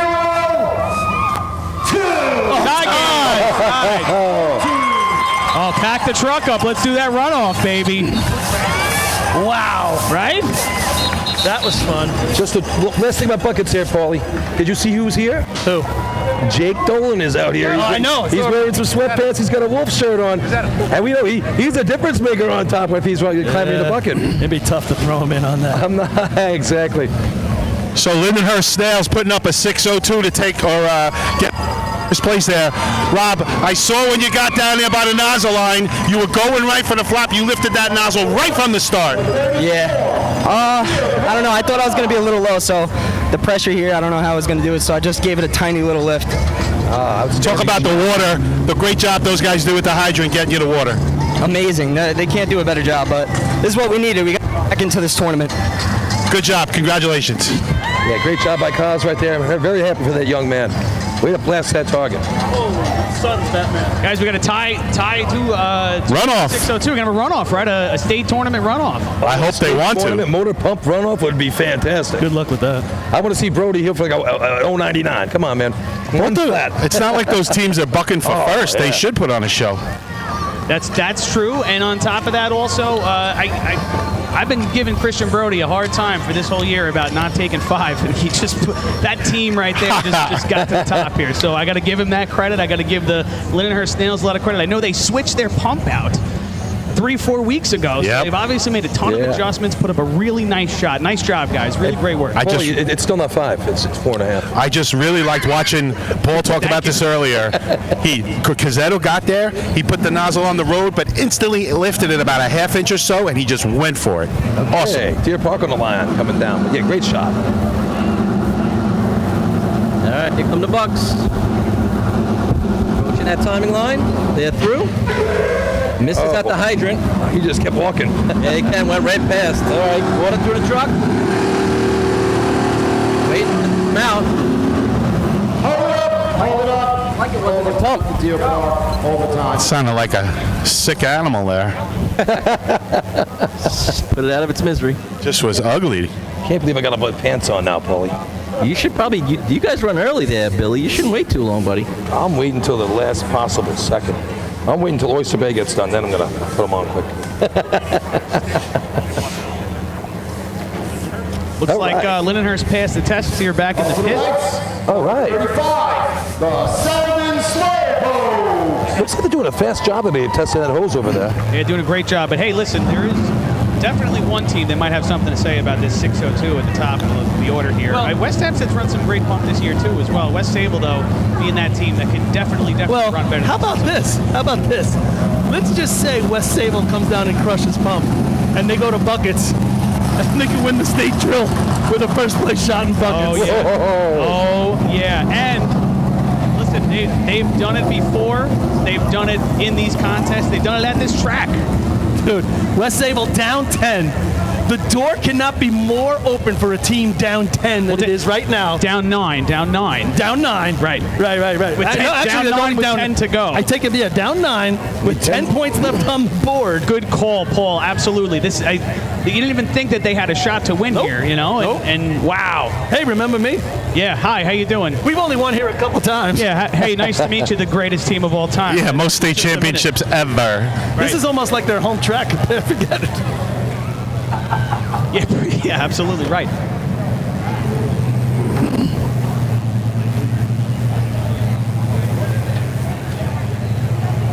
And if there's a team in the sport that could do it under pressure, it's the West Sable Flying Dutchman as well.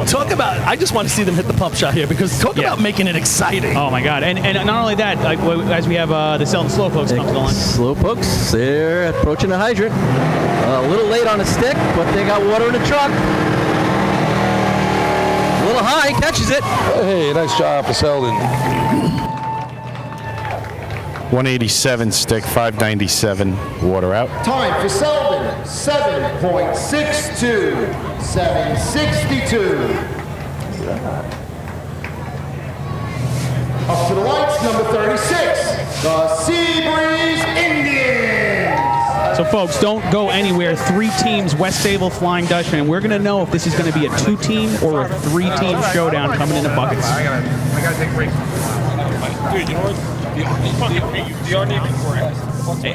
know what? Not only that, guys, but the West Sable Flying Dutchmen have proven that they are the most consistent bucket team on the track for the past 2-3 seasons as well. They've put up a ton of shots in buckets. Yeah, really all about it. I mean, nothing less than twice less than a 22 in the last 3 years. I mean, that's something else. 2094, 2020, 2121, 2171, 2183 this year alone. Yeah, they're a machine out there. Same team, they've been together a long time now on that ladder. It really shows.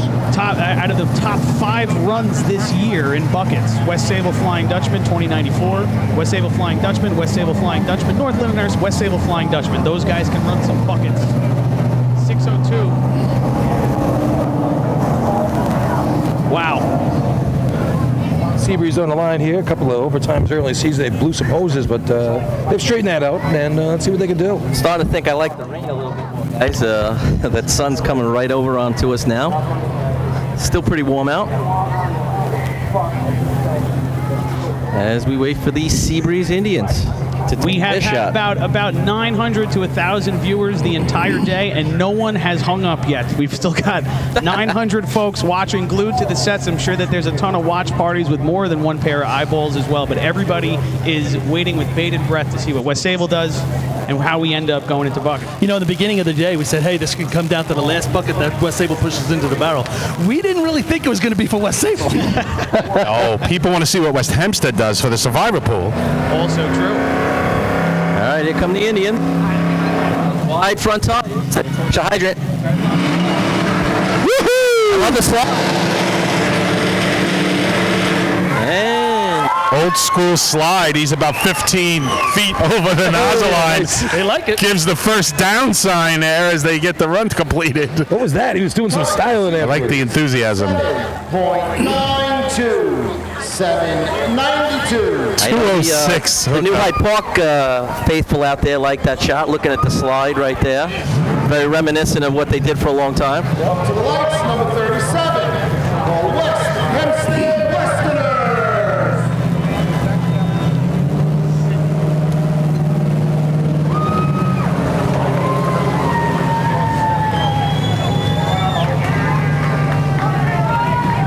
What a tournament. I mean, these two teams, we were thinking 27, 26, right? Now it's going to be a squeaker. West Hempstead's got a 5 under their belt this season, and we know that they can do what they in the motor pump contest.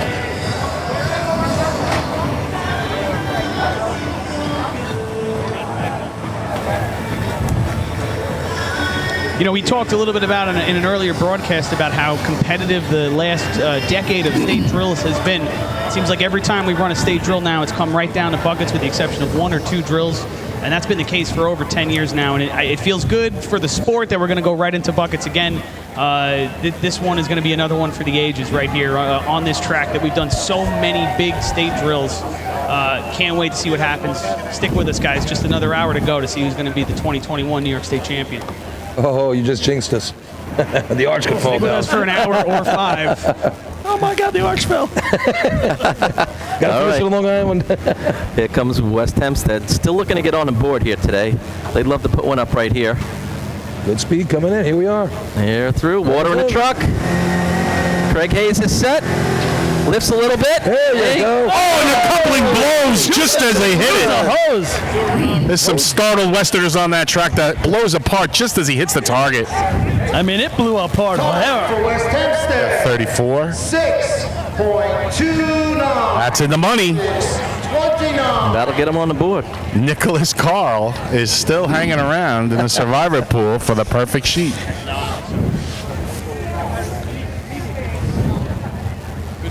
Yeah, that was something. You got to get lucky that he hits that target, and as soon as the target goes up, the hose breaks in half. 602. That's something else. We got 602, 602. Number 38, the North Barrel Tail Dragger. 618. 618. All right. Yeah. Then is that 29? 2602, 618, 629. And Bayshore? 36. 636 Bayshore. Yeah. There you go. Top 5. Another sub-story here, guys. The Farmingville Bandits creeping into a locking in of a top 5 placing in the state drill, which is, I believe, the first time for them right now. Absolutely. They also are going to win the Ron Chipman trophy from Maine Transit up here on the dais for the most points in C-hose, B-hose, and pump. A beautiful looking trophy. Nice job. Yeah. North Babylon with one team to go behind them. West Sable still has something to say about this tournament and this contest.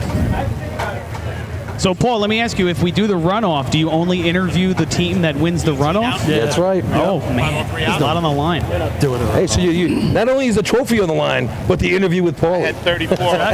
The fun stuff. All right, come the tail draggers. To me, it's all about the interview. Keep the trophy. All right, North Babylon making their way through the light. Long run. Oh, they dropped the hose off the side of the truck.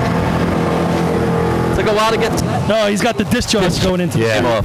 That knocked the guy over the guardrail on the other side, but this is going to be a no time anyway, guys. I think they were off the truck early. Yeah, they ran a long way. I think they're going to call an Etzel on this. On the hydrant side, Lenny? I'm not sure. I saw. Attention, please. There will be a no time for North Babylon. Member off the back step. Babylon. Before the line. Member was off too soon. I saw Pete Savage waving right away. So big shot. Yep. Man, I'm watching Paizo here, and Number 39, the West Sayville Flying Dutchman. Paizo's wearing a path in the grass in front of us here, pacing back and forth. Paizo's wearing a pacing back and forth, putting a hole in the grass. Pressure gets him in a West Sayville this season at Central Islip run a 586. That's their best run of the year. Otherwise, only a 661. They've only finished the contest 3 times this year, so it's either feast or famine for these guys. Yeah, 3 overtimes. At Main Transit, they have run a 583, a 586, a 587, a 634. So they know how to do it, and they know how to do it here. No doubt about it. Joey Quenzer on the top here, record holder. Danny on the hydro with Billy turning on. So here you go. Just get some water in the truck and let Joey do the rest. That's the name of the game. And don't forget also, I know the team's a little different right now, but you're looking at the New York State record holders as well in this contest. So these guys can do this right here, and it will change the entire face of the tournament as we go into buckets. I think it's most exciting that after this contest, we'll take all the teams that are at the top 10 and move them towards the back of the drill. That's going to be really exciting. I've never heard of that. I wish somebody would have come up with that idea. Yeah, I mean, so why you're a little late to the party, Chris? Sounds fun. State record is a 545 by these guys years ago. In the back of the pack. Kinda. That's not the point. They're really doing a clean job here for West Sayville, and rightfully so. I mean, this is the state tournament right here. Very important shot right here on the day. So 9 Time points to beat is down. 602 to beat for the, give him a chance going to the buckets. 9 points down, 10 points left on the table. Can it be done? If it starts with a 5, buckets is going to be very interesting. Oh, it's going to get crazy. I mean, come on, fun. That's fun. I got to admit, I really don't have a horse in the race, and I'm rooting for a 5 right here. I want the show. I want the drama. So quiet. Everyone against the fences to see what happens here. Look at this. I mean, this crowd is into this tournament. Just quick. It's fun. Just quick while we have this delay. Look at the end of the track by the hay bales. Look at all the drill teams lined up. They're 10 deep. Yep. The people. Everybody's watching. This is a day and a half. And they're watching at home, too. 1,000 people right now tuned in. Don't go anywhere, folks. I'm not sure why there's a delay now. No, they're really trying to clean it up, but I think they've gone a little bit overboard. If you're Yeah, but nobody's moving a broom. Nobody's moving a broom. Just took off their adapter and they're walking away. What? I think West Sayville's asking for it, but I don't know if they're going to give it to them. They're gonna pump water out of the hydrant here. What's going on right now? I don't know. You're right. They're rolling out a hose. I got to find out. Oh boy, they're draining the hydrant. Why would you do that? Is there oil on the track? What are they trying to do? Could be oil on the track that they're going to try to get off with. All right, so guys, I just talked to Stanley. He was down there. He said there's all marbles and not marbles, little rocks and pebbles must have fallen out from somebody's truck. Maybe when they were unloading their truck, they had it on the back step or something like that. So they're going to wash the track. There's a lot of wow, I've never seen this before. Pebbles. We're going to wash the track. Honestly, if I'm West Sayville, I just want to run. Yeah. Although West Sayville, a little picky sometimes with their track. I don't like it from West Sayville's point of view. I mean, there's no rocks and pebbles on my track in Westbury. I don't want to think about this for another minute if I'm West Sayville. I just want to get out there and run. Me too. Yeah, I don't like this at all. I mean, I guess they're bending over backwards to be nice and do the right thing and give them an opportunity, but for me, get the hell out of the way. I want to go. I want to go. What kind of precedent are we setting here? No. Yeah, I don't like. You know, you put that kind of water on the track, I think they should have the rollers out now. Absolutely. Oh, but it's against the rules. Only bristle brooms allowed. Yeah. I don't even know what's going on. That was bizarre. I know.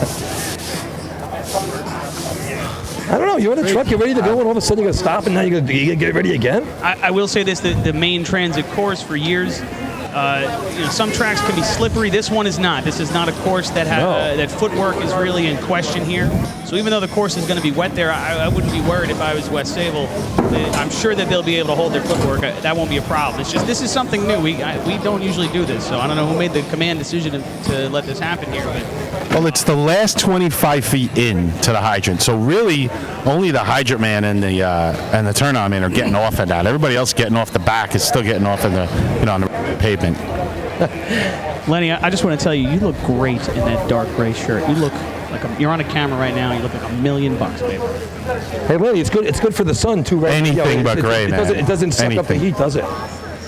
Yeah, not too much. What, they didn't have block? Lindenhurst would have sold you some old jerseys. So West Havel backed off the line and then is coming back up to the line now, right? Yes, and the racing world is waiting patiently. What will Main they Transit do? closes the fence at the end of the course there. That's it. No more teams. That's no it. mas. You load your trucks and everything. Take your stuff and get out of here, boys. Don't forget your garbage. Take your trophies and stick them. Joking around. Great hosts. Yes. Billy, you're just not allowed to play with matches. Who uses matches? Road flares and Cam 2 work pretty well. Oh, boy. All right, here we go. West Havel on line, getting ready to take the line. They've got the white flag. Hands in the air. Here we go. Nice speed coming in. Deliberate. And they're off. Water's Stop. in. It's in the street. Oh, just high. He was low at first, right? And then came up? Yep. A little bit to the right. Went past on the street and then was mid-stanchion. And that means we have a... West Havel, 6.73. Ugh. 6.73. Everything was looking good there. It was all coming together. That water out was fantastic. Just a little low on the target. And so now we go into the buckets competition. It's a 2-team drill. Now, guys, I have a question for you. All right? Looks like we're going to have a runoff for the trophy for Motor Pump between the Lindenhurst Snails and the Central Islip Hobos. Would you rather see Lindenhurst Snails and Central Islip Hobos have a runoff in Motor Pump? Or would you rather see an actual runoff between Christian Brody and Stephen McCarroll down the track 100 feet? I'm on number 2, 100%. Me too. I seen McCarroll running before, but he got blasted by that water, so that was pretty good. Track with your buckets. He can move. Once we move the equipment up, a runoff for first place in Motor Pump. We have tied. Lindenhurst and Central Islip have decided to have a runoff in Motor Pump. Oh, this is great. All right. All right, this is really cool. Hey, guys, while we have a minute, here on the sideline, I'm with Scott from Ellesmere Wanderers. Scott, I understand you guys are running for a day. If you can tell us a little bit about that cause. Yes, we are. My wife was diagnosed with breast cancer back in February. She had surgery in March and chemo thereafter, and so far so good. She's doing great. She's continued with her CrossFit exercises, and we're out here for her today. If you want to give her a shout out by name, it's up to you. Yeah, it goes out to Kim. All right, shout out to Kim. Ellesmere Wanderers are doing it for you today, Kim. Thank you. Thanks, Scott. All right, so we're getting a runoff, guys. Woo! That's like bonus time, you know?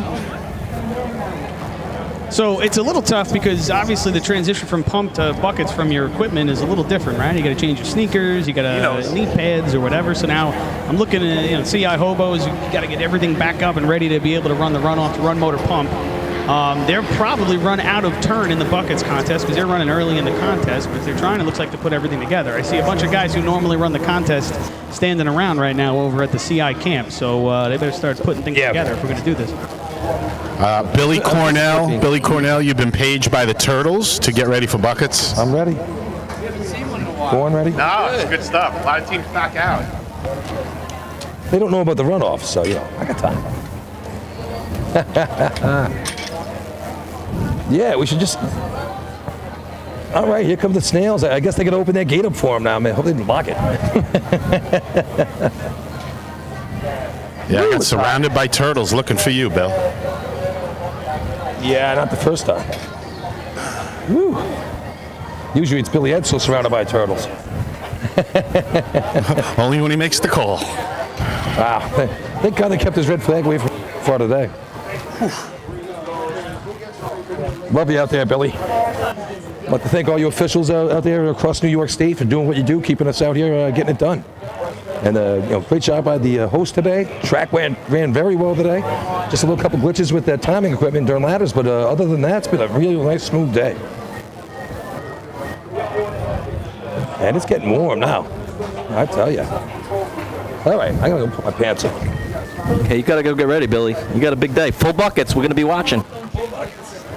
If they're not full. Test. I got you. Got a lot of action over at the hydrant right now. What's going on down here, Leonard?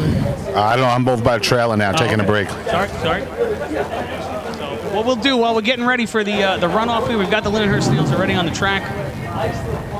They still got a pack hose there, Chris. They're going to be a little bit. Okay, all right. Let me just check in with Venmo again real quick, folks. If you want to throw us a little tip in the tip jar, that's NYS FD Drill Teams at Venmo.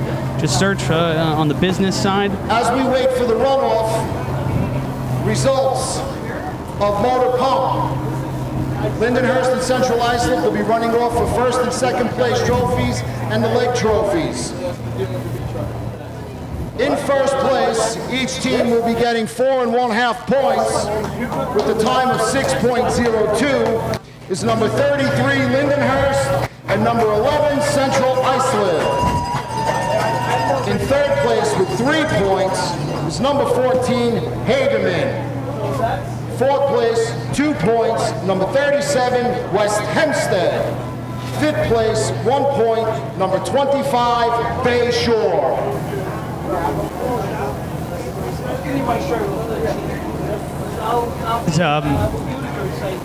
Just to point something out quick here, but actually Chris Schultz from the chat mentioned, and he's right, I love this stuff when our fans are chipping in some great stuff.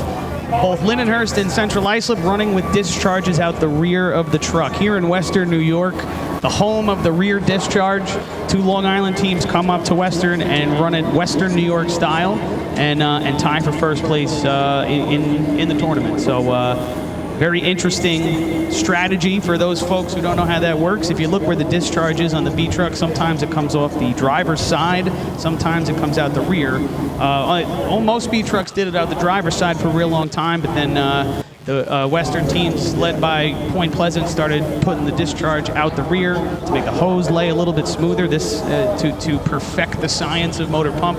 Central Islip and Lindenhurst adopted that strategy this year, and looks like it paid dividends for those guys. So 6:02 is your winning time. Both those teams running that time. 4.5 points to each of those teams. Lindenhurst actually benefiting from those 4.5 points, now sitting in 5th place in the drill, with Central Islip in 6th place at 7.5, North Belmore at 6. But everybody waiting with bated breath as we get to the buckets competition, where we have the North Lindenhurst Piston Knockers with 20 points, the Islip Wolves with 19. Anything can happen. While we're waiting, we have some combination leg trophies to give out through motor pump. The C-hose, B-hose pump combination trophy is going to Farmingville. The B-ladder, B-hose, motor pump, crash Calabro, North Lindenhurst Fire Department trophy is going to Islip. And all 5 motorized contests, the Harry Petty Redskins, the Freddie Dietz Lindenhurst, and Ralph Nichols West Hempstead trophies are all won by Islip.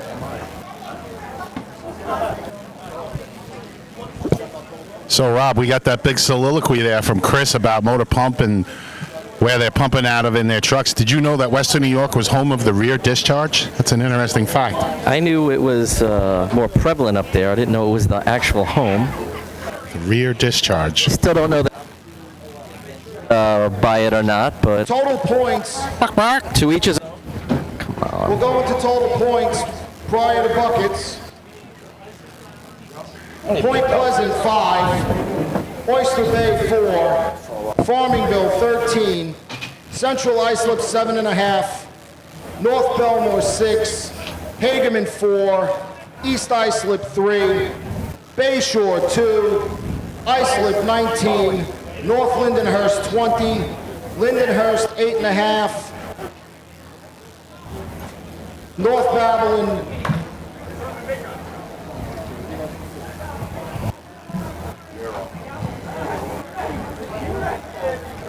West Hempstead 2, West Sayville 11. All right, we're waiting for Lindenhurst and CI to pack up their pump hose.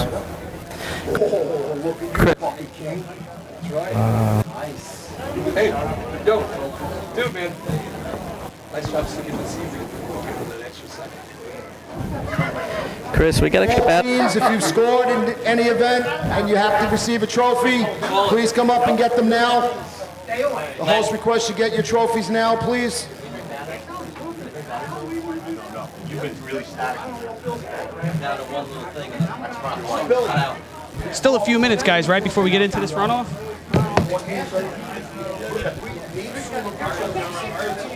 Might be by myself. All right, while you guys are listening, please hit the like button, hit the join button, hit the subscribe button, hit those buttons. I'm with you, Chris. Hey, man. Just reorganizing over here a little bit. That's okay, no problem. That's all right. I got. Hey. I'm still shilling over here, so it's okay. Ask for batteries. Chris, can you send some batteries over? Chris, we need batteries for Rob's headset. You got it.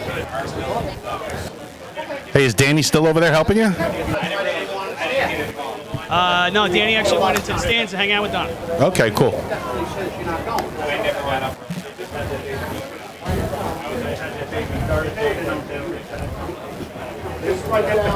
So they're packing up right now, getting ready for the runoff. Oh, here he is. He's back in full regalia. Ready to rock. So you can tell those turtles over there, I'll be ready. Got my new white turtle shirt. Turtle shirt. Nice. That was a gift from Uncle Billy to all these young kids. Guys were putting in a lot of good effort on the team this year. So I figured, hey, Uncle Billy owed them something. So have some shirts on Uncle Billy. So the runoff, they've already split the points, first and second place, 4.5 points each for these two teams. The runoff is really just for the trophy. However, at the state, there's a bunch of leg trophies, so it means a lot more. And also the interview with Paulie, which I think is worth more than the trophies. Yeah, just ask him. Oh, yeah, Paulie. Look at this take, Billy, for Motor Pump. Did you look at all these trophies over here? I mean, it's crazy. Hey, by the way, more comments, and we're getting some great information. George Shiva said Lindy actually switched back to the side discharge last week, so I take back everything I said, folks. Yeah, they switched back, whole Way to pay attention. Yeah, they tried the rear thing, and like they used it once and said, let's go back to the old way. Master of observation, folks. Thank you. Chris Schultz set me up on that. He made me look terrible. Thanks, Chris, in the comments in the chat. Thanks, Chris, for making me look bad. All right, Chris, so you were the pump podger man for years. What are you going to tell him here?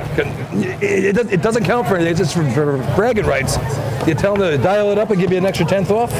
No, honestly, there's too many moving parts here. I would love to be able to say, let's just let it all out and go for it. But I think that, maybe to a very, very small amount, you're like, don't play conservative at all here. But if you really try to push it, you got a whole other side of the truck that's going to have to deal with different speed and all kinds of stuff like that. You run, and then hopefully you hit the flap and we all jump up and down. I think that's the best way to play this game right now. All right. Well, here we go. The wait is over. Track is ready. We got the white flag from the officials, CI on the line. I see that green Brentwood Tigers shirt over there, which knows Rich Arnett is on the back. Go. Remember how he hit it last time? Up to the line for their rerun. I'm sure he doesn't. Up to the line for their runoff. To be number 11, the Central Iceland Hondo. Here we go. He was standing on his head when he hit the target the last time. And that was not figurative. He was really standing on his head. He really was. I don't think he wants to recreate that shot. All right, 589, the biggest shot of the year. 602 here was the first shot. Let's see if they can beat it. Scotty Latiza, got to put some water in the hose. Coming in, and he's... Water's in! But you're not down much better. Oh, it looks like he's right. It looks like he's shooting right and high. 151 stick, 491 water out. For Central Iceland, 7.66, 766. Now Lindenhurst just gets to go for it, right? Let's have some fun. To the light for their runoff. Be number 33, the Lindenhurst Slam. What was that time? Did you get that time, Lenny? What's that? Let me get that time. I didn't get the overall, no. Chris, did you get in the truck? I don't know what that was. Listen, when it comes to a runoff, this is a two-team contest, right? And they're playing for some big hardware with these trophies. Central Islip didn't hit the target, but they did run a shot. There is a run on the board. It's a real easy contest to get an overtime in here. So, do you want the big trophies? Do you want the leg trophies, or do you want to put on a show? I don't know. We're putting the show. Brody's all about the show. You know that. I want both. It runs in the family. I want the show and the leg Dennis always trophies. like the show, so you know, Christian loves it. All right, 7:66, time to beat here. So, still going to do some work. And this is all well and good and a lot of fun, but the elephant in the room, folks, is still 2019. Hey, I resemble that remark. 20 to 19. Did I have to change that? Nope. Yeah, come on. Yeah, I changed the batteries. I'm good now. All right. I'm back. Hey. Hola. All right. Big Now, we said this already. They struggle all year. Christian Brody scooping like day in and day out. Today, they finally, remember he scooped it last time and Weck didn't keep it in pump, right? A couple times this year. A couple of times, yeah, at least twice. Today, he does it. Let's see if they can do it going to extra. I am not laying up. I don't think Christian Brody's laying up because he loves putting on a show. Well, they came in like gangbusters the first time around, so here they go again. He's off. Get it! All about cars. Oh my God! It's gonna be close. Oh, I don't know. It might be just enough. What was the other time? What was the first one? 776. Yeah, I got 720. I think they got him. Yeah. But 148, they were going for it on the hydrant. 484 water out. It was slightly better. For Lindenhurst, 7.10. So they get the hardware. Win it. That was a lot of fun. Central Islip the second. A lot of fun right there. Hey, good to see a runoff. I like when teams put it on the track. Act like a man, you know? I like that a lot. That was fun. All right, good looking stuff there. I gotta go run some buckets. I'll talk to these in a little bit. Gonna have to get some of these snails over here to grab these trophies. All right, so while we make them stop the B truck right there and do the interview, Paul. What the heck? Right on the B truck. We gotta tell. I want Brody over here.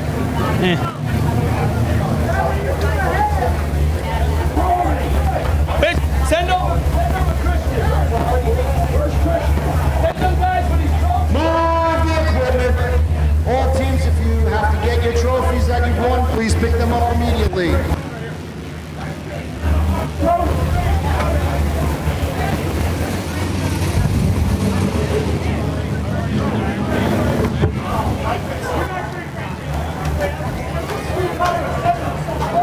All right.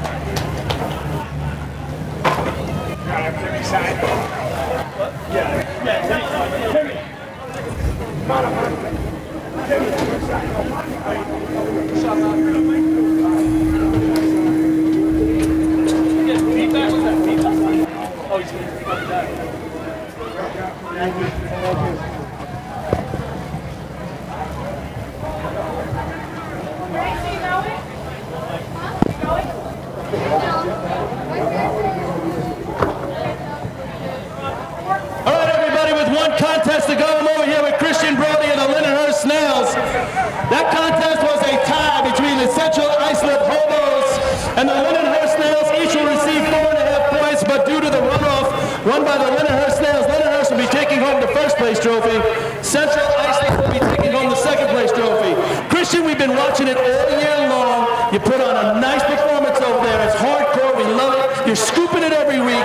Tonight, you had to do it twice. What is your thought going into the second shot?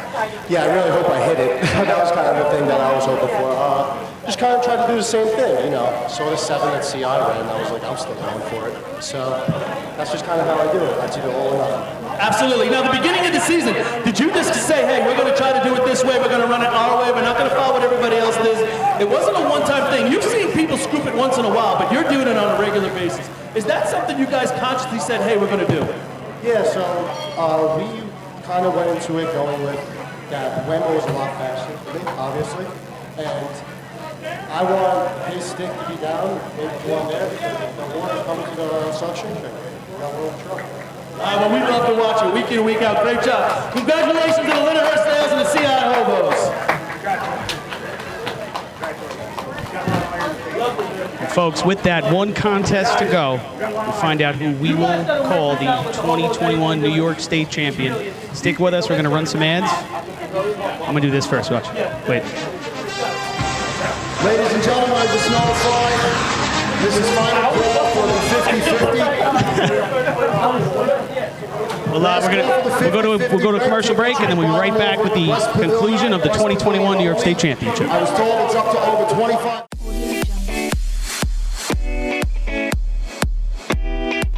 Since 1886, New York State Fire Department Drill Team competition has helped generations of volunteer firefighters develop teamwork, pride, and efficiency, and our sport is ready now to grow stronger than ever. Fans, we need your help to get the word out and continue to grow our audience. Whether you want to watch the drill live or get your drill team fix during the week, head to NYS FD Drill Teams on Facebook, Instagram, Twitch, YouTube, and TikTok, and hit those like, follow, join, and subscribe buttons. Thank you, fans, for your passion and your dedication to New York State Fire Department drill teams.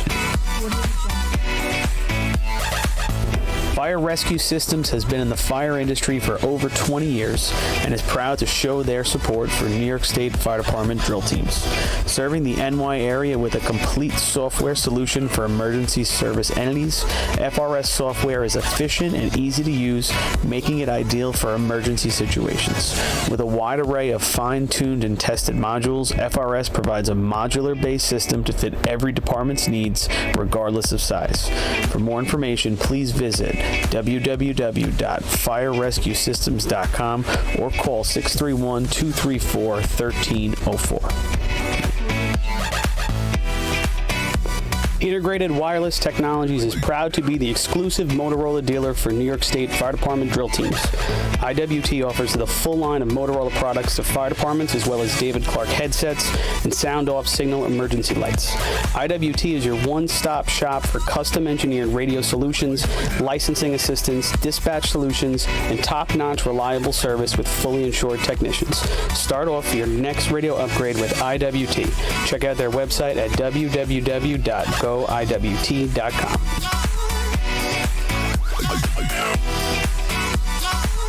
The Bill Fox Company has been in business for over 65 years, specializing in custom championship rings, watches, badges, pins, and awards.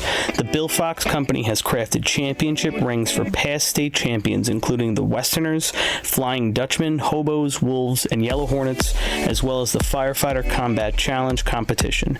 Bill Fox Company is the recognized name in recognizing people. Check them out on Facebook, Twitter, and on the web at www.billfoxco.com.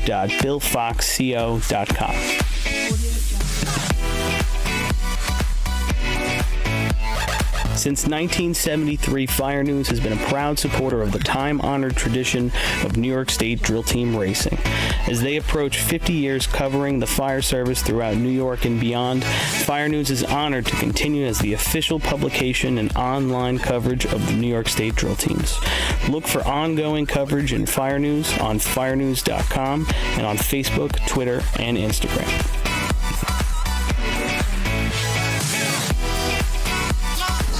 The Titan Group is the trusted name in apparel customization industry as a one-stop shop for all your drill team and department needs. As always, we offer all our in-house services, screen printing, embroidery, sublimation, and graphic design. Take advantage of our custom online ordering system. Simply choose your products, choose your logos, and have your members pay online. All your orders are separated upon delivery. Browse our vendor catalogs at www.titangrouapparel.com and follow us on Instagram at Titan Group Racing. Call us at 631-859-0075 or see Artie Seskine or Devin Robinson on the track. All 8, all day. Get up, get on. The Titan Group.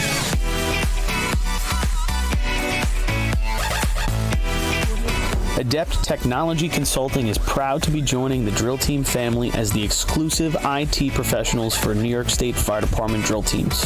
Adept delivers computer and technology support to fire departments, EMS agencies, businesses, villages, and libraries throughout the tri-state area.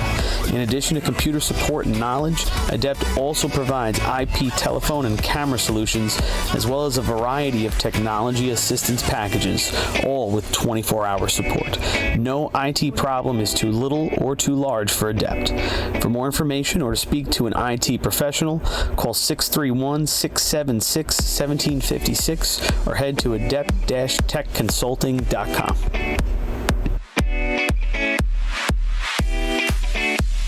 Coastal Fire Systems is the official SCBA dealer for New York State drill teams. Scott air packs, cylinders, RIT packs, refill compressor systems, gas detectors, ProTech and Dragon fire gloves, as well as the future in thermal imaging technology. Coastal is also a one-stop dealer for Petzl, Scott, CMC, and Colorado bailout systems, along with professional training to keep your members sharp and meet New York State requirements. For more information, check them out at www.coastalfiresystems.com.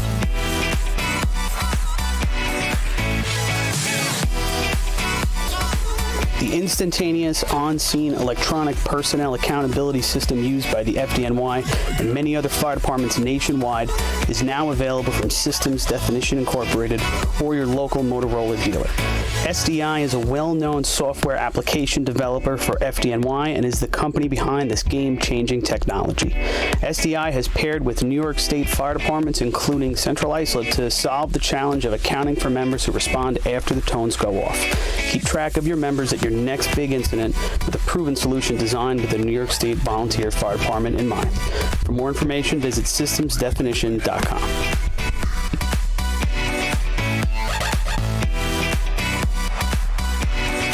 With over 30 years of service in the fire industry, High Tech Fire and Safety continues to be a proud sponsor of the New York State Fire Department drill teams. High Tech has been honored to serve as master distributor for Morning Pride products, including state-of-the-art bunker gear, USAR gear, EMS gear, helmets, gloves, hoods, and boots. In addition to Morning Pride gear by Honeywell, High Tech also provides quality products including Genesis extrication equipment, CMC rescue products, and Mercedes hose, providing your fire department with the highest level of support and service for all of your personal protection equipment needs.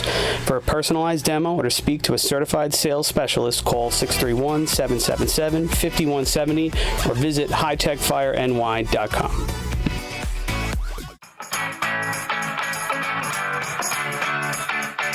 H2M Architects and Engineers is a full-service consulting and design firm with a dedicated team that has over 200 years of combined experience serving the emergency services industry.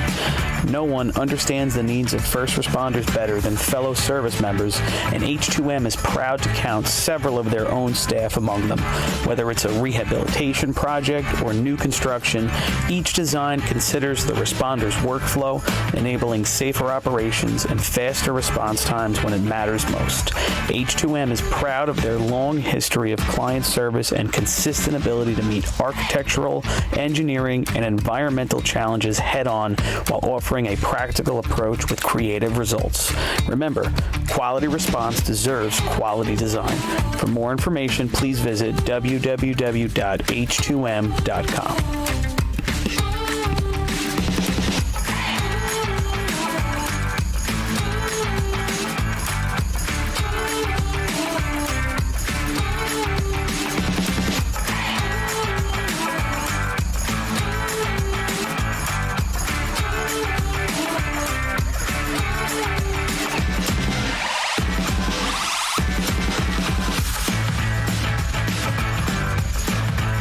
State record is 19.68, currently held by Central Islip. Track record is 20.26, held by North Lindenhurst.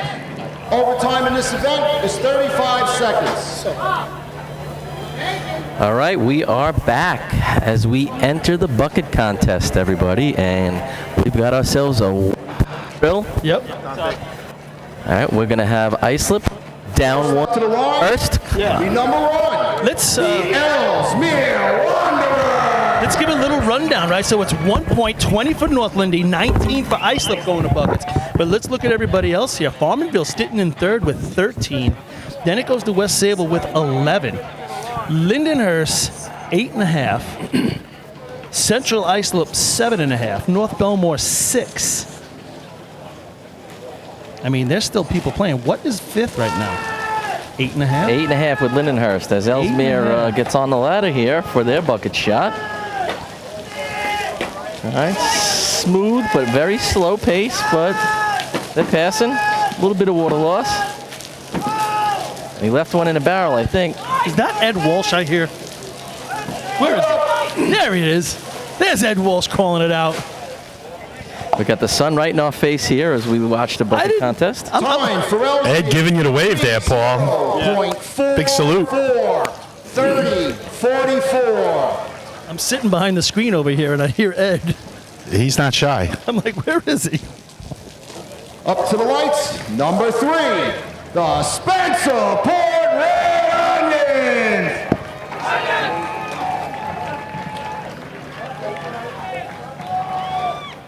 Before Spencer Port runs, we'd also like to congratulate Scott Megan on going out as drill team's president of the state. We wish him well in his future endeavors. Thanks for all you did through this trying time, Scott.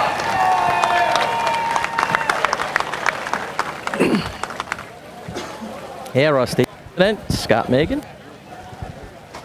Working with a young crew here in Spencerport. Great to see him out. Yeah, as a leader of the association, through a tumultuous time with the virus and all, and exhibited some leadership that was well needed. So nice job, Scott. Thank you. And he's doing it with a smile on his face. That's all you can ask. All right, let's see what Spencerport can do for us here.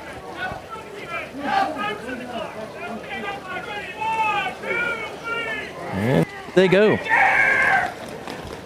They are determined red onions right there. Right on top of each other, but they are set. First bucket's making its way up. I got 11-16. All right, right in there. 3. We got 2 drops so far. That one just went over the head. Now I know why the lift is wearing a helmet. All right.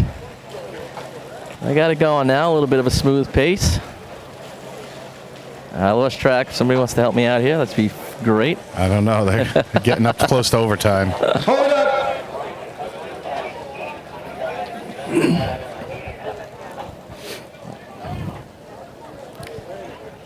Time for Spencerport. Gee, thanks, pal. 34.87.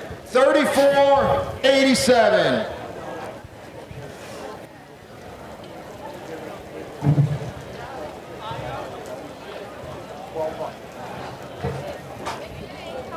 Up to the lights, number 4, the Great Bend Cobras.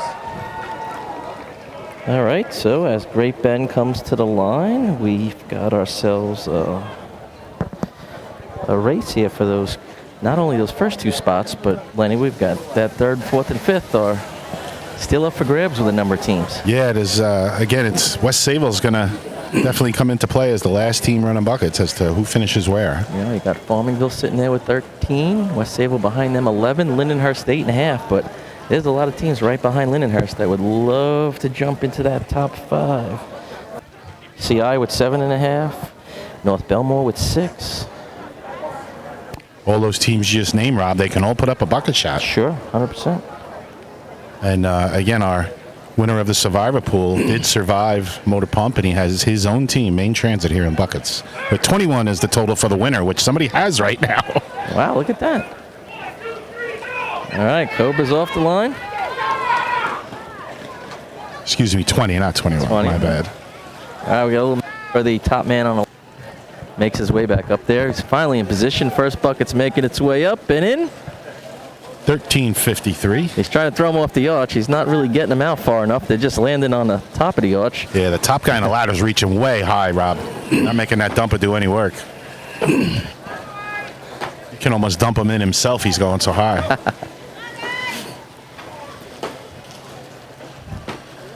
All right. Hold up. Overtime. It's going to be letters.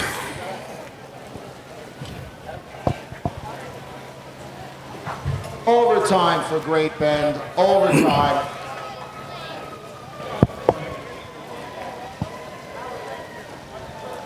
Up to the lights, number 5, the Point Pleasant Bee Pickers. You know, Lenny, a lot of times we talk about the height of the arch. In most cases, those taller arches and how they can be a little bit of a struggle with. When you've got a short arch as this, it presents a few challenges of its own.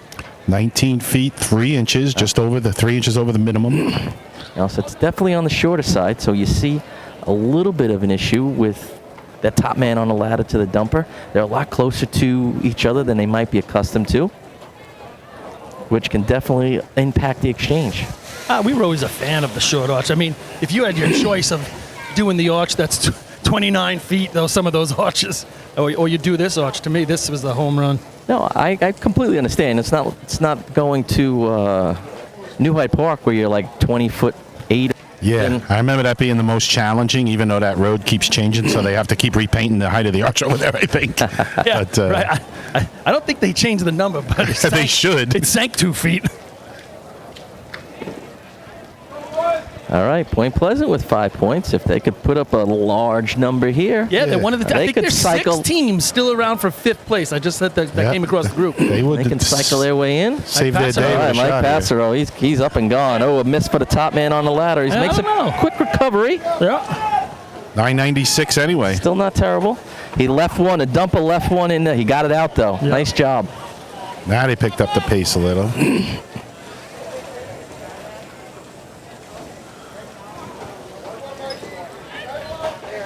It's going to be a... Not going to be happy with that. Yeah, I saw there was just a lot of water all over the place. So- Not a lot of conservation. So a low 25, I think 110, 111, 114. Present, 25.29, 25, 29. You know, leaving one in the barrel, even if it's only for the 1 or 2 after that, it's going to have an impact. Number 6, Yeah. the Hicksville Hicks. You know, you've seen some guys that can manage it a little bit and they get it right out, but it's got to be. It's a struggle because it just throws off your whole rhythm. And that next one is going right on top of the one you left there. Yeah. So you're at least one down. Yes. Bobby Lang here looks like he's going to do the hoist, and he's no spring chicken anymore, guys. Been with this team a long time. It's a fall chicken. He's in great shape, though. I got to give him that. You know, compared to, you're looking at yourself over there. Well, he's part of my family day. He's like my 5th cousin, so, you know, it's all relative. Yeah, you probably have 20 people out here that are like 3rd cousins. Shh, don't tell me. Just saying. I don't want to know too many of them. Yeah, exactly, or any.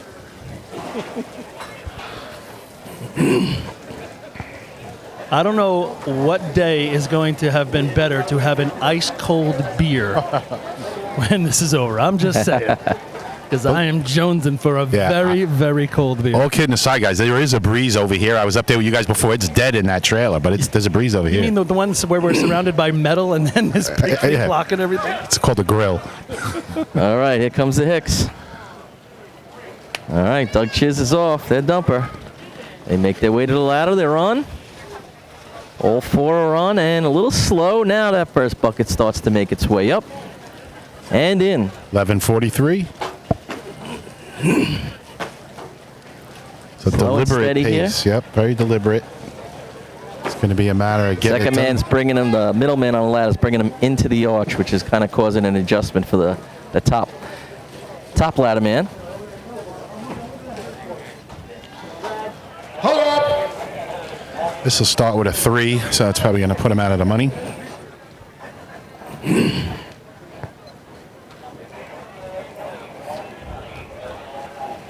Time for Hicksville, 3:1.13, 31-13.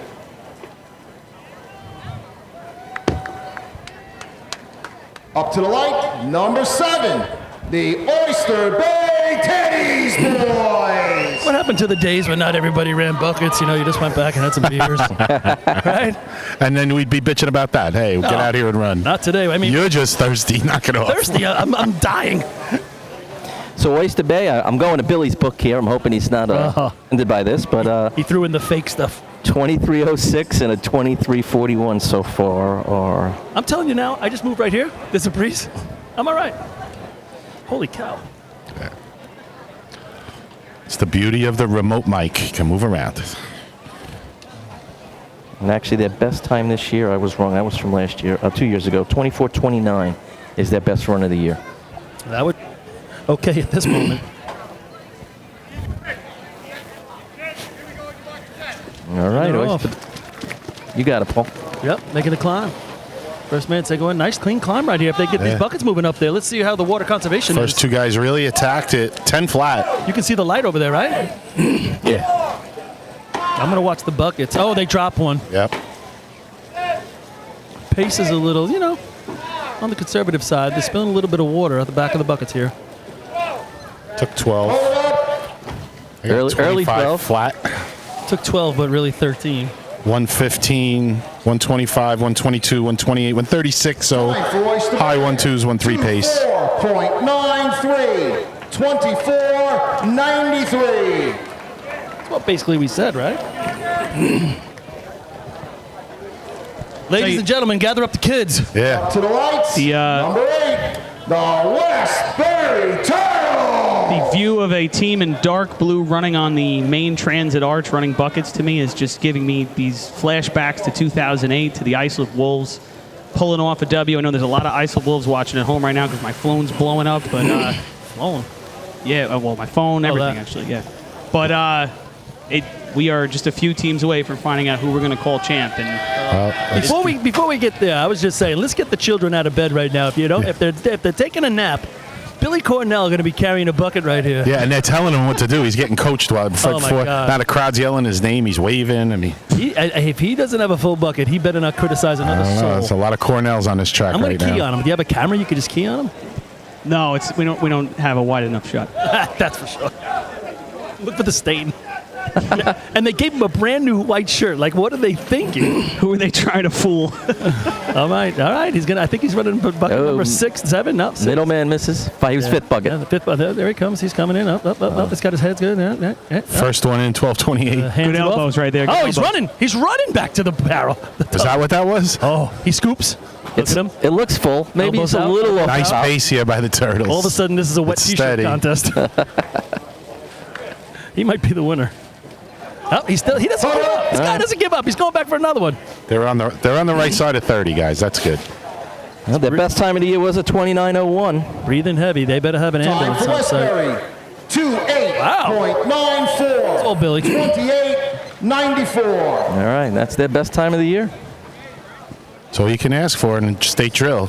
Farmingville now. This is interesting, guys. This is an important Chance shot. to stay top 3 here. They can run this race. Up to the lights, number 9, the Farmingville Bandit. Here he comes in his wet T-shirt contest outfit. 22:89, guys. Woo-hoo, winner. 22:89 last week in Hempstead.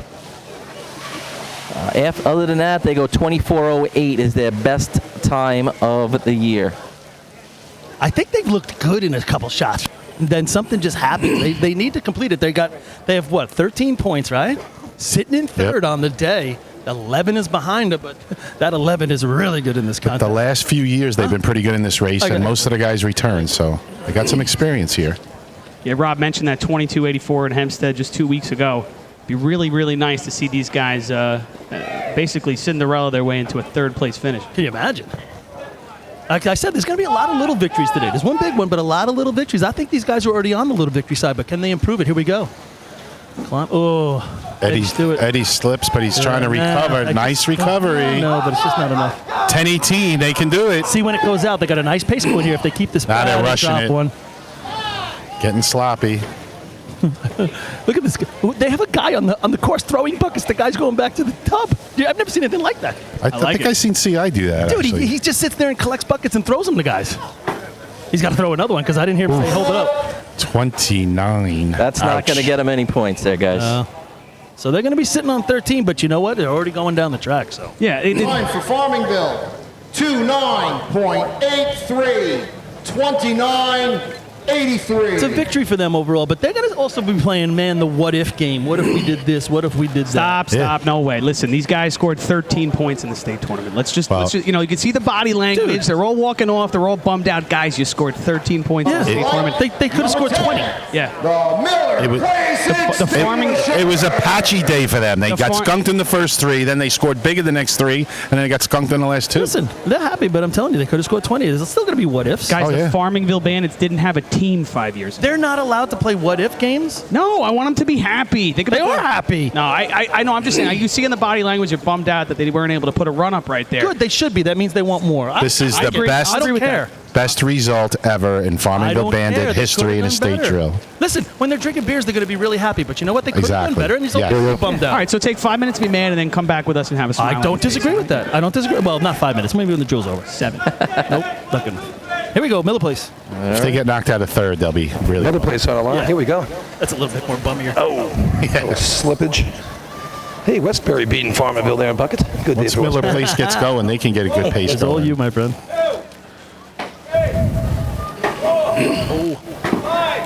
Miller Place 24-62 at the county. Pretty clean on the ladder. Slow pace, but full buckets. That's what they're known for. I don't know. It looks like they're dropping some at the top there, Lenny. Right with a handover going over. Yeah, you can write it on mine too. I just gave you it last time. Give me this one. Pen screwed up. But You just ruined my whole score. Time of course I did. 28.05. 28.05. 28.05. Can't read your handwriting. You know what it is the pen was wet in my hand. All right, if Central Islip wants to be in the top 5, it's a big shot. The Central Islip Hobos.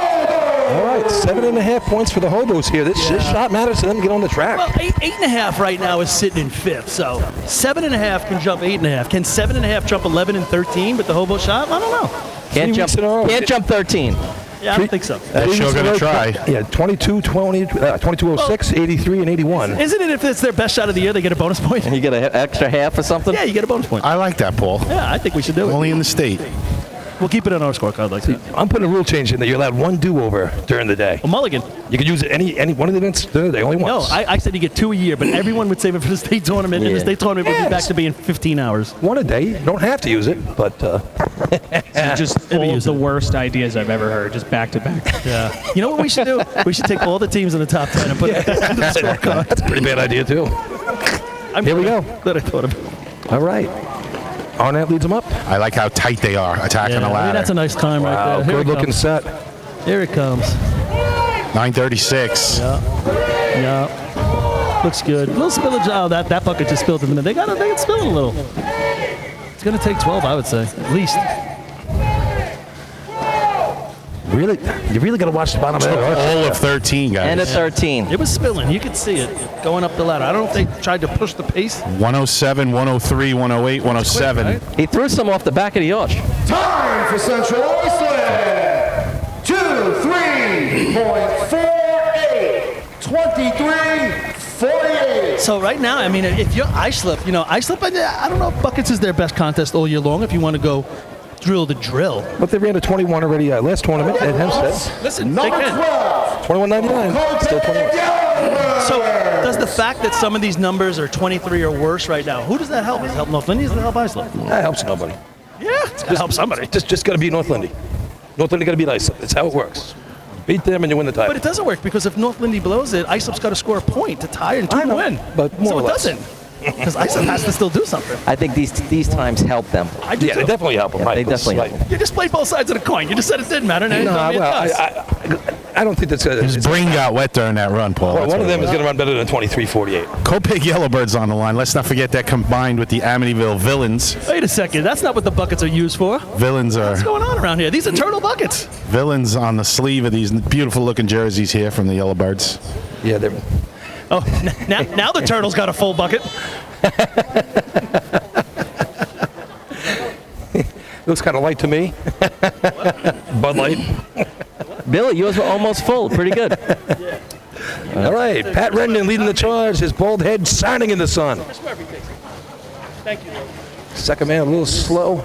Dirty Mike in the middle. Here we go. Start pumping.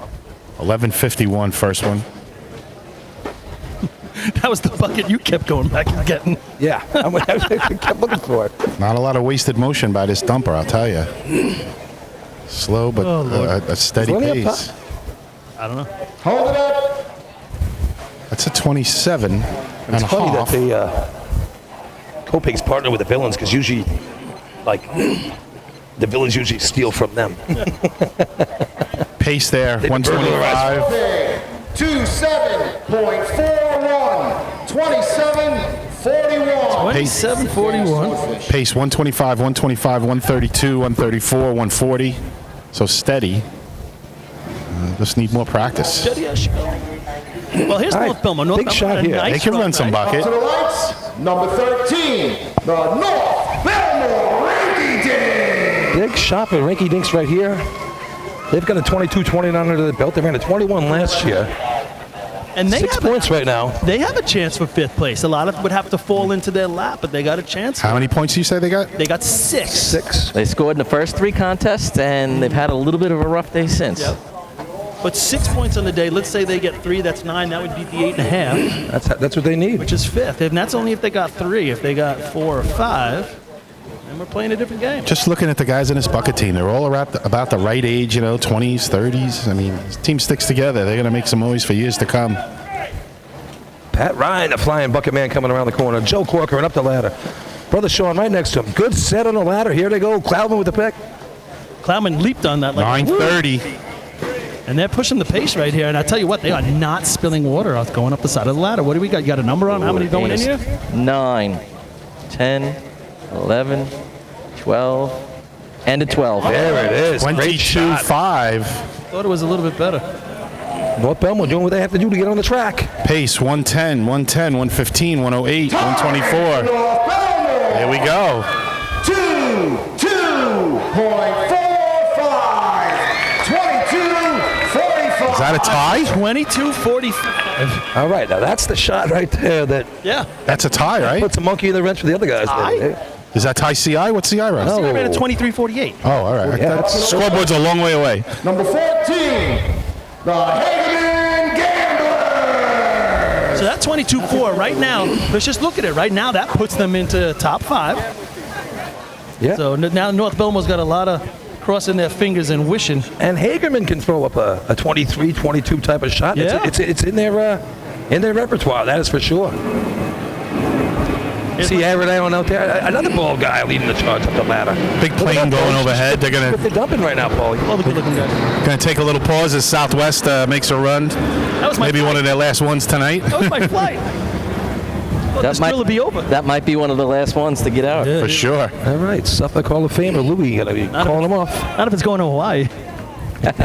Only if you're going to Long Island. Johnny Samper with the Cespedes green armband on. Making the approach. Got close the second man is. I love it. Yeah, so he's right on him, though. Didn't stop the climb. Here we go. Pick. Good looking pick. That first bucket's not bad. 9:49. 2/10 slower than North Belmont, but nice pace. It's getting a little sloppy right here, especially down at the bottom. 9, A lot of water 10, coming out of that barrel when they hand it to the 11. first. Yeah, he's really 12. pushing down on the handle. Yeah. And a 12, guys. And Very end of 12, I think, Rob. that's going to be a tweener between North Yes. Belmore and CI. It's going to knock CI down enough. Pace 107, 108, 114, 114. 22.82. 22.82. 22-82, second place. Couple good shots in a row here.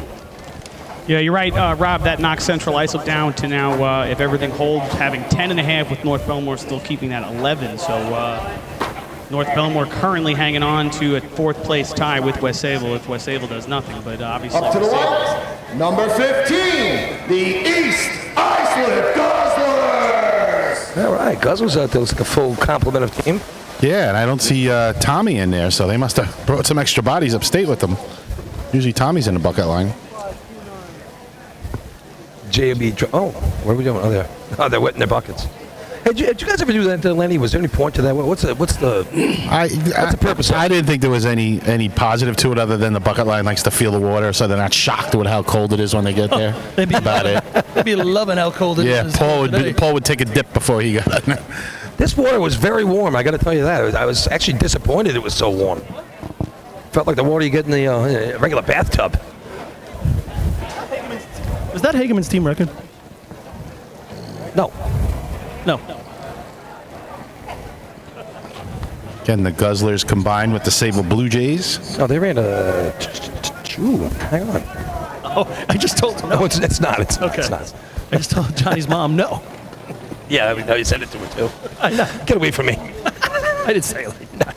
I was definitive, but I didn't say it like that. First one in All right, first 970. bucket's in.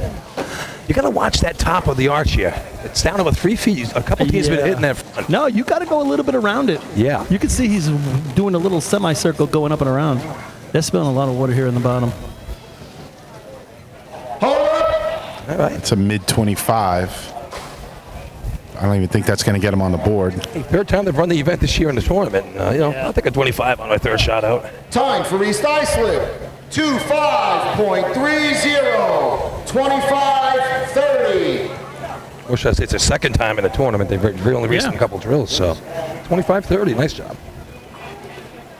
All right, here comes the hometown team. Ladies and gentlemen, I ask that you please put your hands together for the Chief's office, the members, and the Slowpokes drill team for putting on a great drill, being pushed back an entire year.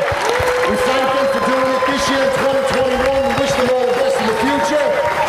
On the line, number 16, the main transit Slowpoke. So what an introduction. Let's see if they can follow it up with a good shot. They can run this race, guys. Imagine they ran an 8-and-C ladder. He'd be really excited. Nick Carl for the perfect game right here, carrying that main transit team here. Yeah, I'll tell you. We got a couple of Bulldogs out there. Actually, I think we got 3 Bulldogs, right? We got Ricky. Yeah. We got Dave Luce carrying the stack. Oh, look at Dave, yeah. He looks good right there. Jimmy Welch, is he out there? Where's Ricky? Ricky's over there. I think Ricky's pushing. Ricky's got 8 different shirts he's worn for all 8 contests. Every contest. He is no joke. He must sweat a lot. But he kept those pants the whole day. But yeah, he's got the Zumbas or whatever they are. At least they're not the juicy ones, the other guy. They're Zubas, not Zumba. Whatever they That's are. a dance. All right, Slowpoke's on the line. Jim Lewis calling them off. Call it what you want. I'm not wearing them.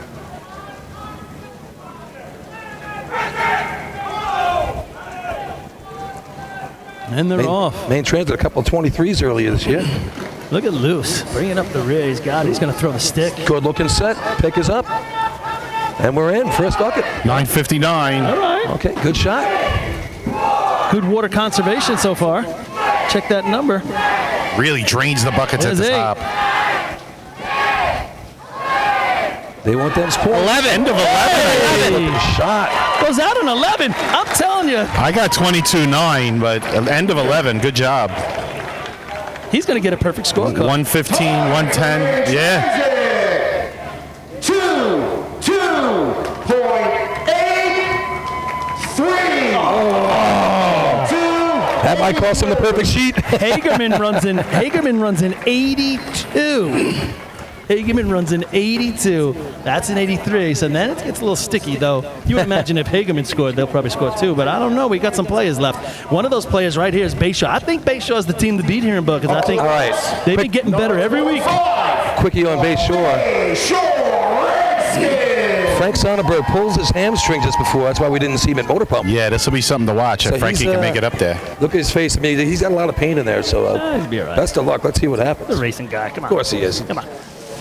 He's holding that hammy already. Seems like he's always he hasn't reaching left the for it. line yet, and he's grabbing the hammy. That's not a good sign. He's stretching it right now. He's wincing a little bit. So I think he does it just in case they miss. Like, I got my leg. I mean, it's a hammy. He's only dumping. That's all, Paul.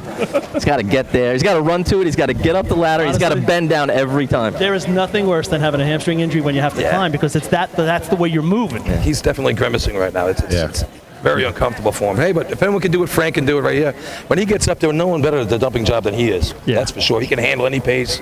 Finds the hard every time with the bucket. Well, that's what it is. He's got to get there. pushing off is the hard part. I would have thought he could have stopped on it and pumped, but pushing off is where it really is tough. Agreed. And they're off. He's pushing through it. He's he's getting through it. He's up and on. He's struggling, but he's getting there. Oh, missing the middle. Anthony Curry slips, but he gets it back. That first one, they're going to send it. 11-18. Yeah, they make up in the pace. And the pace is good, and they're not spilling anything. Got to do it at 11. Yeah, still not going to be enough, I don't think. They did the end of 11. Yeah. Still a low 23, though. Yeah, but you think about that. If they don't have that little slippage, you're talking 2 seconds right there. We're talking low 21. But it won't be. Nah, everybody's playing the woulda, coulda, shoulda at this point. Time for Bay Shore. 23.09. 23:09. Overall, tough day for the Bayshore Redskins. They're going to scamper out of here with 2. Up to the lights. Number 26. The West Islip Raiders. You know, you're Frankie Sonnenberg, you're hurting, you get up there, and then, guy slips below me. Come on. Yeah, you struggle to make it. You get it all the way up there. But I mean, you guys are talking about the woulda, coulda, shoulda. That's every state tournament I ever raced in, Yeah, right? of course. You know, I mean, Phil Mickelson said he never remembers any of the tournaments he won. He only remembers the ones he lost. 100%. And that's why you're yelling at me, because Farmerville's upset. They should be upset. All right, here we go. Main Transit looking to score in buckets for the 4th time since 2012 in the state tournament. And if they do, Nicholas Carl has the perfect survivor sheet. He had Islip with 21 You better for the come up with something tiebreakers. special for him. But Main Transit in third right now. That's still going to be tough to hold, I think. That 22.8 is going to be, it might not hold. Well, you got a couple of teams that this means a lot to coming up. Exactly. So what if Islip and North Lindy run? Let's start a little preface what's coming up for Well, us. let's watch West Islip. If they can get in the 20s, I think they'll be happy. Hey, I think the West Islip had a good day. There's one of those small victories, you know. Yeah. All right, they're off. All right, first three guys are on. Middle guy slips right there. Now they're going to get it set. 1194.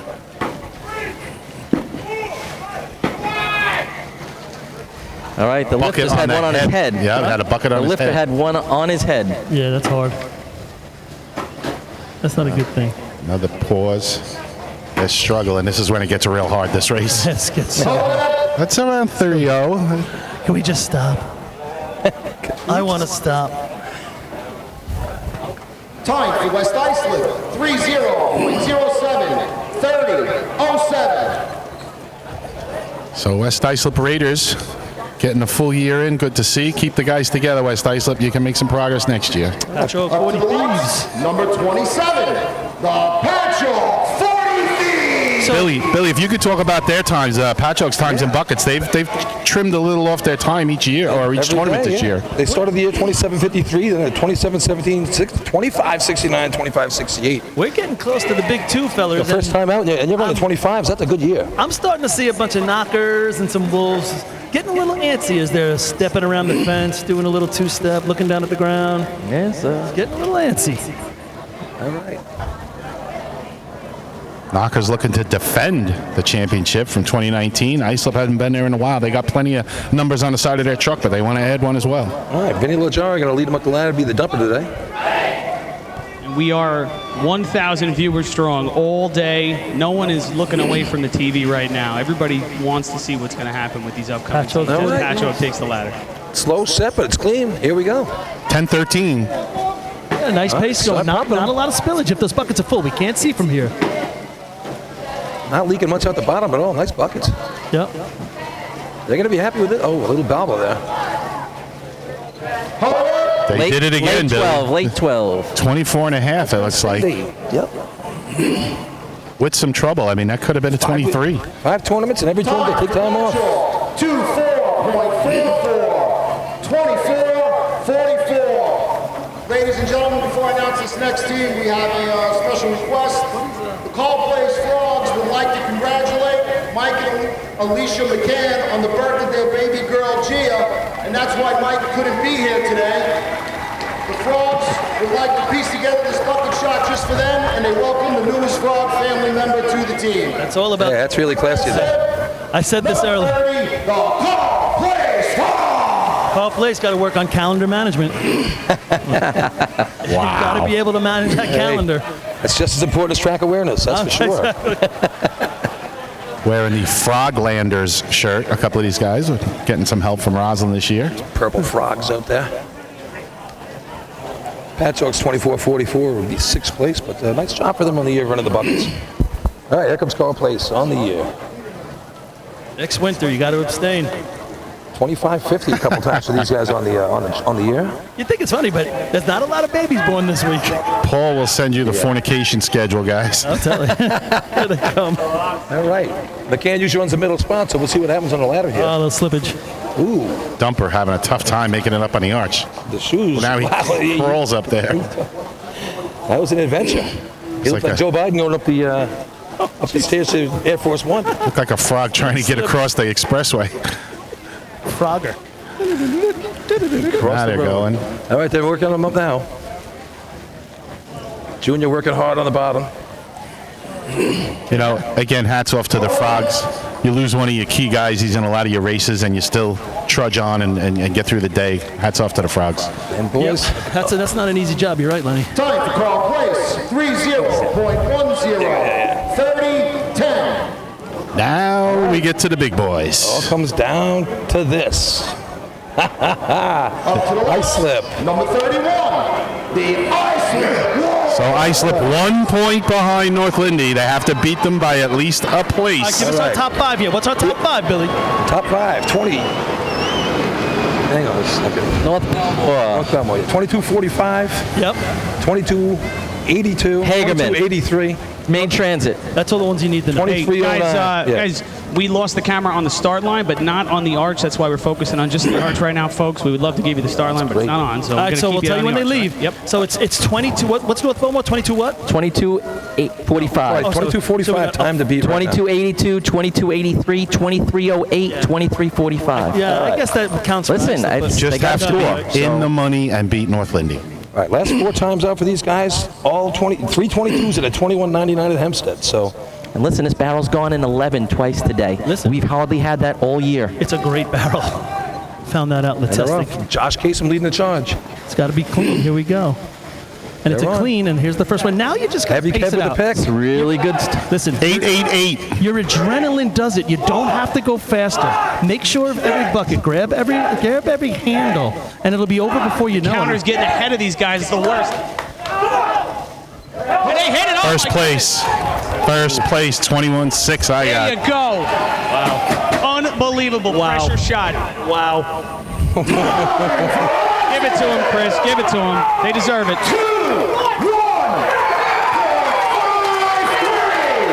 21-53. I'm telling you, that's a pressure shot. It was from the climb to the pass. It was a pressure, and it was SM Ooth. The pass went up absolutely smooth. Okay. Set the stage here. So we lay it out, guys. 22-4. They beat that 22-45. So just quick. To tie, they got to beat the 21-53 to win it outright. And I tell you what, depending on what they run, it's still not over. That's correct. Islip pace was if they run a tweener, it's not over. Nope. Islip pace was 107, 112, 110, 103, 107, 108. Great pace right there. Let's see what North They beat Lindy got. Islip and they win. They're the state champs. Win or lose for the Islip Wolves, they gave it the major shot, their best shot of the year, not even close when it counted most. So it is The what most it is. important part to me, guys, is that is not the team that's won the state tournament last year. You know, what a pressure shot. Yep. Incredible job, guys. Best shot of the year here, 22. But now we are. Here's North Lindenhurst. It's the same thing. These All right, guys, here they go. Kevin Kenley up the ladder. you just got to climb the ladder. Duck You got it to up climb the behind. ladder. Good set. That's it. Now you just pace it out. Finish the race. Same 894. Same thing. You grab every handle, you pace it out, and let the chips fall where they may. And let's see, they're pushing Oh, my it. goodness. Are you kidding me? Oh, my goodness. I think that's Straight buckets. It's going to be awfully close. Awfully close. You got to be kidding me right now. Oh, my goodness. You got to be kidding me. You got to be kidding me. What a tournament.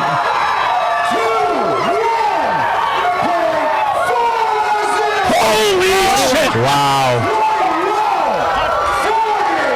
Holy shit. Wow. Woo. That is some crazy stuff right there. Billy, what was their best time of the year up until now? My God. They ran a 12.06 earlier. My God. That 21:40 blows their best time. Listen, for the last 3 years away. you can't say anything better than what we just saw. I don't know. Guys, 21-50? 21:40. 21-40. Beats the 21:53. So I'm telling you. 1/10. Holy cow. Pace Unbelievable 108. state tournament you're witnessing here, people. Oh my God! And that's gonna seal it up. But still some racing to be done and some positions to be filled. Hey, I hope that was worth the price of admission and donating into the tip jar in Venmo. Oh, my goodness. That pace, 108, 107, 103, 105, 107. Their pace was just slightly better, and that was enough to give them the win. Anthony the Nose got his $1,000 worth right there, people. That's for sure. Lenny, say that again. I missed what you just said. I wanted to hear that. The pace that was the difference, 108, 107, 103, 103, 105, just a few hundredths quicker on the pace. I mean, it's unbelievable. Islip comes out here and runs an amazing shot, but then North Lindy does that. It's just a shot that's got an impact on the top 5, potentially. Top man on the ladder misses. Nice recovery. I missed the first one, guys. They got to be really clean all the way through. And maybe get an 11. 22.83 right now, the lucky dog. Nope.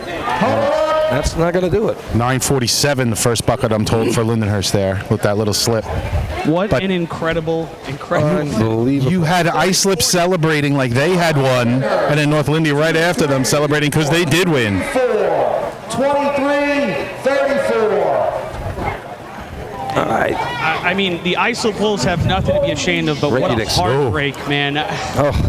So right now, they're 22-45 for North Belmore. Keeps them in third place. 3 points will get them on the track at the end of the day after that Lindenhurst snail shot. 35, the Selden Slow Cone. Yeah, if North Belmore stays there, right, they will. They'll jump fifth. Yeah. You know, and we also have West Sable at the end here. Now, it's not over yet. We're not saying first place is locked up, but we know that West Sable can say something about that. Yeah, you know, and Paul had some interviews today after some races, and specifically with North Lindenhurst. Kevin doing another one, being classy, talking about practicing with Islip, how they push each other, challenge each other, they respect each other, and we just saw it all day. It's everything we all wanted, and it was just great. Unbelievable. I haven't taken a breath in about 8 minutes. I got to tell you, that's gut-wrenching. That is gut-wrenching, I got to tell you.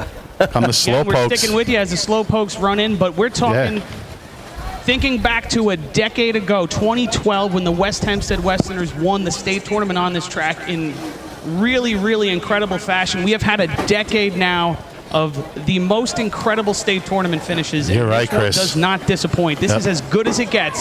Selden's struggling a little bit here, but showing support for Kutchog. They got some Panther shirts on. That's nice to see. I mean, the Wolves gave it all they got, and just think you run your 21.5, and you think, boy, that's just some fantastic racing. Billy, I couldn't hear you before. What was North Lindy's best time prior to this?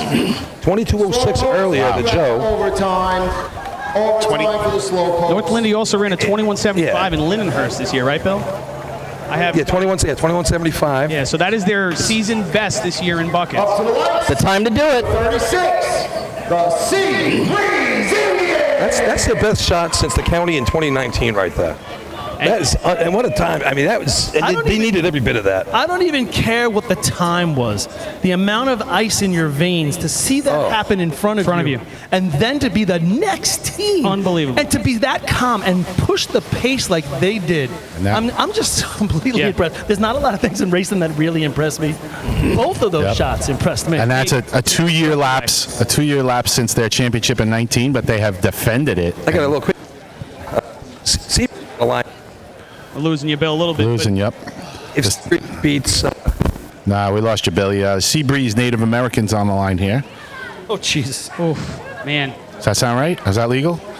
Listen, that bucket team, a bunch of senior guys running that team. Chris Legecko on the bottom in 2019 did not race. He had his ACL injury. And at the top of the ladder dumping was Kevin Kinley coming over this year to North Lindenhurst. Both those guys not state champion bucket team winners there. So, we talk about the veteran presence of North Lindy, but those guys had to do it for the first time to say that they won that drill. And wow, man, I hope you guys enjoyed that at home. 997 Seabreeze first dump. They're trying to make a run here. Yeah, so talking to Seabreeze, if they can beat at 34.87 here, which they ran out of. Oh, they just got it, and they did, Billy, and they beat it handily. They keep a separate score sheet. This will be their first victory in Western in 15 years. Time for Seabreeze, 28.52, 28.52. There you have it. They're all happy over there in Seabreezeville. I don't know if they're happier than North Lindenhurst, but holy cow. West Hempstead taking the line here. How many points they got on the day, guys? West Hempstead 2 points on the day. 2 points. 69 and motor pump there. And Up to the lights, number 37, the West Hempstead Westerners. So Nicholas Carl, again, he won the Survivor Pool. He did pick all 8 races correctly. He did not pick the state champion correctly, so that will leave John's son, I can't remember his name, from 2019, where he picked the winner as well. He's the Ultimate Survivor champ at this point.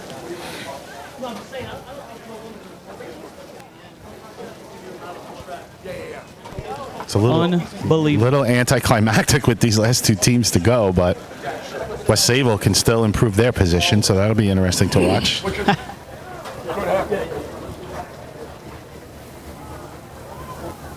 Yeah, these people, whether it's here or at home, they got entertained today, Chris. You're right. They got their money's worth. I would say everybody but Nose got their money's worth. I don't know. Guy paid $1,000. Whoa. West Hempstead on the line right here. And I knew I'd Park came home with a trophy today. Believe it or not. These guys could grab a few points here in buckets if it goes right. No, middleman will struggle on the first one. 9:48. Nice pace. Yo. Good. Oh, now he drops one. 2. Now drop another one. It's been a struggle this year for these guys in buckets.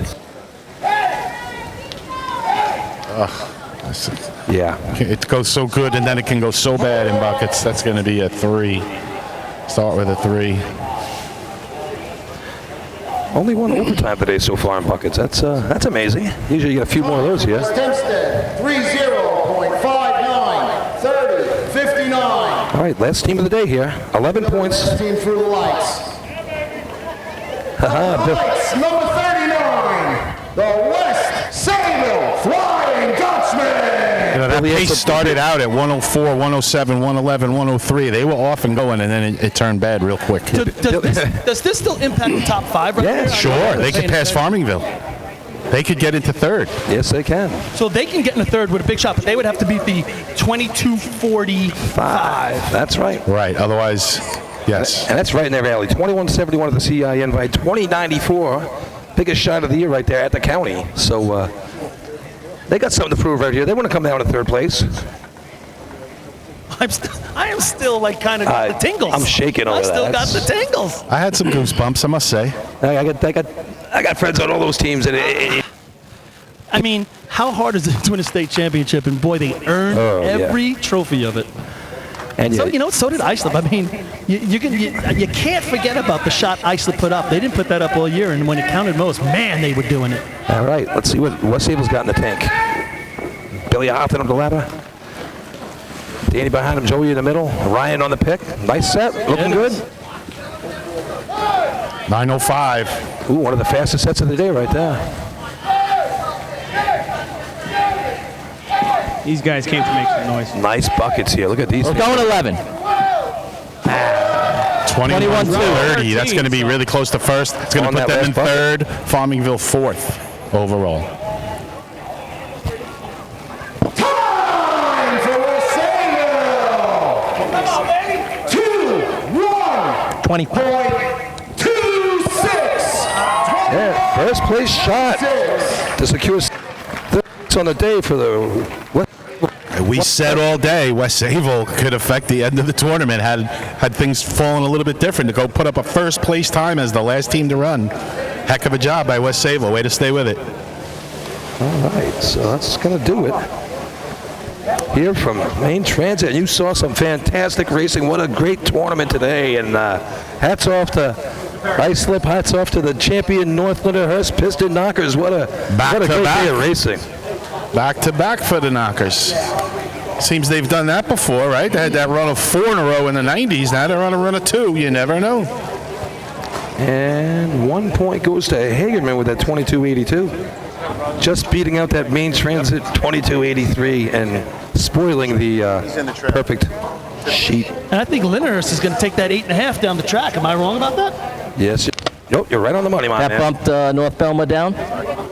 Yeah. Belmar got 2, right? And then I'm right with Hagerman, right? Hey, if anybody's at home, stick around. We're going to get some interviews on the track when they come down to the victory party here. It's going to be a fun one. Yeah.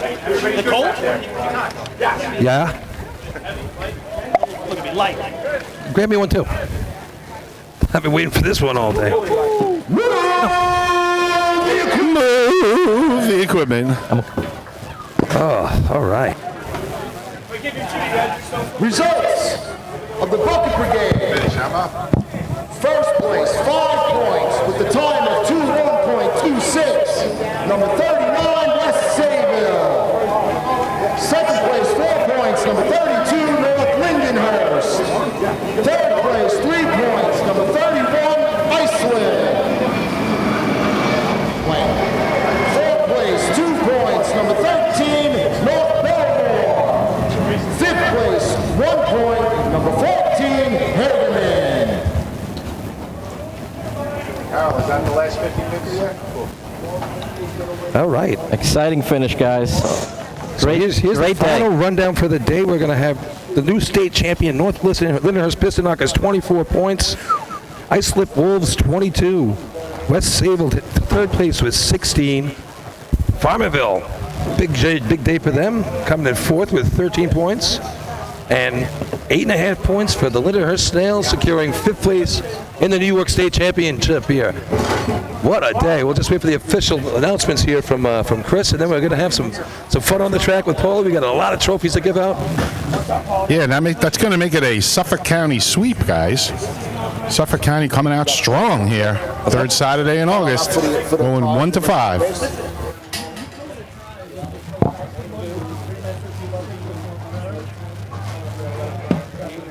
While we got a minute, I'm going to give a shout out to my lovely wife, Sandy. She's been listening all day. My daughter, Alexa.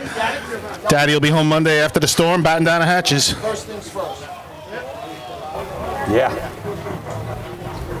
Lenny making us all look bad, saying hi to his wife. Total points for the 2021 New York State Drill Team Championship. In fifth place with 8.5 points, the Lindenhurst Snails. In fourth place with 13 points, the Farmingville Bandits. In third place with 16 points, the West Sable Flying Dutchman. In second place with 22 points, the Islip Wolves. And in first place with 24 points, and your 2021 New York State Drill Team champions, the North Lindenhurst Pistonokers. Unbelievable. I am drained. That was some competition right there. Teams, everybody make it home safe. Oh, boy, oh, boy, oh, boy. Wherever you're going throughout the state. Just the range of emotions there. I don't care who you're rooting for. If you have your red ticket, 50-50. The old wide world of sports, Billy, the thrill of victory and agony of defeat. It's in a matter of minutes. It was 7041. About $2,200 to the winner. 041, you just drew it. 087041. You'll meet us at the trophy. Oh, there's some young man over here. He's excited. Trophies to win. 087041. He's too young. He's underage. Pick a new one. Well, just saying to you, Lenny, I mean, in the course of 4 minutes there, you go from here to Islip to here. Sure. And you're North Lindy. The worry right before they took the line. Sure. Oh, my God, what do we have to do here? And they did it. Holy cow. And you're putting up shots you haven't put up in years. And the get-go, just getting there in time. And Chris Connell just getting over. I mean, that first bucket, if you watch that back, that was a little shaky making it. And then they just all caught up and stayed with it. A beautiful, beautiful job. I mean, again, we couldn't have scripted it much better. I know we keep going on and on, folks, but it's exactly what you want right down to the end. Well, from an entertainment value and no horse in the race, obviously, Islip's going to be disappointed, but they put on a great show. Two horses neck and neck coming down the stretch, and North Lindy got their nose in front at the finish line. And like we talked about, Chris was saying before, you know what? You got the hammer when you get the, you're going second. You get to see the shot you got to beat. I mean, if you're running first, maybe you're running the shot Islip's doing, but when North Lindy saw that number, I'm sure they upped it a notch. 13 100ths of a second was the difference between having a state champ and having a co-champs. 13 100ths of a second. I got a question. Do you think we should take out the winning trophies to the track right now and let them come down and meet them? I think we should. That would be a great way to do it. Come over and pick them up. We'll have them out there already. Let me. That's a lot, bro. I know. That's a lot. I didn't say me and you. Well, I was just going to say, they got a whole team. You know what, Paul? Maybe not. Let them have the team come over, grab a trophy. The guys get to carry them. They look good over here, too. We have the whole backdrop. Yeah. I think it's fun for the guys to carry them a little bit. So we're always trying to enhance the experience, folks. We're going to stick with tradition. Over there, the first place one is North Lindy. I don't know if you want to, and then we got to give out the top 5. What's the matter? What? No, do it out there. So I walk around and interview people. And do what? I'm going to do the PA out there. They're not going to all come over here, though. They're all going to be out there. Like last time, they come down to celebrate, and I'll walk around and interview people out there. So we're just working out some logistics, folks, on how we're going to do the presentation. Probably good time to go to the refrigerator or use your restroom at home. There'll be a little while before these guys come out on the track. But we are going to bring you some post-tournament interviews and the presentation of the trophies. Still a lot to go here, so hang around, keep it on in the background for the next 5-10 minutes, and then hopefully the teams will be coming down the track then. I'm sure that North Lindy's celebrating a little bit back by their camp. This is the 40th anniversary of their very first championship in 1981. Then they had a 4-year run. It was 95, 96, 97, and 98. That made 5. 2019, they win again for their 6th, and this is now their 7th championship over in North Lindenhurst. So there'll be a hot time in the Igloo tonight at the North Lindy Hotel. If you know where they're staying, go join them. Yes, thank you. It could be Eskimo Brothers, honey. Okay, you too, honey. Be very safe on your trip. You leaving your gray shirt on? And how work?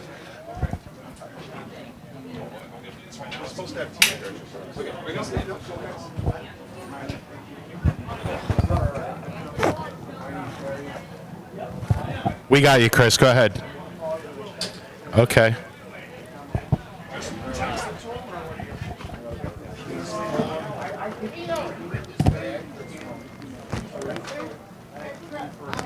Why the Mets on the back cover? Can't be good. That's old.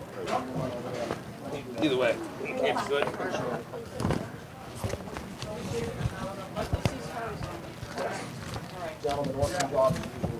Hey, good job, Chris. Hey, Chris. Well, I wasn't going to bring everything out. I was going to let them come get it over here. But I wanted to walk around and interview guys out on the track because they're not all going to come over here. Yep. Okay. All right. That's fine. So, all right. No. Mike, what's up? Will you make an announcement program? Attention all teams, as per the host, when you come out onto the track to celebrate, they request that there is no glass bottles. No glass bottles out on the track. The host appreciates that. Be careful.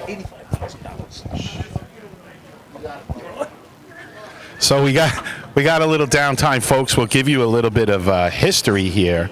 This is the 10th anniversary of the West Sayville Championship. That was their 11th championship back in 2011. It is the 20th anniversary of West Sayville's 6th championship. That happened at Merrick back in 2001. It is the 30th anniversary of Patchogue's 6th and last championship at Hagerman back in 1991.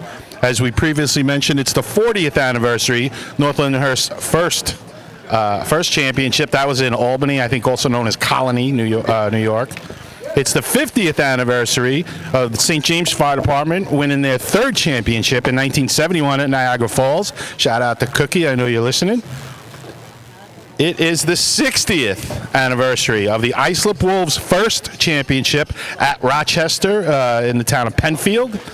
And it is the 70th anniversary of the West Hempstead Westerners. They won their first championship at Coney Island. Little side note, my grandfather, the captain of that team, my dad, the captain of St. James's team, celebrating their 50th. And 40th anniversary of the St. James Juniors, which I was the captain of in 81. So a lot of anniversaries going on. We'll go through some of the juniors as well. It's the 10th anniversary of the Islip Wolves' one and only junior championship. It's the 20th anniversary of Central Islip's 5th juniors championship. It's the 30th anniversary of the Hagerman Junior Gamblers' first championship. 40th anniversary, as I said, of St. James Junior Wildcats' 3rd championship. And it is the 50th anniversary of the Patchogue Junior 40 Thieves winning their first state championship. You have all those anniversaries. So I put some numbers together to fill some time, Billy. I hope people were mildly entertained by that. Better not forget your wife's anniversary after knowing all those. Yeah, that would be a boo-boo, huh? We're just waiting here for the celebration. is this? Here we go. To commence. You know, guys, I mentioned that, and our friends Twan and Adam are talking in our text group here, but I mentioned after C-Hose that 1300s had separated the Islip Wolves and the North Lindenhurst Pistonockers.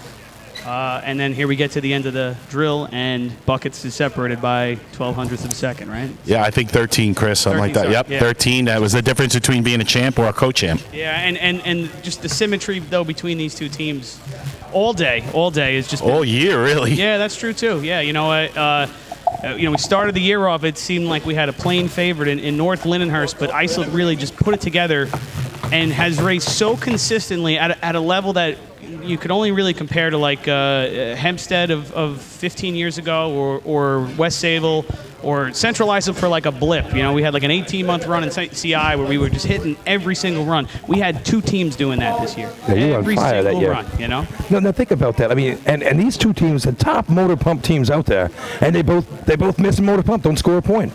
And then they back it up with the best bucket times they've run in years for both teams together. But what a finish. You know, a statistic I stumbled across in the offseason, guys, and it held true this year. North Lindenhurst Pistonockers, with the wins they've had in the championship, have done it always with a higher, well, I'll call them a hired gun on the nozzle. In 81, it was Patch Affairs that came over from Hempstead. In the mid-90s, when they had their 4 in a row, it was Mike Welton that had come over from Bayshore. In 2019, it was Matt Smedley that had come over from a brief stint with East Islip and also Lindenhurst. And this year, Kevin Kinley running nozzle for them, coming over from the Snails. So always had that hired gun on the nozzle, and it's worked out for them. That's an astute observation, my friend. Hey, love this sport, and we study it, Billy. We're all fans of it. We're students of the game, and that's the way it is. One of our champs up here. Ducky, how are you, pal? So this is great. We got Ducky Fowler here, the climber, the breaker, the dump. Oh, not the dumper anymore. Sorry, on the ladder in buckets. Ducky, put into some words what it feels like now to win your 2nd state championship. It was crazy. Going back and forth at Islip all day, it was probably one of the best tournaments I was a part of, state or not. So you guys are on the line in buckets, and you watch Islip right in front of you put up a solid 21. What was the mood of the team for those couple of minutes? Just run our shot and see where it lands. Now, that was your best shot of the year. Out of there? I mean, it looked like you guys upped it a little bit. No, when you try harder, things go wrong. Just run the shot you got.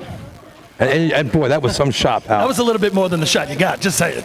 I don't know if we've seen that shot this year. You haven't run that shot maybe once since the beginning of 2019. It's exactly like my ladder shots. You don't see them all year. It used to be till September. Now it's August. I'll take Mr. August any day. Now you get it. Congratulations again, Ducky, on your 2nd and back-to-back for the Pistonockers. What are you going to do now? You got to go to Disney World? Not yet. He doesn't have to win to go to Disney World. He goes anyway. I know.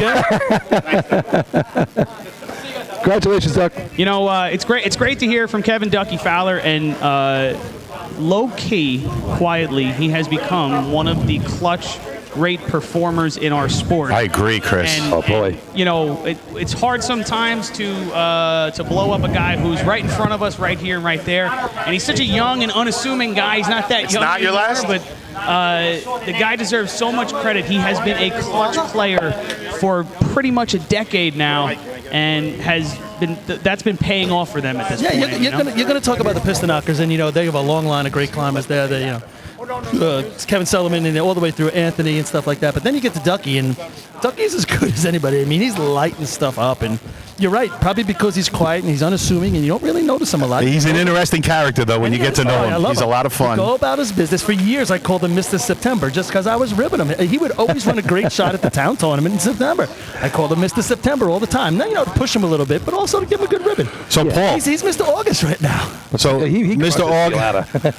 August, racing-wise, I agree. Well, Mike Carl here from the Main Transit Slowpokes. Mike, there's been a lot of rumors. You guys put on a great state show all the time, 9 times now that you've done it. A lot of rumors that this is the end, that this is the final show here. What's the story?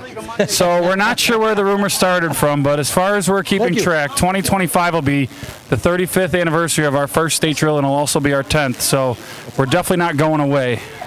Well, that's great to hear because I think everybody loves coming up to the area and the show that you guys put on, a great facility. You got a lot of people that break their butts to put the show on, and it's really appreciated throughout the racing world. We love having everybody here every 4 years, and we're actually already talking on the track about little things that we can improve like we like to do every 4 years. So hopefully when everybody comes back in 4 years, we'll have a few more improvements for everybody. All right, thanks again from everyone, Mike. We really appreciate it. Thank you, guys. All right, so that's good news. Good news to the racing world. We're going to keep racing in Western, and always good to hear.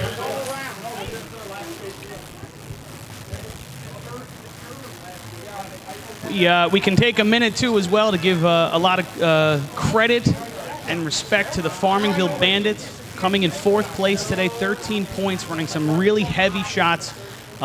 Maybe they didn't run every single shot they wanted to today, but the ones they did were super heavy. That's a team that has worked so hard in a group of these young teams that have been coming up. And that whole group of young teams has something to be proud of to see Farmingville make it into the top 5 today. Their first time ever, Chris, you're right. I think they were 6th back in 19, if I remember correctly. So they've been knocking on the door. They kept the guys together, kept plugging away, and it paid off today. You know, we were talking about how disappointed they were after buckets, and that is understandable. But I remember that 6th place run and the disappointment they had that day as well. And so to see these guys come in today, put up some really heavy numbers, and make it to the top 5 and come down. It's going to be a big celebration in Farmingville and at their hotel. And again, first time they've ever won. 4th is awesome. Getting in the top 5 is the goal of most teams at the beginning of the year. I know they left some points on the track and they know it. That gives you the determination next year to keep it together and come back. I wouldn't be surprised to see them make some big noise on Labor Day weekend. Yeah, the 5-pointer for them in the first time they've ever won an event trophy at the state tournament. So can't say any more about those guys from Farmingville. They're going to be very happy tonight. I'm sure something's going to Happy, glad. Oh, yeah. Well, what the...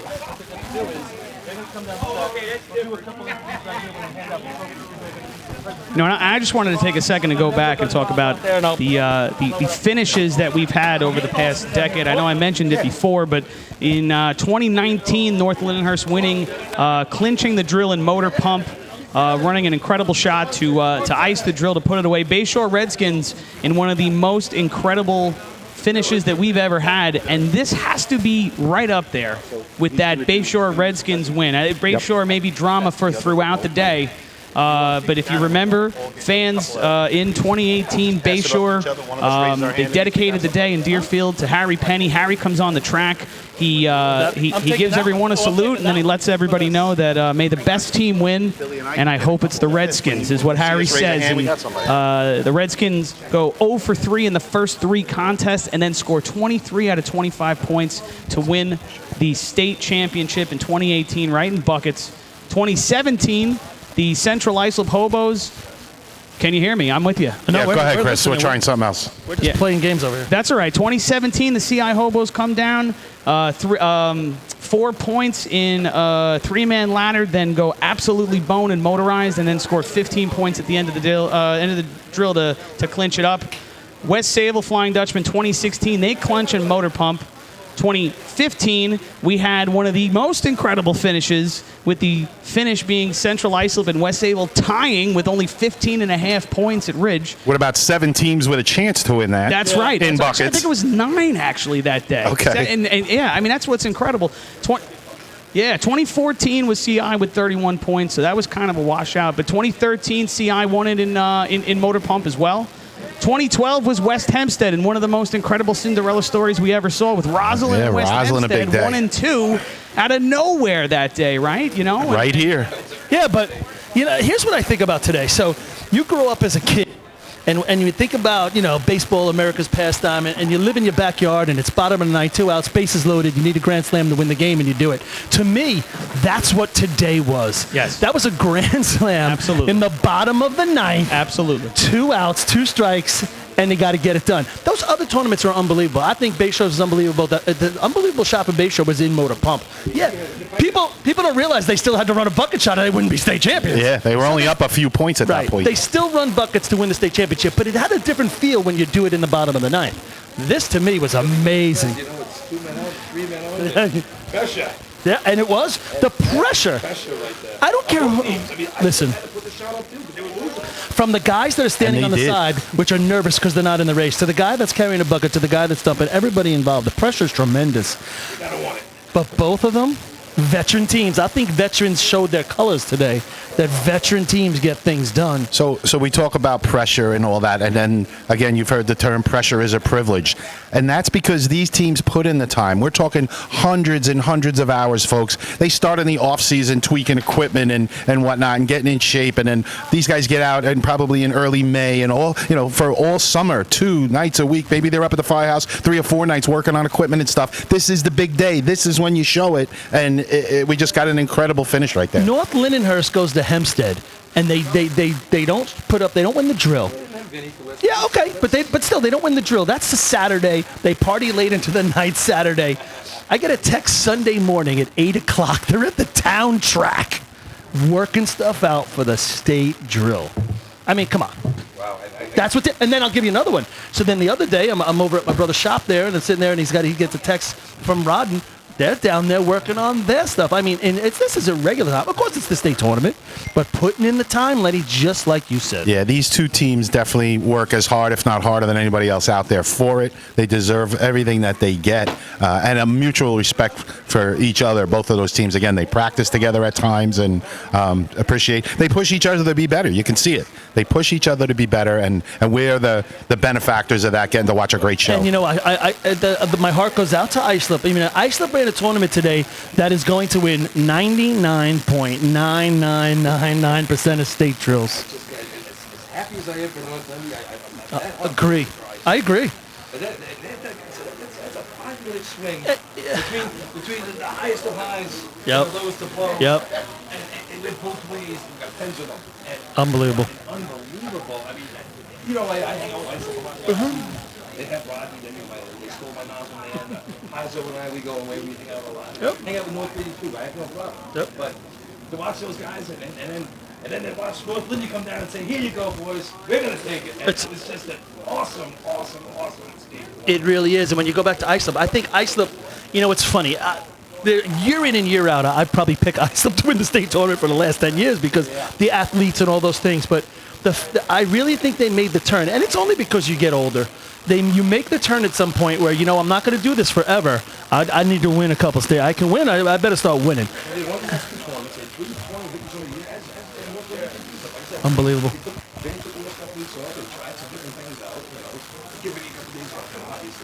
It worked today because Vinny did a great job in last. And nothing against Kevin, but Vinny Bulldog over that ladder. Different animal. But this is what it is. Vinny's a veteran. Any little thing that could the hiccup on the back of that truck, Vinny's going to take care of it. And when they get off the back of the truck, you as a veteran, you know how that works. No. I missed 2 events there, but they got lucky on the second one. The efficiency one, they'd like to have that one. And it's amazing that it comes down in racing today where you can't mess up a race. This is not the town tournament. Six events. You can't win the drill? Shut up right now. Right? Seriously. But think about West Sable. Think about if they hit the pump shot, they're state champions. If they hit the pump shot, West Sable is the state champion, and that would have been a story. Absolutely. Hey, I got to say, there wasn't a contest here really, though, that was like a real terrible contest, though. So usually you make the argument, you got to hit in all these contests, and that's because every contest, maybe 4th or 5th place, is kind of a weak time. So you got to point up. There's none of the pointing up going on here because every single contest had these really good times all day. Yeah. So coming in and taking those big points. I think teams are counting on them in stage 1 if they come and do everything. Well. They're sneaking in here and there all year long. They've had a couple of rough ways during the season. Listen, just go back and look at the impact that Farmanville has. So in 5 points they get in C-Hose, and then Islip gets 2, North Lindenhurst gets 4. So it really doesn't change the outcome of the tournament there. But then Farmanville scores 4 in B-Hose.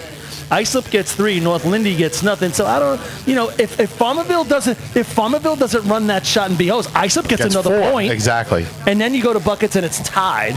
So yeah, Farmerville has an impact. And then what do they do in efficiency? I think both other teams bombed in efficiency. No, North Lindy runs a 9:03.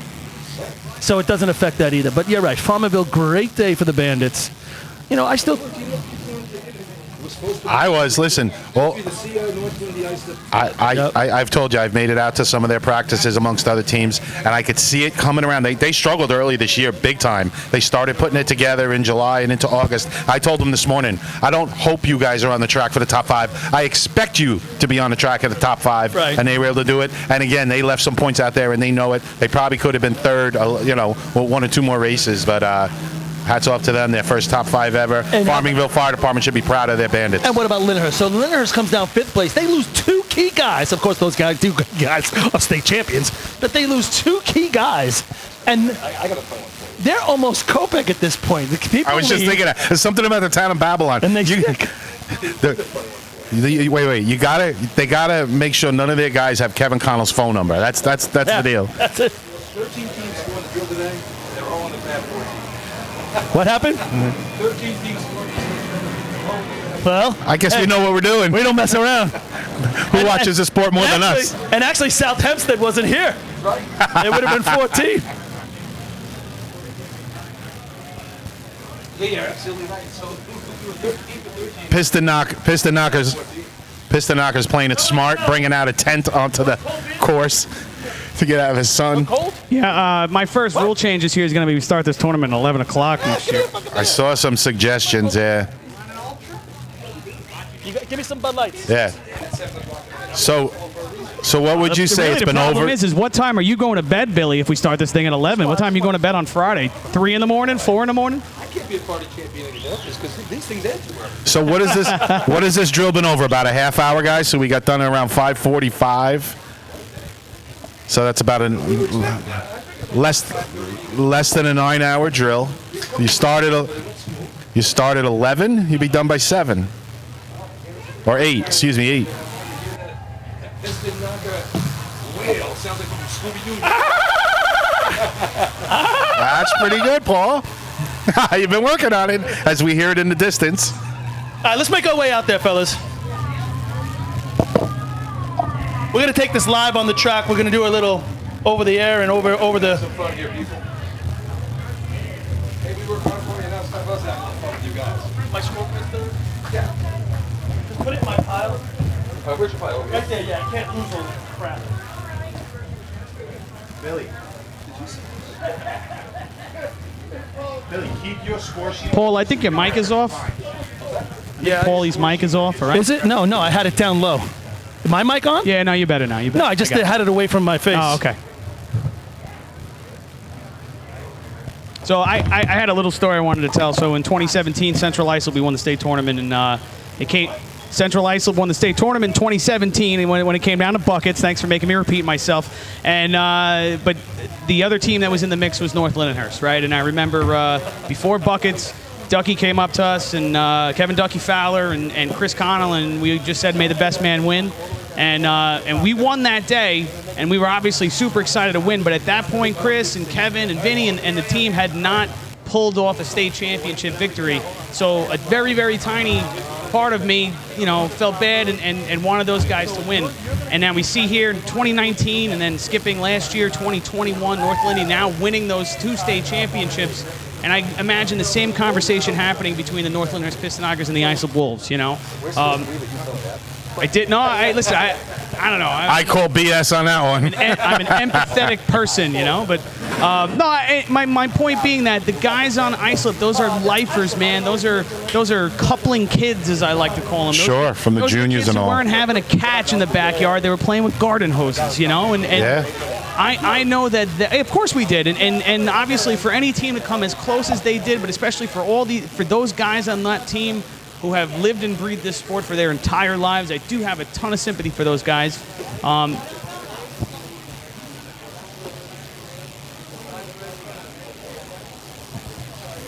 Hey, listen. The difference is that we had to do it twice, but you know what I'm saying. So, anyway, the first one was actually 1772 on the clock. So, anyway, that's enough. That's enough bragging. I feel like I'm Paulie right now. But, You're getting close, buddy. You're getting close.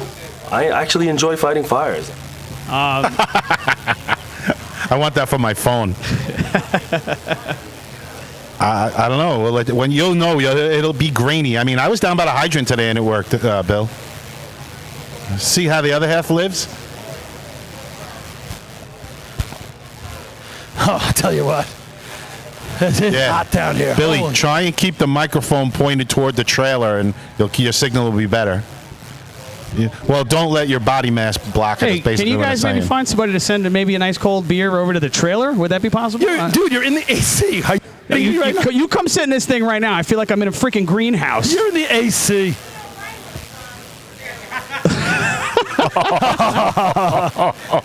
Oh, shit.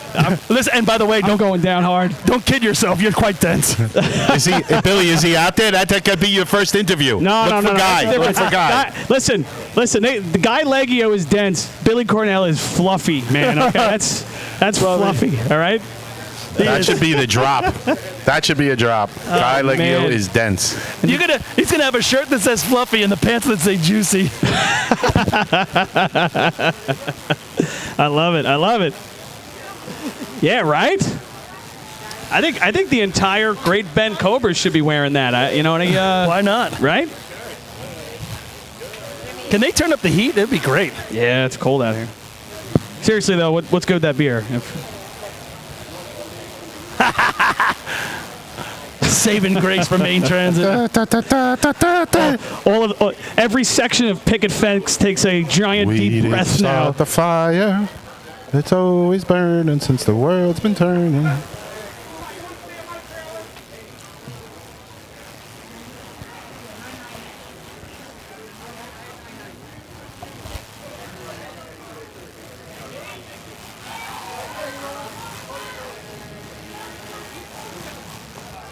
Holy shit. Good work today. That was crazy, man.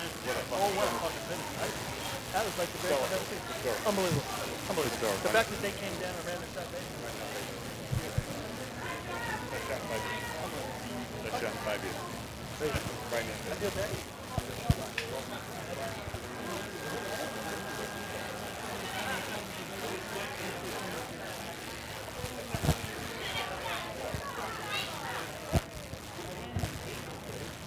You know, I think with the COVID year, guys, we.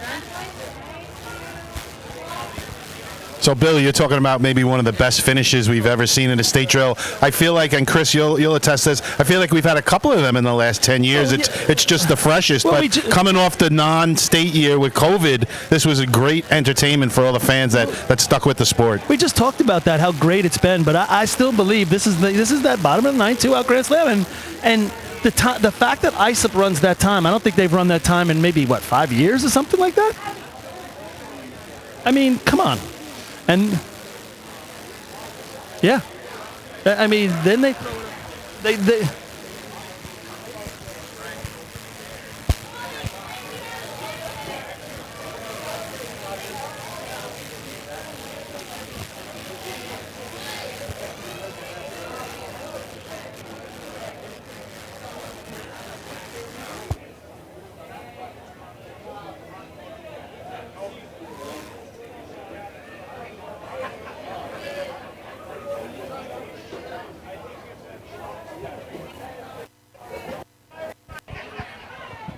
I don't think any of us do. Billy, I wouldn't go too much further away from the trailer. How about you get a little interview with Gene Perry from FASNY? Maybe you can tell us what's going on. You're right next to him. Ask him his opinion of the drill. Second Vice President of FASNY.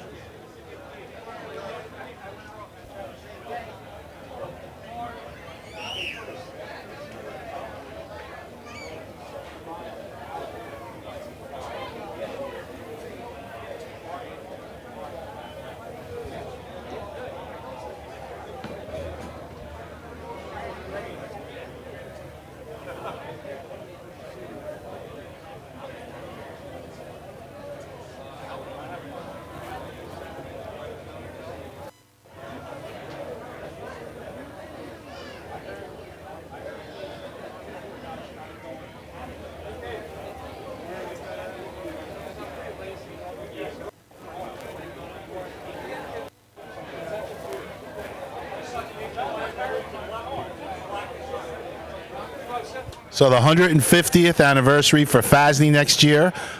Little side note, the 100th anniversary of the St. James Fire Department. We're going to celebrate August 27th with a parade in St. James. Anybody that wants to come out, mark it on your calendar for next year. Haha.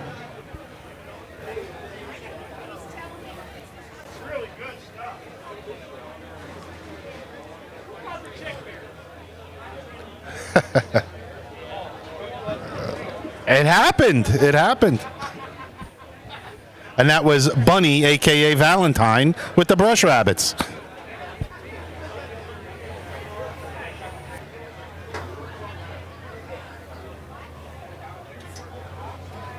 Yeah, you went out there a little early, Paul.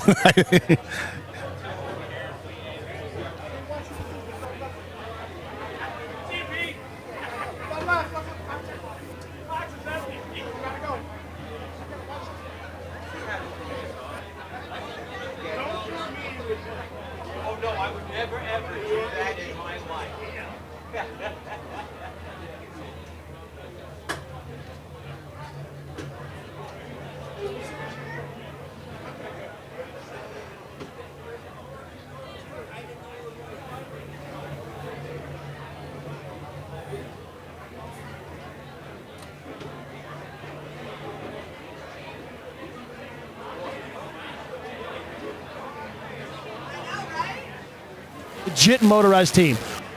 What is it that changed for you guys that made the difference? It's a lot of hard work. You know, we take pride in what we do. We're down there 2 or 3 times a week working on these things, and it's just coming together. Climbers getting it. This year we've been a little bit off on B ladder. You know, I know today we should have had a 5.5. Came in, he had a fumble, hit the arch with his right hand. It screwed him up a little bit. The C truck, well, they likes to take the scenic route down the track most of the time. But we try to do what we can do, and you know what? We finished every race today. That's all that matters. I tell you what, you guys look great. Very respectable today, representing Western, great, and a big difference. And I have to say, if your climber is staying here today, walking around, if you see any guys from Long Island talking to him, I'd run right over there and just put the kibosh on that because he's legit. He is no joke. I don't know where you got him, but he's looking really good. What's looking forward for the future for you guys? You think you're going to keep everybody around? We will, but I do have a surprise. This was my last state drill. I am moving to Brick Township, New Jersey in 2 weeks, and this was a good parting gift for us. So I got one drill left at Point after 25 years, and you know, it's tough. It's very hard, but these guys will carry it on. You didn't know that. Holy cow, that's breaking news right now. I didn't know that. Well, listen, man, you've been around a long time. Congrats to a great career, and I give you a lot of credit for everything you did to turn it around and be a big part of that. I'm not a big fan of New Jersey, but I guess that's what you got to do. It's Republican, it's Ocean County. 5 minutes from the ocean. Well, let me tell you what. I hope you got your ammo. I'm 100% on board with all of that, so maybe I'll move there too. But 2 hours from Long Island. All right, not by boat. It's a quick. I need to find a bunking team I can work with. Yeah, absolutely. You can always come to my house. Hey, great job. Awesome today. Loved it. Loved it. Enjoy the rest of your night. Wow, that was breaking news right there. You want to repeat that, Paul? I don't know if he was really mic'd up all that well. What was it that he said? Dave, the driver from Seabreeze. Go ahead. This was his last drill. Actually, he's going to Point. Oh. And he's going to go to, no, he's not going to Point Pleasant. He's going to Point to race, but this was his last state drill. He's moving in 2 weeks to New Jersey. Okay. I mean, think about the years he's put in for the Seabreeze. Remember, Lenny, he tried to jump up and beat you up because of what you said about him at Deerfield that time? Yes. So, was that him that came to you? I didn't know who it was. Absolutely. But that's pride right there. You know, they were out there busting their ass when they weren't that good. And, you know, we'd like to have a lot of fun. And you understand, hey, not everybody's going to enjoy it. And he takes pride in the Seabreeze Indians. And now he has been the face of the Seabreeze Indians for a very long time. It's going to be a hard time to replace somebody like that. I mean, they're moving in the right direction. But, wow, that was breaking news. So we keep bringing you some interviews here, folks. The teams are gathering together to do the parade of the top 5 down the track. But if you're just joining us, North Lindenhurst has repeated as New York State champions, back-to-back, if you will, from 2019 to 2021. And second place, the Islip Wolves. Third, West Sayville Flying Dutchman. Fourth, the Farmingville Bandits. And fifth, the Lindenhurst Snails. Yeah, that was a great day, man. I mean, we can say it all day long. What? I tell you what, the track is very crowded right now. Where the hell are the teams? Oh, there they are. They're at the top of the track. So they're going to come down here, and we'll get a couple interviews over here, and then I'm going to go down the track. I got a couple people I really want to talk to on the North Lindenhurst Piston Knockers. I'll talk to some of them as they come over here and get the trophies. We'll do a couple of these things. So stick around. If you still have it on, if you're still listening, still watching at home, we're going to continue this. Chris, if you're listening, I have a question. All right, so the mic that goes over the PA, is that my mic going over the PA now? Oh, so if the mic that goes over the PA, is that also tuned into the radio? All right, good. Paul, that one comes across really loud, the PA mic, so you might want to just tone it down a tiny bit. Really? That really comes over I yelled blasting. all day, Lenny. I'm not going to stop now. Let me just tell you, it's hot. Check. Sun's hot. Good job. Going. This is the worst part of racing. Waiting for the champs. Waiting for them to come down the track. That's why I stayed back here in the shade. I needed where are these guys? I got to find another adult soda. There's Juicy. There's an interview for you. Yeah, I want Billy to interview Juicy. All right, let me get him. Hold on. Sorry. We're out of beer. Uh-oh, Paul's going on strike. There's no more beer in the cooler. Sometimes I want food. Sometimes I want beer. All right, here we go. Howard, get over here.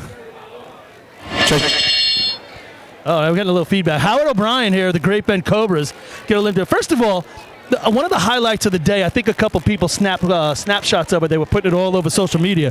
But it was the Juicy Pants. So just give me a little rundown on the Juicy Pants. Hold on. We got a lot of feedback. Thanks. We got to cut the feedback. Can you hear me over there? Hold on. Billy, turn your mic off. Yeah, he's running around inside the trailer with a hot mic. Billy, turn your mic off. Last time I turned it off, it stopped. No, you got to turn it off so you don't get the feedback. All right, go ahead. No, I'm out of the trailer now, so you good. No, get to it. I'm still getting the feedback. Oh, there you go. Much better. All right, so Howard, the Juicy Pants, give us a little rundown. That's simple. We are glad to be out here with the likes of, West Sayville, Islip, North Lindy, and everybody else out here. We got to do something to stick out. We're not going to put up any times, just going to compete, so let's get some attention some way that makes everybody happy. All right, I like that. So you guys come out today. I don't think you ran the C-Truck, right? You didn't run the C-Truck today, but hey, you're at another state tournament. What's it look like for the Great Bend Cobras going forward? I know you had a couple of ups and downs this year, but everybody's rooting for the Cobras to stick around. What's happening? Well, we're not going anywhere in the near future. We're having a rebuilding year like some other teams are. We got good support with commissioners. Hopefully we can get some new blood and continue the sport. Got to grow it up north. Whatever it takes, we're going to be there to try to do.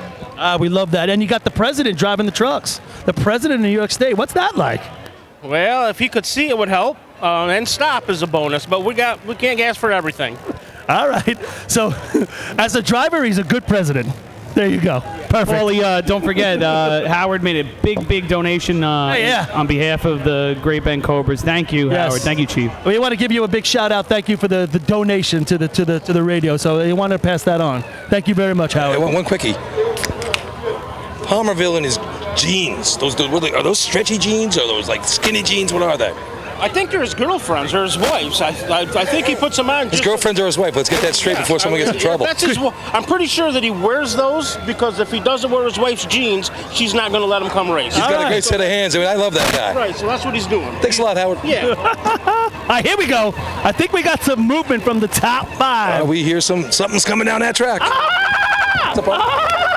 It's on its way. I like the way they do it, nice and slow. Enjoy every minute of it. This is as enjoyable as it gets. Abby, come over here.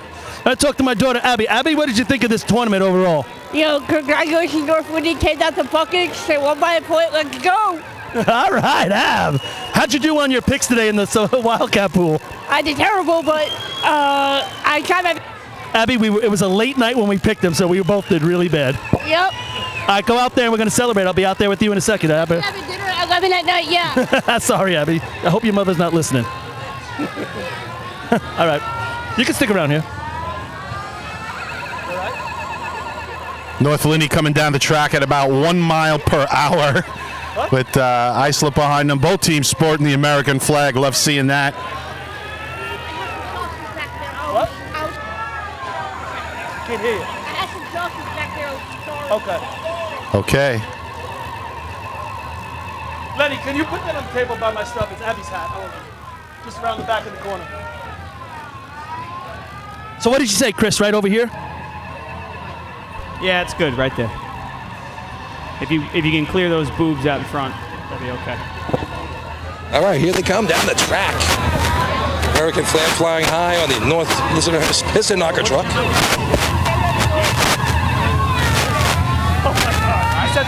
Some happy knockers up there, that is for sure.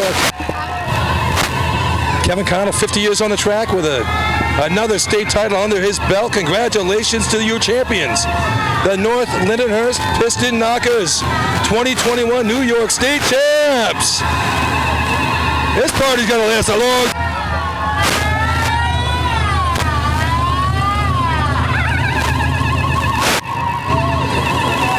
Man, they deserve, you know, and I want to get out there and I want to talk to Joey DeRada. I want to talk to Kevin Kinley.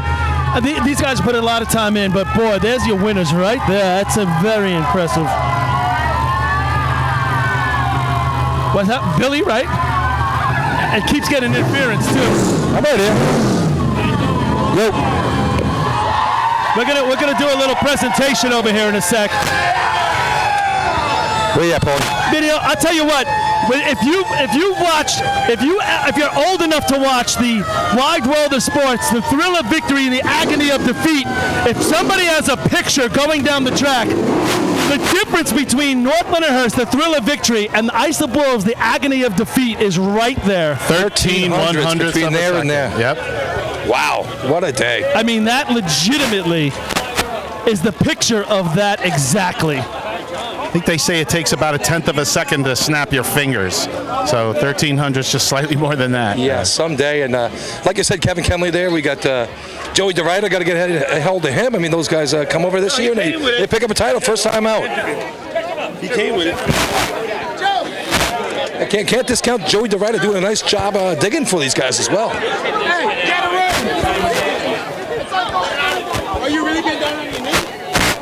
Yeah, I'm not going to bother these guys. Just let them have some fun. Go shake some hands and say hello. Billy, that mic's not really reaching, pal. All right, everybody. I'm sitting here with Kevin Connell, the head of the North Lindenhurst Piston Knockers, winning the back-to-back, if you want to call it that, state championship. Kev, I see you in tears once again. You cry all the time, so that's probably not a big deal. But overall, I mean, what's the feeling right now? Coming down, I mean, come on, that's one of the greatest, if not the greatest finish in the history of racing. What are you feeling right now? I'm shocked, actually. I was obviously hoping to run a good bucket run. The Wolves pulled a really good one out, and we haven't ran that well all year long. I actually looked back at the scoreboard to see what second place was, so to make sure that we would at least be tied for a state championship. My boys ran a great shot, and I was very happy. Kev, congratulations. That was awesome. Kevin getting the beer bath that goes along with being a state champion from all of his guys. Hell of a coach, great recruiter, and just a great racer, good guy overall. Absolutely. I'll tell you what. Paul's got Kevin Kinley come over from the Snails. Go ahead, Paul. All right, so I'm here with Kevin Kinley. Kevin filled in a lot this year when needed, but boy, he knocked it down in all the contests he had to, and he won. You're a state champion. I don't know if that's you feel it yet or if it's melted into you. What does it feel like right now? I can't put it into words, man. It's the greatest feeling in the world. It really is. We worked so hard as a team, and these guys, we wanted to do it for each other, and I think that was the difference. I mean, your entire life has been based on racing, and you see all these other people winning these state tournaments. And finally, can you believe it is you? You talk about the team. What does it mean to Kevin Kinley and the Kinley family, you to be able to do this? It means everything, man. I put my life, my heart and soul to this thing. I love it. I love the sport. I love the people I love what it brings. I love it all. Awesome, brother. Kevin Kinley, state champion, North Lyndhurst Piston Knockers. One more. Paul's going after Joey DeRuda. He come over from the Snails as well. Go ahead, Paul. So we just talked to Kevin. Joey DeRuda, you're in the same position, my friend. I've known you a very long time. I know what racing means to you, what racing means to your family. What does this state championship, we already know what it means to the North Lyndhurst Piston Knockers. What does it mean to Joey DeRuda that he's a state champion? It means 20 years of hard work and dealing with the bullshit I dealt with this year to do it. There it is, sums it up. He's a state champion, everybody.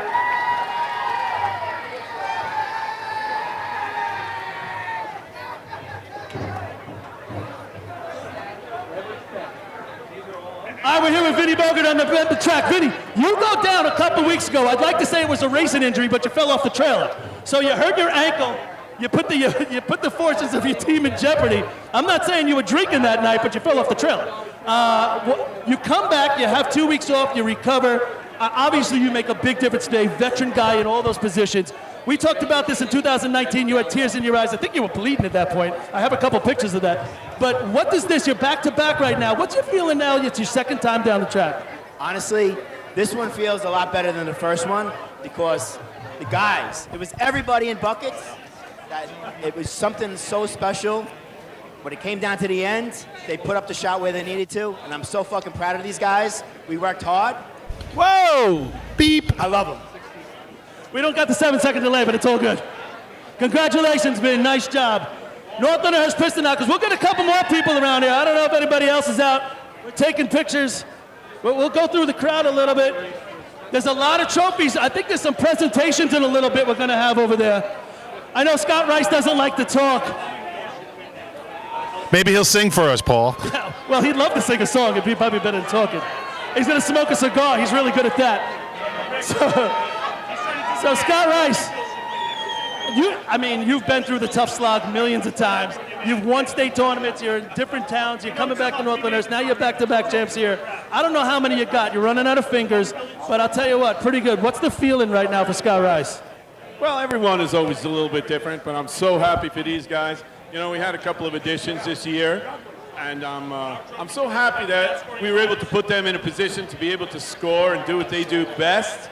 So that's really about it. Our guys we work hard, we play hard, and that's how we go. That's how we roll. I'm happy. Islip Wolves were ridiculous today. That team is unbelievable. We love them. They are our friends, and we were racing within hundreds of each other today. And you know what we did today? We put a show on for the fans, and I hope they enjoyed it. I know I did, and I know that deep in their heart, I know that it's a little hurt right now, but I know that they ran well, and for the sport, it is a great-ass thing. And Paul, thank you for everything you do, the radio committee does. It was awesome. Scott Rice, state champion again. You know, he summed it up nice there, Paul, talking about Islip Wolves. So true, really so true. And they put on a great show for all us fans. All right, I'm here with Chris Connell. That cigar's not going to work anymore. It's wet. I'm here with Chris Connell. How'd you, man? Chris, I have to ask you this. You come down and B-hose. You're automatic. You miss B-hose. What are you thinking? Trust me, I know these thoughts. But what are you thinking at that point? State tournament, missing B-hose, and oh, my God. I'm still pissed, honestly. I'm still aggravated with myself.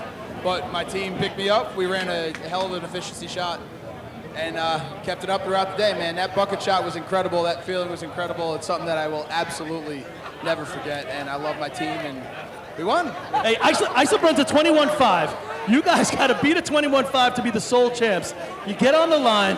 What's your thoughts right there? Nervous? You just go for it? It doesn't matter? What are you thinking? You want me to say it? All right. Big Dick's got to fucking come out, man. What is going on right now? We don't have a 7-second delay. We don't got a 20-second delay. We don't have a 10-second delay. All right. I think we're done with the interviews, North Lindenhurst. Hey, as long as John Cougar isn't on the radio, we're fine. Congratulations. Nice job. At some point, we got to go get the trophies. We're going to walk over. We got a couple of presentations. If North Lindenhurst could come over to the trophy stand. All right, so we're going to get the North Lindenhurst Piston Knockers to gather up so they can get their trophies and take their championship pictures. There's quite a few leg trophies here, Paul. I know there's a couple of departments that want to be involved. I know Patchogue wants to be involved with their presentation, so we'll go one at a time here and we'll chip away at it. I hope North Lindenhurst got the whole team here because they got quite a load of trophies to take home. Yeah, they're gonna need a. They're gonna need you all. I hope they brought an empty van with them because they got a lot going back to North Lindenhurst. Again, congratulations, North Lindenhurst Fire Department. Your Piston Knockers are champs again. You got me on that? We got you, Billy. All right. Yeah, to switch out that other one. So again, we heard really good news before, Billy, that this is not going to be the last Maine Transit State Championship. Oh, outstanding. They confirmed, yep, they're going to really work their butts off and try and make it happen again in 4 years. I know a lot of people like coming up here and enjoying Niagara Falls, and of course there's great facility at Maine Transit, so we thank them again. Their 9th hosting job that they've done, and this one they got their money's worth here. That's outstanding. Maybe they're going to be a 10-year cumulative trophy next time. Yeah. That's why I really thought it was the end when they came out with those trophies for each race. That seemed like the end, but maybe they just had a really good time and a change of heart. I don't know, but they told us. Mike Carl told us. All right, everybody, we're going to hand out some of these state championship trophies. The first one is the brand new one in the honor of ex-chief William Rouse. It's going to be handed over from the Patchogue Fire Department, Patchogue 40 Thieves, to the North Lindenhurst Piston Knockers. Tim Bugatti. On behalf of the Patchogue Fire Department, the Vanguards, and the 40 Thieves Drill Team, congratulations, North Lindenhurst, on your state championship. In the sainted memory of Bill Rouse. All right, there it is. Nice job, fellas. So North Lindenhurst accepting the Bill Rouse Trophy. First time that's been awarded. Thank you to the Patchogue Fire Department for putting that together. Key cog to the North Lindenhurst Piston Knockers, Chappie over there. Since he's come over to the Knockers, they've been a real tough out. So, a bunch of their players posing for photos. This is something you want to remember for the rest of your lives. So, congratulations again, Knockers. They're going to make the most of this. Go ahead, Paul. All right, so the North Lindenhurst Piston Knockers are all going to pick up the John Watala Trophy from the Hempstead Flukes.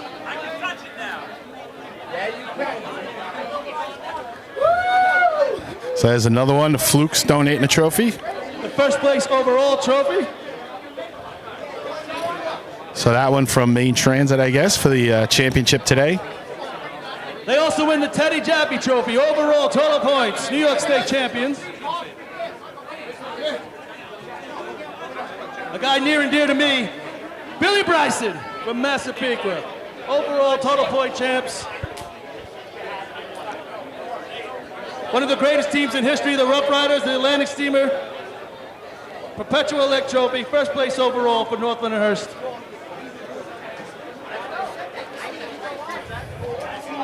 We got the Book Trophy. State champions. Presented in honor of the drill team champions since 1946. The dedication, skill, and athleticism resulting in capturing the New York State Championship consecutive years. That's you guys. Dedicated with pride by the Central Islip Fire Department Hobos Drill Team, August 2016. This trophy is retired when a drill team wins 3 consecutive championships, so this one's still in play. They get it for the year, though. Got to bring it back next year, but that's 2 in a row. They could get it for good if they win again next year. And this one, we'd like to bring in President Scott Megan of the New York State Parade Drill Team Camp Association. This is the one we've been waiting for, the cup. The cup is in the building. Scott Megan. Everybody knows I don't like to drag things out. So congratulations to the 2021 New York State champions, the North Lizard Piston Knockers. Congratulations, guys. The cup is yours. Now, Paul, in the past, we've had the team that won it last. We've had the team that won it last hand it off to the new winners, but being as it was North Lindy, they just get to hang on to it. Here's the one everybody likes to take a picture with, everybody likes to drink out of. This cup has gotten a lot of use in the amount of time it's been around as they fill it up with some cold ones. I like the pictures at 2 in the morning when the guys are crying around it. That's always my favorite. Yeah, or somebody's busting a tooth trying to drink out of it. Together down by the arch, it's turned into a tradition of getting all your trophies there, getting your team out, your coaches, your friends and family. The individual families will take pictures with all this stuff. This is going to go on for a while, folks.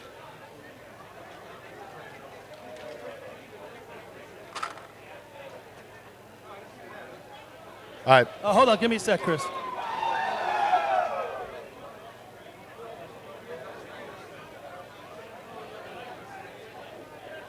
We do still have some trophies up here, Paul. I'm not sure what direction you're going with them. I need another mic.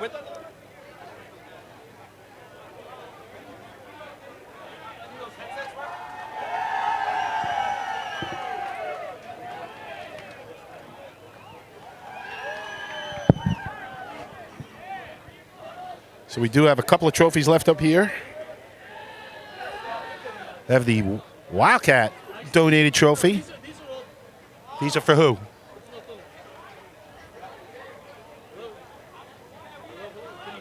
No, can't hear you, Paul. Here you go. You want to take this setup? If you're going to do the presentations, you got to get a couple of guys over. I'm going to go get them. This is, everybody can hear, you can hear me, right, Chris? All right. So, no, I think we'll just end it. We're going to end it right here. I just wanted to give a little sign off on what a great drill it was.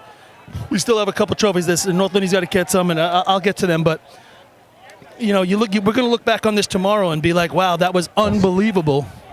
We're living it right now. But that was a special drill right there. Especially after the year off. So yeah, absolutely, I agree. If you are still in town, folks, tomorrow here at the fairgrounds, the top 5 is going to have a little mini parade, and there's going to be a celebration. There'll probably be some cornhole going on. There'll be a live band, from what I understand, some music, a lot of food, a lot of beverages, and if you're in town, come out, hang out with the champions. Yep, and a great job. I want to thank Chris, everybody that's a part of the media committee, all the guys in the trailer, all the people down at the scoreboard, putting the music on. What a great job today. I mean, I thought this was a great presentation, and we were really able to present great racing, and the racing is really what it's about. It's definitely not about us, but the racing takes the cake, and we were a part of it. And we never want to overlook our officials. We had 40-something officials here today. Great job by the white shirts, keeping it moving. Absolutely, and Main Transit, there's so many people to thank, but Carol Jackson, Jim Lewitta, they've done a phenomenal job year after year trying to make it better, trying to make it great, and they do it every time. Good to hear it's going to be coming back here hopefully in 4 years, so that's good news. Yep, and we look forward to the Labor Day drills. We have a couple of town drills that are left, so stay tuned on the website, and I guess that's it for here.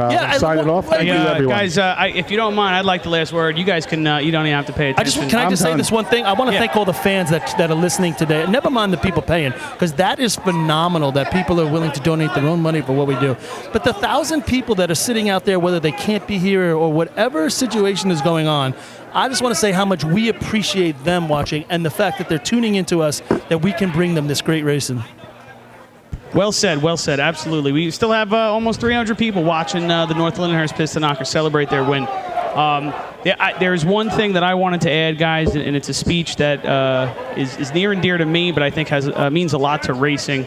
And that's something that Teddy Roosevelt said. Teddy Roosevelt, President Roosevelt, in 1910. I want to end with that, if that's okay, guys. So I'll let you guys sign off, and then I'd like that to be our last phrase for the night. Yeah. So you guys want to say your goodbyes, and then I'll close it out. Hey, thanks for letting me be a part of it. We're going to be out of here. Goodbye. Chris, you can end with that. Yeah, well, again, we really enjoy myself, Billy, Rob Noonan that helped us out today, Patrick Ferris, Billy Cornell. We love doing this. We're happy to bring it to you, and we hope to be able to keep doing it for years to come. All yours, Chris. So this is a speech known as the Man in the Arena speech, and I think it says so much about everything that we do together as a sport. And it goes like this: it's not the critic who counts, it's not the man who points out how the strong man stumbles, or where the doer of deeds could have done them better. The credit belongs to the man who is actually in the arena, whose face is marred by dust and sweat and blood, who strives valiantly, who errs, who comes short again and again, because there is no effort without error and shortcoming, but who does actually strive to do the deeds, who knows great enthusiasms, the great devotions, who spends himself in a worthy cause, who at the best knows in the end the triumph of high achievement, and who at the worst, if he fails, at least fails while daring greatly, so that his place shall never be with those cold and timid souls who neither know victory or defeat. And I think all the teams on the track today, that can definitely hit home and mean a lot to them. It's been a long day, it's been a long weekend, but I hope you guys enjoyed the broadcast. We love this sport, we love that you love this sport, and thank you again for all the support that you guys gave us today. It means so much. But on behalf of everybody today who was on the air, Rob Noonan, Lenny Gombard, Billy Cornell, Paul Suskind, Patrick Fairs, myself, I'm Chris Murphy. We hope you guys had a great time, and congratulations once again to the North Lindenhurst Piston Knockers. We're signing off here from the 2021 New York State Championship Drill. Thank you, everybody, and we will see you guys in 2022 at Merrick, hosted by North Belmore. Take care, everybody.